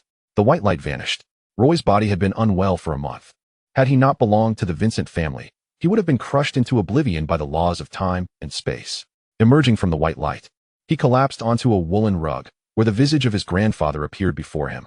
He cradled himself in the center of the magical array. You will return, and all will be well. Worry not. There will always be someone waiting for you ahead. He tenderly combed through Roy's hair, which had become disheveled from pain-induced perspiration. If fate truly favors you, believe in destiny, and the future will unite you. Roy's body was besieged by the pressure of the laws, as if a mountain were pressing upon his veins. No more. He would not relent in his pursuit of immortality. Losing his rational mind and transforming into a monster that numbly eradicated all obstacles, a single tear from his grandfather fell upon his face. The bond of blood is a remarkable thing. Although they had never met, his grandfather still treated him with the same tenderness one would afford a beloved grandson. The magical array began to activate, enveloping Roy's body in light and transporting him into the time tunnel. The temporal winds continued to assail him, indicating that he had altered many things. Just before his consciousness faded entirely, the last name to echo in his mind was Tom Riddle. When Roy awoke, his memories coalesced into the chaotic events of rescuing Lily Evans, the Earth's tremors, the rampaging giants, and his own injuries. It was rumored that his mother had perished during the upheaval, leaving him emotionally shattered as he recuperated in bed for an extended period. That was all there was. Roy stirred from his slumber, caught in a dreamlike state, wherein the recollections of his harrowing experiences would stab at his heart anew. Surrounding him was the familiar sanctuary of the ancestral chamber. The place where Merlin's portrait once hung was now marred by scars. Roy stepped out of the chamber, his gait unsteady, and sank into a chair in the grand hall. Tom Riddle, Voldemort. He pondered how these names encapsulated the various phases of that individual's life. This concealed emotion, long deprived of light, surged forth in a tumultuous wave. The fading sunlight streamed in, as if bidding farewell. Roy had vanished for 9 days. Having taken an extended leave, the ministry had not endured any attacks from Death Eaters, and numerous corpses of werewolves had been discovered in the forest, slain by the killing curse. While others wielded a single Avada, Voldemort had nearly evolved into a force of nature, scattering destruction like radiation. Roy. Arthur was the first to greet him, sorrow etched across his features. When you have a moment, you might want to console Sirius. News of Sirius's brother, Regulus, had emerged. 20 years had passed, and he had perished in the summer of his 19th year. Upon discovering Voldemort's cruelty and cold-bloodedness, he had aligned himself with justice, uncovering the most clandestine secrets of the Horcruxes, seeking to retrieve Slytherin's locket. In his pursuit, he had ingested cursed water, leading to his drowning in the lake. The Black family mansion was a place Sirius had long avoided, after being disowned by the Blacks. He had lost the parents who once cherished him and had grown estranged from his own brother. Roy, I failed him. I did not protect Regulus. It was the second time Roy had witnessed such profound anguish in Sirius, who collapsed in despair. Previously, he had lamented his own powerlessness. Merely a pawn of his family's machinations, foolishly loyal to the Dark Lord, unbeknownst to him. Regulus had been the first to uncover Voldemort's secrets and had acted with valor. Their names were stars in the sky, and Regulus shone as brightly as his name suggested. Roy steadied him, as Sirius leaned on his shoulder, weeping. Sirius. The words of comfort eluded him. Apart from Roy and Voldemort, no one knew of the extraordinary bond that existed between them. I will kill Voldemort. He is a monster through and through. Having lost James, and now his brother, Sirius was resolute. Roy, let us vanquish him together, shatter all of his plans, and eliminate him once and for all. Sirius grasped Roy's arms, his yearning gaze rendering Roy unable to refuse, nor did he wish to. He remained in the Black family mansion for over an hour. Casting a final glance at Regulus's portrait, the young man, as handsome as Sirius, had met his end at the tender age of 19. Roy resumed his ministerial duties, assessing the plight of the various magical beings and meeting with the Muggle Prime Minister to discuss recent events. Your Excellency, it is a pleasure to see you. GIs had suspected that with the appointment of a deputy minister, the minister would soon be replaced. After all, Roy had made the journey from deputy minister to minister, and it had been quite some time since he had made an appearance. The feeling is mutual.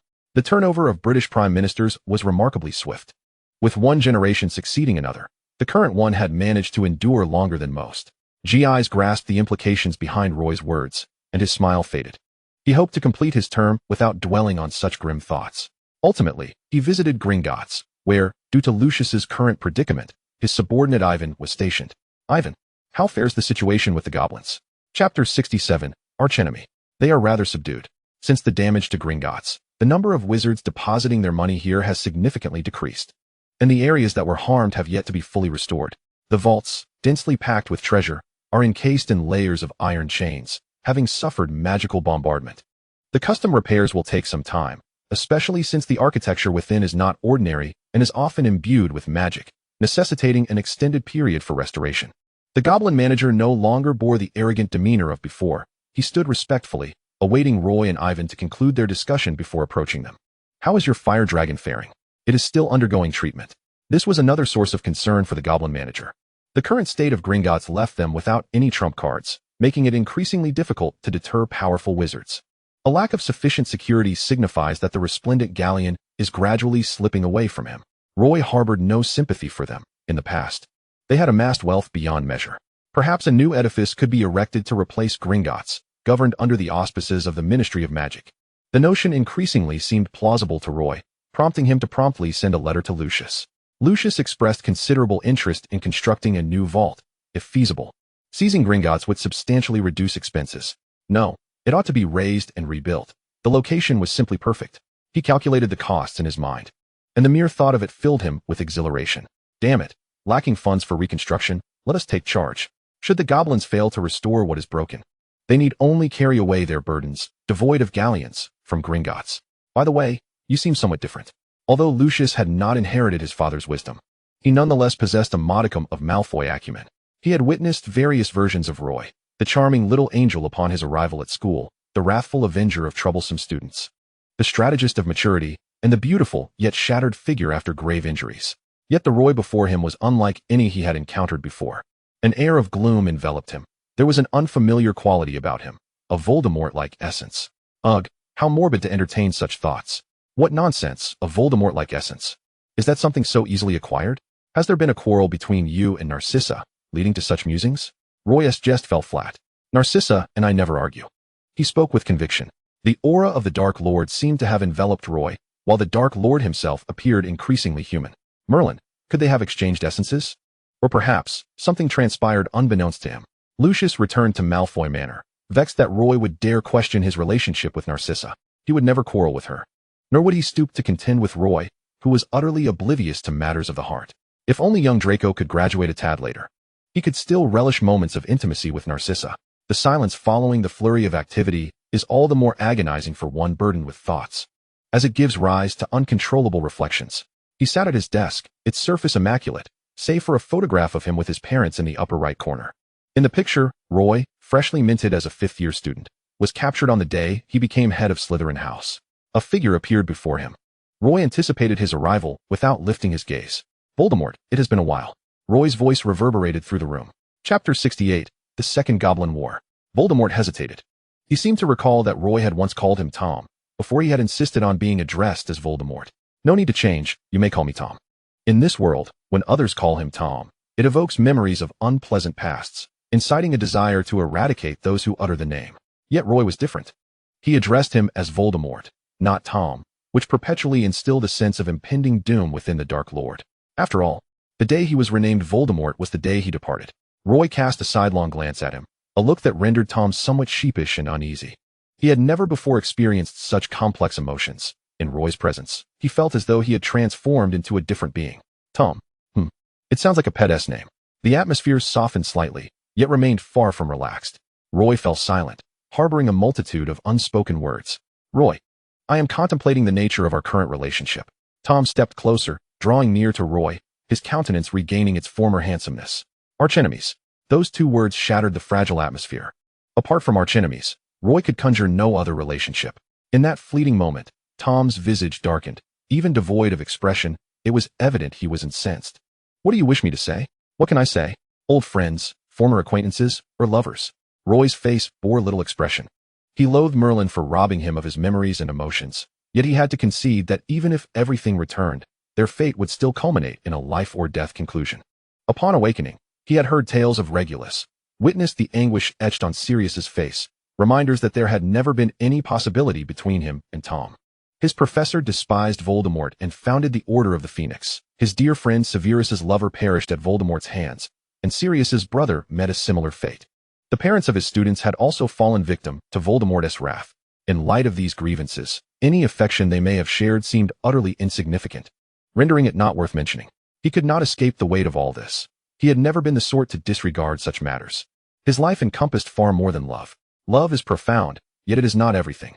Tom, perhaps from the very outset, we were fated to lack a conclusion.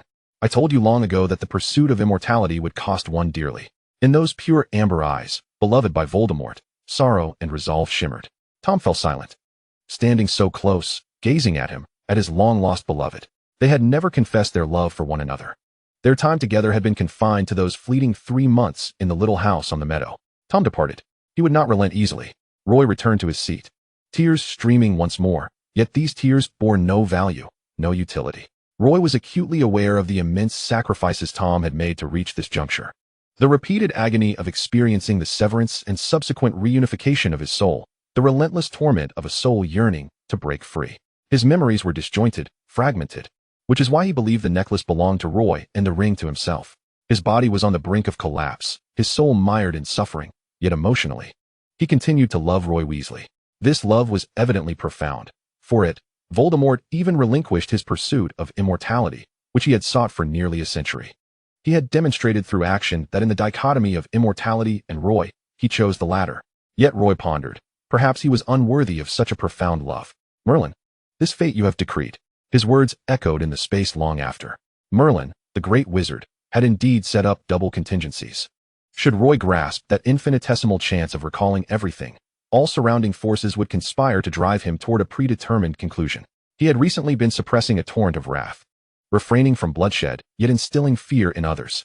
Lucius's letter lay in Roy's hands, soon reduced to ashes. That man seemed to possess intellect. Observing the growing might of the Death Eaters, as some wizards who had previously defected to his cause began to pledge their loyalty once more, hinting at an even more frenzied trend than before. Mad-Eye Moody, seasoned in battling Voldemort, harbored concerns about the current situation. Should it remain unchecked, the casualties in the future would likely be even more devastating. Roy approached the map of the wizarding world, densely populated with cities, rivers, and mountains. The robe he donned today was brand new, its hem adorned with delicate golden embroidery. He still wore the brooch on his chest, yet the necklace was conspicuously absent. A fortnight later, news of Roy and Voldemort sustaining severe injuries in the Battle of Hogwarts spread like wildfire. Rufus swiftly ascended to the position of acting Minister of Magic. Harry, the professor will be fine. Do not worry, Hermione steadfastly reassured him, firmly believing that the professor would never succumb to the rumors circulating.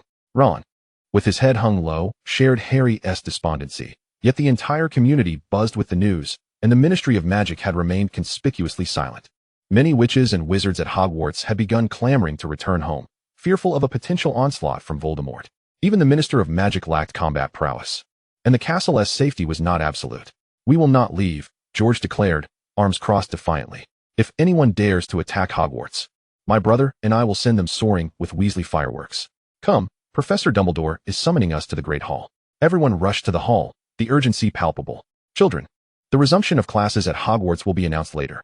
For now, please return home to your parents. This was the first time during Dumbledore's tenure that students were being sent back. We will not leave. We shall stand with Hogwarts in its hour of need. A voice echoed, and many older students began to echo the sentiment.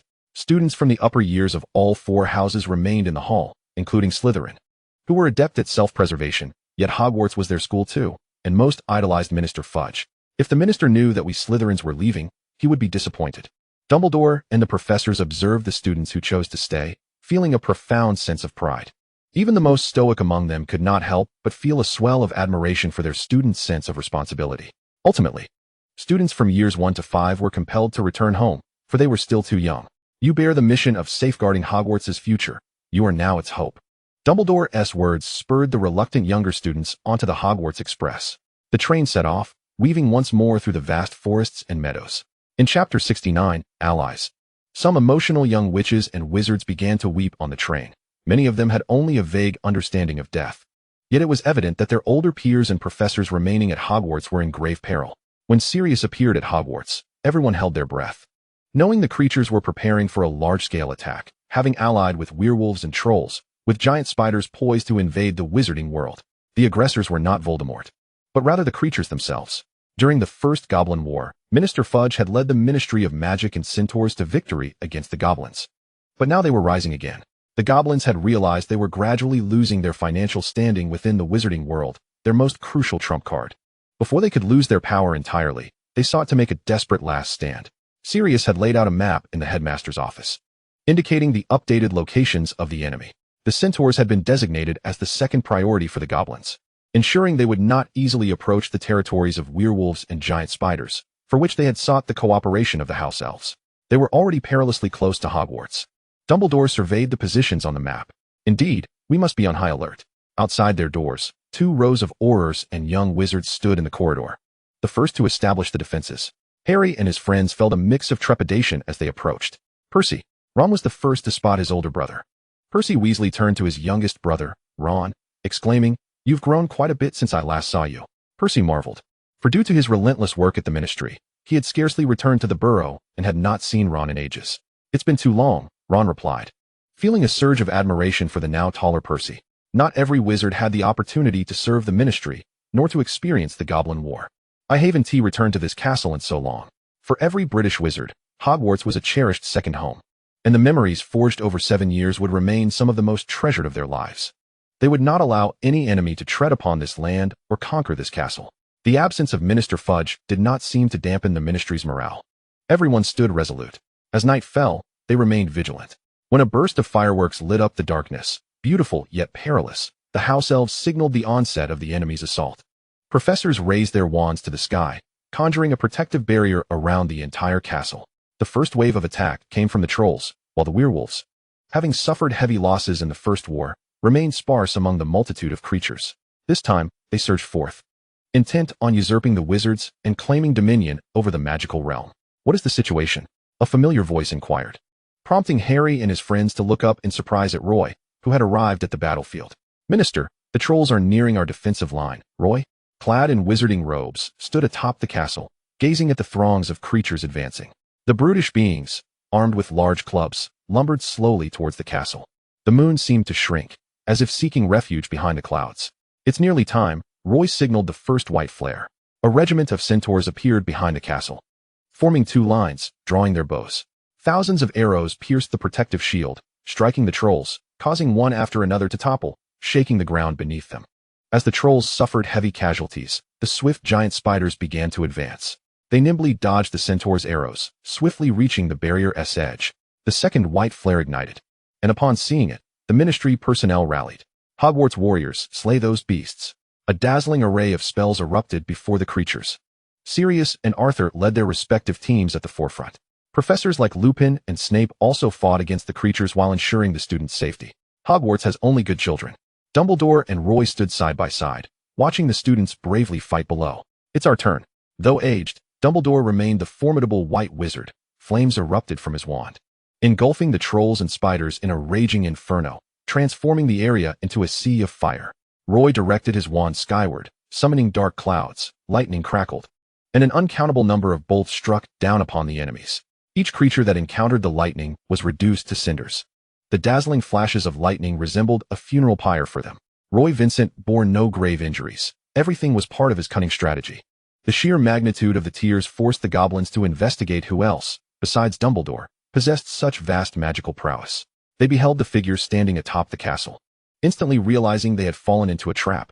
Halfway through the battle, thousands of trolls and spiders had been turned into fertilizer for the Forbidden Forest, and it was believed that the trees would flourish even more next year.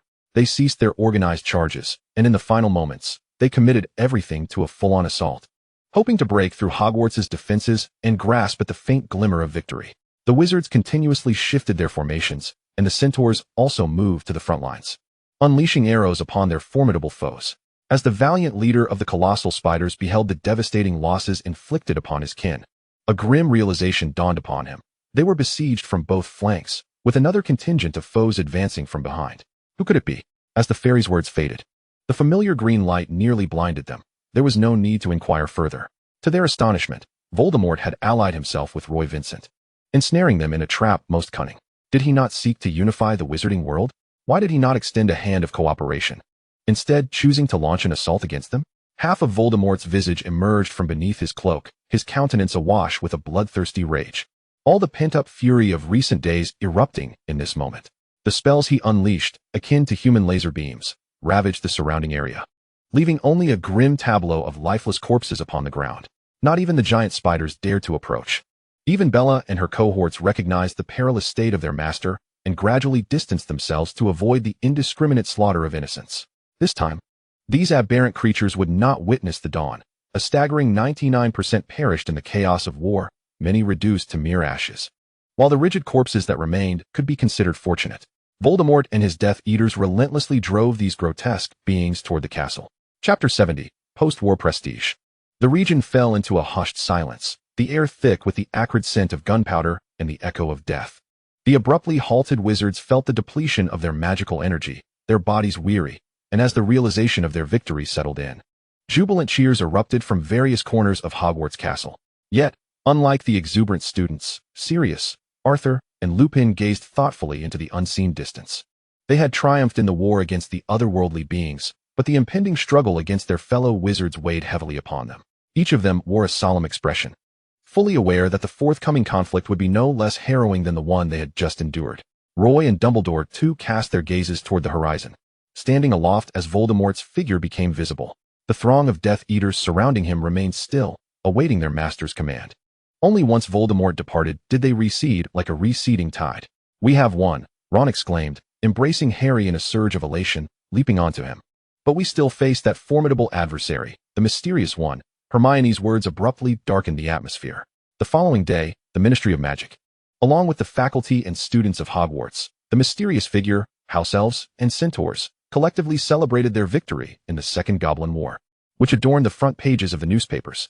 The ministry did not obscure the contributions of the mysterious figure, however, as the populace perused the headlines. Joy was eclipsed by bewilderment. The Dark Lord had aided them? Such a notion seemed as far-fetched as Merlin's return. Plans for the post-victory arrangements had been meticulously laid out weeks prior.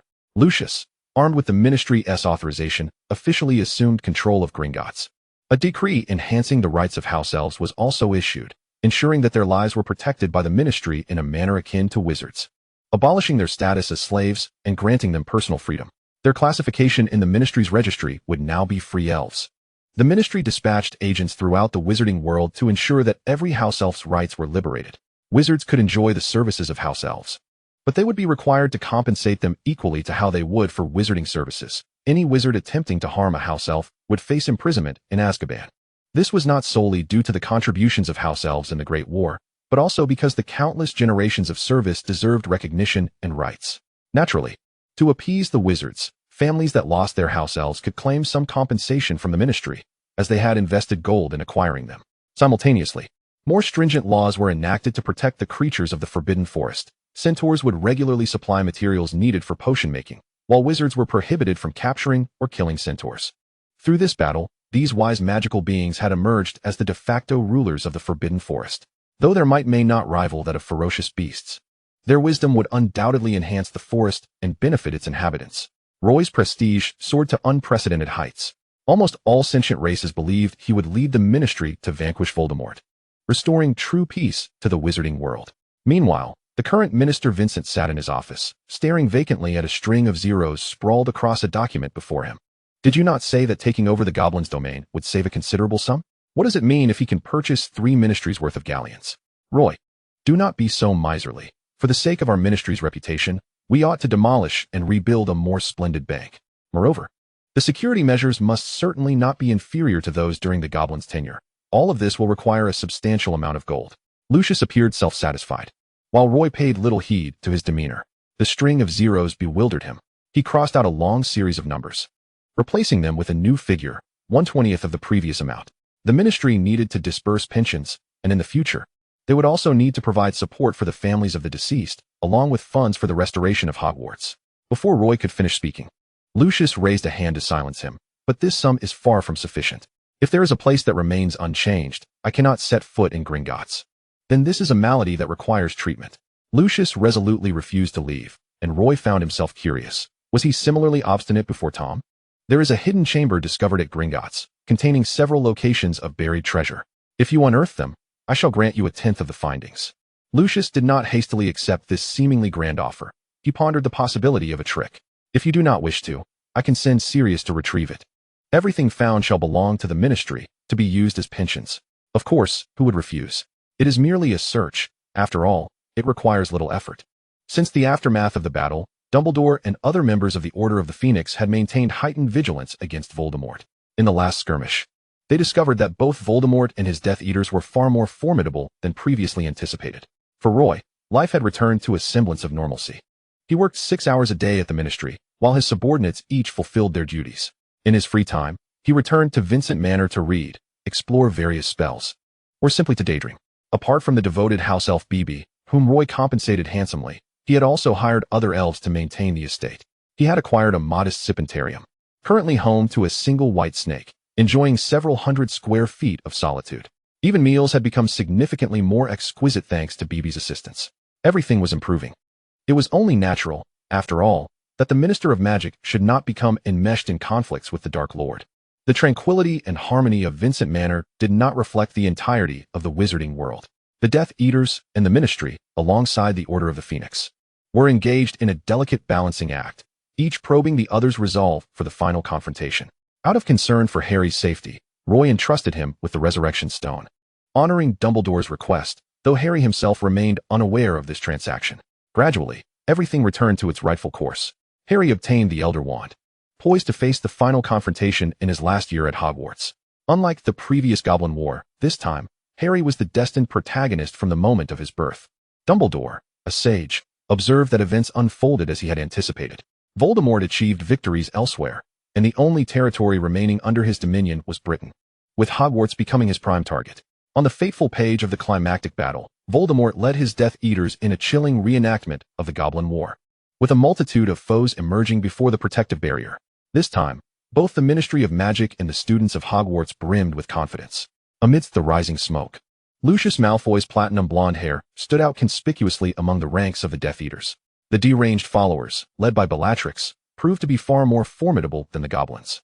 Chapter 71, Aftermath. Dumbledore remained with the professors and students, prepared for the embrace of death. Voldemort traversed the ruins of the shattered bridge, his eyes now indistinguishable from those of a serpent, cold and devoid of humanity. His restored visage evoked not a trace of conscience. Harry, wielding the sword of Gryffindor, stepped forth with unwavering courage, driven by the mission that had been his since birth, to perish alongside Voldemort, the second Dark Lord. The shadow of his parents' demise had obliterated any lingering fear within him. As the disarming charm clashed with the killing curse, a surge of energy erupted, compelling the surrounding wizards to retreat. Harry's body went rigid and collapsed, while Voldemort stood with eyes closed, appearing to enter a state akin to death. Yet, in the next moment, the Elder Wand soared into the air beside Harry. Dumbledore, realizing the gravity of the situation, rushed to seize it. But it had already found its way into Voldemort's grasp. The wand was clenched tightly in Voldemort's hand, signifying that Harry had failed to fulfill his role as the savior. Even in the act of self-destruction, he had not entirely obliterated Voldemort's essence. Voldemort reopened his eyes, those cold serpentine orbs reflecting indifference, yet he remained a living being. Harry, who was meant to perish, did not meet his end. The Resurrection Stone had preserved his life, granting him a chance to return from the brink of death. With the Elder Wand in his possession, Voldemort appeared invincible. "We shall not yield." Amidst the despondency of his peers, Longbottom boldly raised the sword of Gryffindor, bestowing a renewed courage upon them all. Perhaps the savior born in late July was not solely Harry. However, Roy positioned himself before Harry, asserting that the professors were still present and students should not lead the charge. Grasping his wand, the very one that had first introduced him to the magical world in his youth, now repaired after being shattered through a temporal rift, flames erupted, colliding with Voldemort's lethal curse. In this world, the one capable of utterly vanquishing Voldemort had, long ago, transformed into Roy Vincent due to that very rift in reality.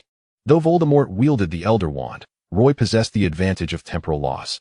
The ground fractured, and the terrain within a 10-mile radius splintered as if shaken by a 10-point earthquake. Behind Voldemort, a colossal serpent rose, facing off against a fiery white tiger that stood behind Roy. The moment the tiger and serpent clashed, an explosive surge of magic sent tremors throughout the entire land. They were both the finest students of their respective Hogwarts class. The cycle of fate was once more set in motion, reminiscent of the final confrontation between Dumbledore and Grindelwald over 50 years prior. Now, it was their turn, in the heart of a power capable of shattering all existence. Voldemort's visage drew closer, maintaining an unsettling facade of calm. He had merged with the souls of Horcruxes, save for the diary that Roy had destroyed.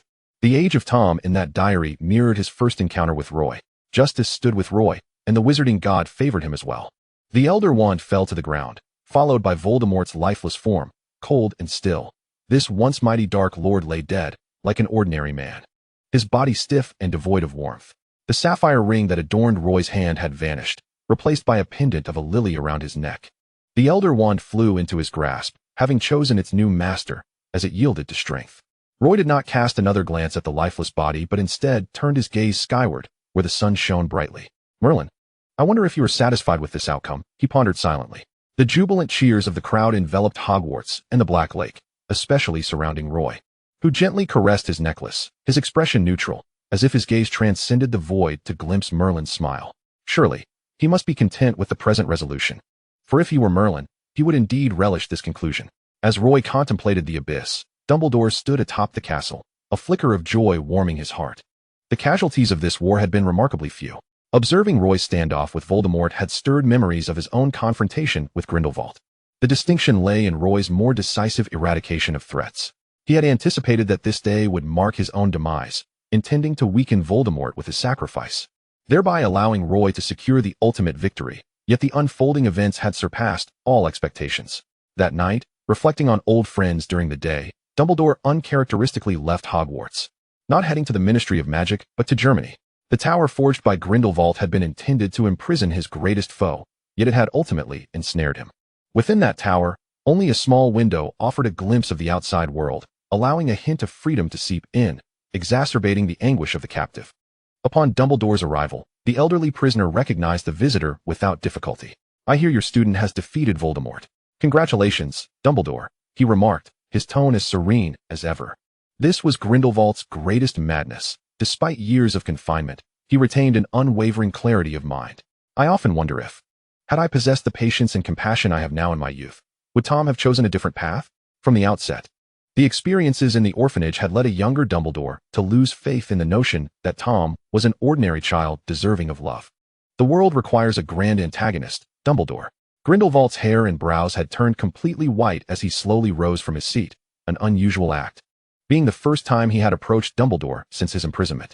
Dumbledore, now an elderly man, felt gratitude for his continued existence. In his prophecy, he was to perish at Voldemort's hands, yet someone had altered fate. He remained alive, as did the world. You must be proud of that student who vanquished Voldemort, Grindelwald said, his words laden with implication. Indeed, Roy is the most remarkable wizard of the millennia. He is unparalleled, the second wizard known to alter destiny. The last one had been a millennium ago. Your words seem to carry a deeper meaning. Grindelwald was a perilous figure, others would tread cautiously. But Dumbledore was not like others. He would directly inquire, confident that answers would be forthcoming.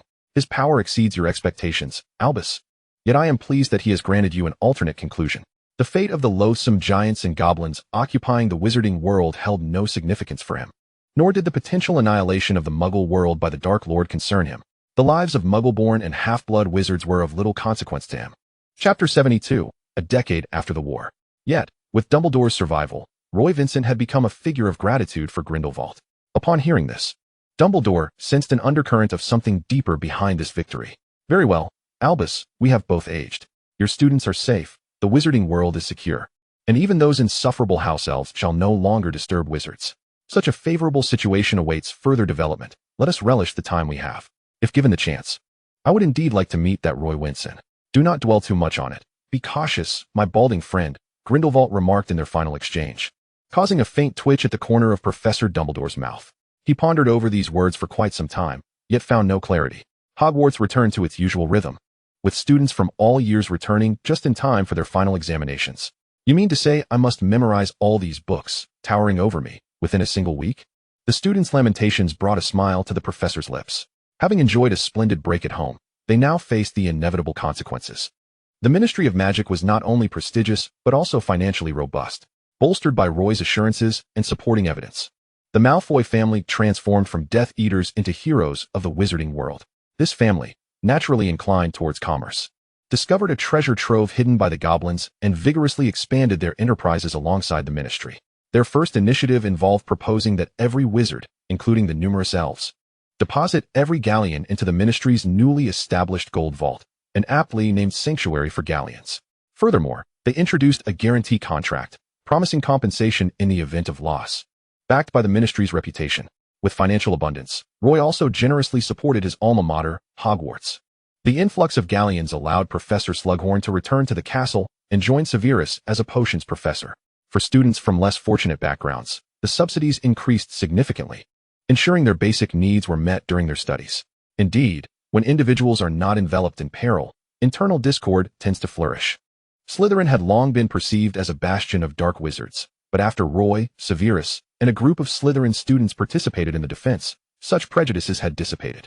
However, the animosity between Slytherin and Gryffindor students remained a persistent truth, not only within Hogwarts, but even in the minister's office. Roy's two capable subordinates would erupt into heated arguments. After a particularly fervent exchange, Lucius found himself parched and turned, only to discover that the orchestrator of the chaos, Roy, had vanished, leaving behind a note that simply read, "Off duty, Roy." The environment was now secure, and life had become vibrant. With the increasing exchanges between the wizarding and Muggle worlds, many wizards took inspiration from Muggle innovations, creating an array of amusement facilities that were both entertaining and engaging.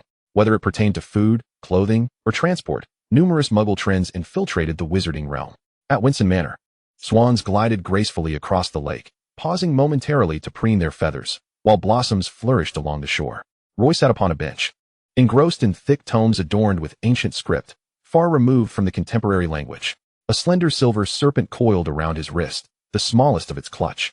Yet Roy cherished it, nurturing it through its hatching. This little serpent's favored perch was upon Roy's arm. These leisurely days were interspersed with the bustle of wedding celebrations. Harry and Ginny's nuptials, Ron and Hermione's union, each couple inviting Roy to serve as their witness. "Roy, I truly believe having someone by my side is preferable," Hermione confided during her wedding. Lucius, donned in his finest robes, sat beside Narcissa, his voice cutting through the air. "Ah, but savor the sweetness of love. To live a life devoid of experiencing love's beauty is indeed a lamentable affair." Half a year after Hermione's wedding, the Malfoy estate welcomed its own joyous occasion, Draco's impending marriage.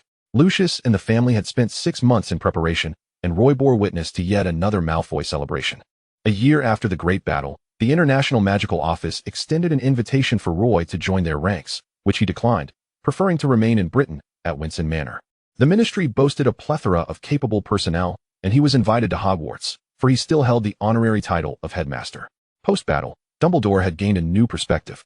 No longer spending holidays alone at Hogwarts, but wandering to unknown destinations, returning only when the time for classes resumed. Presently, Roy was one of only 3 individuals aware of whom Dumbledore had gone to meet.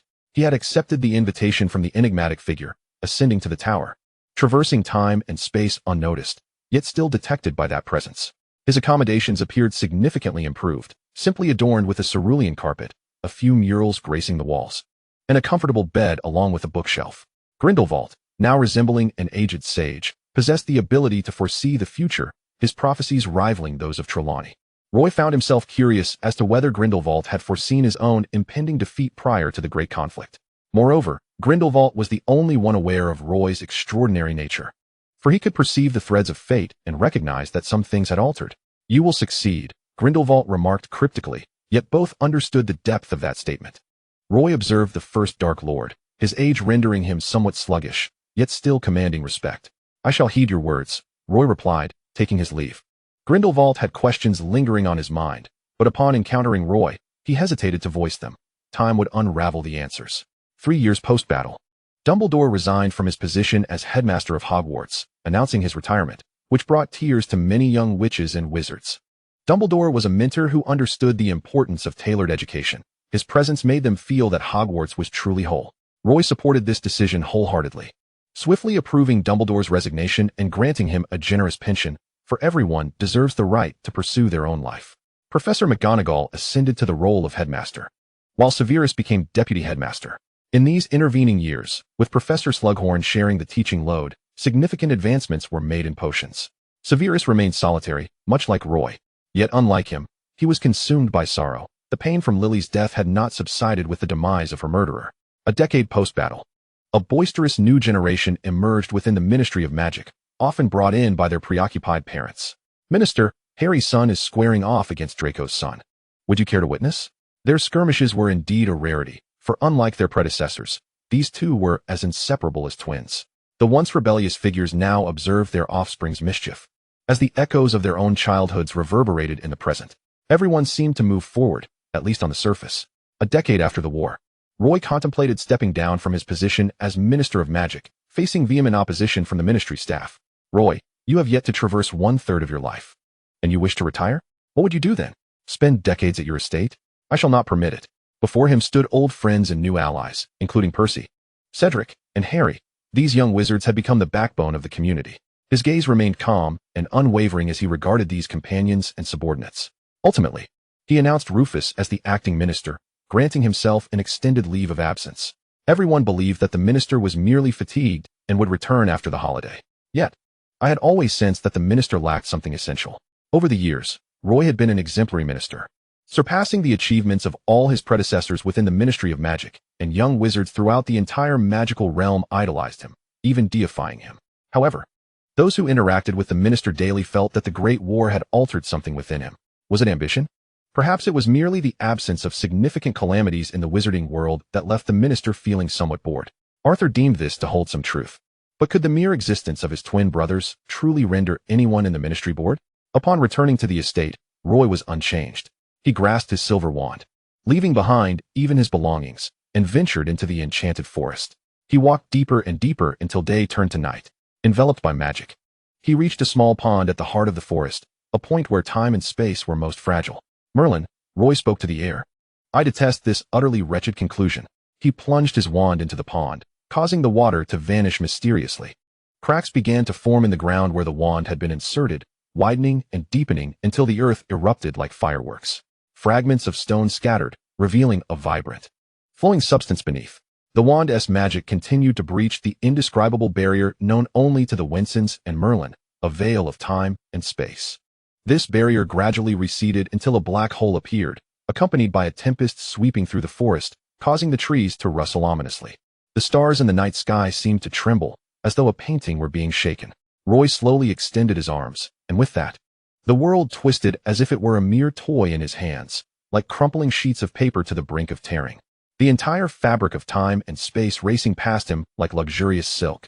The momentum of silk, the flow of time and space, detached from the world. As Roy stood firmly in darkness, blind yet all-seeing, a white point emerged, growing larger. Roy Winson, do you wish to declare war upon me? You are my descendant. Do not forget that I ascended to godhood millennia ago. What confidence do you possess to defeat me? The white point gradually radiated a blinding brilliance, casting Merlin in the light of a protagonist poised to vanquish the villain Roy. Without uttering a word, Roy extended his hand, unleashing a spell upon Merlin. A spell imbued not only with magical power, but also with the very laws of time and space. A decade passed, and the hero who had once vanquished the Dark Lord unraveled the mysteries of time. He sought not to be a mere possessor of temporal traversing talent, but to master the entirety of time and space, which naturally encompassed the deity Merlin. Merlin sensed the unusual nature of the spell. You staged a performance with that abomination. Roy remained silent, watching as Merlin summoned his magic like ancient deities, a barrage of luminous arrows hurtling toward him. In his hand appeared the silver wand, exuding a terrifying aura of destruction, infused with the very power of the creature that Merlin most despised. Somehow, Roy found himself endowed with Voldemort's magic, the very power that both repulsed and haunted Merlin. Here, at the precipice of the wizarding world, Roy held dominion, halting the flow of time and space with a mere flick, including that of the divine being revered by all wizards. Whether as a mortal during King Arthur's era or in the exalted age of the wizarding god, Merlin felt powerless for the first time, akin to a muggle facing a wizard, utterly immobilized. No, Tom is dead. His soul and body perished entirely at my hands. Only when he had fully seized control did Roy's voice resonate with the same sanctity that had once emanated from Merlin. It was true. Tom met his end in their final confrontation, his body collapsing like that of an ordinary man. All Roy could do was prevent the desecration of his remains by those who loathed him, helping to incinerate them. In essence, both Tom Riddle and Voldemort were reduced to ashes in Roy's hands. However, in the final moments of their epic battle, as they drew near, Tom infused his power into the world's mightiest wand. Only that ancient wand, as a vessel, could contain all of Tom's magic. In the end, he used his power to aid the one person he had ever expressed affection for, allowing that death-laden magic to bond with Roy's wand and gradually merge with Roy's own magic. This bestowed upon Roy the pinnacle of Voldemort's power, augmenting his own. After the grand conflict, amidst the turmoil of the wizarding world, Roy remained the formidable minister of magic in Britain, tirelessly advancing reforms to enhance their lives and elevate the status of wizards. Yet beneath the veneer of a life returning to normalcy, Roy discovered his understanding of time and space in a small building on the fringes of France, where he and Tom had once coexisted. This was the very place where 18-year-old Roy and 18-year-old Tom had resided after falling into the Rift of Time, a sanctuary where the recovering Tom aided the Minister of Magic, who had become his sworn enemy. In Tom's chamber, the seemingly mundane tomes on dark magic concealed his extensive research into the fabric of time. Chapter 74, Voldemort's Side Story. At that time, 18-year-old Roy had returned to his own timeline, while 18-year-old Tom, unwilling to relent, remained immersed in his studies until the gears of fate began to turn once more. Destiny, luring him with the promise of immortality, tempted Tom to relinquish his emotions and reason, gradually molding him into its instrument, transforming him into the ultimate antagonist of this world, a creature solely driven by bloodshed. Yet, Tom Riddle was never one to succumb to fate. Fate cast him into a family devoid of light, engulfed in eternal darkness. It thrust him into the dismal confines of an orphanage, subjecting him to a childhood bereft of brightness. Fate sought to pave the way for the world's savior through his demise, to establish stability for this realm. All of this hinged on one condition: Tom's own consent. Roy was his variable, and he was Roy's, as they ultimately complemented one another, not merely assisting each other in becoming the foremost figures within the wizarding world, nor simply shattering the trajectory of fate, but rather seizing control of the world and dictating destiny. What drove him to sacrifice everything was not this world, but Roy, willingly, and thus requiring no elaborate communication, for he comprehended Roy's intentions. It was only by discerning the unyielding resolve in Roy's gaze that he was willing to fulfill it, even at the cost of obliteration. Roy succeeded, as he wielded dominion over Tom as once Merlin had over destiny, rendering even the slightest movement an arduous task. Roy, is adhering to the predetermined path not sufficient? Is your fate not favorable? From birth, Roy was among the most fortunate individuals in the world, blessed with remarkable talent, loving parents, a prosperous upbringing, and a blissful childhood, if not for that singular mishap. After graduating from Hogwarts, Roy might have seamlessly transitioned into the Ministry of Magic, or perhaps traveled the world for 2 years, or even taken up a teaching position at Hogwarts, ultimately making a grand mark within the ministry, to fulfill his predetermined destiny, to lead the wizarding world in triumph over those alien races, achieving unparalleled renown and standing atop the pinnacle of existence. In the realm of family, there may be a beautiful wife, delightful children, and parents in good health. The anticipated happiness, already surpassing that of the majority of the world, has rendered Roy the beloved of the sorcerer god. What more could he desire? Why would he choose to associate with that loathsome creature? You harbor a deep-seated fear of that monster, whom you disparage at every turn, for from the very beginning, you have recognized that allowing him to flourish poses not only a threat to the entire world, but could also unearth you, seek you out, and ultimately overpower you. What one fears most, one tends to belittle. That extraordinary Tom Riddle, the most exceptional student in Hogwarts history, in his relentless pursuit of ultimate power, could indeed pose a danger to Merlin himself, diminishing his control over the wizarding realm. Moreover, deceiving others is one thing, deceiving oneself is another. Do not forget that I have unraveled the mysteries of time and space. Who knows if I am not your descendant? The ancestors of the Winson family were the very architects of time and space at the dawn of creation, with the first ancestor not being Merlin at all. Merlin did not marry or bear children, nor does he bear the surname Vincent. The lineage of families existing in the ancient world of wizards has, to some extent, been diluted. For instance, the Potter family, apart from inheriting a smidgen of the three brothers' gifts, has lost all but a fraction of its ancestors' strength over time. Yet, the Vincent family's legacy of power remains intact. Each generation possesses formidable magical abilities and adeptly wields their inherent talents. While other ancient lineages gradually lose their might, the Vincent family has remained resilient, and one day, this family will produce a wizard capable of challenging Merlin's supremacy. Realizing this, Merlin resolved to disrupt this lineage, altering the history of the Vincent family. To him, as the sorcerer god, everything in this world ought to be under his surveillance and control, and the Vincent family represented a vulnerability in his dominion. Thus, he sought alternative means of manipulation, becoming their acknowledged ancestor, a most effective strategy. In his hubris to master all, he has forgotten that he too was once an unpredictable variable. A millennium ago, Merlin altered his own fate and that of the world. He was the first to achieve a relative form of immortality. Such a being, upon acquiring the greatest power in history, may aspire to control everything.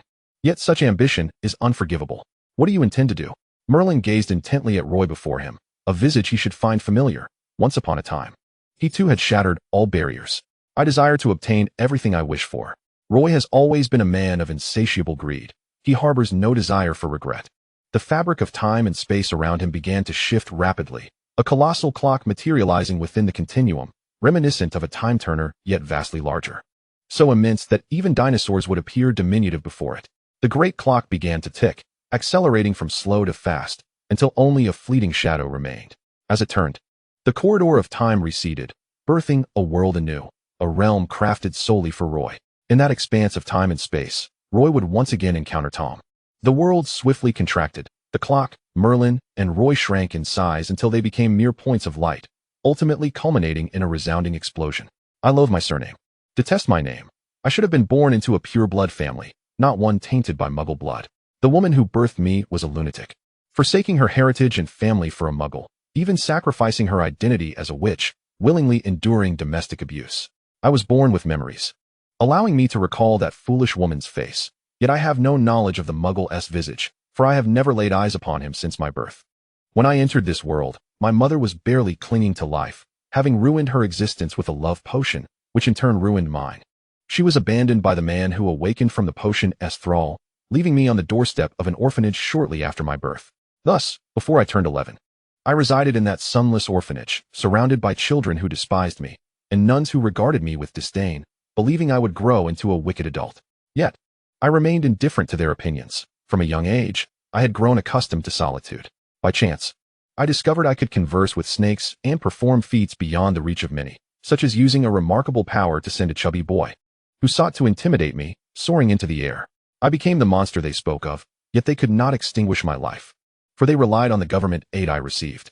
Thus, after the age of 6, I spent my days in a small attic, far removed from the crowd.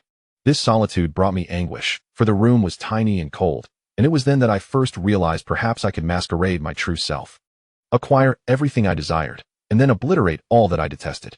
Chapter 75, The Voldemort Side Story. Dumbledore's arrival marked a pivotal moment in my life. As a mere child, I stood in the attic, observing him, only to later learn that he was the most powerful wizard in existence. He regarded me with a momentary pause, for in me, he perceived no trace of childhood innocence, and from that instant onward, he regarded me with wariness. Upon my arrival at Hogwarts, I maintained my ruse flawlessly, aside from Dumbledore. All the other professors favored me, and the Slytherin students revered me, eager to offer me everything. I possessed much. In my 5th year, I uncovered Salazar Slytherin's Chamber of Secrets, and it was then that I discovered I was a descendant of the great Slytherin himself. Within those hallowed walls, I encountered a basilisk that had survived for centuries. It belonged to Salazar, and now it was mine. That was the first time I truly possessed something entirely my own. After becoming the Slytherin prefect, I had garnered a formidable group of supporters, with Abraxas Malfoy being the most astute and influential, the only one who grasped even a hint of my inner thoughts. 2 years later, I acquired another possession that belonged solely to me, a visitor from another world.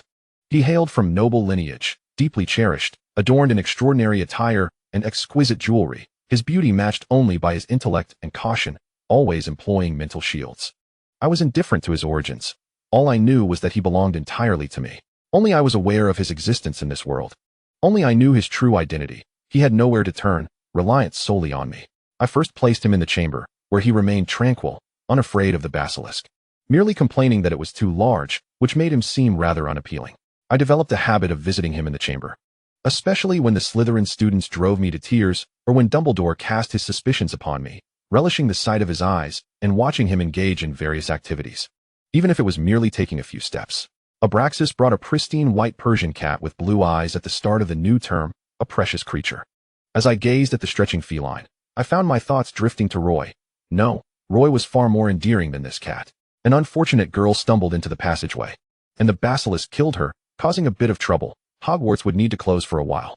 Abraxas informed me that he had arranged a residence for me, one that was exceedingly remote and concealed, and my first thought was to take Roy with me. We arrived at a small house on the edge of France, a place ample enough for my needs, and Roy offered no objections. The clothing he wore had all been prepared by Abraxas on my behalf, as he believed it was for me to wear. He gradually transitioned from merely lingering in his room to entering mine, perusing the tomes of dark magic. In moments of ennui, he would even count the countless vials of my soul stabilizers to pass the time, until that fateful day when he spoke up, questioning whether I was engaged in soul fragmentation. He was the first living person in this world, save for the deceased, who knew of my quest for immortality. I affirmed his inquiry. He warned me that immortality comes with a multitude of profound costs, some of which may prove overwhelmingly burdensome. I discerned his sensitivity to the term cost, as if he had paid a price himself.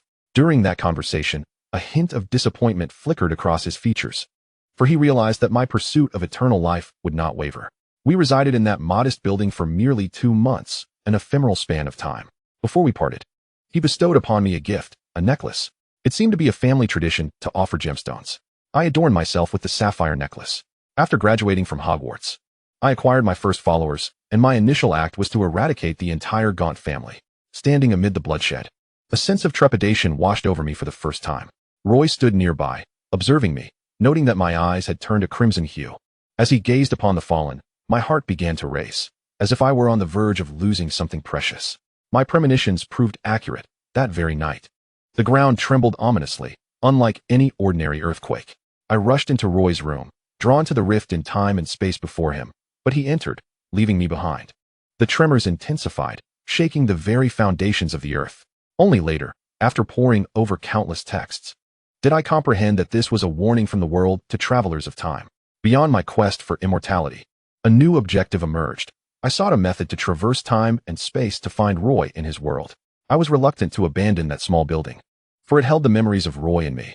The shelves once filled with dark magic books were now overflowing with tomes on time and space. I dedicated a decade to research there, during which I began to experience memory loss, a consequence of soul fragmentation. Abus remarked that my temperament had shifted, yet I could not relinquish my pursuit of immortality. However, I came to realize that immortality was not only severing my soul. It was too late. I had forgotten something crucial: the small building, the very methods I had so desperately sought. I fell into a vicious cycle of frenzied slaughter, mindlessly pursuing immortality. At this juncture, it was not I who sought immortality, but a body consumed by bloodlust. Yet, when I confronted that red-haired woman, intent on vanquishing the destined savior, and rebounded the Avada, my mind regained absolute clarity in that fleeting moment. This world follows a predetermined path, and as my original soul hunted the savior, it was obliterated. Upon my revival, I found myself devoid of the diary's memories. The 18-year-old Tom Riddle had vanished with its destruction. Yet, I discovered an individual in this world who could invoke my subconscious compassion, the heir of the Winson family, the current minister of magic. I could not abide any semblance of deception, thus I fused with the lingering soul within the Gaunt family ring. Immortality was my lifelong pursuit, but I could not tolerate being deceived or mocked. Roy Vincent, those fleeting months flickered in my mind as my soul merged with his. The price of pursuing immortality was exorbitant. Roy's words echoed incessantly in my ears. I amalgamated the ring, the goblet, the crown, Nagini, piecing together an incomplete tapestry of memories and emotions. In countless moments, amidst Roy's resolute defiance, I sensed his heart quicken for me. I felt he remained the same Roy from that small building. He had his plans, and I had mine. Regardless of the outcome of that climactic battle, who fell by whose hand, the other would strive wholeheartedly to uplift the other's aspirations. This was our unspoken understanding. I was utterly extinguished from the world, seemingly a failure in my pursuit of immortality, yet a new narrative was poised to unfold. Father, mother, today. The platform at 9 3/4 was teeming with life and vibrant chatter, as parents meticulously advised their newly enrolled children on the first day of school at Hogwarts. Chapter 76, A New Beginning. Among the throng of children, one figure stood out, drawing the gaze of all, a solitary boy clad in tattered robes, exuding a gloomy yet handsome aura that captivated many a young heart. He clutched a drab bag, and not a soul nor pet accompanied him as he silently boarded the train. Upon stepping onto the train, he was met with disdainful glances, predominantly from pureblood wizards. Whispers circulated that he was an orphan, rescued from a children's home by Dumbledore. The children of affluent families were well versed in the backgrounds of their peers. Tom Riddle, a surname that reeked of Muggle origins. Some arrogant pureblood wizards deemed him unworthy of sharing the same train, believing he simply did not belong. He made his way to the rear, imprinting the faces of those who mocked him into his memory. Closing the door, the world grew quieter. The sounds of small trolls frolicking in the train corridor made Tom frown. Just 1 minute before the train's departure, his compartment door swung open to reveal a golden-haired boy. His hair meticulously groomed, revealing a cherubic, finely featured face. "Excuse me, the seats in front are all taken. May I sit here?" In a world where Tom and Roy shared blissful ignorance, their memories erased, the narrative intertwined with characters from Roy's original world. Lucius, Severus, and James were still students. Tom hesitated for a moment before nodding. As the door opened, the small wizard entered, balancing a trunk on either side and a cage containing a silvery serpent. The serpent instantly piqued Tom's interest, yet sensing danger, it coiled tightly, feigning death. "Are you afraid of snakes?" Tom shook his head, and the small wizard placed his serpent on the seat. "Are you tired?" he inquired, stroking the snake's smooth skin. Although he did not comprehend Parseltongue, Tom heard the serpent's urgent plea. "I'm not tired, master. The people around you are too dangerous. I'm playing dead. Can you take me away from here? Hurry." The trunks were shoved beneath the seat. "Hello, I'm Roy Vincent." A delicate, pale hand extended toward Tom. The boy before him reached out to touch, only to retract swiftly. Tom Riddle. Assessing the situation was his innate talent. This seemingly naive yet adorably charming young wizard appeared to hail from a distinguished family. Roy, in his charmingly naive state, yawned, fatigue from the overnight journey to London washing over him as he leaned against the wall, slipping into a light slumber. The loyal serpent remained steadfast, disregarding Tom's attempts at communication, enduring immense pressure as it slithered up Roy's body, ultimately coiling around his wrist in a protective embrace. "Master, he has a kind heart, but he is quite dangerous, and I'm so sleepy." The serpent's voice echoed in Tom's ears. A pampered young master, spoiled by affection. Roy was roused by the vendor's call, eager to dash out with the serpent. He stood and asked, "What would you like to eat, Tom?" "I'll get it for you." Tom's meager finances prompted a shake of his head, and Roy promptly dashed out, returning with an abundance of chocolate frogs laid out on the table. "Do you like chocolate?" Roy unwrapped the chocolate frog, revealing the first card to be Professor Dumbledore and the second, Gellert Grindelwald. Fortuitously, both Grindelwald and Dumbledore had been drawn together as the inaugural Dark Lord. Grindelwald should not have been featured on a chocolate frog card due to his extraordinary malevolence. However, it was reasonable to surmise that the original designers of these cards were fervent admirers of Grindelwald, embedding hundreds of his cards into circulation. Until now, Roy had assumed Grindelwald's cards were out of print. Some cards, deemed impractical, were of little concern to Tom, who had consumed numerous chocolate frogs. He was intent on saving money, having hardly eaten, often going hungry at the orphanage. A bottle of soda lay beside Tom. Lifting his gaze, he noticed the foolish boy across from him had dozed off again. After disembarking, Roy awoke, surveying the intriguing surroundings, while a small snake slithered into his sleeve. "Watch your step," Roy cautioned, holding a lantern, as a giant young wizard appeared beside him. Roy barely reached the height of his thigh. He was slowed by peculiar objects, much to Tom's displeasure, who valued efficiency and tugged at Roy's sleeve, urging him to hasten onto the small boat. The shimmering surface of the lake beckoned to Roy, who restrained his curiosity and refrained from gazing into the black lake, rumored to harbor monsters. His eyes sparkled as he beheld the castle twinkling with lights. Even catching Tom's attention, the castle was evidently a significant improvement over the orphanage. Awaiting them was Professor Dumbledore, the Defense Against the Dark Arts instructor and head of Gryffindor, who shared a cordial relationship with Minerva and was well acquainted with Roy. Spotting the familiar tuft of messy hair in the crowd, he immediately recognized Tom Riddle, the student he had ushered. Their companionship surprised Dumbledore. At this time, Dumbledore's hair had not yet turned completely white, and his eyes were imbued with a glimmer of cleverness. One by one, wizards checked in with the sorting hat, proceeding to their respective houses. "Hello, Roy," called a third-year Lucius, drawing the attention of several students towards Roy. "Winson's," chimed in a defiant Sirius from the other side, clearly not as familiar with Roy but wishing to oppose Lucius. The shrewd Malfoy seemed eager to make alliances as soon as new students arrived. "Who are they?" Roy inquired. "The Malfoy family and the Black family, one in Slytherin, the other in Gryffindor. I've heard of this even in Germany." The Black family, staunch supporters of Slytherin, was reportedly enraged by Sirius's enrollment in Gryffindor, having decided to groom his brother Regulus as the next heir. "Slytherin is indeed the best house, one of the best houses. Each house has its merits." Tom mused silently, harboring a contrary opinion. Following Professor Dumbledore, Roy could barely contain his excitement, twirling about as they made their way. "Winson's." A faint voice called for him. "Ethan." To his surprise, his neighbor from Germany had also arrived at Hogwarts. Ethan, naturally shy, dared to call out softly, not wanting to attract undue attention. Tom, noticing someone had piqued Roy's interest, felt a twinge of sadness. Roy was meant to be his most loyal subordinate, obedient to his command. Chapter 77, Comforting Tom.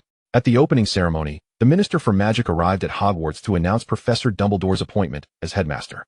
The Transfiguration class previously taught by Dumbledore would now be taken over by the poised Professor McGonagall. Those with somewhat better informed families were already aware of the developments and displayed no surprise. Many Slytherin students wore serious expressions, whereas Roy was entirely unfazed, curiously surveying his surroundings. Following Lucius, the prefect, as they descended towards the Slytherin dormitory, Roy gazed around, recognizing nearly every character from the moving portraits he had encountered in books. His dormitory in Slytherin was the last room, as no one else was willing to share with a half-blood wizard. The enormous windows overlooked various swimming fish and drifting algae, with the occasional large fish gliding by. Mimi coiled around Roy's hand, while he gripped a silver quill adorned with a silver snake, eagerly pinning his first letter home to the Winson's family, excited to share all that had transpired that day with his parents. Once that was done, he began organizing his significantly larger pile of belongings compared to Tom's. "Good night, Tom." He found himself gazing into those light green eyes before sinking into the warmth of his bed, the living conditions here vastly superior to before, to the extent that even Tom nearly overslept. He was awakened by a sound, and upon opening his eyes, he saw Roy dressed neatly. The Slytherin robes fitting him like a prince's training attire, a teardrop-shaped brooch adorning his chest. "Tom, hurry. If we don't hurry, we'll be late." 5 minutes later, Roy gripped Tom's hand, sprinting down the corridor, appearing gentlemanly mattered little compared to not being tardy. The first class was, as customary, Professor McGonagall's transfiguration spell.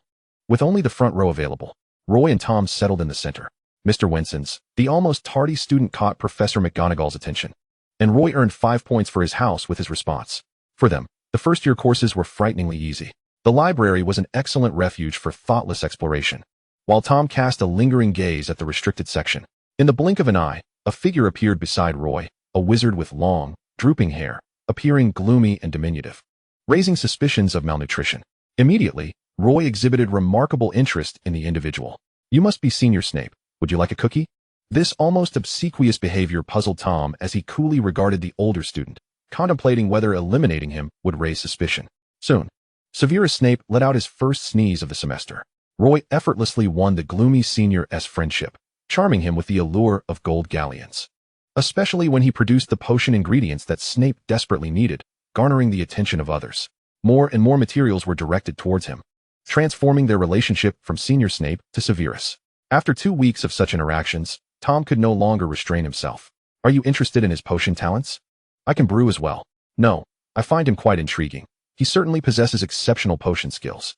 Roy reached out to pat the boy, known among students as the Snake, a gesture reminiscent of how he would comfort Mimi when she was upset. "Moreover, Tom, I am aware that you possess remarkable talents in all areas." His praise undoubtedly brightened Tom's spirits. Chapter 78, the conclusion. As time flowed on, regardless of whether Tom Riddle would become the Dark Lord, he would undoubtedly be renowned in the wizarding world.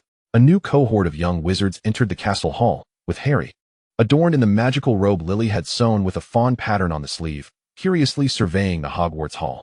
The professors sat in a row above, exuding an imposing presence, and Harry's gaze was drawn to Professor Riddle, seated farthest to the right, who held a significant position at the Ministry of Magic while also teaching the Dark Arts class. Professor Riddle was as breathtaking as the rumors had suggested, captivating both girls and boys alike without effort. In the initial attempt to conduct a popularity vote, Riddle invariably ascended to the pinnacle, only to descend to the second or third position in subsequent endeavors. It became evident that when your instructor possesses genius, the course becomes exceedingly arduous, leading one to question their suitability for the study of dark arts. It is rumored that she single-handedly transformed the original Defense Against the Dark Arts class into a full-fledged dark arts curriculum, prompting considerable concern among numerous families regarding the detrimental impact of early exposure to dark magic on young witches and wizards. However, no family dared to oppose Riddle's will, and after a begrudging semester of instruction, the dark arts course was relegated to fifth-year students, causing a cacophony of students to collide with Professor Riddle as calamity loomed. I suspect it was Headmaster Dumbledore's intention to restrain Professor Riddle's capriciousness. No, it was Professor Riddle's disdain for the perceived foolishness of the younger students that led her to propose the course be taught only in the 7th year. Yet the headmaster deemed it prudent for 5th and 6th year students to engage with the dark arts before preparing for the Ministry of Magic examinations in their final year. Hermione often approached Professor Riddle's classes with trepidation, fearing that each session might culminate in a catastrophic encounter for herself and her classmates. Nevertheless, Professor Riddle emanated a reassuring presence. Alongside Mr. Dunman, he was among the most formidable wizards in the magical realm. It was said that fairies and trolls alike trembled at the mere utterance of Riddle's name. In a few days, they would witness another facet of Professor Riddle, his countenance adorned with a gentle smile, the menacing aura that could threaten life itself dissipating as his beloved arrived. The golden locks adorning his partner were the hallmark of the Dunman family. Their tale echoed through every corner of Hogwarts. If Riddle wielded a tyrannical dominance akin to a Dark Lord during his tenure, then Roy was an angel, a deity to many witches and wizards. To this day, the mutual aid committee he established continues to assist students from less fortunate backgrounds at Hogwarts. Tom, do not intimidate the students. I do not. Who dares to slander me? Roy interlaced his arm with Tom's, softening the latter's features. By the way, last year, when Roy allowed him to make a New Year's wish, he wished for the International Magical Office to be obliterated, so his beloved could remain by his side. The grown Roy and Tom, their names destined for the annals of history, were fated to be inseparably intertwined until the end of the magical world, as their magical prowess flourished. Upon uncovering the deepest secrets of this realm, memories reminiscent of a past life began to seep forth, like spring water breaking through the cracks of stone. On that day, for the first time, Tom left the warmth of his embrace, arriving at the ancestral grounds of the Dunman family, where he incinerated the portrait of Merlin. Contemplating how to capture Merlin for a reckoning, the wizarding world may have been rid of the Dark Lord, yet its narrative persists. The end of the text. If you enjoyed it, please like, comment, and subscribe. Thank you for your support.